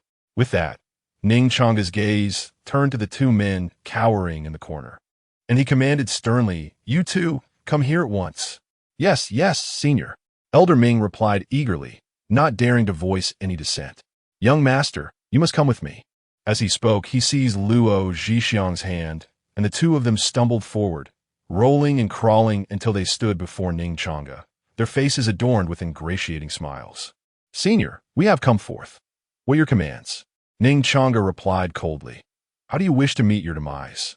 The faces of the two men instantly drained of color, and they fell to their knees, weeping and prostrating themselves in fervent supplication. "Senior, spare us. We were momentarily bewitched, harboring unseemly thoughts towards your junior sister. We implore you, given our years of service to the Yun family, grant us our lives." They had heard Ning Changge's previous words and were utterly astounded to discover that the senior was indeed a member of the Qingyun sect, bearing the name Ning Changge. While some might still be unfamiliar with the illustrious Qingyun fairy, Lu Qingxue, there was no one who did not know of the rising star of the Qingyun sect, Ning Changge. His fame was such that a special column had been dedicated to him in the Tianjin Monthly. Titles such as 3-Year Transformation into a Deity, The Prodigy of the Great Emperor, and Reincarnation of an Immortal are utterly outrageous, each more exaggerated than the last. At this moment, Luo Zhixiang and Old Ming are filled with regret. Upon hearing such a flimsy excuse, Ning Changge scoffed coldly. You two are still lying." "Ning Senior, we truly did not," they exclaimed in a hurried denial, stammering, "We. You two believe yourselves to be adept at deception, claiming to have never harmed anyone, even marrying my junior sister step by step according to the rules." As Ning Changge gazed at the two kneeling before him, his eyes grew increasingly frigid. However, to wish for secrecy, one must first commit no misdeeds. No sooner had he finished speaking than he extended his hand, a surge of immense spiritual power emanating from his palm, instantly drawing Luo Zhixiang closer. As a cultivator in the initial stage of the Golden Core, who had merely relied on medicinal pills to bolster his abilities, Ning Changge could easily grasp him with one hand without any effort. Why should he not? Do you comprehend the weight of the words Qingyun Immortal Sect, a premier sect? It is akin to being a top student from Peking University or Tsinghua University, while your opponent hails from a third-rate institution. There is simply no basis for comparison. Based on heritage alone, one can utterly crush the other. Furthermore, his own cultivation at the pinnacle of foundation establishment is genuinely earned. Ning Changge grasped Luo Zhixiang by the neck, lifting him into the air like a chick. His voice cold as frost. Xiao Fan, whose true name is Luo Zhixiang, is the son of the second elder of the Joyous Union sect, colluding with the prospective saintess of the sect, Xiao Yu. Over a decade ago, the two conspired with Yinshan and the Xiao family to assassinate the former patriarch of the Yun family. Their motive, of course, centers around Yinshan, who possesses a rather unique. He paused abruptly, tightening his grip. "Shall I continue, young Master Luo?" Chapter 70. Rest assured, it will be taken care of. Ugh. Luo Zhixiang's face turned a ghastly shade of purple, his throat gripped so tightly that breathing became an arduous task. The long-buried truth, concealed for over a decade, was unveiled by Ning Changge. Beside them, Yinshan listened intently to her senior brother's words, observing the terrifying transformation of his countenance, which subtly betrayed a hint of fury. At that moment, her eyes began to glisten with unshed tears an overwhelming urge to weep surging within her. She truly longed to cry. In her previous life, these revelations had only come to light long after it was too late. By then it was far too late. Her beloved Aunt Yun, who had cherished her since childhood, had perished while attempting to save her. Her senior brother, who had spent several years by her side on Kaiamingshan, had met an untimely death during the battle between righteousness and evil. But now, Aunt Yun was alive, and her senior brother had also escaped death. Not only that, he was even seeking vengeance on her behalf. How splendid! Reborn, Ning Changge felt a flicker of warmth in her heart. Once a cold and unfeeling shard of Asura's soul, now stirred by a bittersweet sensation. Simultaneously, the guests who had succumbed to the poison in their drinks began to awaken one by one. Most of them were common townsfolk, although Ning Changge was bloodthirsty. She was not indiscriminate in her killings and naturally took their lives into consideration. The fifth-grade poison pill, the blood-breaking pill, would merely accelerate the blood flow in mortals, posing no lethal threat as they lacked spiritual energy. At that moment, as they listened to Ning Changge's words, they bowed deeply in respect, exclaiming, "We pay our respects to the esteemed immortal master. Please, esteemed immortal master, swiftly eliminate these two deranged demons and restore peace to Luyun City. Rest assured, they shall be eradicated," Ning Changge replied, turning to gaze at Ning Changge, his demeanor softening slightly. "Junior sister, I am eager to eliminate these two, casting them into the depths of the 18 hells, never to be reborn." Upon hearing this, the crowd's expression shifted dramatically. Such cruelty from the immortal master. To be condemned to eternal damnation. This meant not even reincarnation would be permitted, severing all ties. Ning Changge's lips parted in astonishment. She could hardly fathom that her senior brother would go to such lengths for her sake. Ning Changge, unfazed by their scrutiny, continued, "However, junior sister, as cultivators, we seek not only to elevate our realms, but, more importantly, to nurture a heart, one that aspires to the path. If I were to eliminate this cause for you today, the resulting consequence would surely taint your heart of the way in the future, regardless of your innate talent or how swiftly you ascend. When the time comes for tribulation and ascension to the Dragon Gate, the demons of the heart will inevitably invade, bringing endless calamity." Ning Changge's gentle yet calm words resonated with the crowd, who felt they were indeed in the presence of a master of the Qingyun sect, speaking profound truths. Yet, to Ning Changge's ears, these words left her in a state of stupor for quite some time. The path of cultivation begins with the refinement of energy into the body, progressing to the condensation of energy into liquid, and then gathering that liquid into a golden core. At this stage, the primary focus is on energy, laying a solid foundation for future cultivation. Subsequently, upon reaching the infant stage of the golden core, a new task emerges, the pursuit of the Tao. The concept of the Tao is interpreted differently by each individual. However, one truth remains universally acknowledged: a steadfast heart, resolutely advancing, is essential for achieving the supreme Tao. Yet, these profound truths must be comprehended through personal introspection. Guidance from others is futile and may lead one into delusion. Ning Changge, aware of her rebirth, has traversed these experiences. Yet her senior brother is only at the foundational stage and has yet to attain the golden elixir. How could he grasp such wisdom? Ning Changge gazed at Ning Changge, her eyes shimmering with astonishment. However, his subsequent words left her utterly speechless, her beautiful eyes widening in disbelief for an extended moment. "Little junior sister, 30 years in the East, 30 years in the West. Do not underestimate a young girl in poverty." Ning Changge forcefully cast Luo Zhixiang before her and calmly stated, "Little junior sister, your talents are among the very best. Therefore, I have devised two plans for you. One, I could eliminate them for you immediately. Or two, wait until you achieve the golden elixir in 3 years and take your vengeance personally." Chapter 71.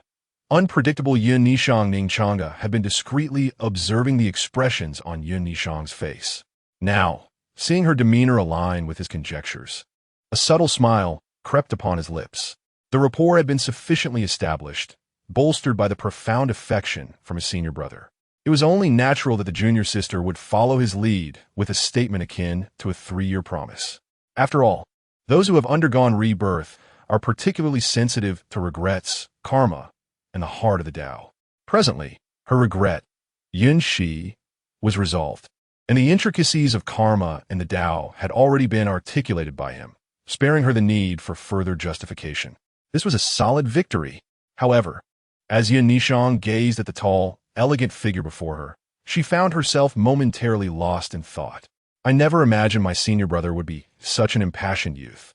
This sentiment of do not mock a girl in poverty could evoke emotions deep enough to carve out a lavish abode. Nonetheless, I recognized that his words stemmed from genuine concern for my future path and cultivation. The concepts of the heart of the Tao and karma, though elusive and inscrutable, hold immense significance for every prominent figure. It is indeed rare for someone so young to grasp such profundities. Moreover, he is considering my well-being. How wonderful. Yet, Yin Changge's gaze shifted to Yun Shi beside her, as she pondered, but senior brother, whether in this life or the last, my sole concern has always been Yun Shi, my beloved aunt. The heart of the Tao and karma pale in comparison to her importance. Nevertheless, I am deeply grateful. One good deed deserves another. Fear not, senior brother. In this life, you shall not perish. Allow me to protect you, and I shall ensure your ascension to the Dragon Gate. Resolving this in her mind, Yin Changge clenched her fists, her expression resolute. What say you, junior sister? Have you come to a decision? Ning Changge observed the girl's tightly clenched hands, a glimmer of satisfaction in his pupils, and smiled. Is it vengeance 3 years hence, or shall I strike now? Surely, the junior sister would not dismiss his goodwill. He considered himself a commendable senior brother. Ning Changge could not help but reflect on this. Upon hearing him insist on taking action himself, Yin Changge felt an overwhelming wave of emotion. Senior brother, he truly is a tad too gentle. Very well, she nodded, a hint of shyness in her tone. Then I must trouble you to eliminate them for me. My dear junior sister, your understanding of my intentions brings me immense relief. If that is the case, Ning Changge instinctively began to recite the script, but suddenly his expression shifted, astonishment replacing his demeanor as he looked at Yin Changge. What? Junior sister, what did you just say? You want me to slay your enemies? Am I imagining things, or have you misread the script? Junior sister, think carefully. You must have misspoken. Ning Changge spoke in a grave tone.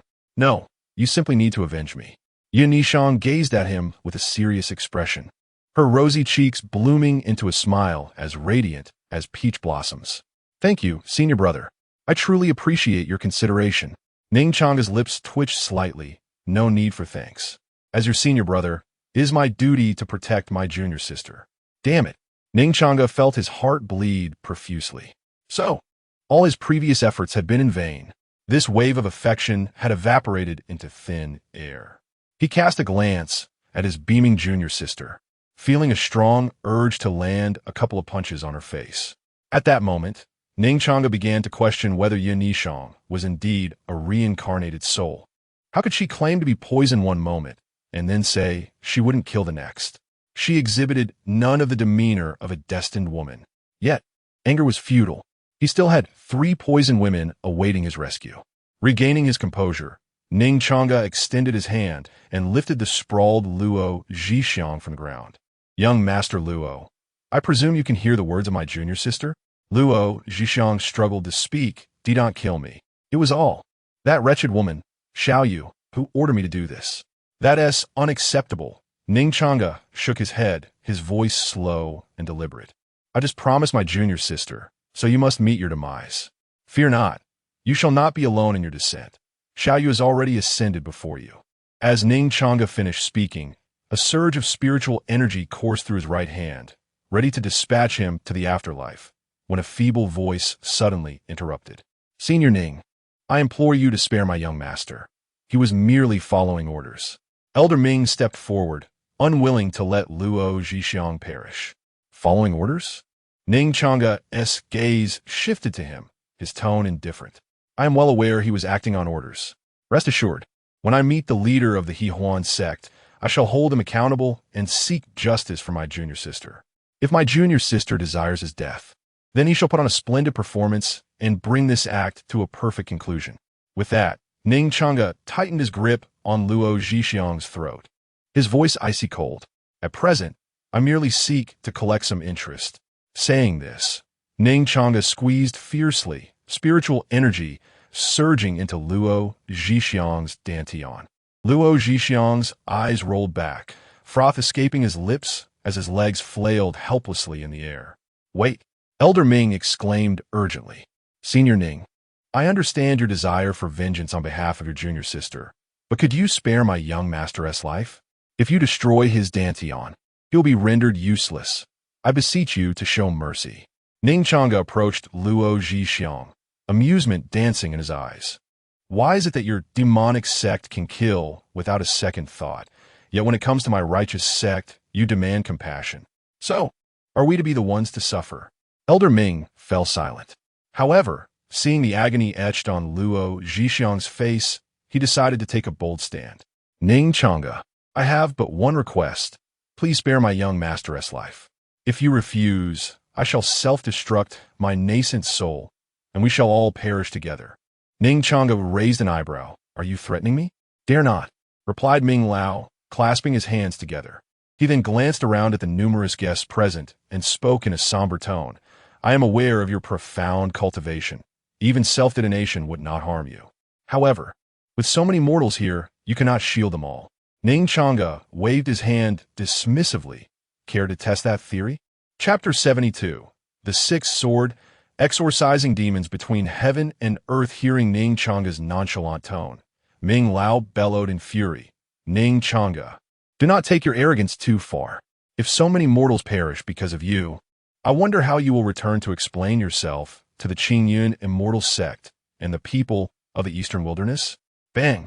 Ning Changge released his grip, and Luo Zhixiang fell heavily to the ground, motionless, resembling a lifeless dog. This is how it should be. Why must we escalate matters to a point of mutual destruction? Observing this, Ming Lao heaved a sigh of relief and remarked, "Moreover, Miss Yun is not without her troubles. The young master has already faced consequences. Who desires to maintain civility with you?" Ning Changge retorted, placing his foot upon Luo Zhixiang's face. "An old man once uttered words strikingly similar to yours, and in the end, he perished without even managing to self-destruct." At the mere mention of the first sentence, Ming Lao's expression darkened. The latter part of Changge's statement caused his countenance to turn completely frigid as he glared at Ning Changge with blazing fury. "Did you kill my brother?" Ning Changge shook his head slightly. "I do not know your brother, but I am acquainted with someone named Xian Lao." Upon hearing the name Xian Lao, Ming Lao's eyes closed in grief, his voice becoming a harsh whisper. "Ning Changge, you will come to regret this." Before he could finish his sentence, Ming Lao slowly rose, his hands forming intricate seals. A wave of destructive nascent soul energy began to emanate from his being, the surrounding air seemingly torn apart by this force, producing a piercing shriek. All the guests present felt their bodies tremble, their faces filled with terror. They widened their eyes as a nascent soul gradually materialized above Ming Lao's head, radiating blinding light. "Do not be afraid. With Master Ning here, we shall be safe. Indeed, we must not succumb to fear." Though they spoke such words, the crowd scrambled to flee outside. "Master brother, please be cautious." In contrast to the panicked mortals, Yin Nishang approached Ning Changge with deliberate calmness. If one were to observe closely, they would notice that she stood a step ahead of him. "It's all right, do not worry," Ning Changge reassured, a comforting smile gracing his face as he gently pulled Yin Nishang behind him. He noticed her subtle yet heartwarming gesture. Yet as a man, how could he hide behind a woman? A man must always stand in front, regardless of the circumstances. Yin Nishang nodded slightly, her voice sweet and joyful, revealing her delight. Indeed, she felt a sense of happiness within her heart at that moment. Gazing at the tall, elegant figure before her, she found herself momentarily entranced by his broad, sturdy shoulders. Yin Nishang was uncertain whether her master brother sensed something, yet the feeling of being protected was rather pleasant. Listening to her melodious voice, tinged with a hint of playful affection, Ning Changge nearly succumbed to a sense of comfort. However, upon seeing the nascent soul above Ming Lao's head, his good mood vanished instantly. Filled with an overwhelming sense of anger, Ning Changge forcefully kicked Luo Zhixiang, sending him crashing in front of the old man Ming. Ning Changge, it is futile for you to have second thoughts now. The old man Ming glared down at the barely breathing Luo Zhixiang. His fade completely shattered as he roared in fury. I addressed you as senior out of respect. But who knows if the information in the Heavenly Secrets Monthly is genuine? You righteous cultivators are the epitome of hypocrisy, obsessed with face. I refuse to believe you can truly attain divine transformation in 3 years. As the words fell, the old man Ming thrust his hands forward with a grotesque expression, shouting, "Give me fire." However, the second half of his command was stifled, unable to escape his lips. This was due to the 2 words uttered by Ning Changge, bored. As those words hung in the air, time seemed to freeze, and the rapidly spinning nascent soul came to an abrupt halt. Zhao Bao, if I only use this divine transformation experience card for a few minutes, can I save the remaining time for later use? Yes, however, some discomfort in the body may arise, but it will not change based on the duration of your usage. Ok. Divine Transformation Experience Card. Activate. As Ning Changge silently recited in his heart, the Bao's book flipped to a certain page in his mind. Suddenly, a pale golden card materialized in his hand. Ning Changge gently squeezed it, declaring, "Transform." As soon as the words left his lips, the shattered pale golden card adhered to him according to some arcane principle, covering him from head to toe, inside and out, with fragments of pale gold that subsequently vanished into his body. Except for one place, his eyes. Ning Changge clenched his fists, feeling the explosive power surging within him, a slight smile gracing his lips. The sensation of having an edge is indeed exhilarating. Yet in the next moment, Ning Changge felt a fleeting darkness before his vision cleared once more. He paid little heed to it, suspecting it to be the discomfort De Bao had mentioned. Meanwhile, the previously stagnant river of time began to flow once more. Explode for me. The scene unfolded like a film projector as the old man Ming roared once more, and the rapidly spinning nascent soul shot towards Ning Changge. This was a desperate strike from a perfected nascent soul cultivator. Yet, for reasons unknown, the old man Ming could see no trace of panic on Ning Changge's face. Rather, he appeared remarkably calm. The onlookers hiding behind Ning Changge gazed at him with pity. "Ning Changge, why do you not evade?" "Why should I?" The old man Ming asserted confidently. "You possess only the aura of a foundation establishment stage.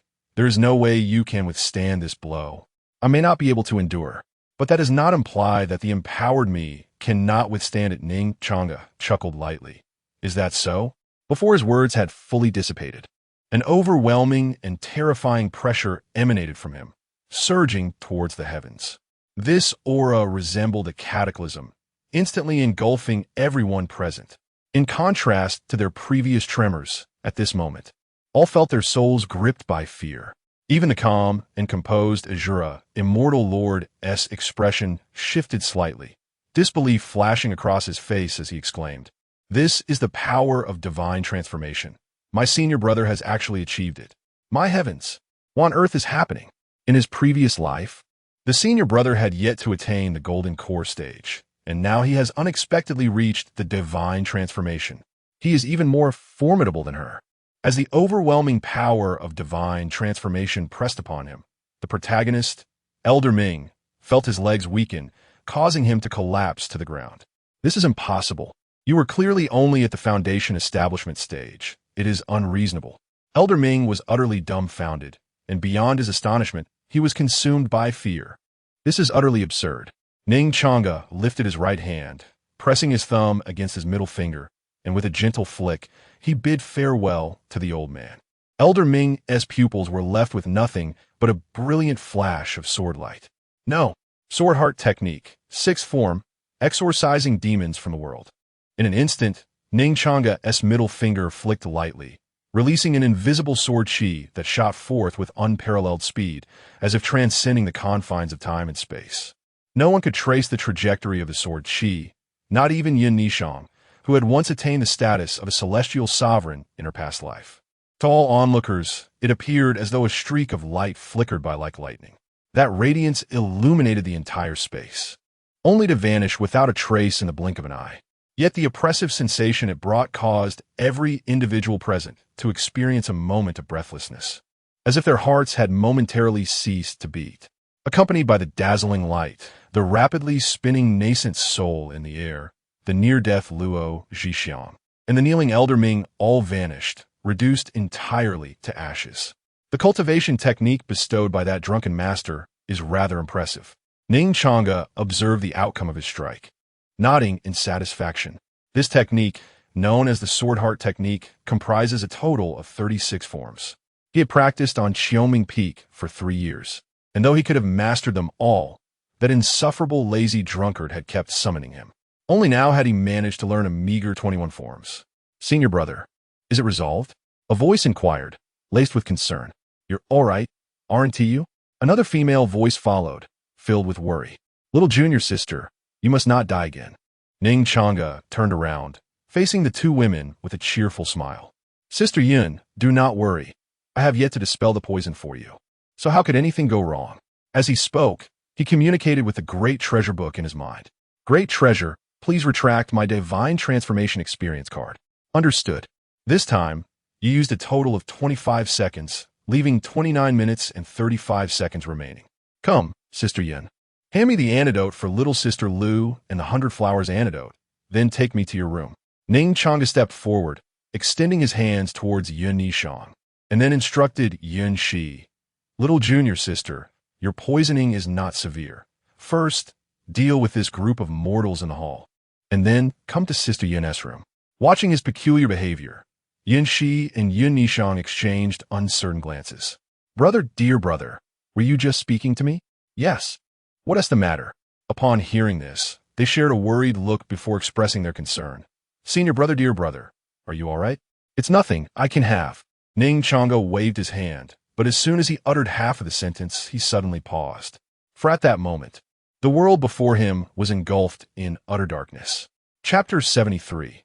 The reluctant Ning Changge darkness enveloped him, an endless void of pitch-black obscurity, as if his eyes had been shrouded by a thick, black satin veil, rendering him blind to any glimmer of light. However, Ning Changge was acutely aware that such a scenario was utterly implausible. Why would he be bound in black satin? Was he to impersonate a blind monk? Yet, the cloth used by that monk was crimson, not black. What a farce! With a heavy sigh, Ning Changge surmised the situation. The moment he had shattered the experience card, his vision had dimmed abruptly, though he had initially dismissed it. Little did he know, it was a harbinger of an affliction, temporary blindness. Surely this blindness is but transient, right? 6 hours later, it will revert to normal. The revelation brought him relief. A temporary loss of sight was bearable. "Brother, what has happened to your eyes?" Yunshi, suppressing the heat surging within her, extended her delicate hand and gently waved it before Ning Changge. Yet, the youth's eyes appeared hollow and devoid of color, resembling stagnant water. Utterly unresponsive, Yunshi's gaze lingered on Ning Changge's eyes, her voice trembling. "Brother, you sacrifice your vision to save us." Though sightless, Ning Changge could discern the quiver in her voice, realizing she had misunderstood the situation. If he did not offer some words of comfort soon, she would surely weep. He bestowed upon her a reassuring smile. "It is nothing, Sister Yunshi. I am merely temporarily blind. I shall be fine shortly." "Master brother, Aunt Yun, what are you discussing?" The two seemed engaged in a cryptic conversation, leaving Yun Nishang bewildered, prompting her to speak up. Ning Changge was taken aback. "Little junior sister, you are unaware? Is something amiss with Yun Nishang?" Before departing, he had explicitly instructed Yunshi to elucidate everything. Aside from her accidental glimpse while bathing, all other occurrences were to be disclosed. Could it be that Yunshi had not adhered to his instructions? Suddenly, Yunshi gasped, then placed her hand gently upon Lu Qingshue's forehead, exclaiming, "Brother, this fairy Lu's body is growing increasingly feverish. If we do not detoxify her soon, dire consequences may ensue." At that moment, she understood that if their conversation continued, her earlier words would surely betray her. Should Nishang catch wind of any discrepancies, she would undoubtedly inquire further. Upon hearing this, Ning Changge's brow furrowed, and he momentarily set aside his concern regarding Yun Nishang's odd behavior. If harmony between yin and yang was imperative, he would risk it all. Yet, the crux of the matter was that he was currently blind. How could he achieve such balance? It was akin to being a master acupuncturist who suddenly lost their sight. Regardless of their expertise, the inability to see meant that locating the unique acupuncture points on each individual's body would be a daunting task, let alone administering treatment. To complicate matters further, 3 patients awaited their needles. Xiaomei, Xiaotsue, you two escort the guests out of the residence. Yunqi gazed at Ning Changge's furrowed brow and noted that Lu Qingshua's body was growing increasingly feverish. Realizing that time was of the essence, she promptly instructed the maidservants in the estate. After giving her orders, Yunqi turned to Yun Nishang and said, Nishang, your senior brother is unable to see at the moment. I shall take him to your room for some rest. You can carry the fairy Lu and follow us closely. As she spoke, Yunqi gently transferred the languid Lu Qingxue into Yun Nishang's arms, then approached Ning Changge and took his hand. Come, hold my hand, dear brother. All right, Sister Yun, Ning Changge replied, slowly extending his hand to softly grasp Yunqi's delicate hand. Her touch was soft and smooth, yet remarkably warm, reminiscent of a heated pad. Ning Changge understood that this warmth was a result of the 6 desires locking spirit fragrance. Typically, a girl's hand would be cool to the touch. While she was indeed cool, holding her hand was rather comforting. Let us proceed. With graceful steps, Yunqi led him towards a secluded courtyard. Yun Nishang watched the departing pair, then glanced at Lu Qingxue, who continued to murmur about her fiery senior brother, and a flicker of irritation arose within her. What a nuisance! If it weren't for the concern of explaining to my senior brother, I would have ended your troubles right here. Yet now I must find a way to save you. Nevertheless, she supported Lu Qingxue and followed after them. As for the numerous guests, they were escorted away one by the maidservants of the Yun estate. However, they would surely return home to regale their friends and family with tales of the evening, boasting about their encounter with the celestial being from the Qingyan sect. After the passage of a brief tea time within the secluded courtyard, in the chamber of a young lady, Ning Changge said, Dear brother, you should rest on Nishang's bed for a while. But, Sister Yun, the poison within your bodies has yet to be resolved. That is precisely why I asked you to rest first. Changge. Yunqi's beautiful eyes shimmered with moisture as she bit her rosy lip and continued. If the 100 flowers detoxifying powder proves ineffective, then Ning Changge remained silent, merely exhaling deeply and nodding in acquiescence. It appeared that his lifetime of happiness was truly at risk of being severed here. Master, your disciple is left with no choice. Yunqi departed, leaving Ning Changge alone in the room. He lay on a soft, plush bed, with a gentle fragrance wafting past his nose. It was a scent unique to young maidens, and Ning Changge recognized it as his junior sister's body fragrance, perhaps mingled with a hint of rouge. The cozy atmosphere, combined with the faint fragrance, the absence of light, and the late hour, caused Ning Changge to feel a sense of drowsiness enveloping his mind. Anticipating an impending fierce battle, he needed to conserve his energy.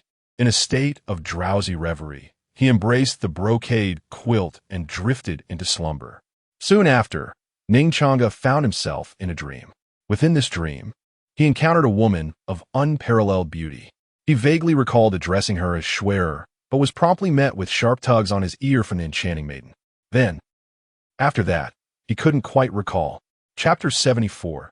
Do not blame Annie. Meanwhile, on the other side, Yun Nishang was assisting the deeply poisoned Lu Qingxue into a secluded courtyard. However, she did not follow Yunqi into the room. Instead, she impatiently discarded Lu Qingxue onto the ground like a dead pig, exclaiming about her weight. Although she appeared slender, it was perplexing how much weight she seemed to carry. After venting her frustrations, Yun Nishang took a seat on a nearby chair and retrieved a storage ring from her bosom, probing its contents with her spiritual sense. After a few moments, she sighed in disappointment, realizing that the old man Ming had not lied. There truly was no way to cure the Huan poison from the 6 desires. This storage ring had fallen to the ground after Luo Zhixiang's demise, and since Ning Changge was blind and unable to collect it, Yun Nishang had picked it up with the intention of returning it to her senior brother once he recovered. At the same time, She hoped to find any records related to the six desires locking spirit incense within. Given the treacherous nature of those from the demon sect, it was prudent to investigate personally. However, her caution seemed excessive, as there were no records to be found inside. Suddenly, she noticed a faint red light emanating from the deepest part of the ring's space. The glow was weak yet rhythmic, as though responding to something. Just as she intended to take a closer look, the red light vanished, leaving behind a beautifully carved jade pendant adorned with a phoenix design. A jet pendant? How could Luo Zhixiang possess such a feminine item? Yin Nishang was momentarily taken aback, then scoffed internally, suspecting it was something he had pilfered from a woman he had wronged. What a scoundrel! At that moment, a soft click echoed as the door to the room opened, and Yin Shi emerged. Upon seeing her, Yin Nishang quickly stood up, urgency in her voice. "Annie Yin, you're out. What about senior brother? What is the current state of Ning Changge?" The foremost concern was Ning Changge's condition. If something were to happen to him without an antidote, they would surely perish in a fiery torment. He is fine, merely suffering from the aftereffects of his cultivation, resulting in temporary blindness, Yin Shi said, gracefully stepping toward Yin Nishang. She did not even notice that her reference to Changge had subtly shifted to simply Changge. Aftereffects? Blindness? Yin Nishang was momentarily stunned, then urgently grasped Yin Shi's fair wrist. "Annie, what exactly is happening?" Yin Shi gently patted the back of Yin Nishang's hand and spoke softly, "Do not fret. We shall discuss this matter later." As she spoke, Yin Shi guided her back to the chair and inquired, "Nishang, first tell me how you came to join the Qingyan Immortal Sect and how you met Changge." Indeed. Yin Nishang was taken aback, having not anticipated that auntie would suddenly pose such a question. How to explain their acquaintance? Should she reveal that she was a reincarnated individual? Furthermore, in her previous life, she had been Ning Changge's second junior sister. Observing the peculiar expression on Yin Nishang's face, Yin Shi understood that everyone harbored their own secrets and did not hold it against her. "Auntie knows you have your reasons. Let me ask you a different question." Upon hearing this, Yin Nishang let out a silent sigh of relief and nodded, saying, "You may ask, Aunt Yin." Yin Shi did not respond immediately.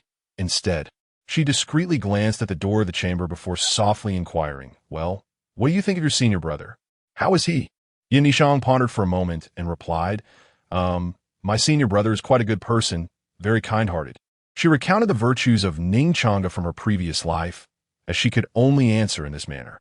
After all, in this lifetime, she had spent less than a day in the company of Ning Changge.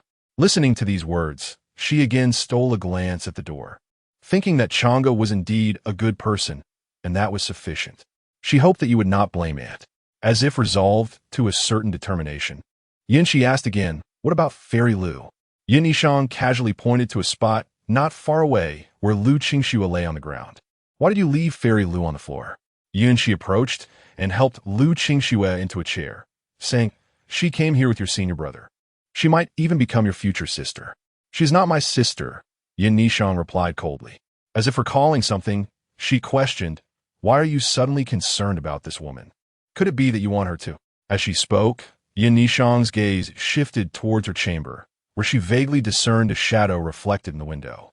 She knew it was her senior brother. If Aunt Yin truly intended to send Lu Qingxue to Ning Changge for assistance in detoxification, and they were to be in her own chamber, the mere thought of such a scene made Yin Nishang unable to remain composed, and she exclaimed, "No, you cannot send her into the room. She will endanger my senior brother." "Endanger?" Yin Shi paused, then shook her head and explained, "I merely want to use Fairy Lu as a test subject to see if the antidote works." Yin Nishang furrowed her brows slightly. "Didn't you say that the poison of the 6 desires cannot be cured only by engaging in marital relations? Do you not remember the 100-flower antidote your senior brother provided? He claimed it could counteract all poisons." While speaking, Yin Shi produced a jade vial inscribed with the words 100-flower antidote. Yin Nishang questioned, "What if it does not work?" "One must try, even if it is a desperate measure," Yin Shi replied. With that, she followed Ning Changge's prior instructions, applying half externally and administering the other half internally to Lu Qingxue. To their astonishment, just a few minutes after ingestion, Lu Qingxue's previously dazed eyes began to gradually return to normal. Yin Shi was both surprised and delighted, exclaiming, "How miraculous! Changge's medicine is truly remarkable." Yin Yishang's beautiful eyes narrowed slightly in surprise. This medicine. I never expected it to be effective. She knew that even with her rebirth, she had deemed this endeavor futile, as she had exhausted all possible solutions to no avail. Yet unexpectedly, the antidote provided by Ning Changge proved to be so potent. Yin Yishang estimated that within half an hour, the poison would be completely eradicated. If it is indeed effective, that would be splendid. This way, you need not trouble Changge. Yin Shi smiled as she handed another vial of the 100-flower antidote to Yin Yishang, saying, "Here, Nishang, you should take this promptly." Under instinct, Yin Yishang took the jade vial, intending to consume it to dispel the poison within her body. However, just before she swallowed, an important question suddenly crossed her mind. "Aunt Yin, how do I recall that senior brother seemed to have given you only 2 vials? One has been used on Lu Qingxue, and the other is in my possession. So, how will you resolve the poison within you?" Gradually, Yin Yishang lowered the jade vial in her hand, her gaze sharp and unwavering as it bore into Yin Shi. This. Yin Shi's palms, clutching her sleeves, began to sweat slightly, and she averted her gaze, unable to meet Yin Yishang's eyes. She knew she could not deceive Nishang, yet as a young woman, how could she find the words to express such a truth? "Speak, Ning Changge." Chapter 75. Take good care of him for me inside the small courtyard. What did you say? Ning Changge. Aunt Yin, could you please repeat that? Ning. Regrettably, the name Changge was stifled by Yin Nishang's subsequent words, preventing it from escaping Yin Shi's lips. "Do you even realize what you're saying?" Yin Nishang exclaimed, her frustration boiling over. With her hands on her hips and teeth clenched, she retorted, All right. My dear Aunt Yin, you truly are something. I wondered why you suddenly inquired about senior brother. Turns out you've been hiding this all along." Yin Shi felt a twinge of guilt. Here she was, a woman nearing her 30s, and Ning Changge was merely a boy who had just turned 18. If others were to overhear, they might mistakenly believe she was indulging in a romance far too youthful for her. Furthermore, with Nishang's fierce demeanor, her discomfort only intensified as she slowly stammered, "Well, it's not something I can help. Aunt Yin didn't wish for this either. Not something you can help." Nishang scoffed, retrieving the antidote that she had nearly swallowed moments earlier and angrily tossing it into Yin Shi's hands. "So, you took it upon yourself to have me consume the antidote while you and senior brother enjoyed a lovely evening together?" Yin Shi shook her head vigorously, whispering, "No, that's not it. I know you wouldn't compromise yourself. Even if I consulted you, it would ultimately be me who would go." Fuming, Nishang retorted, "How do you know I wouldn't agree?" "Huh?" Yin Shi gazed at her in confusion, pondering, then tentatively asked, "So, Nishang, would you agree?" "Absolutely not." Nishang replied without hesitation. "Then why are you so agitated?" Yin Shi quipped, rolling her eyes. "If one didn't know better, they might think you have feelings for your senior brother." "How could that be?" Nishang exclaimed in disbelief. In her previous life, she had spent countless hours on Qiongming Peak with senior brother without any romantic inclinations. It was inconceivable that after just a few encounters in this life, she would develop feelings for him. Then why such a strong reaction? Yin Shi found the notion improbable as well.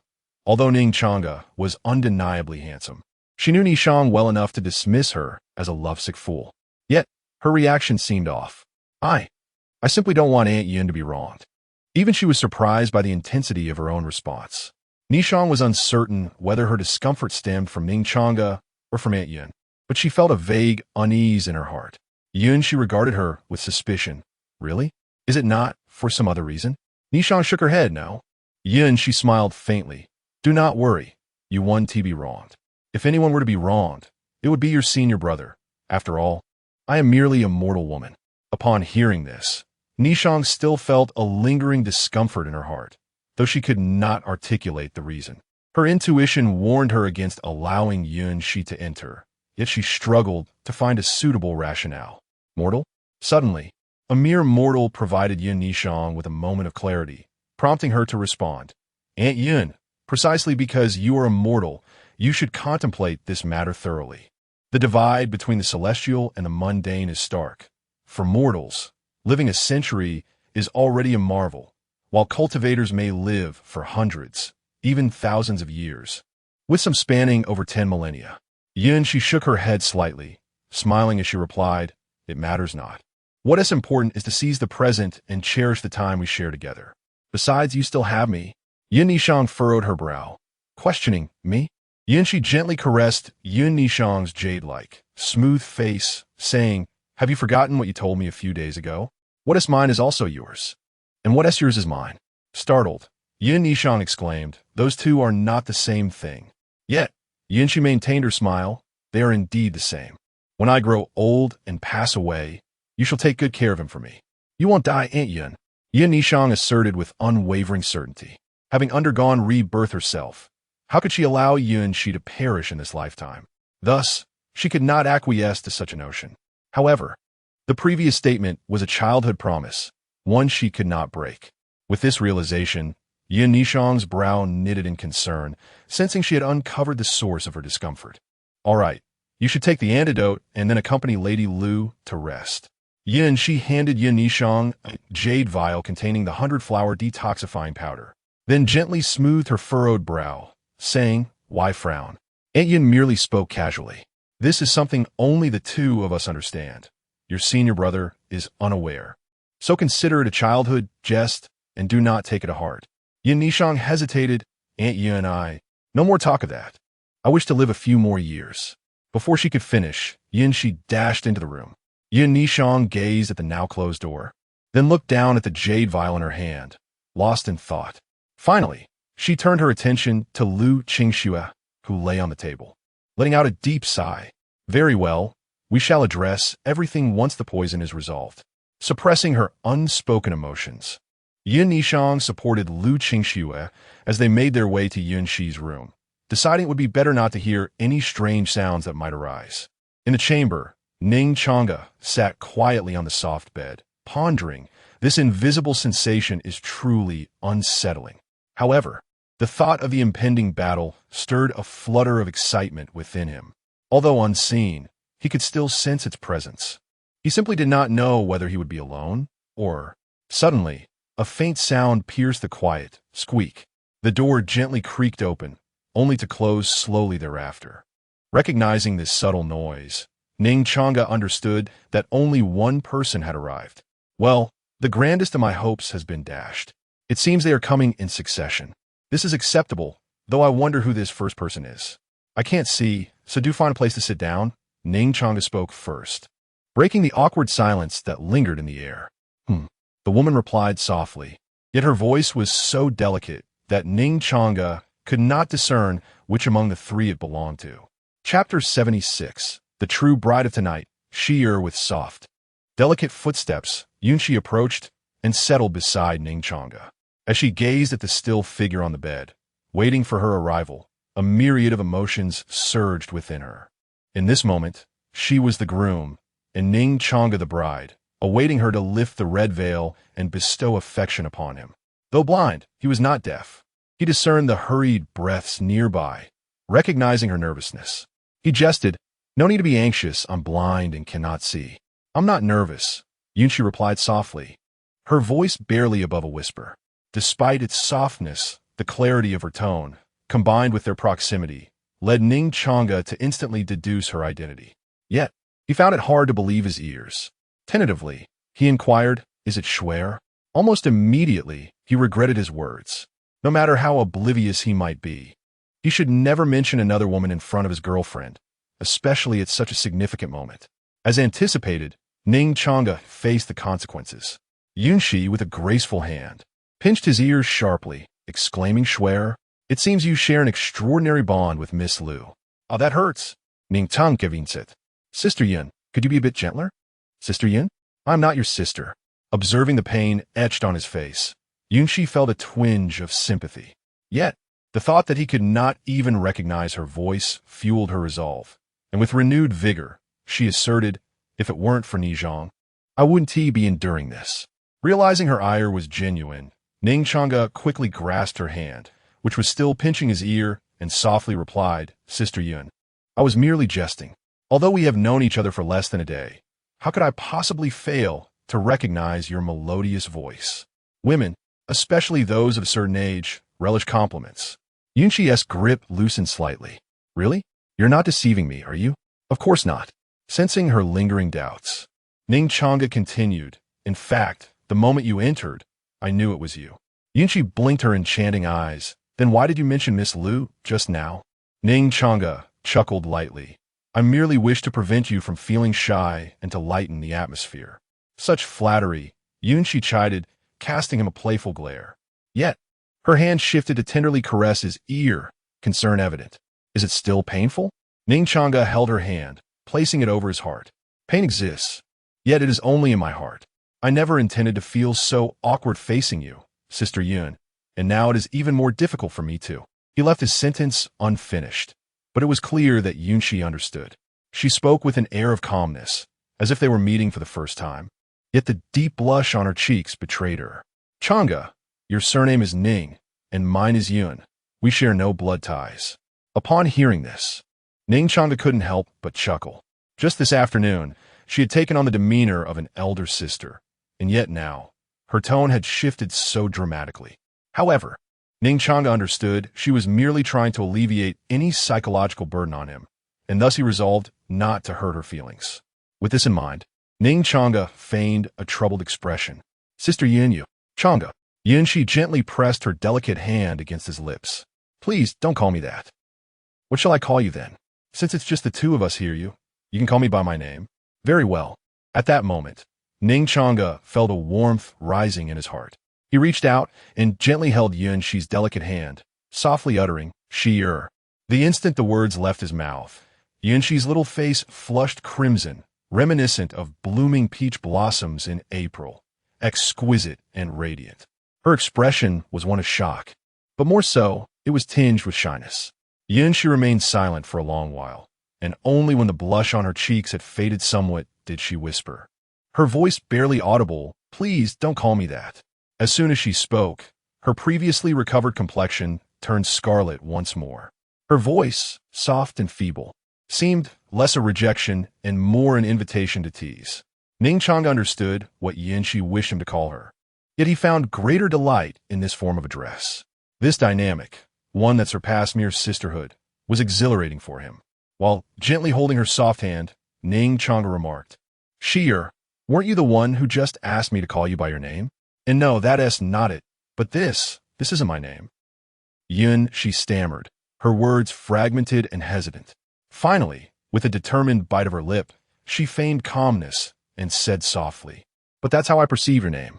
Ning Changge, now unfulfilled with merely holding her hand, leaned in closer upon witnessing her bashful demeanor, wrapping his arm around her slender waist. Is it that Sister Yun she does not fancy this name? Or perhaps, he paused, leaning closer to her ear, breathing softly against her fair, flushed earlobe. Does Sister Yun prefer me to call you my wife? Yunqi's eyes widened in disbelief as she clutched Ning Changge's shoulder tightly, her expression one of incredulity. A gentle smile graced Ning Changge's lips, his eyes brimming with tenderness as his hand instinctively slid lower along her waist. Yunqi seemed momentarily stunned by Ning Changge's boldness, unable to respond until his hand threatened to cross a boundary. It was only then that she snapped back to reality, fiercely grasping his hand to prevent any further advance. Ning Changge raised an eyebrow. She-er, be obedient. Yunqi gazed intently at him, her beautiful eyes unwavering. You must promise me that you will treat Ni Chang well from now on. Ning Changge blinked, slightly bewildered. Huh? At this moment, should you not ask me to be good to you for a lifetime? Yunqi gazed intently at him, urging, Do not inquire so much. Simply promise me, elder brother.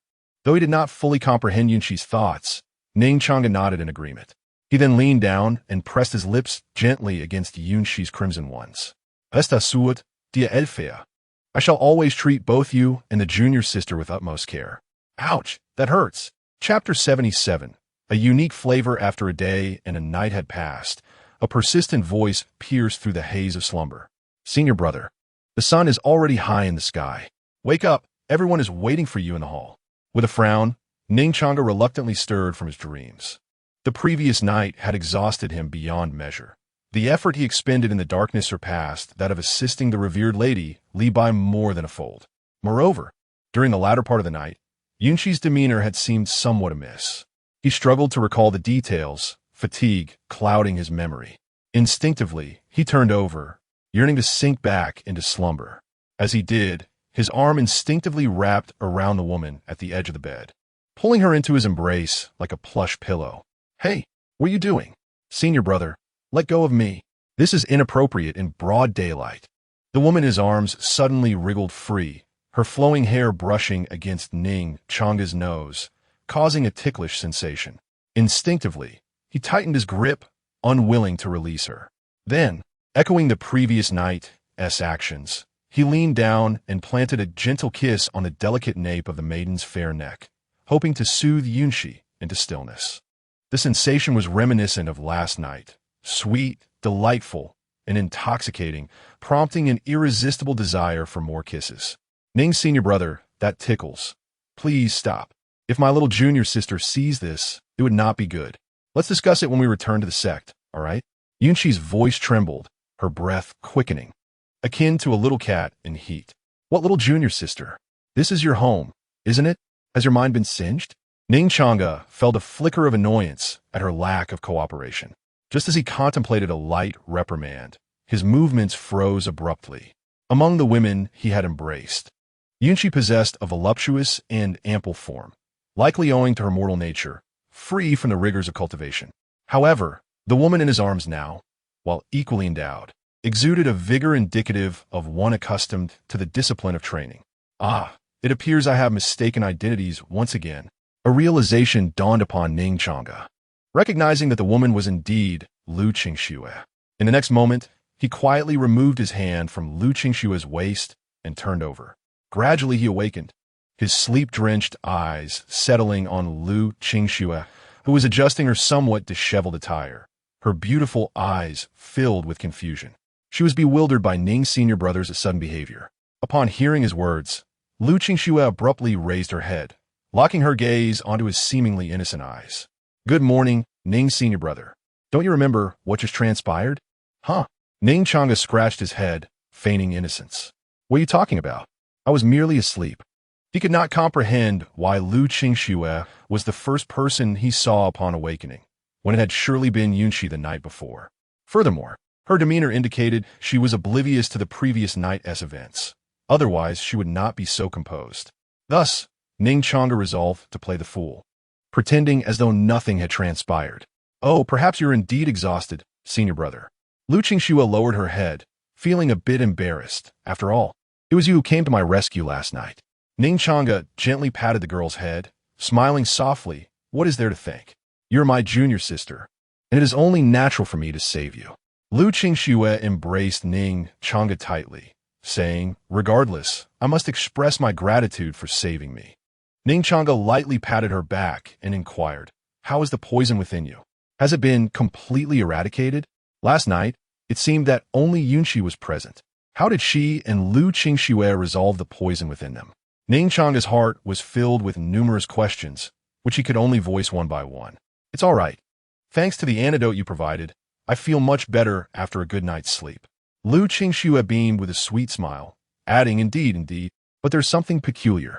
After a moment of contemplation, she continued, "I don't know if it's just my imagination, but upon waking, I sensed a strange fragrance emanating from me. Both Miss Yun and I, the junior sister, began to exude a subtle aroma." Ning Changge was momentarily taken aback.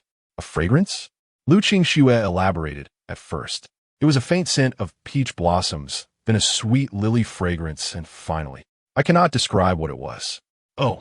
Lu Qingxue seemed to recall something and continued, "Although I cannot identify this scent, I distinctly smelled it on Miss Yunqi this morning. Moreover, it was quite pronounced." "Yunqi?" Ning Changge felt a bit perplexed. If memory served him right, the fragrance Lu Qingxue mentioned should be a result of consuming the 100-flower detox powder. However, Yunqi must not have taken it, otherwise she would not have come to him last night. So how could she possess the fragrance Lu Qingxue described? Indeed, Lu Qingxue nodded. "This very morning, I saw Miss Yunqi washing the sheets and clothes. She must be so weary." "Sheets? Clothes?" Ning Changge froze for a moment. then hastily glanced at the bed, discovering that the sheets and pillowcases had all been replaced with new ones, leaving no trace behind. The cleanliness was so immaculate that Ning Changge began to doubt whether the events of the previous night had merely been a fleeting dream. Yet, the Grand Thoma's mind would not deceive him. Senior brother, do you know what that fragrance on Miss Yunqi is? Lu Qingxue rose from his embrace, leaned in to sniff, and her eyes lit up. It smells just like the fragrance on you, senior brother. Hearing this, Ning Changge's lips twitched slightly. How could it be any different? Last night, Yunqi had spent the night in your senior brother's room. Now, Ning Changge finally comprehended what Lu Qingxue was referring to regarding the fragrance, and why Yunqi's scent was so pronounced. Those who understand do so in silence, for speaking it aloud could invite peril from the highest powers. Ning Changge dared not allow Lu Qingxue to continue, swiftly diverting the topic by the way, Schwerer. You didn't come here just to wake me, did you? Is there something else? Something else? Upon hearing this, Lu Qingxue suddenly shivered, and in the next moment, she grasped Ning Changge's hand and rushed outside, exclaiming, "Oh no! Oh no! They're still waiting for you in the hall," mentioning something important they wish to convey. "Hurry, brother Ning, we must depart at once." Alas! Wait a moment, Schwerer, I have yet to don my garments. Chapter 78. The celestial transformation on that fateful night, within the grand hall of the supreme Xianxing Palace in the central divine realm. Li Yue, having just emerged from her confinement, cast her gaze downward at the indistinct figure seated at the head of the hall. She humbly confessed, "Master, I recognize my mistake. Please, do not confine me any longer. What was your error?" Cold Qingzhu's crimson lips parted, yet she felt a wave of surprise within. She had not anticipated that a mere day of confinement would awaken such self-awareness in her rebellious disciple. Since taking her under her wing, this obstinate apprentice had remained resolute in her stubbornness. Yet today, she seemed to have undergone a transformation. However, the unexpectedness of this change was fleeting. As Cold Qingzhu's words fell, Li Yue, undeterred, boldly declared, "Master, you have scarcely spoken to a man for hundreds of years. Even those you have conversed with are age sect leaders or elders. To suddenly expect you to engage in romance is rather daunting, considering your age. If you were to seek a partner close to my age, onlookers might mistakenly assume the esteemed master of the supreme Xianxing Palace." With each word, Li Yue grew bolder, oblivious to the fact that the indistinct figure at the hall's head was rapidly becoming clearer until a woman clad in a flowing blue robe fully materialized. Unlike the lotus robe clumsily worn by Li Yue, this blue garment was filled out perfectly by its wearer. It was difficult to fathom the exquisite figure concealed beneath the fabric. Li Yue. Cold Qingzhu's fury was palpable, her chest nearly bursting with indignation. She had initially believed her disciple had matured, only to discover that the girl had escalated her audacity. Not only was she unrepentant, but she also dared to belittle her age and suggest her incapacity for romance. How outrageous! As the illustrious master of the supreme Xianxing Palace and the most beautiful woman in the central divine realm, how could she possibly be without a suitor? It was inconceivable. Alas! Hearing Cold Qingzhu's furious outburst, Li Yue hastily covered her mouth, realizing her blunder. The master detested any mention of her age. "Master, I did not mean to imply you are old. After all, you are merely in your 500 years, still quite youthful, and surely capable of finding a partner close to my age." Master, I was wrong. I shall never speak thoughtlessly again. Please, do not confine me." The disciples present in the supreme Xianxing Palace that day looked up in curiosity, puzzled by the echoes of what sounded like a second pig slaughtering. Once during the day, and now again in the evening. Cold Qingzhu, however, was truly incensed, her temper flaring to an unprecedented level. "You rebellious disciple, do not expect to emerge from confinement for at least 10 to 15 days. The scathing remarks from Li Yue echoed in her mind, intensifying her frustration. With each breath, her heart raced, releasing waves of heated air from her delicate nose. The robe, inflated and taut against her chest, swayed with each breath of the cold master. Any man who laid eyes upon it, unless utterly devoid of desire, would surely be overwhelmed, unable to contain themselves. Since returning from the Beast Mountain range, This rebellious disciple had transformed into this ghastly state. Cold Changge, her jade-like hand extending, unconsciously rubbed her chest, stinging from anger. Damn it. What on earth transpired in the Beast Mountain range? She was infuriated. Not a single word regarding the affairs of the demonic sect had been relayed to this wayward disciple. Yet she had divulged an abundance of matters concerning romance. Once her anger subsided, Cold Changge recalled the urgent matter of summoning Li Yue. Not long ago, she had received a message from an informant within the Heavenly Demon sect, indicating that 2 individuals had exited the sect, one a youth in the late Golden Core stage, the other a middle-aged man, the extent of whose power remained unclear, but likely above the god transformation stage. It was commonplace for members of the demonic sect to traverse into the sacred domain, as personnel movement occurred in every sect. However, the crux of the matter lay in the fact that her informant was, coincidentally, connected to the Grand Elder. According to the sect's regulations, aside from individuals of elder status, all others departing must report to the sect, detailing their destination for the Master's awareness. The issue arose precisely here. Neither of the 2 individuals had reported their departure to the sect. Furthermore, both were affiliated with the Grand Elder, departing with utmost caution to avoid detection. The informant immediately sensed that a conspiracy was afoot, for all within the Heavenly Demon sect knew that the Grand Elder had long coveted the position of master, yet had refrained from action due to a lack of power. Now, having secretly dispatched individuals, they surely intended to engage in nefarious deeds. Thus, the informant promptly conveyed this news to Cold Changge. Upon receiving the message, Cold Changge called for Li Yue without delay. According to the informant, these 2 individuals had last been headed towards the eastern wilderness. Since Yue had just returned from that region, Cold Changge sought to inquire whether she had heard any rumors. After all, it was undoubtedly significant when a Grand Elder of a demonic sect proceeded with such caution. Regrettably, the rebellious disciple's words sent her into a fit of rage, causing her to forget the gravity of the situation. Though angered, Cold Changge did not truly blame Li Yue. However, she felt that this wayward disciple was utterly unreliable. Cold Changge resolved to seek assistance from her close friend and confidant, the leader of the Celestial Mechanism Pavilion, Tianyan. Forget it. She would directly question Tianyan. That fellow had been hiding in the pavilion, afraid to venture out, claiming that his fate foretold an impending calamity. He had been evading it for centuries. What calamity? He had lived thus far without incident. Cold Changge was a woman of action. She once more liberated Li Yue from confinement and regarded her with determination. Come, we shall go to the Celestial Mechanism Pavilion. Li Yue blinked her beautiful eyes in confusion, asking, what do we need to go to the Celestial Mechanism Pavilion for? Before Cold Changge could respond, Li Yue's eyes widened in disbelief as she exclaimed, Master, you cannot be intending to ask Aunt Tianyan about your romantic fate.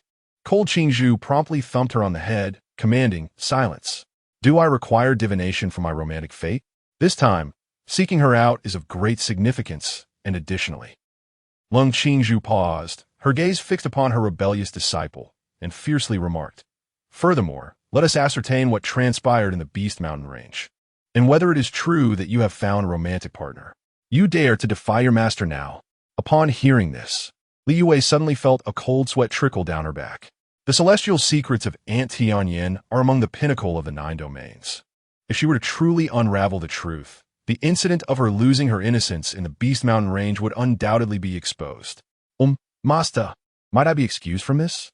Li Yue turned to flee, suddenly remembering she had matters to attend to and needed to seek Sister Lu's assistance. You've spoken. Ning Changge promptly seized her, carrying her towards the Celestial Secrets Pavilion. Meanwhile, in another top-tier sect of the Central Divine Realm, the Celestial Secrets Pavilion, which consists of 9 grand towers corresponding to the 9 domains of the Tsangyuan continent. Thus, each tower aligns with a specific domain. The method of this alignment remains a mystery, even to the pavilion master. Nonetheless, it is common knowledge that the highest tower, the 9th, is the residence of each generation's pavilion master corresponding to the Central Divine Realm. On this night, atop the 9th tower, in an exquisitely decorated chamber, a sudden flash of golden light illuminated the space.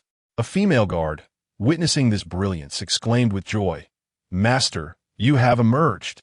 As she spoke, a figure adorned in a pale pink palace gown slowly materialized, her face veiled, revealing only a pair of enchanting golden eyes. At this moment, those beautiful golden eyes were intently fixed on the eastern direction, unblinking. "Master, are you awaiting someone?" the female guard inquired. Tian Yin spoke slowly, her voice ethereal beneath the veil. "Xiao Qing, prepare the tea. We are expecting a distinguished guest shortly." "Yes." Xiao Qing nodded slightly in acknowledgement. How could this be? Despite having hidden for hundreds of years and employing the secret techniques of the celestial secrets to create a substitute for fate, why could she not evade the impending confrontation? Watching Xiao Qing depart, Tian Yin lowered her head, gazing at the fate plate in her hands, and murmured, "Moreover, why does this divination indicate that I will be betrayed by a friend?" Tian Yin furrowed her brow. Her only friend and confidant was Ning Changge. However, she could not fathom why Changge would betray her. It made no sense. Ultimately, she was unable to comprehend it. Tian Yin sighed deeply. Chapter 79. Not of the 9 domains, there was no time for Tian Yin to indulge in a sigh. For the next to make her entrance was the esteemed mistress of the Taishang Shuqing Palace, the most exquisite beauty of the central divine realm, Ning Changge, accompanied by her rebellious disciple, Liu Wei, who possessed the cultivation of early nascent soul. On the 9th floor of the Tianji Pavilion, Tian Yin observed the approaching Ning Changge with a composed demeanor and inquired with a gentle lift of her lips, "Changge, is there something of great importance that brings you here at such a late hour?"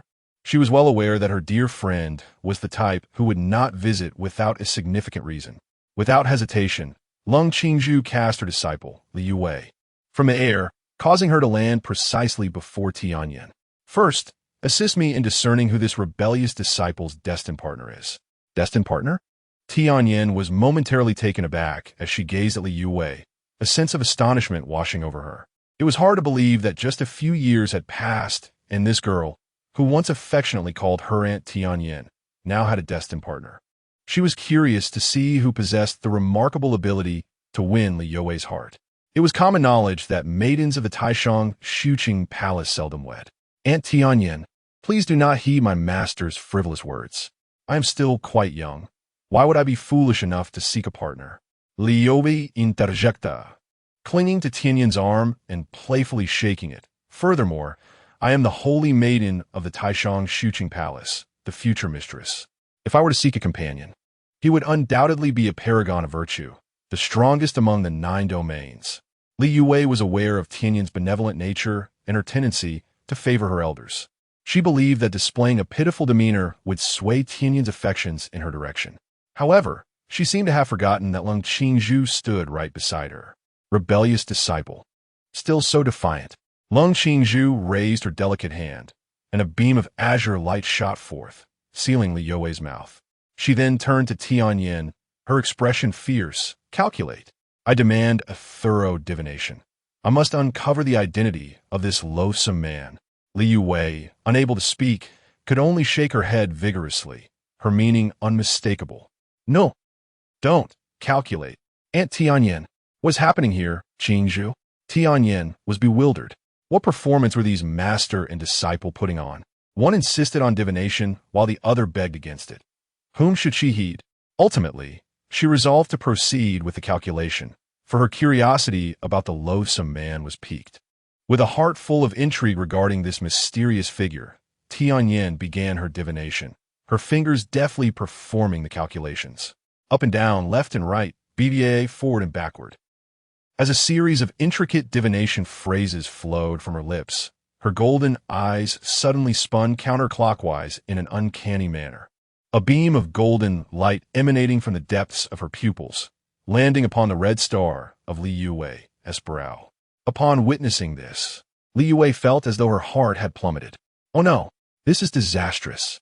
How could this happen?" She lamented, "Damn that scoundrel. Do not blame me for failing to protect you. It is my master's insistence to find you."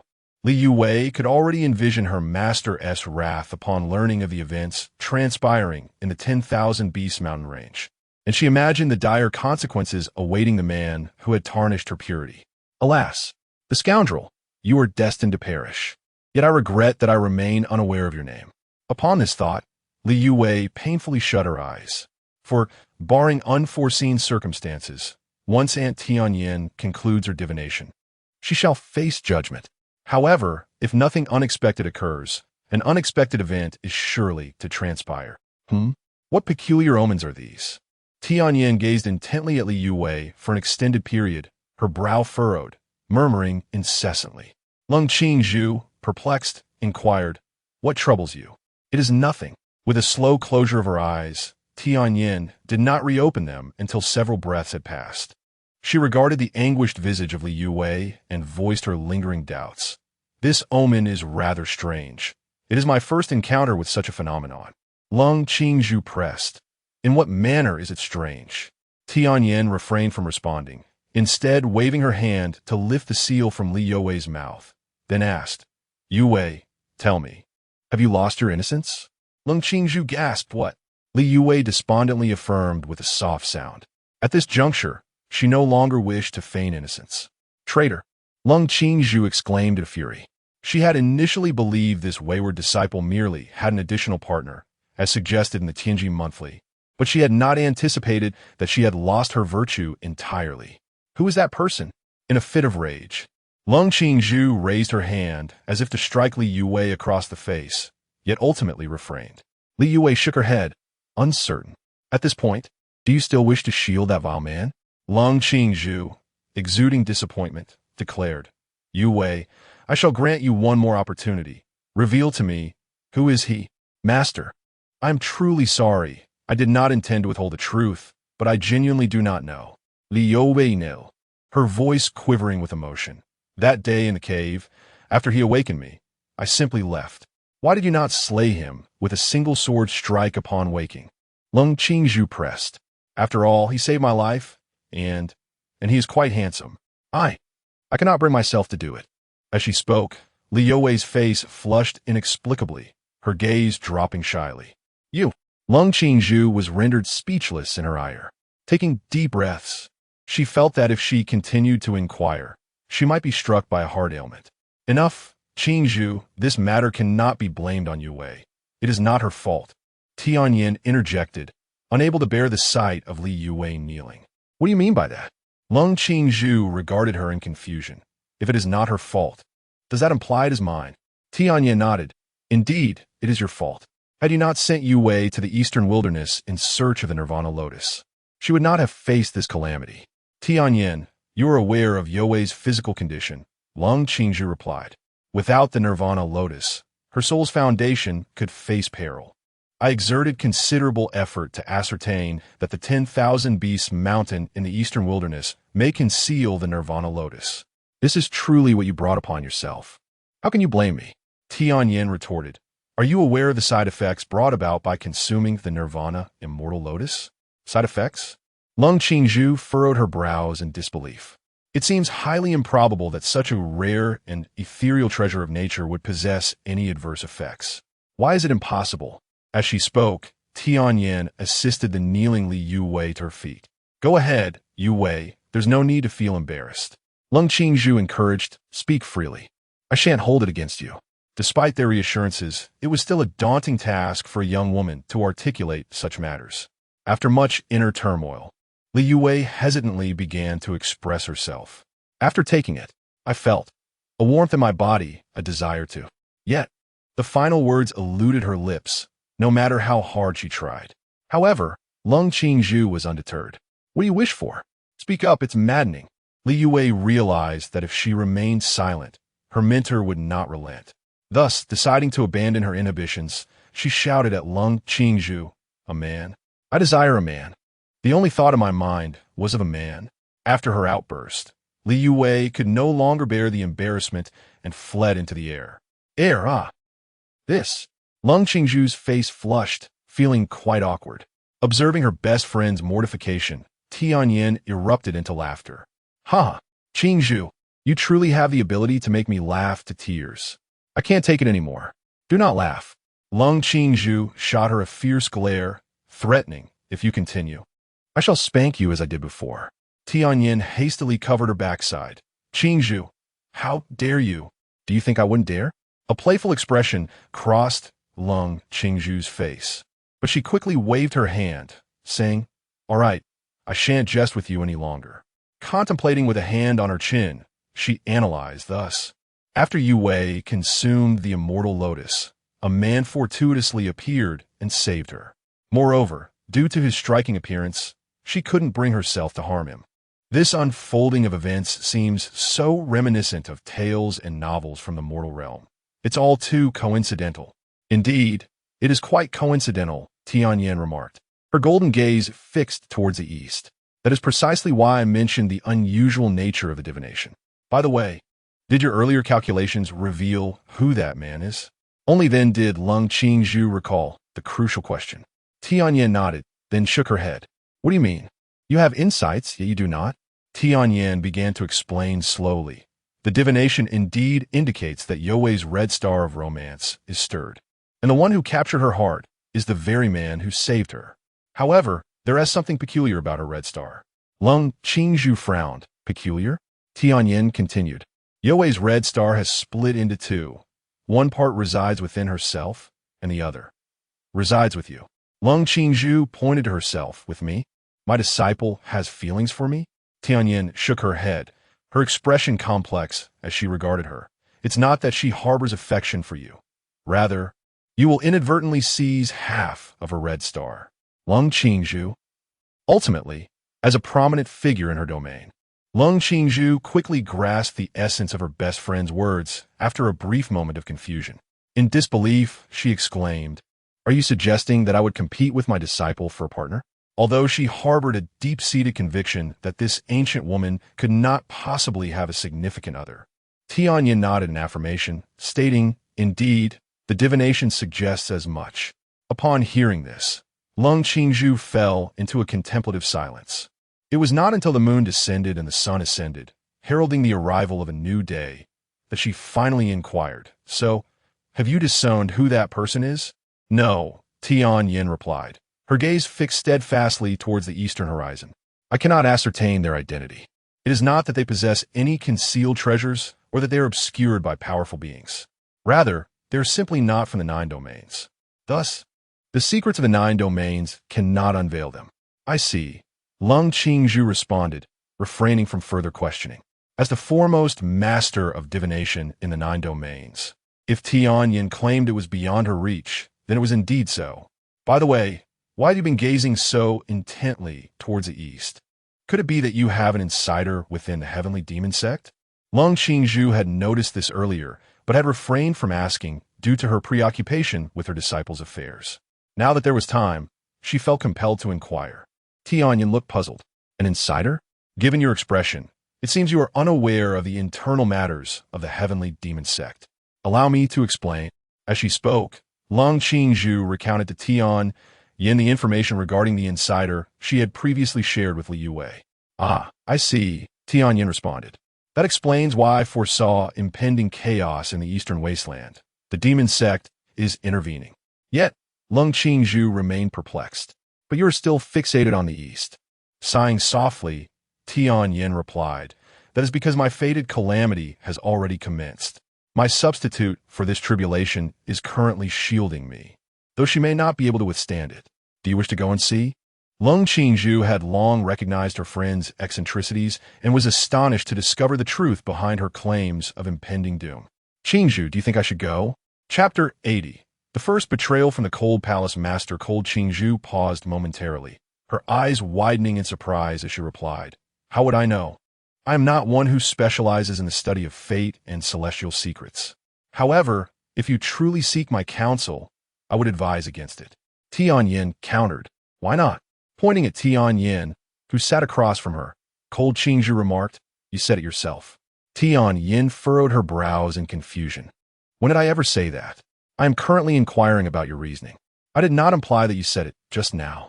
It was the former you who uttered it," Cold Changge clarified. "Before you ascended to the position of the pavilion master, you often recited that divination cannot predict all, for the heavenly way is ever-changing. You also mentioned that this was a philosophical saying passed down through generations in the Tiangong Pavilion." Upon hearing this, Tianyan was momentarily taken aback, then turned her gaze towards the plaque inscribed with the words Tiangong Pavilion atop the first building, remaining silent for a long while.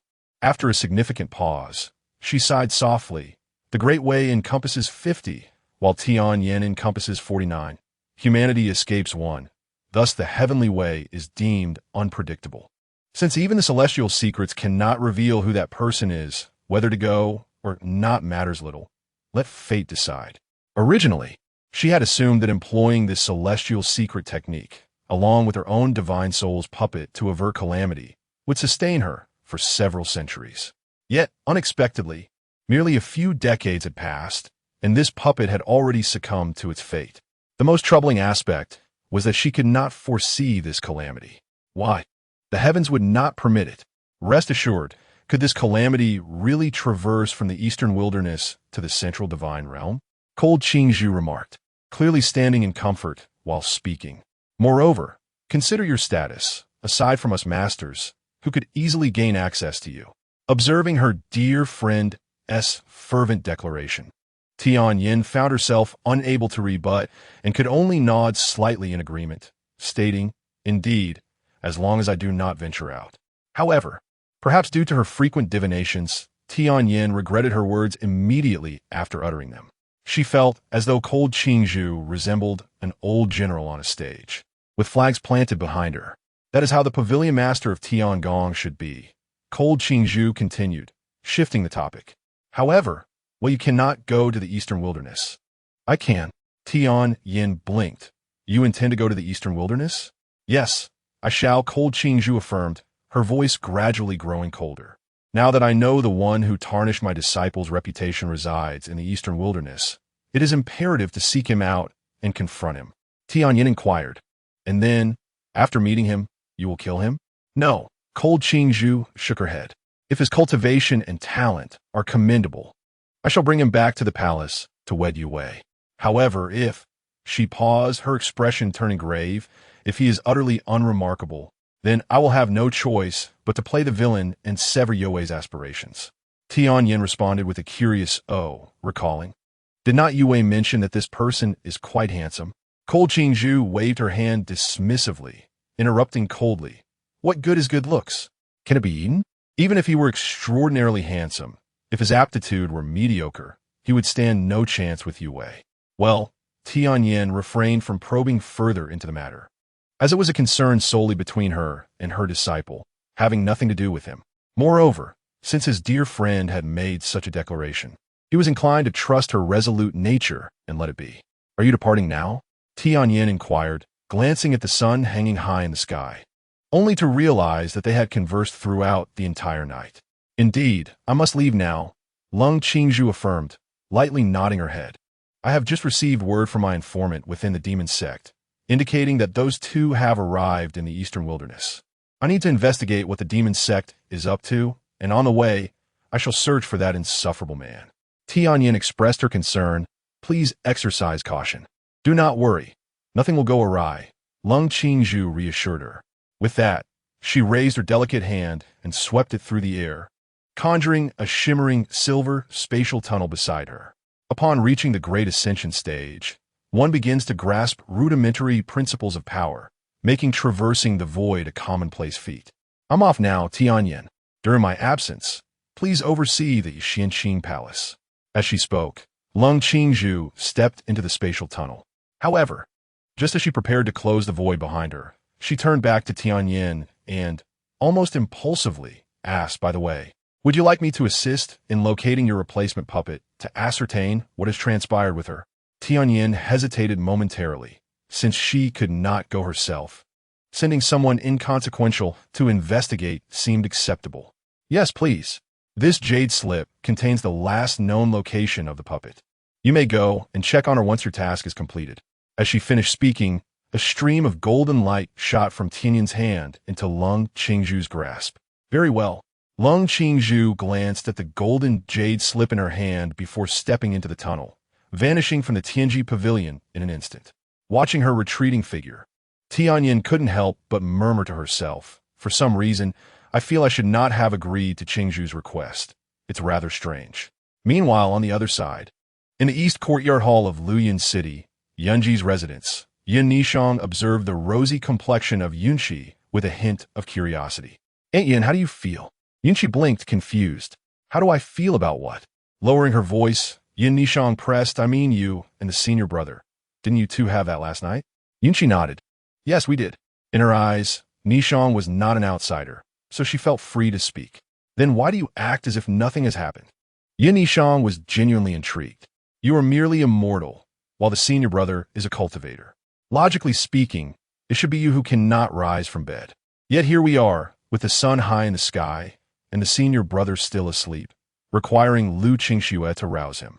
I do not know, Yunqi replied, shaking her head, confusion evident in her eyes. At first, I felt quite embarrassed, but Changge said it was fine, that he could not see, so I did not resist any further. Subsequently, he kissed me several times, leaving me somewhat dazed, and the subsequent events are rather hazy in my memory. As she spoke, a delicate blush graced her fair cheeks.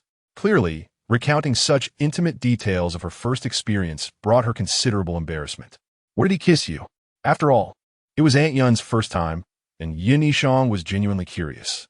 Yunqi bit her rosy lip, her eyes shimmering with a hint of shyness. Is it really necessary to say? Yin Nishang resorted to her usual tactics, pouting playfully. Aunt Yun, please tell me. One to you? This. Yunqi felt quite reluctant to voice. Although her recollection was vague, certain impressions lingered. He kissed her all over, effortlessly locating places that were not visible, and she found herself unable to resist his advances. Eventually, she had no choice but to acquiesce to his desires. Aunt Yun, if you want tea, tell me. Then let me guess. Her words were interrupted by a gentle voice from outside the door, filled with curiosity. What are you guessing about? Little junior sister, what are you two discussing that requires such secrecy? Chapter 81. The mystery of their origins. If offered 10 million, would you be willing to run naked? For this question, regardless of whether before or after my journey through time, Ning Changge could only silently utter a graceful phrase in the language of Blue Star. Shark coin. You are shark coin. Thus, despite being pulled to the door by Lu Qingxue, Ning Changge retreated to his room, donned his attire, and then followed her to the eastern courtyard. However, before he could reach the hall in trance, his legs almost buckled beneath him, prompted by his junior sister's teasing remark, "Where did I kiss you?" Though his heart raced furiously, he maintained the facade of an unflappable master of expression. Ning Changge appeared as calm as ever, deliberately ignoring the curious gaze Lu Qingxue cast upon him as he sauntered in leisurely. As he walked, he interrupted Yin Nishang's forthcoming inquiries. Junior sister, what were you discussing? Senior brother Changge, you've arrived. Both Yin Nishang and Yunqi approached upon Ning Changge's entrance. Ning Changge smiled and explained, apologies, I was indeed a bit fatigued last night and accidentally overslept. It was unclear whether this was intentional or merely a slip of the tongue. But as he spoke, his gaze remained fixated on Yunqi. Particularly when he uttered the word fatigued, he winked at Yunqi, as if to imply, Sister Yunqi, it's all your fault. Otherwise, I would have awoken so late.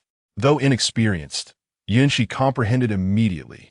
However, in the presence of Nishang and Lu Xianzi, she found it difficult to express her annoyance. Hence, with no other recourse, Yunqi shot a fierce glare at Ning Changge, her meaning unmistakable. You troublesome little brother, you shall pay for this. Lu Qingxue, oblivious to their silent exchange, noted that Ning Changge had arrived and promptly spoke up. Miss Yunqi, didn't you mention you had something important to discuss with senior brother Ning? Yin Nishang echoed. Aunt Yun, please, if there is something to be said, do so directly, without all the mystery. She refrained from continuing the previous topic, as the presence of unrelated women complicated matters. Very well, since everyone is present, let us commence. Casting a glance at the three individuals in the hall, Yunqi nodded and retrieved a ring from her bosom, presenting it to Yin Nishang.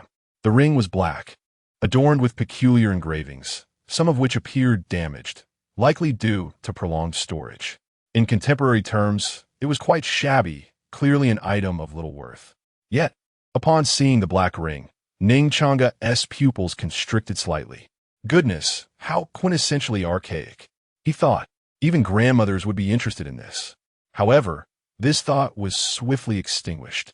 Ning Changge glanced at the grand tome and then at the ring in Yun Nishang's hand. He resolved to remain cautious for the moment, observing how this elder lady would proceed. Yun Nishang took the ring, her curiosity piqued. "Aunt Yun, what is this?" Yunshi replied. "Nishang, you must have heard some rumors, suggesting that you are not the true eldest daughter of the Yun family, but rather, I am." "Indeed." Yun Nishang let out a soft sigh, her voice tinged with a hint of sorrow. Though she had long been aware of this truth, a flicker of hope still lingered in her heart, believing it might be mere jealousy from others. However, now that even Yun Cece echoed the same sentiment, it was undoubtedly true. Yun Cece continued, "Actually, this statement only holds true for the first half." "What could it be?" Yun Nishang gazed at Yun Cece in disbelief, a seemingly impossible thought surfacing in her mind. Yun Cece gently nodded, smiling as she said, "Just as you suspect, you're not the eldest daughter of the Yun family, and neither am I." Ning Changge, who had been watching from the side, exclaimed in astonishment. One not being a biological child was already surprising. To discover that the other was also not from the same lineage was indeed shocking. The Yun family was truly unfortunate, with the rightful clan leader perishing at the hands of a villain, leaving two young ladies who bore no blood ties to the family. Yun Nishang was momentarily speechless, at a loss for words. "It's all right. I merely wish to alleviate your sadness." Yun Cece gently patted her shoulder in comfort, adding, "Although neither of us is truly of the Yun lineage, our appearances in the Yun family occurred under quite different circumstances." Ning Changge suddenly interjected, "How so?"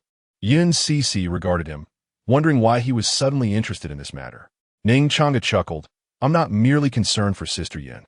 I'm contemplating how to help you find your biological parents." With a playful glare, Yun Cece lightly scolded him before continuing.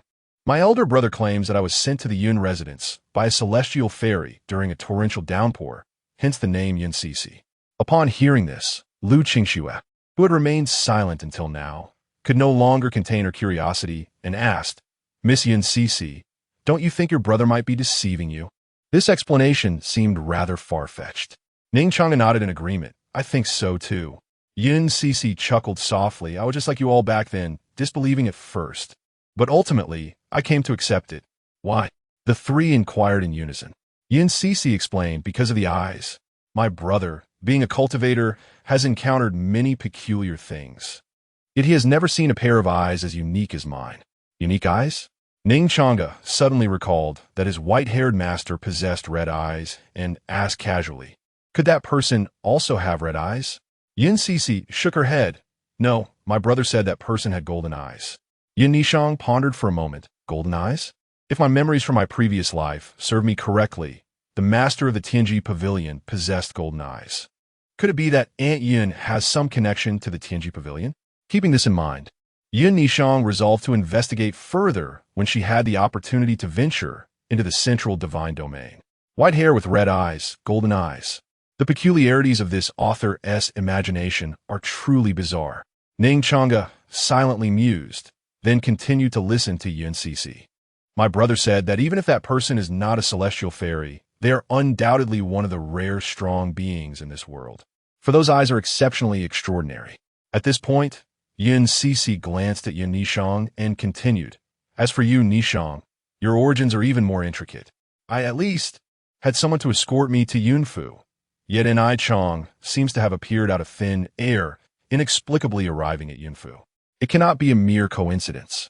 Yun and I Chong gazed at the black ring in her hand and inquired, "Aunt Yun, is my lineage somehow connected to this ring?" Yun Shi, with uncertainty, replied. Elder brother did not disclose much. He merely mentioned that this black ring arrived alongside you on the second day of your coming to the Yun family. However, I suspect there may indeed be a connection. Just as her words fell, an ancient and amused voice suddenly echoed in the ears of the three. "Perhaps, mortals are indeed foolish. Who is it?" The three were taken aback, with Ning Changge feigning surprise. Chapter 82. The malevolent grandmother Ning Changge felt that the feigned astonishment was insufficient and suddenly turned around, scanning the hall while bellowing, "Who dares to play tricks here?" He certainly wasn't idly seeking mischief. His actions were merely to lure the unsuspecting into his snare. Just moments ago, as Yun Nishang reached for the ring, The grand tome in his mind began to inscribe its secrets. The Black Ring, also known as the Ring of Golden Fingers, houses the spirit of an elderly woman. This woman is the remnant soul of the ancient celestial Yao Yin, who perished tens of thousands of years ago. Her intention was to seek a disciple to whom she could impart her ancient alchemical knowledge. Yet over the millennia, her soul had become increasingly tainted by malevolent thoughts. 18 years ago, by a twist of fate, she arrived at the Yun residence, where she immediately recognized Ning Changge's unique constitution. She waited for 18 years, cunningly coaxing Yun Shi to sacrifice her life to nourish her fragmented soul, facilitating her usurpation of Ning Changge. However, the unexpected arrival of Ning Changge, a disciple of the Qingyun sect, utterly thwarted her plans. Unwilling to concede, she devised to deceive everyone, reattempting her possession while plotting to eliminate Ning Changge, the one who had thwarted her ambitions, to assuage her resentment. To usurp my junior sister and then eliminate me? This old woman truly dares to dream. Ning Changge scoffed inwardly. Since she wished to deceive, he would indulge her in her game. Hence, both his previous feigned astonishment and his current performance were deliberate acts, awaiting the moment when the old woman would reveal her true intentions and take the bait. Indeed, reality did not disappoint Ning Changge. As his words faded, a cold snort echoed in the air, followed by a voice laced with disdain. "Oof. A mere boy in the foundation establishment stage dares to address me thus. Had it been in the past, I would have obliterated your soul, ensuring you could not even enter the cycle of reincarnation." Ning Changge cautiously inquired, "May I ask, esteemed elder, who exactly are you?" "I am the ancient celestial Yao Yin, also known as the alchemy sage." As she spoke, a plume of white smoke wafted from the Black Ring, materializing above the hall. Yun Shi gazed at the ethereal figure within the smoke, exclaiming in astonishment, "Esteemed elder, it is you." Ning Changge turned to Yun Shi, her eyes reflecting a hint of confusion. "Aunt Yun, do you know her?" "Yes."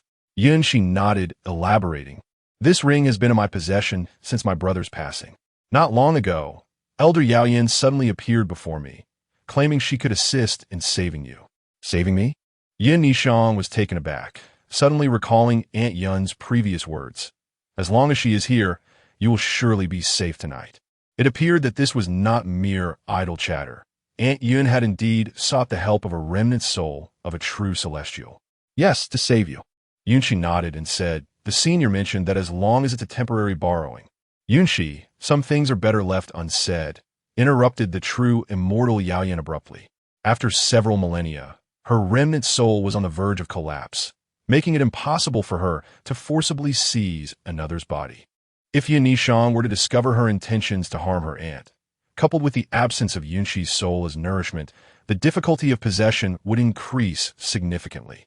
"Sister Yun, it is said that one should harbor no ill intentions towards others, yet one must always be wary of them," Ning Changge chimed in, fanning the flames.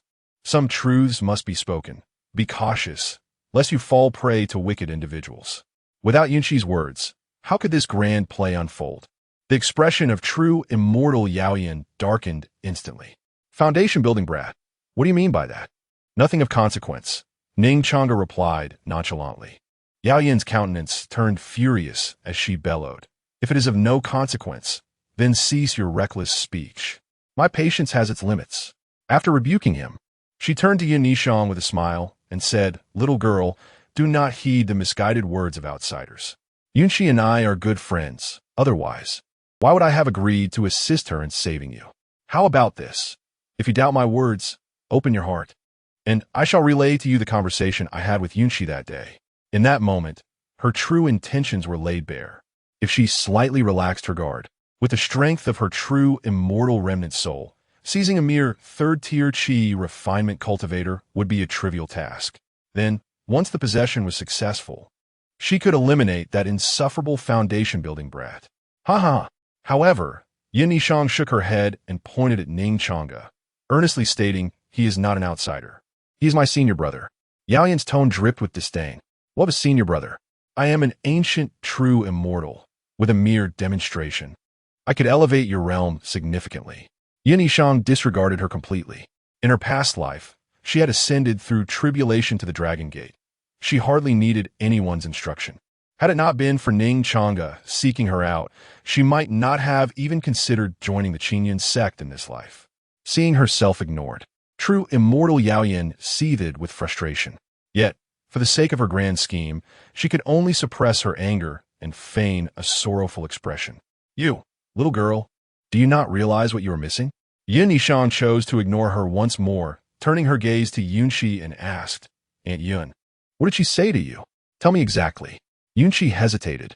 The words were indeed unseemly. But recalling what Ning Changge had just advised her, be wary of being exploited by malicious individuals, she felt he was absolutely right. Moreover, she had disapproved of Yaoyin's demeanor towards Ning Changge. It was excessively fierce, and she found it unlikable. Thus, without further contemplation, Yunxi spoke up. The senior said that she is currently in a remnant soul state and cannot exert her full strength. She requires a temporary borrowing of my soul to merge with it. After she saves you, she will separate from me. Upon hearing this, Yin Yishang closed her eyes in anguish, her heart aching profoundly. She finally understood why Aunt Yun had not gifted her the ring in her previous life. How absurd it is to temporarily borrow and then detach. Yin Yishang took a deep breath, gradually opening her eyes. She fixed her gaze on the ethereal figure hovering in the air, suppressing her mounting anger. Do you have any explanations to offer? I shall grant you time to weave your excuses. Excuses? I, a true immortal of this realm, am expected to justify my actions to mere ants like you? The expression of the immortal Yaoyin was imbued with disdain and contempt, as she nonchalantly declared, Is it not an honor for a mere mortal soul to nourish my celestial spirit? Yin Shitzi wore a puzzled expression. Nourish? Sister Yin, you are but a mortal. Immortal souls are exceedingly fragile. Ning Changge interjected. Although this ancient soul is merely a remnant, she is nonetheless a cultivator. If your soul were to merge with hers, the inevitable outcome would be death. Yin Shitzi turned pale with dread. She could scarcely fathom that an immortal would seek to devour her very soul. Once consumed, as her brother Changge had warned, it would indeed spell her demise. You chatter far too much, you insolent brat. Yaoyin's gaze turned cold as she regarded Ning Changge, her murderous intent unmistakable. Now, thanks to your incessant prattling, I shall not content myself with just your demise. All of you shall serve as my sustenance. Ning Changge retorted. Do you truly believe victory is assured? I had thought this remnant soul possessed some formidable abilities, yet I find her woefully disappointing. Yaoyin chuckled derisively. Huh, you four possess the highest cultivation of merely late-stage golden core. Compared to me, a true immortal, you are leagues apart. While I remain unperturbed, you would do well to kneel and confess your wrongs. Perhaps I might allow you to reincarnate. Unfazed, Ning Changge responded, You speak with such bravado. Why not demonstrate a celestial technique for my edification? He glanced at the grand tome, stifling a chuckle. Chapter 83. Senior brother, do not casually pat a girl's head. Under the cunning design and enticement of the Qingyun disciple Ning Changge, the true identity of the immortal Yaoyin has finally been revealed. She still attempted to deceive the crowd with her identity as a true immortal, yet it seemed she had forgotten an essential matter. After tens of thousands of years, in her residual soul state, her strength had diminished to the point where it could be compared to that of a mere Kuan. Even a Kuan possesses a combat power of 5, yet this residual soul of a true immortal barely reached that threshold. Truly, she was inferior to a mere chicken. Ning Changge felt utterly speechless. He could not fathom where this person derived the audacity to pose before him. However, the immortal Yaoyin remained oblivious to Ning Changge's internal lamentations. She did not believe that a mere foundation-building novice could uncover any clues. Aha! The cold, mocking laughter of the immortal Yaoyin echoed throughout the hall. You little brat, do you think you require divine arts to be disposed of? A single strand of my hair could make you vanish from this world. Ning Changge, intrigued, retorted, Pray tell, how much combat power do you possess now, after surviving for tens of thousands of years and being invaded by your inner demons? You. At these words, the expression of the immortal Yaoyin changed dramatically, her panic evident as she looked at Ning Changge. How is this possible? This wretched boy not only knows I've lived for tens of thousands of years, but is also aware that I have succumbed to demonic influence, severely impairing my strength. It must be noted that even a tribulation stage expert would struggle to see through my disguise. This is indeed the true soul of an immortal. In that instant, the immortal Yaoyan felt a chill run down her spine. Damn it, this boy cannot possibly be feigning ignorance, can he? It must be so, otherwise. How could he have rescued Yun Nishang from a nascent soul cultivator? Ning Changge, unfazed, remarked, "What? Lost your tongue? Shall I assist you in speaking?"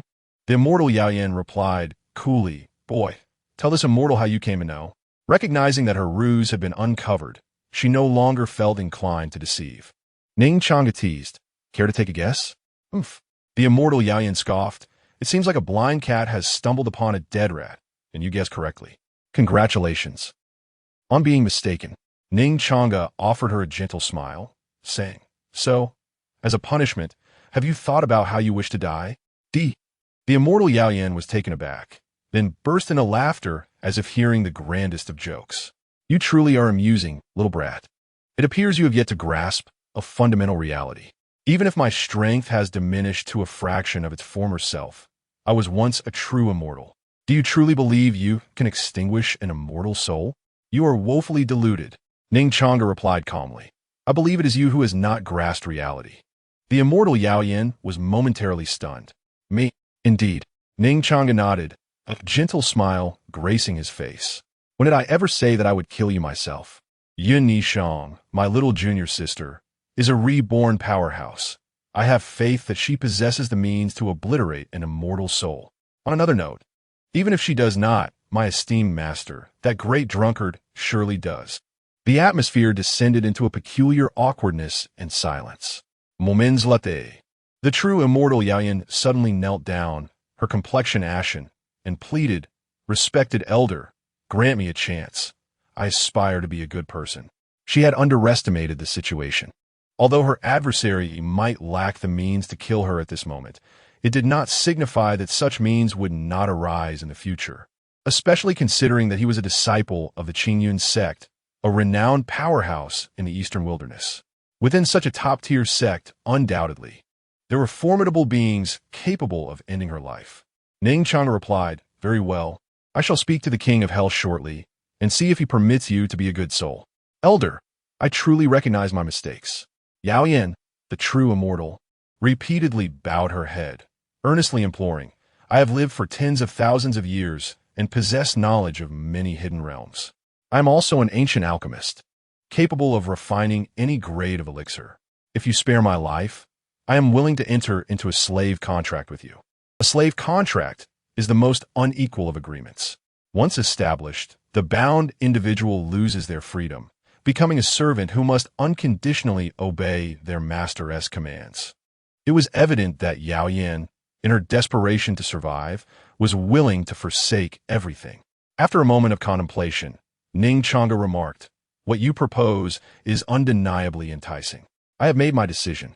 Thank you, esteemed elder, for your mercy in not taking my life." Yaoyan, the true immortal, knew that no one could resist such temptations, save for a saint. In her eyes, Ning Changge was certainly not a saint. Yet once again, she miscalculated. "I have resolved to slay you instead, and I hope you can be a good spirit in the realm of the dead."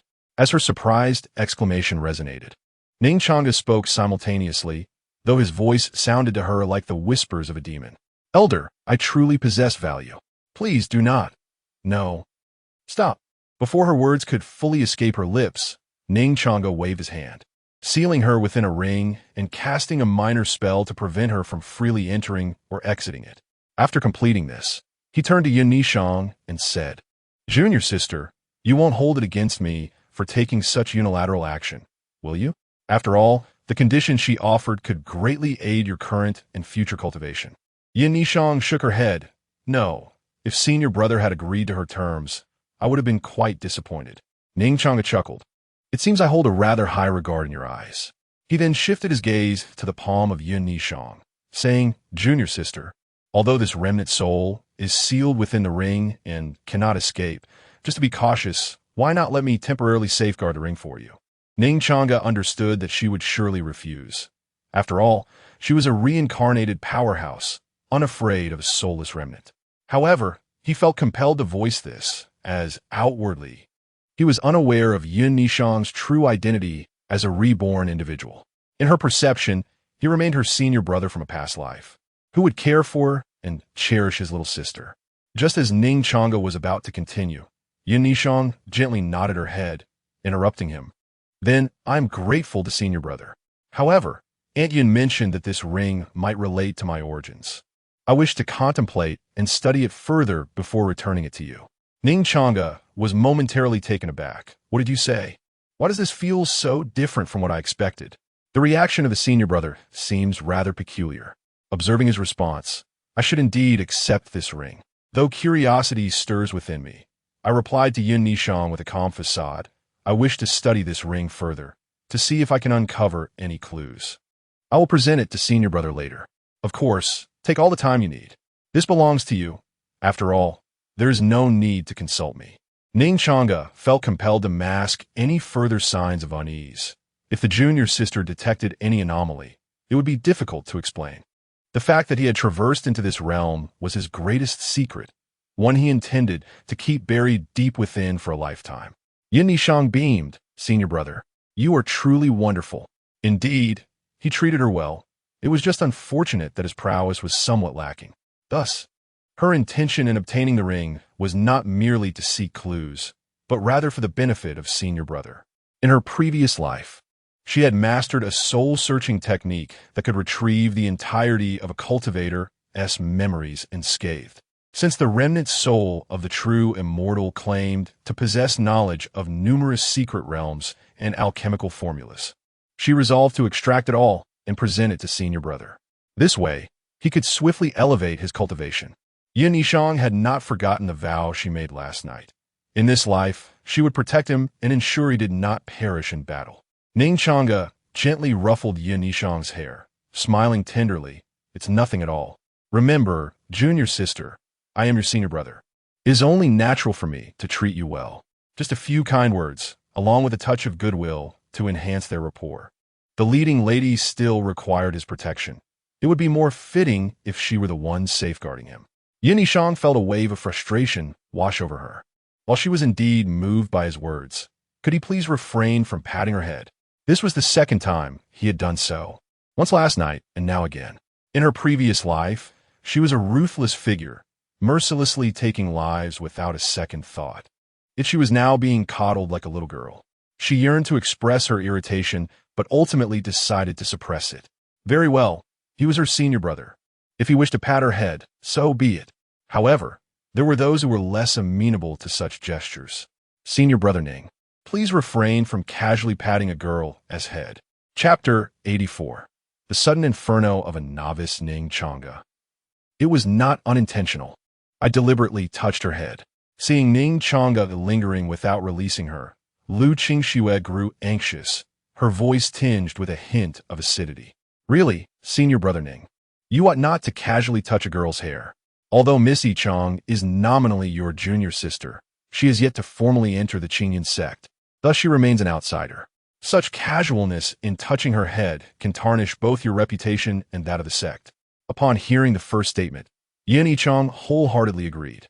Indeed, a girl's hair should not be touched indiscriminately. However, upon hearing the subsequent remarks that seemed to express concern for Ning Changge's reputation, her beautiful eyes narrowed slightly. In the next moment, she gently removed the large hand from her head and lifted her gaze to fixate intently on Lu Qingxue. Lu Qingxue, what do you mean by that? Although Yin Yichang had not yet matured, her gaze, once known as the blood-colored Shura in her past life, was not one that many could withstand. Lu Qingxue was taken aback by those icy eyes, momentarily rendered speechless. Ning Changge was caught off guard by this sudden turn of events.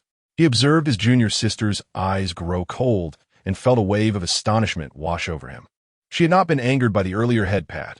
Why was she now incensed by Lu Qingxue's words? After some contemplation, Ning Changge resolved to admonish Lu Qingxue, for her latter remarks were indeed excessive. Ahem, Lu.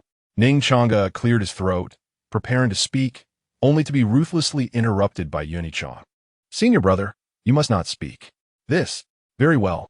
Faced with those eyes that radiated a hint of menace, Ning Changge wisely chose to remain silent. Yin Yichang coldly stated, "Answer me, Lu Qingxue. What did you mean by your earlier words?" Though startled, Lu Qingxue, being a golden core cultivator, quickly regained her composure and replied nonchalantly, "It meant nothing. I merely advised senior brother Ning against casually touching a girl's hair. That is all. Not the first sentence, but the latter two." Yin Yichang's voice grew icier. "I ask you, what do you mean by merely a nominal junior sister? Merely an outsider? It does not reflect well on senior brother's reputation to touch my head." Lu Qingxue smiled faintly, replying, "That is the truth. Yin Yichang, you have not yet joined the Qingyun sect. Your current status is that of the eldest daughter of the Yun family. So it is not inaccurate to call you an outsider. It has been demonstrated that a woman in love, regardless of her previous innocence and kindness, can detect discrepancies when confronted by another woman, swiftly transitioning to a more rational mindset. After all, women possess an innate advantage in identifying rivals. Presently, Lu Qingxue serves as a prime example. You are talking nonsense. Yin Yichang spoke directly and boldly, stating last night, "Senior brother clearly informed me that I am his junior sister." She paused, her gaze scrutinizing Lu Qingxue from head to toe, and coldly remarked, "Conversely, it is you, Lu Qingxue, who is the outsider. If I recall correctly, you hail from Shaozhou Peak, and, as an outer disciple, how dare you comment on matters concerning Xiaoming Peak? What are your intentions?" Lu Qingxue clenched her silver teeth and retorted, "I am a disciple of the Qingyun sect, and senior brother Ning is also a disciple of the Qingyun sect. Thus, we are akin to family. As for you, until you have officially become a disciple of the sect's master, you remain an outsider." Lu Qingxue was exceedingly incensed. How infuriating! She had arrived first. Senior brother Ning's first gentle touch upon a girl's head was bestowed upon her. She was the first to be called junior sister by him. All of these first belonged to her. She was not an outsider. Indeed, I have yet to take my vows, but that may very well change in a few days. Yin Yichang replied, her previous fierceness replaced by a smile. "Once I become a disciple of Xiaoming Peak, it will just be the two of us, Ning Changge and I. I shall call him senior brother, and he shall call me junior sister. If he wishes to pat my head, I shall allow it. Whereas certain individuals, deprived of such affection, may find themselves weeping in a corner. Truly, as a reincarnated celestial being, after a brief quarrel." She swiftly grasped the crux of the matter and struck with precision. Yin Yichang had long discerned Lu Qingxue's peculiar gaze towards Ning Changge, particularly when he had ruffled her hair earlier, as if he were quite displeased. However, she did not begrudge other girls their affection for him. It was only Lu Qingxue who posed a threat, for it was due to her that their sect had once faced calamity in a past life. Lu Qingxue found herself at a loss for words against Yin Yichang. "What is the matter? Are you at a loss for words now?" Yin Yichang beamed, her smile radiant. An outsider remained an outsider, and no amount of words could alter the truth. What was unattainable remained so. Lu Qingxue seethed. How outrageous! Why does a newcomer speak so brazenly? Just because she is a junior sister? Suddenly, an idea flashed through Lu Qingxue's mind. Of course, if only she could have senior brother Ning proclaim her as his junior sister, she too could stand firm in her stance. With this thought in mind, Lu Qingxue hastily turned to Ning Changge and implored, "Senior brother Ning, tell me, am I also your junior sister?" Chapter 85. An unexpected visit from my mother-in-law Ning Changge remained unresponsive, while Yin Yichang was suddenly overwhelmed with shock and anxiety.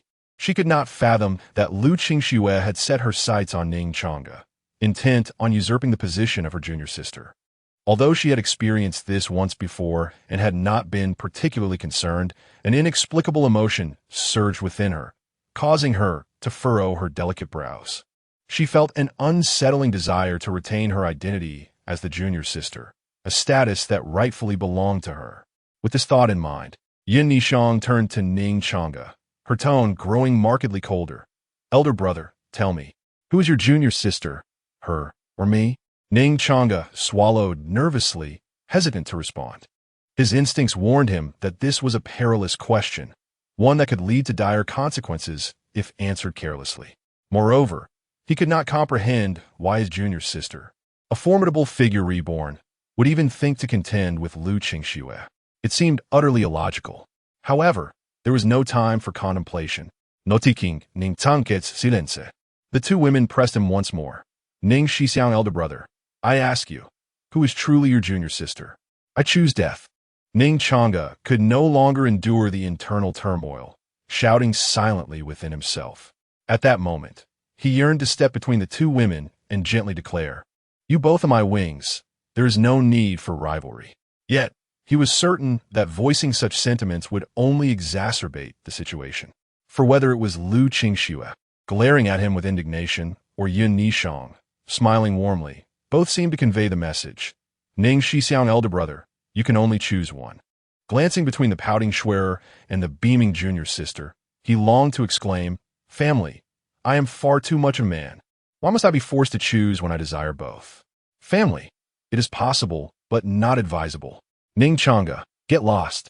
After expelling these unrealistic notions from his mind, Ning Changge took a deep breath, realizing that avoidance was futile.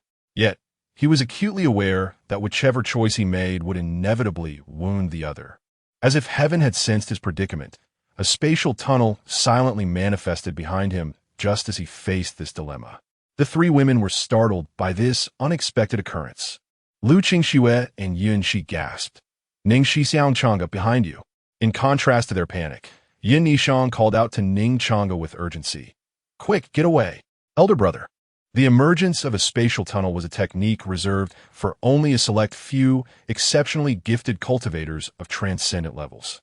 Furthermore, the opening or closing of such a tunnel carried a minuscule risk of triggering chaotic spatial currents. As a reincarnated celestial sovereign, Yin Nishang was certainly aware of this peril. Upon witnessing the silvery white tunnel, she immediately urged Ning Changge to evade. For once ensnared by the chaotic currents of space, unless one possesses mastery over spatial laws, survival is utterly improbable. "Huh? I am." Ning Changge momentarily froze, sensing the presence behind him. There was no choice left for him. How vexing. He had lost track of her. The followers of the demonic sect are indeed cunning. Nevertheless, the doll's positioning given by Tianyin could not possibly be erroneous. I must have arrived at Luyan City. No sooner had he spoken than a voice, seemingly belonging to a woman, erupted from behind him in a tirade. Instinctively, Ning Changge glanced back, where he beheld a veiled face obscuring its features, yet close enough for him to catch a whiff of a faint fragrance of lotus. Blinking, he instinctively inquired, "Who are you?" Meanwhile, within the spatial tunnel, Ning Changge had just extended her face out only to retract it once more, murmuring, "Is the positioning incorrect? How did I end up in someone else's abode?" and even catch the attention of this male host. However, she noted that the individual was quite decent-looking, albeit lacking in cultivation. As she spoke, Ning Changge waved her hand intending to close the spatial tunnel. Since the positioning was wrong, she would seek anew. Yet, just as she was about to seal the tunnel entirely, an anxious voice suddenly reached her ears. "Senior, are you looking for someone? Senior?" Ning Changge narrowed her beautiful eyes slightly, thinking, "What an impudent brat. Do I appear that aged?" Ning Changge hastily corrected himself. "Fairy sister, fairy sister." The slight narrowing of Ning Changge's eyes softened as she mused. "Unexpectedly, your words possess a certain sweetness." However, scarcely had she finished her thought when her expression shifted back to its frosty demeanor, her tone turning icy. "Yet do not presume that this will allow you to easily escape peril. Speak, lad. How did you come to know I was searching for someone? Should your explanation fail to convince me, do not blame me for my ruthless heart. Those who cultivate to the great ascension or even the tribulation transcendent stage are invariably gifted individuals." Upon hearing Ning Changge's first words, Ning Changge harbored considerable wariness. Only Tianyin was aware of her quest to find someone. So how could this young man also possess knowledge of it? Were it not for his decent appearance and the purity of his aura, which did not suggest malevolence, she would have long since dispatched him with a single strike. "Does seeking your help to rescue me count?" Ning Changge jested, his heart racing as he watched the diligent writing of Daba Oshu. Yet, Had it not been for the dread of confronting this terrifying choice, he would have resolutely refrained from calling out to her. Ning Changge, the esteemed leader of the Xianqing Palace and the master of the Yue. Cultivation level, early stage of tribulation transcendence. Character profile, one of the female leads in Crimson Neon Garment Asura Dance, late stage. Current plot, with the assistance of Tian Yin, the head of the Tianji Pavilion, Ning Changge learns that her precious disciple Li Yue has lost her virtue. Upon discovering this, she is exceedingly enraged and thus ventures into the eastern wasteland, intent on locating the scoundrel who tarnished her disciple's purity. What the heck? Is this akin to being personally sought out by my mother-in-law? Ning Changge felt a cold sweat trickling down his back. He had thought that the holy maiden Li had come to seek him out, but to his astonishment, it was her master, a tribulation realm expert. Even with 10 legs, he could not hope to escape. Chapter 86. What nonsense! Even love-struck dogs don't engage in such matters. Rescue you? In your vibrant state, do you truly require my assistance? Cold Changju's icy blue eyes flickered with a hint of perplexity. Ning Changge managed a wry smile. Sister Fairy, if you could cast a glance behind you, it would become abundantly clear. Behind me? As she spoke, Cold Changge extended her consciousness through the spatial rift. And instantly, two breathtaking maidens appeared in her mind, alongside a rather unattractive woman, one who seemed to be deliberately disfigured. Observing the fierce confrontation between Yin Nishang and Lu Qingxue, and then glancing at Ning Changge's remarkably handsome visage, she suddenly clapped her hands, revealing an expression of enlightenment. Ah, I see now. You rascal, have you been caught red-handed with 2 boats? Now that the rightful party has come to confront you, there's no escape. Cold Changge shook her head in disbelief. Who would have thought, at such a tender age, you are a heartbreaker? Ning Changge felt a wave of frustration wash over him. What nonsense! I still can't fathom how these two could possibly argue over who is the junior sister. It's utterly trivial. Noticing Ning Changge's brief silence, a rare glimmer of amusement flickered in Cold Changju's cold, exquisite eyes. It seems I have hit the mark, rascal. Out of words now, are we? That's what you get for being a philanderer. A reluctant smile tugged at the corners of Ning Changge's mouth. Sister Fairy, do I truly resemble one of those unfaithful types? Cold Changge paused for a moment. Then a playful smirk curled her lips. Heartbreaker, do you know why I'm inclined to converse with you for so long? This time, it was Ning Changge's turn to feel bewildered. Huh? Seeing his dazed expression, Cold Changge chuckled softly before stating plainly. Your countenance is so striking that even a person as ascetic as myself was taken aback upon first sight. What more can be said of those less seasoned in cultivation? Really? Ning Changge was momentarily taken aback, finding it somewhat amusing. How is it that this ice princess is akin to that white-haired drunkard, judging people solely by their appearance? Is it truly the case that beauty dictates everything? Thus, he jested, haha, I take it as a compliment from you, Sister Fairy, that you find me handsome. Cold Changge waved her hand, her expression abruptly turning serious. Heartbreaker, I am not in the mood for jest. Let me ask you, how did you come to know that I was seeking someone? Ning Changge reined in his amusement, inhaling deeply before responding, Sister Fairy. Would you believe me if I said it was merely a guess? Upon hearing this, Cold Changge let out a cold snort, her tone laced with impatience. You dare to toy with me? As soon as her words fell, Ning Changge felt the very air around him compress. A weighty pressure emanating from the tribulation realm descending upon him, making it somewhat difficult to breathe. Yet, he remained unfazed, retorting with a teasing smile, Sister Fairy. Has anyone ever told you that when women get angry, they tend to age quickly? You rascal. Do not think that a few exchanges will give you the liberty to jest with me. As she spoke, a hint of cold, murderous intent suddenly flickered in Ning Changge's eyes. Although she prided herself on not harming the innocent, the thought of eliminating a mere foundation establishment youth filled her with no sense of guilt whatsoever. Senior Brother Ning, why have you not yet departed from that place? Be wary of the spatial turbulence. Suddenly, two anxious voices resonated in Ning Changge's and Ning Changge's ears simultaneously. One of those voices belonged to a girl, strikingly familiar, as if she had heard it before. Upon hearing the term Senior Brother Ning, Ning Changge's brows slightly furrowed. Yet she dismissed the thought. For how could these two girls refer to this insufferable boy as their senior brother, contrary to her initial assumptions? Perplexed, Ning Changge remarked, "Insufferable boy. Are they not your Tao companions? Why do they call you senior brother?" Ning Changge chuckled. "Sister Fairy, I believe I have never claimed that they were." Just now. Ning Changge hesitated, recalling that Ning Changge indeed had not made such a declaration. Nonetheless, admitting her mistake before juniors was a blow to her pride as the master of a palace. As she gazed at Ning Changge's smiling face, she found that his previously handsome visage was now rather unappealing. "Oomph. Smooth talking. Thank you for the compliment, Sister Fairy." You. Ning Changge was almost infuriated. How could this insufferable boy provoke her more than a rebellious disciple? Yet, the proud palace master adhered to the principle of maintaining her dignity. The next moment, she coldly huffed, "Humph.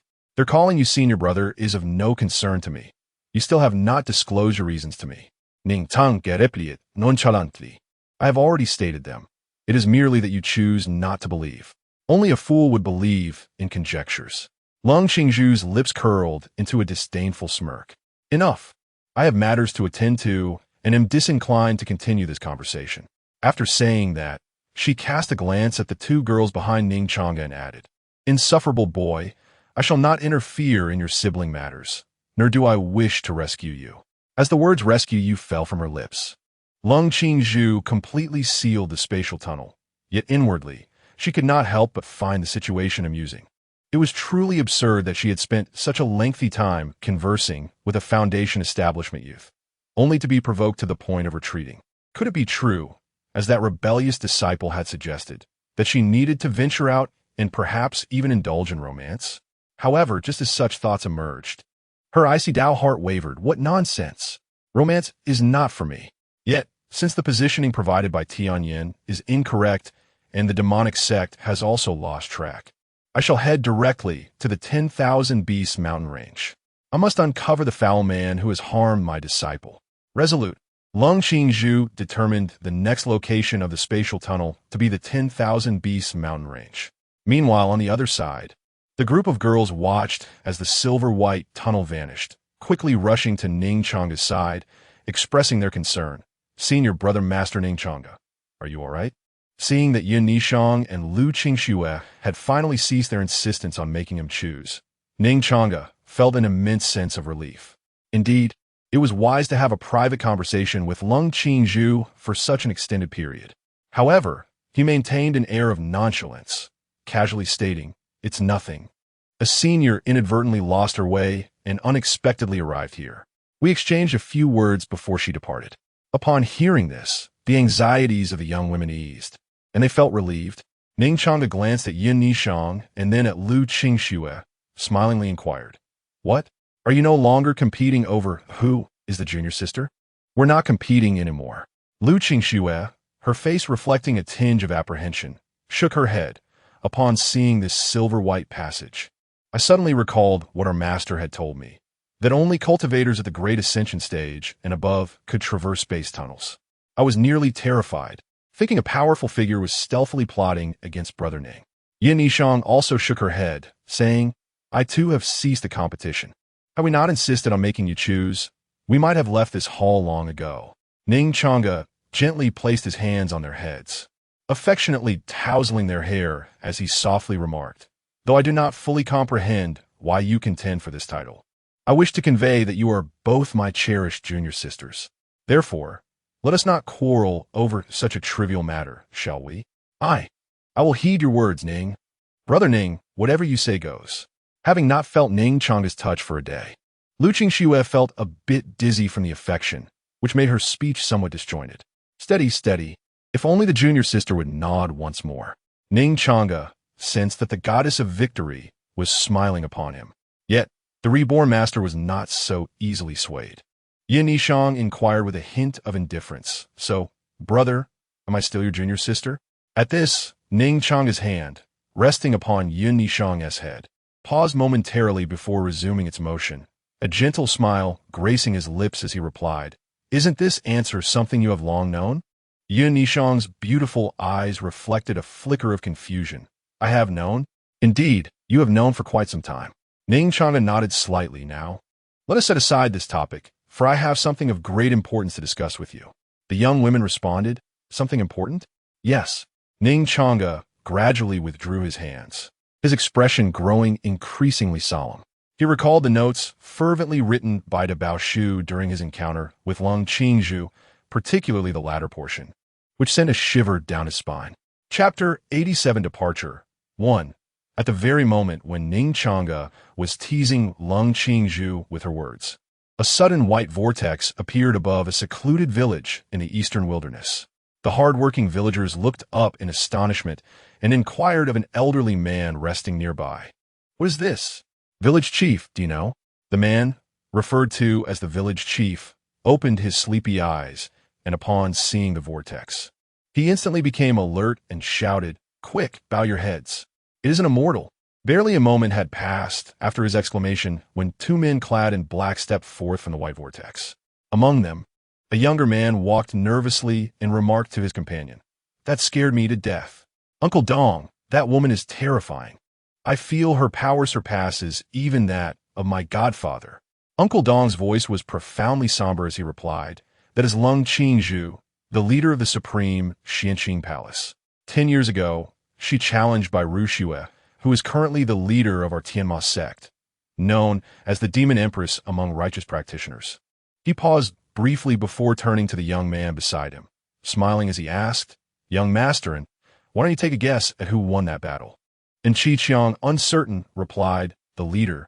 Uncle Dong shook his head. "No, she did not win." "How could that be?" And Qiqiang exclaimed in disbelief. His godfather had told him that the leader was the most powerful individual in their sect, and for her to lose was unfathomable. "Allow me to explain," Uncle Dong continued. "To be precise, the leader neither won nor lost. However, following that battle, she entered seclusion for several months. It seems that Ning Changge indeed had the upper hand." Suddenly, and Qiqiang appeared to have a realization and, in a state of panic, asked, "Wait, Uncle Dong, are you suggesting that there might be a traitor beside my godfather? A palace master should remain in her own sect, yet she has come to the eastern wilderness. Moreover, it seems this Ning Changge has been trailing them. Had they not been cautious and frequently altered their course, they would have nearly been caught, if nobody had informed Ning Changge in advance." And Qiqiang would find it utterly unbelievable. Hearing the mention of a traitor, Uncle Dong narrowed his eyes and solemnly remarked, "Whether or not there is a traitor remains unclear. But it is certain that this palace master has set her sights on us. Young master, we must hasten to Zhongjian Villa and retrieve the corpse of the black ancestor." "Understood," and Qiqiang nodded in agreement.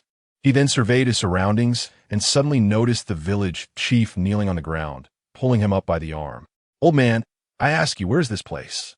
Trembling in the presence of the two men who did not seem friendly, the village chief replied, "Immortal, our village is called Meili Village, and I am the village chief. I did not ask for your village's name, you old fool. Do you not understand human language?"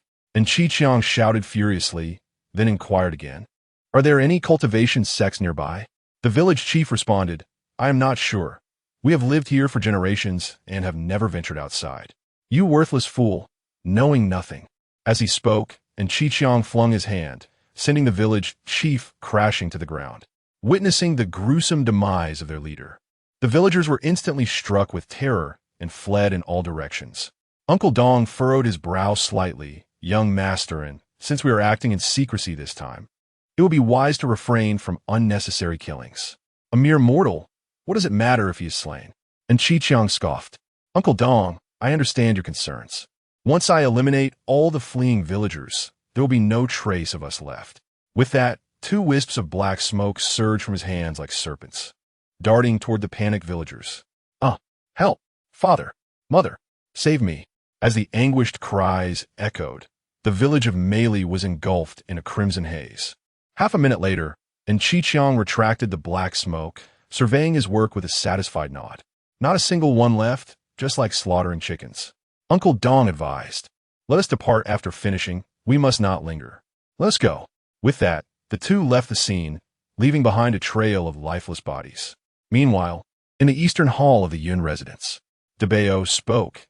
"Indeed, Ning Changge's journey to the eastern wilderness was not solely to vindicate her troublesome disciple-esque reputation. She harbored two additional motives. Ning Changge inquired, "What are the other two motives?" The first, the master of Tianji Pavilion, Tian Yin, is also a close confidant of Ning Changge, who has requested her assistance in locating someone. To be precise, it is not a person she seeks. Ning Changge asked, "Not a person? What do you mean, Debeo? I cannot disclose information about key characters that have not yet intersected with the main plot. You truly are insufferable." Ning Changge anticipated this response. What is the second motive then? Ning Changge received a message from an insider within the Heavenly Devil sect, indicating that the Grand Elder has secretly dispatched two individuals to the eastern wilderness. Their cultivation levels are unknown, but it is certain that at least one possesses strength beyond the late stage of transformation. The insider also conveyed that, while their purpose in the eastern wilderness remains uncertain, she unexpectedly learned the name Black Ancestor from the Grand Elder. The insider suspects it may be related to this Black Ancestor. Black Ancestor? Black Ancestor? Ning Changge's brow furrowed slightly.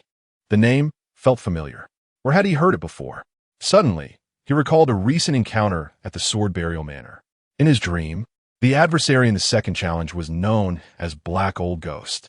Furthermore, Ning Changge was now convinced that the Black Ancestor the two were seeking was indeed the Black Old Ghost from the Sword Burial Manor. This realization dawned upon him as he recalled the tattered scripture he had seen in Debeo's space. The Heavenly Devil Scroll, a remnant left by the 15th leader of the Heavenly Devil sect, the Black Ancestor. Therefore, the purpose of those two individuals coming to the eastern wilderness was indeed tied to this Heavenly Devil Scroll. Ning Changge stroked his chin, analyzing, however, they remain oblivious to the fact that this artifact is already in my possession. According to Siang, after the Black Old Ghost demise, members of the Heavenly Devil sect can pinpoint his final resting place. Ning Changge has stumbled upon a perplexing point. Is that Black Old Ghost not the leader of a sect? Why then has the Heavenly Demon sect only dispatched two individuals? Wait a moment. It isn't that they are incapable of sending more. Rather, the Grand Elder has concealed this matter, intent on monopolizing the Heavenly Demon Scroll. Gazing at the pitch-black scripture, Ning Changge pondered.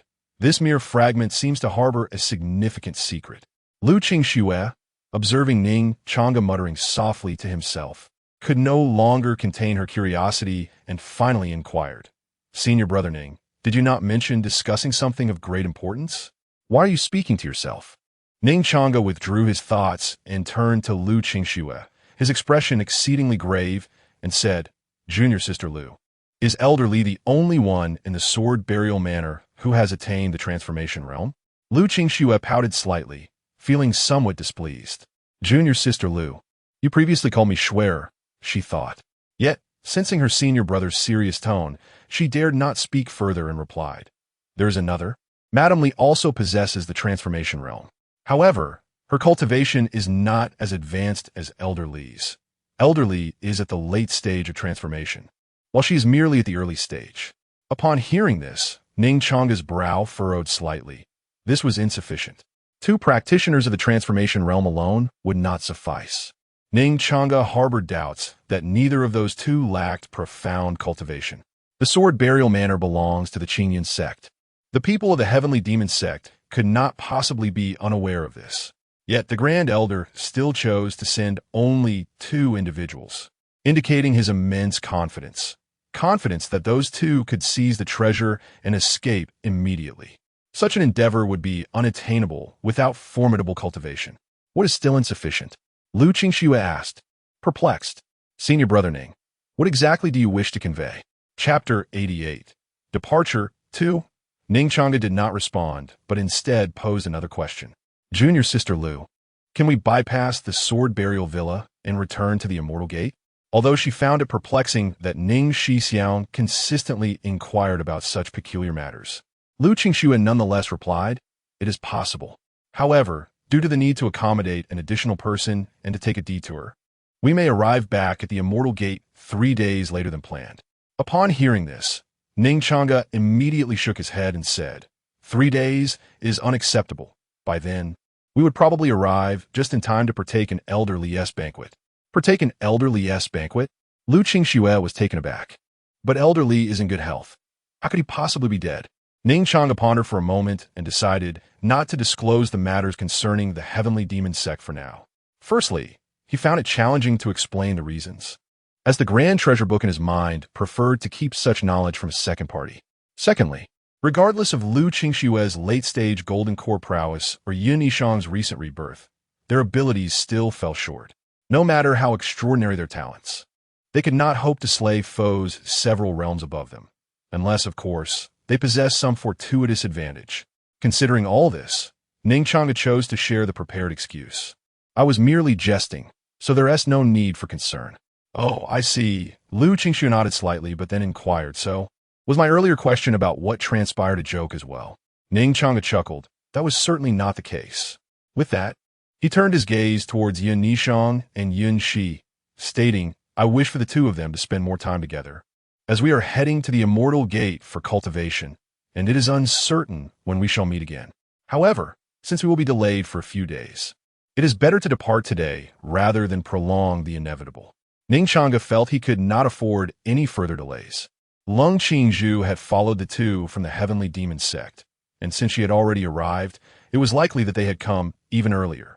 To be on the safe side, it was prudent to set off sooner rather than later. Depart today? Lu Qingxue was somewhat astonished. Will Miss Yin Shi be accompanying us as well? Before Ning Changge could respond, Yin Nishang interjected, Aunt Yin will not be joining us. Not going? Lu Qingxue was even more surprised. Yin Nishang, the Qingyun Immortal Gate permits family members to accompany disciples. Moreover, if the family's aptitude is commendable, the sect will provide resources and techniques for their cultivation. Bringing your aunt along would be the wisest choice. Yin Nishang replied, I am well aware of that. But if Aunt Yin is unwilling to go, I cannot compel her. Upon hearing this, Lu Qingxue turned to Yun Shi, her beautiful eyes reflecting confusion. Miss Yun Shi, do you not wish to go? Why not? The Qingyun Immortal Gate warmly welcomes family members. There is no need for apprehension. Yun Shi smiled gently and said, Thank you for your concern, Fairy Lu. Brother Changge has already informed me of everything that transpired last night. In truth, I would love to go, but I cannot cultivate, and my presence would only cause you trouble. It is better for me to stay at home. Lu Qingxue said lightly, It does not matter if one cannot cultivate. Even with the most inferior spiritual root, the sect possesses resources to enhance its quality. It is unrelated to one's spiritual root. Yunchi wore a faintly bitter expression as she replied, My spiritual root quality is quite commendable. It is a superior grade B spiritual root. Superior grade B spiritual root. Lu Qingxue exclaimed in mild astonishment. It is well known that in the realm of cultivation, spiritual roots are classified from low to high, inferior, middle, superior, and exceptional. Each of these four levels is further divided into three categories: A, B, and C. Of course, there are also legends of a type of spiritual root that transcends even the exceptional, known as the celestial spiritual root. Lu Qingxue herself did not possess such a root. She merely had an exceptional grade B spiritual root. However, she was aware of who did: Ning Changge, her senior brother. For it was said within the sect that the reincarnated celestial, Ning Changge, possessed a spiritual root. Had it not been a celestial spiritual root, they would have been left in utter disgrace. Although she could not compare with them, a superior grade B spiritual root was already quite impressive. After all, in lesser sects, it would at least qualify one as an inner disciple. But why could she not cultivate? Lu Qingxue voiced her curiosity. Miss Yunxi, since you possess a superior grade B spiritual root, why can you not cultivate? Yunxi smiled wryly and replied, It is not that I cannot cultivate, but rather that after each session, the spiritual energy automatically dissipates from my body the following day. Over time, I lost the desire to continue. Lu Qingxue expressed her astonishment.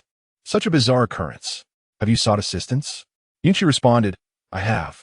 My elder brother sought help from many during his lifetime, spending considerable spirit stones. Yet ultimately, to no avail. Lu Qingxue insisted, Then Miss Yunxi, you must accompany us to the sect. The sect leader and our masters possess profound cultivation. They will surely discern the truth. It is of no consequence. I have grown accustomed to it. Yunshi smiled. Since you have decided to depart shortly, I will not detain you. Please visit me again when time permits. With that, Yunshi beckoned Ning Changge, saying, Changge, come here.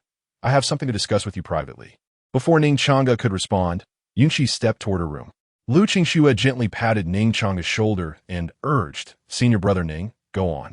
Yunshi surely has important advice for you, especially since you have taken away her only family. Yin Nikang also interjected, Elder brother, I do not blame you for what transpired last night. Ning Changge was taken aback, you know? He was astonished not by her knowledge of the event, but by her assertion that she bore him no ill will. Was not Yunshi her most cherished relative? Yes. Yin Nikang softly affirmed, her voice dwindling as she continued. Had it not been for Aunt Yun's sacrifice, I would have had to, with you last night. Ultimately, she was still a girl. Even with a calm demeanor, her fair cheeks flushed slightly at the thought. So that is why only Yunshi was present last night. In truth, Ning Changge had secretly hoped that the person from last night had been Yin Nikang. Yet he understood that such a notion was utterly impossible. If she had not been reborn, there might have been such a possibility. However, alas, there are no what-ifs. Since the truth is that only Yunshi remains. One should cherish this fleeting connection. Setting aside her thoughts, Ning Changge gazed at Yin Nishang before offering consolation. Since it has already transpired, let us embrace the natural course of events. Yin Nishang nodded slightly, smiling as she replied, Thank you, senior brother, for your concern. Nevertheless, as my departure is imminent, take this opportunity to spend time with Aunt Yin. I shall go now, Ning Changge said, and with that, he made his way toward Yunshi's chamber. Chapter 89. I do not wish for you to depart. Esteemed immortal, Lord Ning, as Ning Changge made his way to Yunshi's chamber. Every servant and maid that crossed his path greeted him with utmost reverence. In response, Ning Changge could only sigh in resignation, accepting the misunderstanding. After a while, he arrived at his destination, standing in front of the tightly shut door, pondering the meaning behind it. Wasn't it said that there were words to be spoken? What could the closed door signify? Just then, a melodious voice floated out from within. Brother Changge, the door was closed after I entered, but it is not locked. You may simply push it open. All right, Sister Yunshi. With that, Ning Changge gently pushed open the door and stepped inside. Upon entering, he beheld Yunshi seated by the window, her back turned to him, her hair elegantly styled and secured, adorned with a jade hairpin. This arrangement of her hair suggested. Ning Changge contemplated, softly calling out, Yunshi. At the sound of her name, Yunshi's delicate form trembled slightly, and she slowly turned around, a blush gracing her cheeks as she smiled. Changge, you have arrived. She was breathtaking. Ning Changge found himself momentarily stunned. Although he was aware that Yunshi had previously feigned a less appealing appearance, her beauty was indeed extraordinary, as described in the Grand Tome. It was a different experience to behold her enchanting visage in person. Words like delicate skin, stunning beauty, and luscious red lips failed to capture her allure completely. Yet, it was not merely her beauty that captivated him. It was her mesmerizing eyes, those luminous, sparkling, pale golden orbs. Noticing his rapt gaze, Yunshi's face flushed deeper, a mix of shyness and joy flooding her heart. Her voice softer than before. Do not just stand there foolishly. Come closer. Oh, very well. Ning Changge momentarily paused, then pretended to be perplexed, asking, Are you truly Sister Yunshi? Or have I mistakenly entered the wrong room? While he may have been oblivious to the significance of her hair arrangement, the sight of her exquisite countenance made Ning Changge comprehend her intentions. Such a beauty warranted his utmost effort not to disappoint. If you're not my sister Yunshi, then who could you possibly be? With a playful glare, Yunshi chided him lightly. If I weren't thinking of your impending departure, I would not reveal this face to you. Come now, do not squander time. I have much to say. As Ning Changge moved closer to her side and took a seat, he expressed, Thank you, Sister Yunshi, for granting me the privilege of witnessing the legendary celestial maiden. Yunshi's cheeks flared with a rosy hue at his playful words. Her irritation palpable. You smooth talker, daring to tease your own sister. Such lack of decorum warrants punishment. As the words fell, one could see Yunshi's delicate, fair hand gradually rising, poised to descend upon Ning Changge's head. Yet after 1 second, 2 seconds, 3 seconds, there was no sound of a thud. This was because Ning Changge had already seized her jade-like hand, gripping it firmly to prevent her escape, and jested. "What do you mean by my dear sister? I recall someone saying last night in bed, 'Changge, your surname is Ning. Mine is Yun. We share no blood ties. So there's no need for you to be concerned.' You heartless wretch." Yun Shi's eyes turned red, tears welling up and cascading down her cheeks.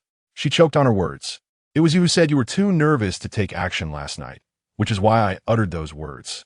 If I had known this would happen, I would have preferred to be suffocated by the heat than to endure this humiliation. Oh no, it seems I may have taken a joke too far." Ning Changge quickly clarified, "Sister Yun Shi, I was merely jesting. Please do not take it to heart. You are forever my beloved sister, and I cherish you dearly. Please do not cry. If you continue, you will become a big flower cat. Let me become a big flower cat then. I'd rather be ugly." Though she spoke nonchalantly, Yun Shi could not help but cease her tears. Clearly, she still cared deeply about her appearance. After all, having spent years in unflattering attire, it was only now that she could finally dress normally. To claim indifference would be disingenuous. Ning Changge gently squeezed the soft hand he held. "A big flower cat is not as beautiful as you. Do not squeeze my hand." Yun Shi attempted to withdraw her hand, but found it impossible, no matter how hard she tried. Resigned, she glared at him with her reddened eyes. "You only know how to bully me, and then you sweet-talk me afterward. Do you take me for some loose woman, to be toyed with at your whim?" Ning Changge extended his hand to wipe away her tears. "You are my Yun Shi sister." Yun Shi turned her head away, refusing his gesture. "I do not have a brother like you. Do not call me sister. What should I call you?" Seeing her evade him, Ning Changge remained unperturbed, swiftly wrapping his arms around her in a gentle embrace. "Call me whatever you wish, just let me go." Yun Shi struggled briefly, but soon gave up, realizing her efforts were futile. "This is what you, Sister Yun, said." Ning Changge held her tightly, leaning down to gently blow into her ear, just like last night.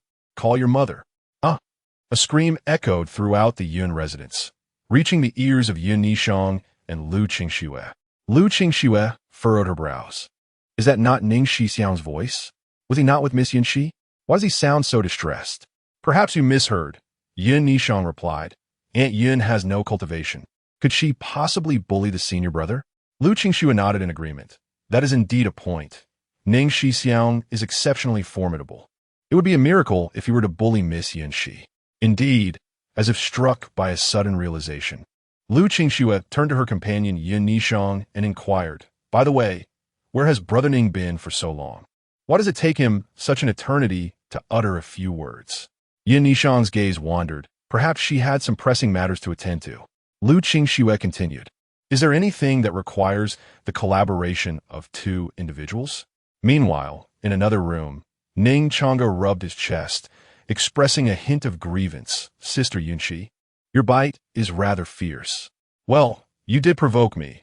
It's fortunate I didn't draw blood," Yun Shi retorted lightly, casting a concerned glance at Ning Changge's chest. Softly she asked, "Does it hurt?"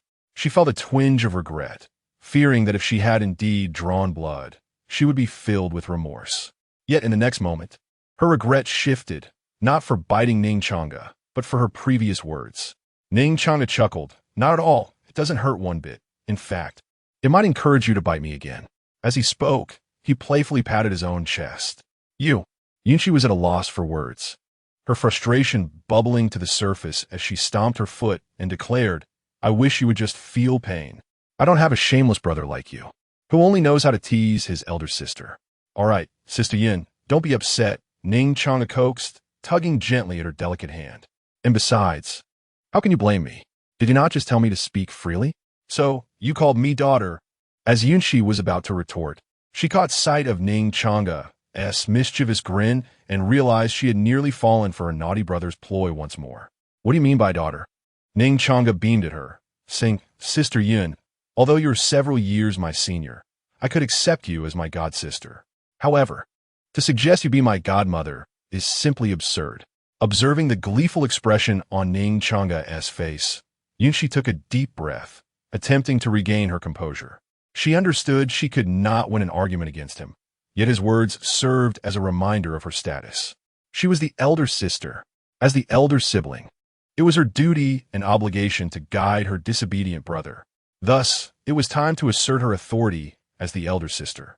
With that thought, Yunxi's demeanor shifted to one of seriousness as she declared loudly, "Release your hands at once and kneel." Ning Changge was taken aback. "Huh?" Yunxi continued calmly. "As the elder sister, given your current disobedient behavior and your constant teasing, according to the family rules of the Yun clan, you would be punished with 30 days of confinement. However, considering this is your first offense, I shall reduce the punishment to simply requiring you to say, 'Sister Yun, I am sorry, I will never dare to tease you again.'" Seeing Yunxi suddenly exude an air of authority, Ning Changge was momentarily stunned. How had they suddenly switched roles? Just a moment ago, she had appeared as a flustered woman, and now she transformed into a stern elder sister. This scene felt oddly familiar. Ning Changge couldn't shake the feeling that he had encountered something similar in a certain whimsical app. Those works, such as Sister's Domination, from the elder sister's XX. And my XX sister. Cough, cough, cough. No. How could I entertain such thoughts? Yunxi, after all, does not share the same mother as I. What sort of elder sister is there to speak of? Ning Changge promptly discarded these impure notions from her mind. Observing Ning Changge's lack of response, Yunxi narrowed her beautiful eyes and stated sternly, "Changge, your audacity grows bolder by the day. Do you dare to disregard the words of your elder sister? Are you planning to ride on my head and confront me henceforth?" It dawned on Yunxi that she had been excessively indulgent towards Ning Changge, far more so than she had ever been with Chang.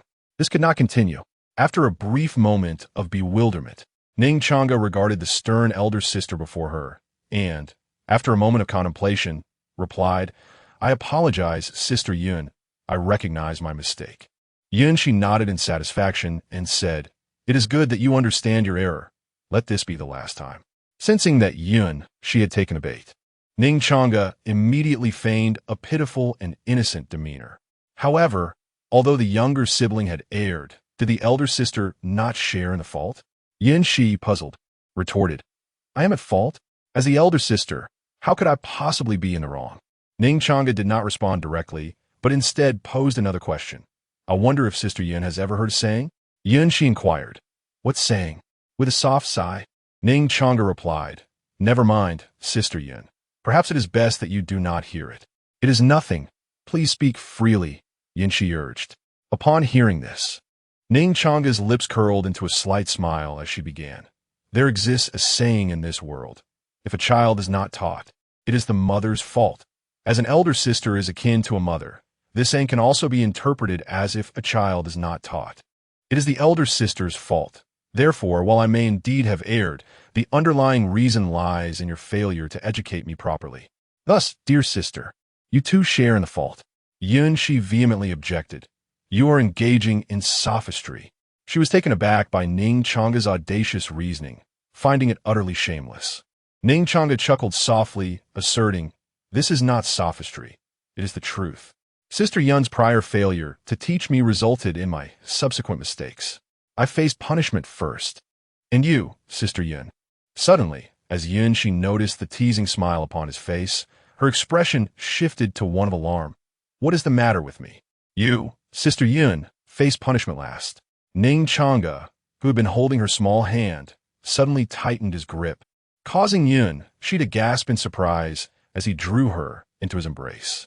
According to the Ning family's rules, a woman who commits an error is to be subjected to 30 lashes. However, pausing for a moment, Ning Changge lifted Yunxi's chin with a playful smile, saying, "However, considering that you are a first-time offender, I shall forego the 30 lashes in favor of corporal punishment."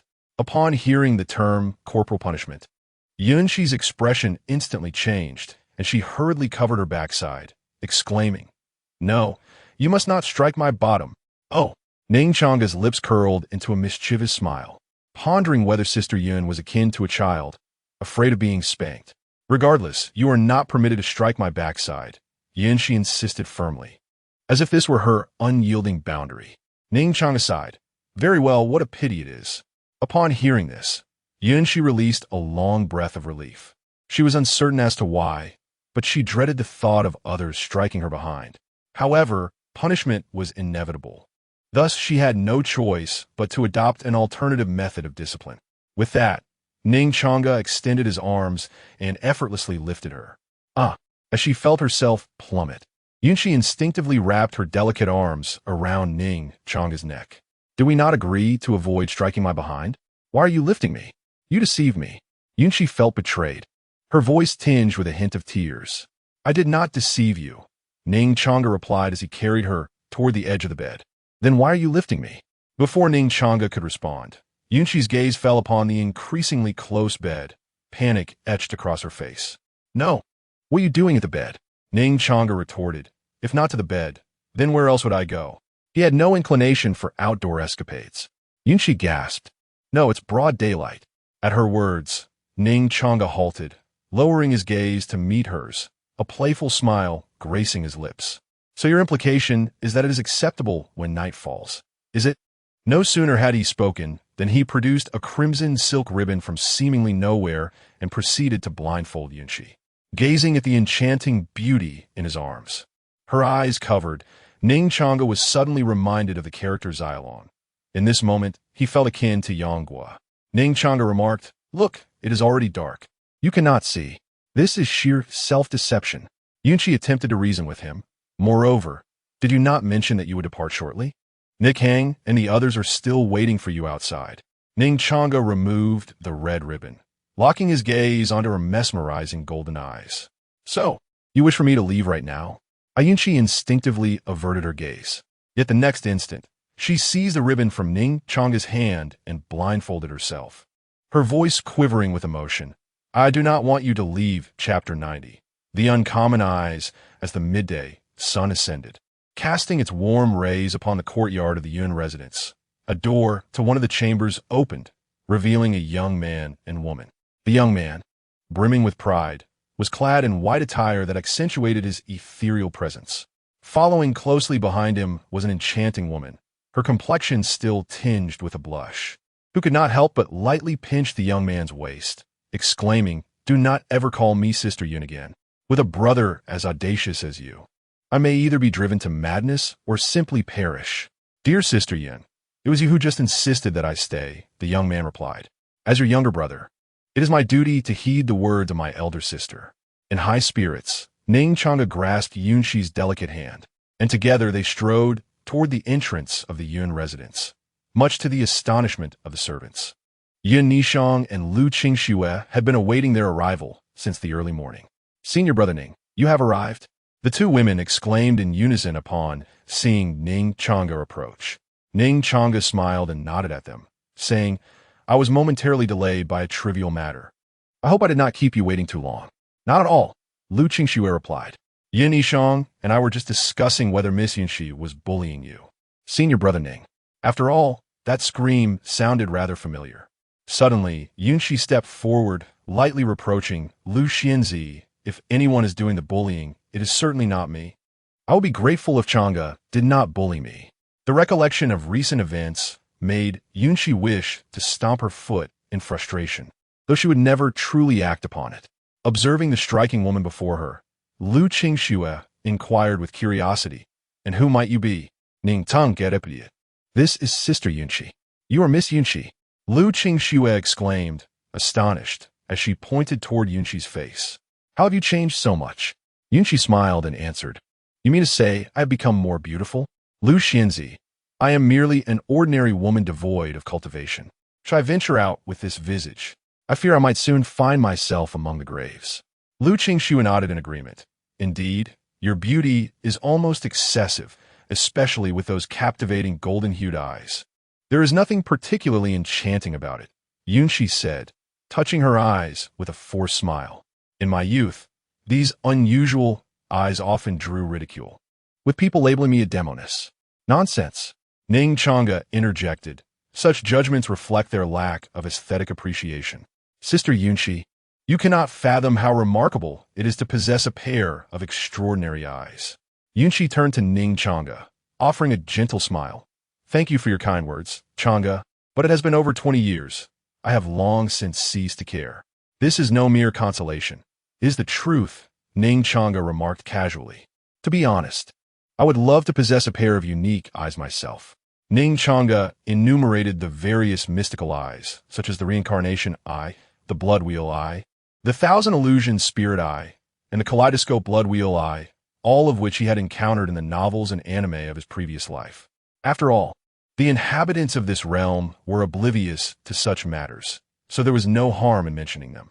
Senior Brother Ning, where did you come across these? Just hearing their names evokes an overwhelming sense of awe. Lu Qingshue's eyes sparkled with admiration. These terms are not even recorded in the scripture repository of the immortal sect. This is the first time I have ever heard such names. Chapter 91. You are my cloud. Ning Changge stood in a moment of bewilderment. No records? Although this tome, entitled The Cultivation of Fairies, had only been perused up to the initial chapters, it seemed that the author's writing style lingered in antiquity. The opening line of the first chapter proclaimed, "The heavens and the earth are murky. The universe is vast." The Zhongyuan continent, steeped in ancient history, astonishingly bore no records of any extraordinary ocular phenomena. Could there have been some interruption in the historical continuum? It would be inaccurate to assert that there were no records. Observing Ning Changge's astonished demeanor, Lu Qingxue pondered briefly before offering an explanation. The scripture pavilion of the sect comprises 9 levels. However, I have never ascended to the topmost level, where it is possible that records may exist. Ning Changge queried, Lu Junior Sister, why have you never ascended? Senior Brother Ning, are you not aware? This time, it was Lu Qingxue who gazed at Ning Changge with wide eyes of astonishment. Before Ning Changge could respond, Lu Qingxue suddenly exclaimed, her face lighting up with understanding. I recall now. Senior Brother Ning, you were brought back to the Qingyun sect by the Master and have not even paid respects to our ancestral tablet. You went directly up the mountain. You then remained on Qiongming Peak for 3 years, hardly coming down, so it is quite normal for you to be unaware of some sect regulations. Ning Changge was taken aback. Regulations? Having spent 3 years on the peak, he had never heard the drunken master speak of such matters. Was that white-haired lowly truly his master? How unreliable. Lu Qingxue nodded. Indeed, there are regulations. One such rule states, except for the successive leaders of the Qingyun sect, no one is permitted to ascend to the 9th level of the scripture pavilion. I have ascended levels 1 through 8,